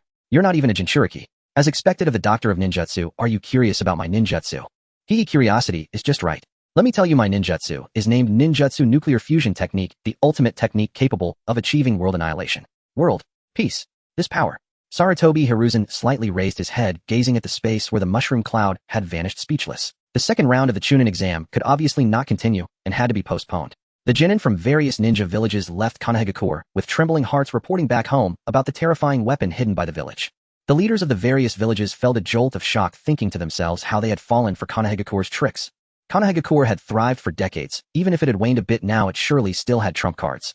During the time others underestimated Konohagakure, the village had been quietly developing all to create such a terrifying weapon. Now that the weapon was completed, they used the Chunin exam as a live experiment, serving as a demonstration to the other ninja. Terrifying. Truly terrifying. Konohagakure's status soared, and it was evident that in the next meeting of the 5 Kages, Konohagakure would regain its leading position. However, this was not the time for celebration. Saratobi Hiruzen sat in his office, sorrowfully cradling his head with both hands. Before him stood a man and a woman. The man was named Mito Gate Flame, and the woman Zenkichi Koharu. They were contemporaries of Saratobi Hiruzen and members of the 3 high-level advisors of Konohagakure alongside Shimura Danzo. Where is Danzo? I'm not sure. We haven't seen him for several days. The two shrugged, indicating that asking them was useless. Normally Shimura Danzo was elusive, they wouldn't pay much attention to his disappearance, but at this critical moment Saratobi Hiruzen seriously suspected whether that old man was hiding or had fled. Although both had the mentality of prioritizing the village over the individual, Shimura Danzo and Saratobi Hiruzen were still quite different. In the original work, during Pain's invasion, when he uttered the words, "How many floors can a sack of rice hold?" Shimura Danzo had mysteriously vanished. Yet after Pain was dealt with, he suddenly emerged from nowhere, proudly donning the Hokage hat, and took office as the 5th Hokage for a full 7 days. At this moment Saratobi Hiruzen looked at the absence of the scapegoat, Shimura Danzo, feeling even more anxious. Meanwhile, Mito Gate Flame and Zenkichi Koharu, having yet to witness the world nuclear annihilation technique, still regarded the situation with some skepticism. Hiruzen, did you call us here to discuss the Uchiha clan? How long has it been? Is it really necessary to bring this issue up again? They said, nonchalantly, unaware that they were dancing on a minefield. Saratobi Hiruzen, listening to their casual remarks, lowered his head, suddenly feeling an urge to have Qianxia unleash the world nuclear annihilation technique on the two of them. Of course, Saratobi Hiruzen resisted the impulse. He hadn't called these two over just to hear their ramblings. He already had a plan in mind and merely wanted to inform them. The next day, a large number of boxes were delivered to the entrance of the Uchiha clan. These boxes contained ninjutsu scrolls, property deeds, cash, and coins, all items taken during the Uchiha clan massacre. Among them, the least valuable items were actually the money. Though they hadn't had time to tally it, Qianxia had previously discovered over $1 million in her family's empty residence when searching for relatives' hidden cash. So these family assets that had originally been stored in the clan's treasury. Qianxia roused the still sleeping Naruto and Sasuke, urging them to help move the large pile of boxes into the residence. Meanwhile, she lowered her head, examining a scroll she had found among the boxes, which was the most valuable item in the pile. It was a forbidden technique scroll authored by the second Hokage Senju Tobarama, detailing most of the strength ninjutsu and forbidden techniques he had researched. However, this did not surprise Qianxia. Just yesterday, because of this item, Saratobi Hiruzen had engaged in a fierce verbal battle with Mito Gate Flame and Zenkichi Koharu. At that time, Qianxia had been idly sitting in sage mode, using her heightened perception to eavesdrop on the entire process while munching on sunflower seeds. Listening in with the immortal mode, Qianxia, you truly are a remarkable one. However, Qianxia was genuinely unconcerned, thinking that activating the immortal mode did not drain much energy or shorten her lifespan. On the contrary, while it was activated, both her body and mind felt exceptionally comfortable, so she decided to use it more often, treating it as practice for quickly entering the immortal mode. Yesterday, while Saratobi Hiruzen was passionately arguing with Mito Kage and Tsurugi Koharu, Qianxia sat atop the Hokage building, munching on sunflower seeds sold in the village, admiring the scenery from above while eavesdropping on their conversation. Mito Kage, what? Saratobi, have you gone senile with age? How could you possibly consider handing that forbidden technique scroll to that woman? Tsurugi Koharu, exactly. If that woman is truly that dangerous, then giving her the forbidden technique scroll would only make her even more dangerous and uncontrollable. Both of them vehemently protested against Saratobi Hiruzen, but as the Hokage, his word was final, rendering their objection. What do you mean by making Qianxia even more dangerous and uncontrollable? She is already quite dangerous and difficult. Under Saratobi Hiruzen's unconventional verbal tactics, Mito Kage and Tsurugi Koharu were furious, feeling that their already limited lifespans had been significantly shortened, storming out of the Hokage office. Saratobi Hiruzen sighed helplessly as he slumped into his chair, understanding that Mito Kage and Tsurugi Koharu were simply too stubborn, just as he himself was. However, the current world was no longer something these oldtimers could easily interfere with. Qianxia decided to stop eavesdropping at this point, lightly flying away from the top of the Hokage building with a bag of sunflower seed shells in hand. Returning to the present, Xia leisurely walked back to her residence with the forbidden technique scroll plopping down on the sofa and crossing her legs like a dignified elder as she began to peruse the scroll. While as expected of the second Hokage Senju Tobarama, who is notorious for developing only forbidden techniques aside from water techniques, this scroll is filled with impressive and lethal techniques. There are techniques I understand, some I don't, those that make me blush and others that make me tilt my head in confusion. Senju Tobarama, you should really stick to studying water techniques. As Xia examined the forbidden technique scroll, she marveled at Senju Tobarama's imaginative genius, while also acknowledging the ruthlessness of his creations. Many of the forbidden techniques were indeed formidable weapons of war. Meanwhile, as Xia was engrossed in the scroll, Naruto and Sasuke were energetically hauling a large number of boxes for Naruto. Sasuke, how many bowls of Ichiraku ramen do you think this much money can buy? Sasuke, instead of answering how many bowls of ramen it can buy, wouldn't it be better to ask how many Ichiraku ramen shops we could open with this money? Naruto, how many Ichiraku ramen shops can we buy then? Sasuke, I can't be bothered to answer. As Sasuke hurriedly carried the last box back into the residence, Xia had just finished a quick scan of the forbidden technique scroll and casually tossed it to the other side of the sofa. In summary, useful, but not much. As for the Edo Tensei and Flying Thunder God techniques, Xia had already replicated them during her battle against Orochimaru using her Sharingan. Although the remaining ninjutsu in the scroll were all forbidden techniques, they seemed of little help to Xia, who had an extraordinary setup. After thoroughly scanning the scroll, Xia was surprisingly struck by the realization that the most beneficial techniques for her were actually barrier techniques. It couldn't be said that she had gained nothing. Sister, what is this thing? Sasuke, who had just walked in from outside, asked curiously upon seeing the scroll line. Oh, this is a forbidden technique scroll. If you want to see it, you can. On second thought, it's a bit dangerous for you at your stage. Xia abruptly cut off her words, having nearly let slip something she shouldn't have. She picked up the forbidden technique scroll again. If she let Sasuke practice the techniques inside it, well, she genuinely feared he might go down the wrong path. They'll pick some ninjutsu from here to teach you in Naruto. You should know that the techniques recorded here are all strength ninjutsu and forbidden techniques. Practicing them can be quite exhausting, so you need to be mentally prepared. Upon hearing that their sister would once again personally teach them, Sasuke and Naruto, who had just entered, were both excessively excited. Just as Sasuke was about to say they should start right away, he suddenly froze and turned to look at the entrance of their residence. Sister, it seems someone is coming. Indeed, you noticed quite quickly. The person outside was not summoned by Xia, but sensing the restless chakra in the air, she could roughly guess who it was. Let's go out and take a look. Xia stood up from the sofa, leading the two little ones out of the residence. At the entrance of the Uchiha estate stood a boy with a gourd exuding a powerful aura that screamed, "If you provoke me, I'll crush you." The Jinchuriki of Shikaka Gaara. He was originally the strongest among the Chunin exam participants, possessing the power of the tailed beast and parental support.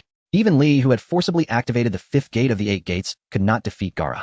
Even now, under Xia's training, Naruto and Sasuke had reached the level of elite Chunin, yet Gaara remained a formidable opponent for them. As Sasuke and Naruto walked out of the residence, Gaara was about to say something when he caught sight of Xia coming out as well. That woman is very dangerous. During the previous chaotic incident, Gaara had witnessed the battle from a distance. He had seen Sasuke and Naruto confront Orochimaru. Before he could praise Orochimaru's strength, a certain overprotective figure had charged in on horseback and sent Orochimaru flying with a single punch. As for his presence here now, it was entirely unexpected. No, perhaps it wasn't an accident. Guided by the tailed beast within him, Gaara had come to face Naruto, who was also a Jinchuriki. Gaara stared at Naruto with an expression of deadpan silence, not saying a word, and the atmosphere grew awkward, causing Naruto to fidget uncomfortably. Just as Gaara was attempting to glare Naruto to death, that woman made her move. With a fist the size of a sandbag, she struck Gaara squarely on the head, causing him to stagger back several steps, nearly. He covered his head with his hands, looking incredulously up at the woman who had just struck him, only to see her smiling at him, with squinted eyes waving her massive fist. "Oh, so you can talk. If you can talk, why didn't you say so sooner, my little brother Gaara?" Gaara clasped his hands over his head, wearing a look that seemed to say, "My mother never hit me." Although it was true that his mother had never struck him, she had tragically died during childbirth. It was precisely because of his mother's death, the instability of the tailed beast sealed within him, and a minor childhood accident, that Gaara had transformed into the person he was today. Due to the one-tail Shikaku, Gaara was often tormented by the beast. To avoid being backlashed by Shikaku, he had to remain constantly awake, unable to sleep. However, Naruto was different. The 9 tails within him was bound by the sealing techniques of the Uzumaki clan. Not only was there no harassment from the tailed beast, but even the 9 tails' strongest efforts could not budge the cage that confined it. At this moment, Gaara stared at Chika, who was lazily waving her hand as if to demonstrate the earlier slap she had given him, continuing lightly. "I know you haven't slept in a long time, and I understand that your mind is often buzzing. The creature inside you is continually interfering, which is why you seem to find fault with everyone. But well, I think I can help you." "What?" Upon hearing Chika's words, Gaara's expression immediately changed. Surprise, doubt, joy. Gaara bit his lip, about to say that it was impossible, but Chika acted first, quietly approaching Naruto from behind, presenting him as if showcasing a product. "Chika, look, you are a Jinchuriki, and he is also a Jinchuriki. Look how energetic he is. Do you still think this is impossible?" Hearing this, Gaara was momentarily stunned. He was tired, not blind. Even he could sense the gap between them. Why? Clearly we are both vessels for monsters, yet we are so different. Don't worry, sealing this mess is something that Konoha specializes in. Chika reached out and poked Gaara's forehead with a finger, smiling as she spoke. First there was Uzumaki Minato sealing the Nine Tails. In the middle there was Uzumaki Kushina sealing the Nine Tails. Then there was Namikaze Minato sealing the Nine Tails. And also Sarutobi Hiruzen sealing Orochimaru with both hands. This is not the main point. The point is that Chika can help Gaara. Look into my eyes, Chika said, slightly crouching to align her gaze with Gaara's. Gaara stared straight with his dead fish eyes while Chika's pupils began to change, shifting into the pattern of the Sharingan. Gaara felt a jolt in his heart, and then the entire world around him underwent a tremendous change. By the time he realized what was happening, he had entered his own spiritual realm, where the one-tail Shikaku was confined behind him. Naruto, come here, let's connect. Naruto, still confused about what Chika meant, was directly met with her Sharingan and entered his own spiritual world. Through the resonance between the tailed beasts and Chika's deliberate interference, their spiritual spaces were connected, giving birth to a masterpiece of the world. Naruto and Gaara stood bewildered, looking around while the Nine Tails and Shikaku behind them exchanged glances, each wearing a look of constipation. The Nine Tails glanced at the cage where Shikaku was confined, then looked at its own cage, and a strange smile appeared on its face. Nine Tails, Shikaku, your living conditions are really shabby. Shikaku, do you want to argue with me? Nine Tails, bring it on, you can't win against me anyway. Alright, you can't even beat me, so all you can do is argue with me. Shikaku, you little brat. A pair of happy foes instantly ignited a spark of conflict, but unfortunately, they were separated by the cage, so they could only exchange words. Meanwhile, Naruto and Gaara turned to look at their respective sealed-tailed beasts, and the Nine Tails and Shikaku temporarily paused their quarrel to focus on their Jinchuriki. Chika, who had brought them into this space, chose not to interfere with the dialogue between the Jinchuriki and their tailed beasts. At their current mental age, whether trying to take the tailed beast's chakra or seeking reconciliation was unrealistic. Chika only wished for them to understand themselves better.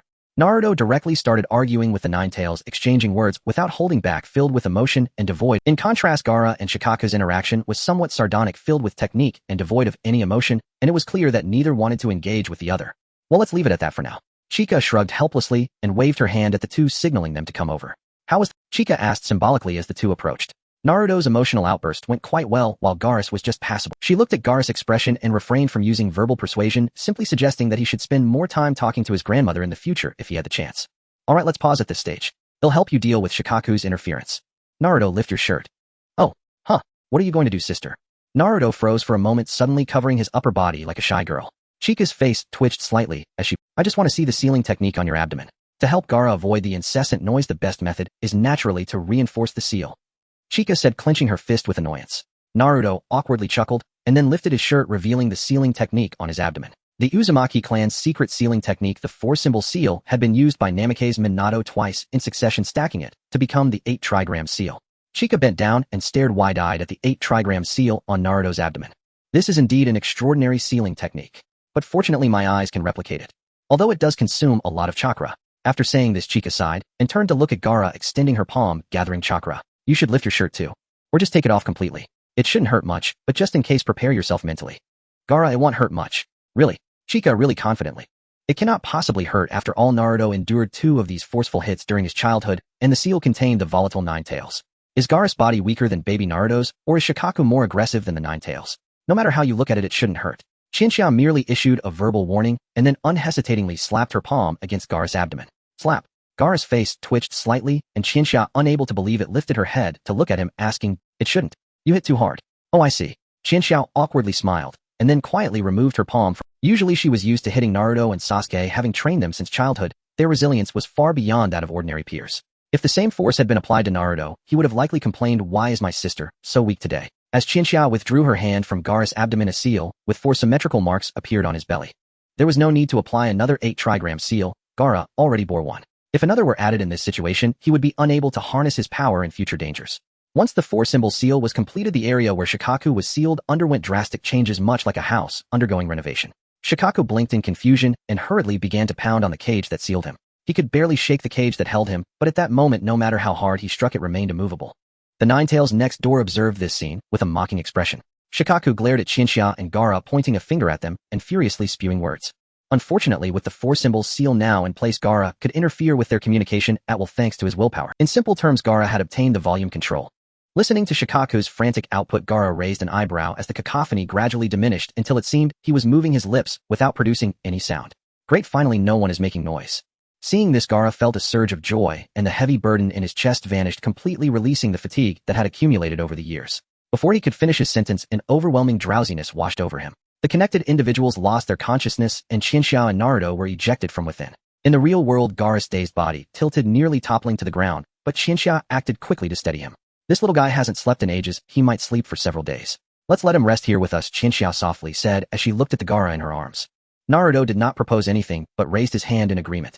Sasuke, however, grimaced slightly, feeling a premonition that his sister would soon have one more clingy person around her. Sure enough, Gaara did indeed sleep for a long time. Fortunately, chakra is the energy of spirit and body. Supplying chakra to Gaara was akin to modern medicine providing nutrients to a patient. Gaara dreamed of many things, seeming determined to retrieve everything he had not dreamed of before. Night after night passed until another night fell, and Gaara slowly opened his eyes. A strange ceiling. Gaara turned his head in confusion and scanned his surroundings. This was a house he had never seen in his memories. After about 10 seconds of contemplation, he finally realized it, and during this time Naruto and Sasuke also noticed that Gaara had woken up. Sasuke, you finally woke up. Naruto, you must be hungry. Want a burger? Naruto cheerfully handed over a small burger crafted by Qianxia. Gaara hesitated for a few seconds before slowly lifting himself from the bed and taking the burger. He looked down at the burger in his hands, and then turned to Naruto.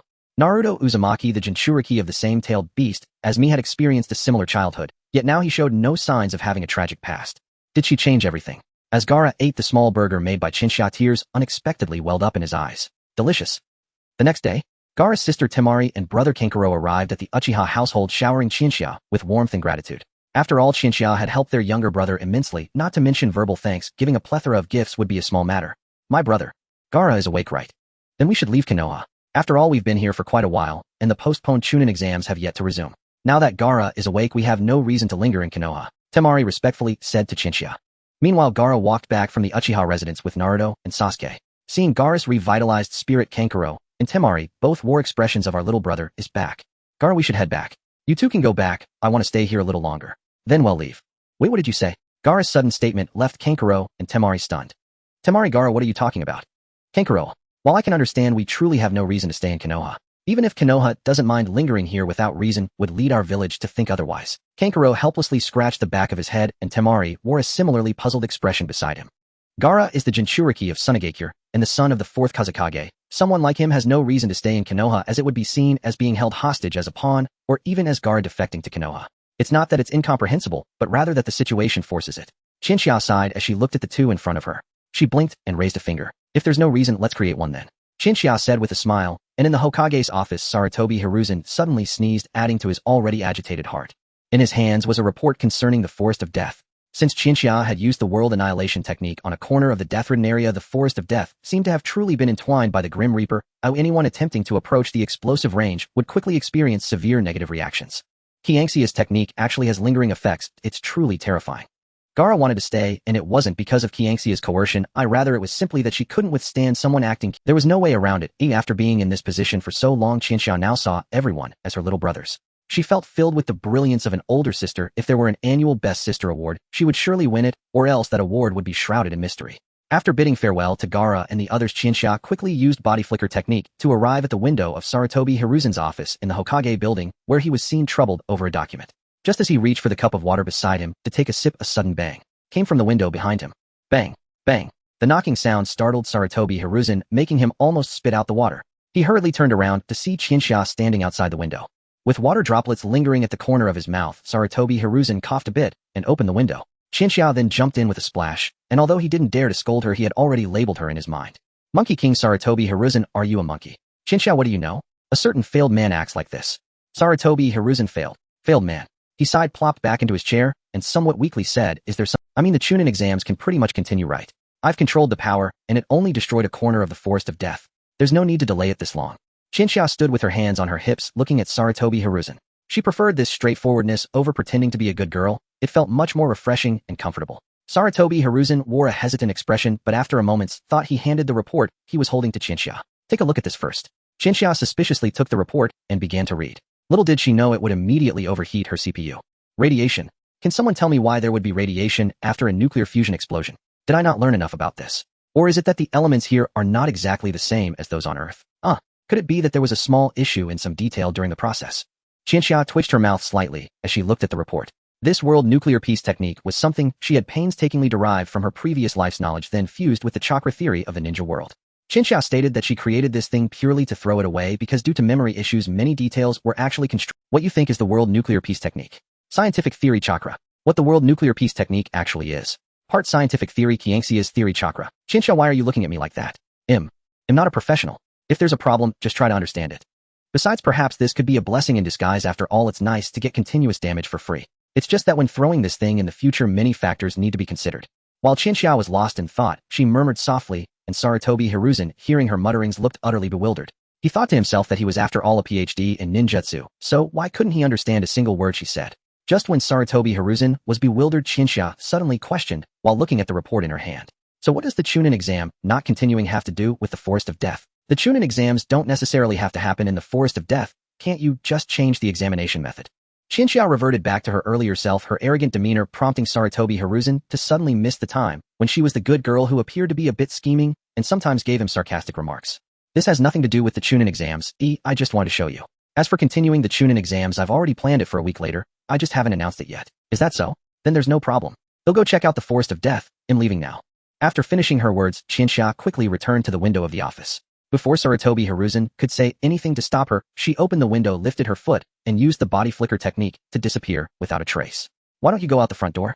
As Qianxia left the Hokage office, the music of Failed Man played in her mind as she arrived at the site of the destruction she had caused. Qianxia did not intend to test her body in such a dangerous area. After gathering her thoughts for a few seconds, she entered. As Sage Mode activated, Qianxia's perception significantly heightened, allowing her to easily sense the abnormalities in this location. My goodness, it really is. Qianxia raised her eyebrows, slightly feeling a bit anxious. She then crossed her arms and closed her eyes, trying to recall the knowledge she had learned in her previous life. However, the knowledge did not come, but a pile of embarrassing report cards flooded her memory instead. Cough cough, let's just make do with this for now. My abilities are limited. Qianxia awkwardly coughed, her cheeks slightly flushed with embarrassment. While comforting herself, she turned to leave. Sarutobi Hiruzen, aren't you going to handle this? Qianxia, there's nothing I can do. I can't help. My world nuclear peace technique is already incomprehensible. You want me to purify this? This touches on my areas of ignorance. However, fortunately, the amount isn't particularly large. If I leave it for about 10 years, it should dissipate to a significant extent, right? Thus, Qianxia delivered this good news to Sarutobi Hiruzen, marking the Forest of Death with the true meaning of death, prohibiting anyone from approaching, not even Jonin. Sarutobi Hiruzen, this is clearly a forbidden technique. Qianxia, all right, I'll be more careful next time. Sarutobi Hiruzen felt Qianxia was just brushing him off, but she indeed planned to half-seal this technique for now. After all, its power was already excessive, and it would be better to use it against those who were much more troublesome than Orochimaru in the future. As the Chunin exams were set to resume in a week, Konoha became somewhat crowded again. However, ninjas from various villages no longer dared to treat Konoha's ninjas with arrogance, each one being as cautious as a turtle. And what was Qianxia doing during this week? She donned a pair of non-prescription glasses and held a forbidden technique scroll, taking on the role of teacher for Naruto and Sasuke. Starting with Sasuke, Qianxia selected some ninjutsu with relatively low risk from the forbidden technique scroll, aiming to increase Sasuke's variety of attack moves for more convenient tactical combinations in the future. As for Naruto, Qianxia only selected one ninjutsu for him as the topic for the week. Naruto, there's only a week until the Chunin exams. Find a way to master this.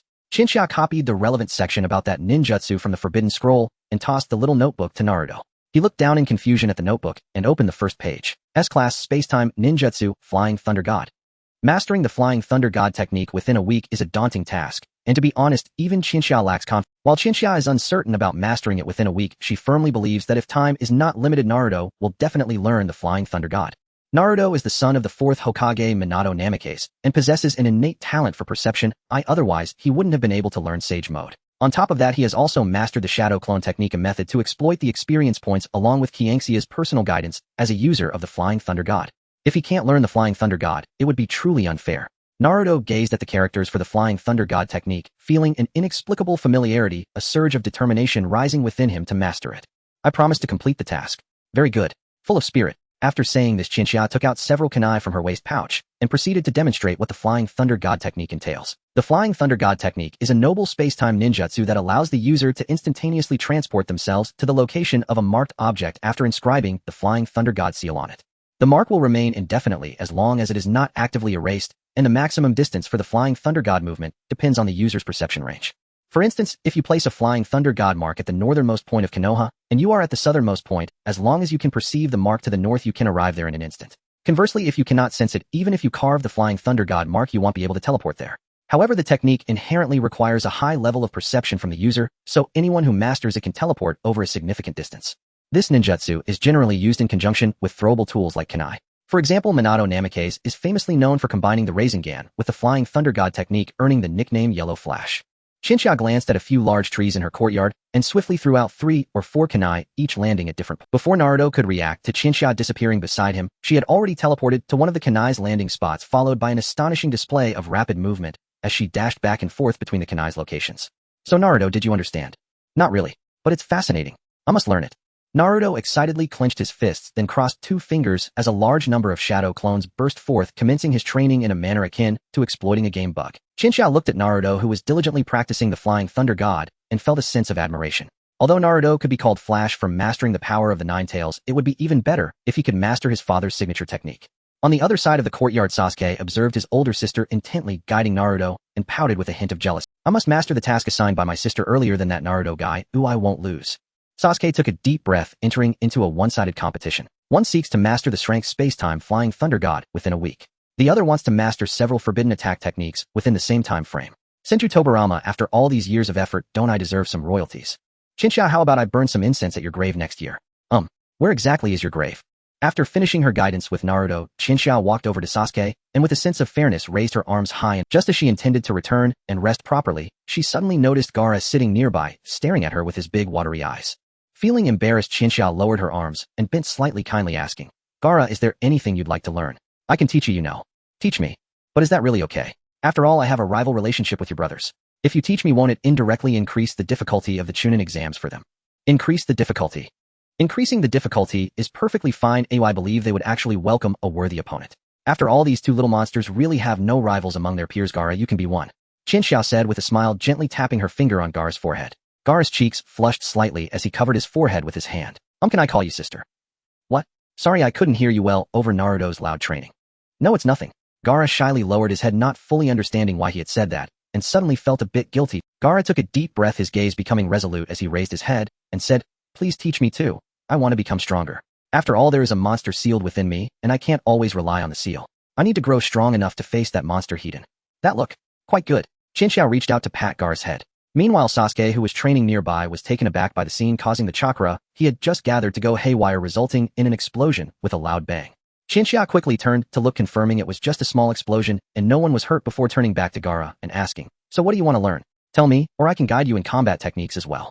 While speaking, Qianxia's expression inadvertently became a bit arrogant as she thought to herself that she was no longer the theoretical type as when she first taught Sasuke. Now she is a legitimate combat expert. Guiding Gaara in combat techniques should be a piece of cake.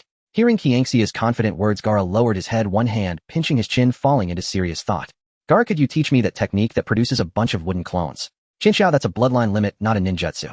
Gaara, then I want to learn the explosive ninjutsu you used against that snake man in your final battle. Chinchilla, the world destruction technique. You'd need to study mathematics and chemistry for that. Maybe after 3 to 5 years you might understand the principles behind it.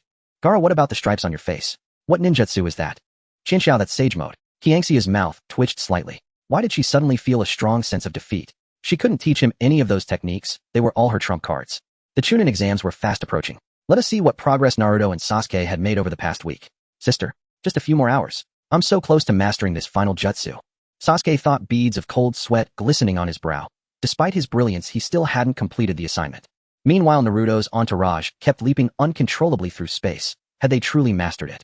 Not quite. They could teleport, yes, but their landings consistently deviated ever so slightly from the designated Flying Thunder God markings. All things considered, Chico was already deeply satisfied with their progress after just 1 week. Alright, enough training.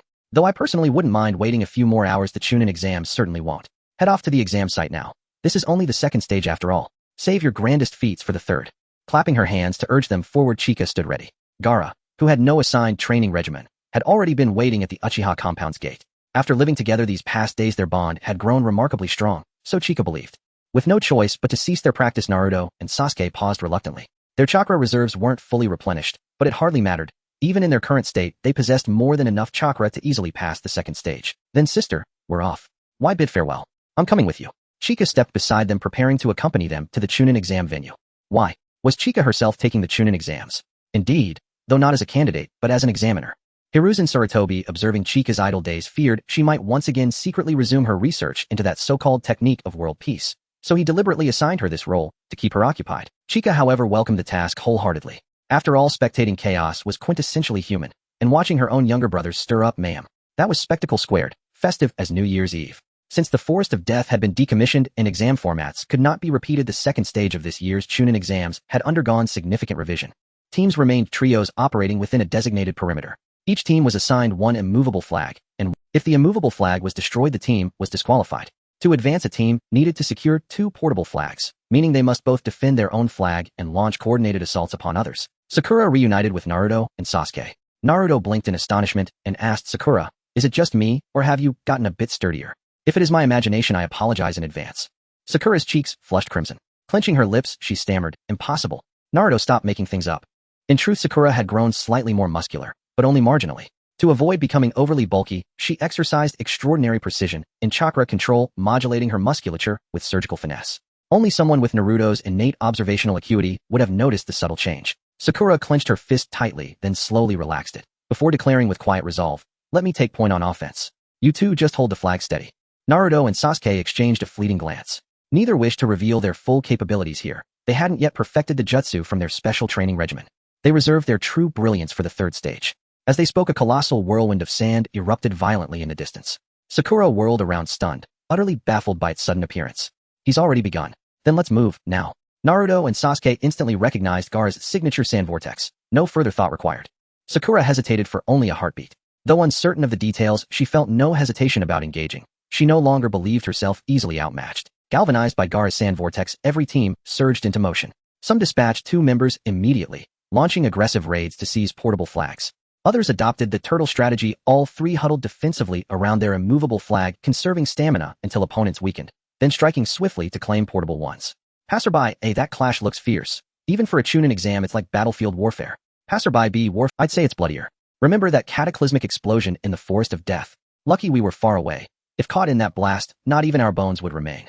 Passerby C, I heard it was Konoha's clandestine ultimate weapon, a testament to their terrifying resurgence. After years of decline, they've reclaimed their place as the foremost of the 5 great shinobi villages. 3 shinobi practicing the turtle strategy muttered quietly beside their immovable flag, completely unaware that Sakura concealing her presence was inching closer with lethal silence. Sakura held her breath. The softest whisper of footfall barely stirred the air. Her gaze locked unblinkingly onto the flag guarded by the trio. Then, she sprang forward like a gale, surging toward her target with blinding speed. 8 gates release. 2nd gate, the rest gate, open. A threshold of human limitation shattered within her. By the time the turtle trio reacted, it was already too late. Sakura's fist struck Passerby squarely in the face. In midair, she twisted sharply, delivering a devastating roundhouse kick to Passerby B's waist. As Passerby C lunged to counter, Sakura seized his throat in a lightning-fast chokehold. Thud, slamming him hard onto the earth. The entire takedown lasted less than 10 seconds. All 3 lay unconscious, defeated before they could mount a defense. Without releasing the 8 gates enhancement, Sakura snatched the portable flag and raced back toward Naruto and Sasuke.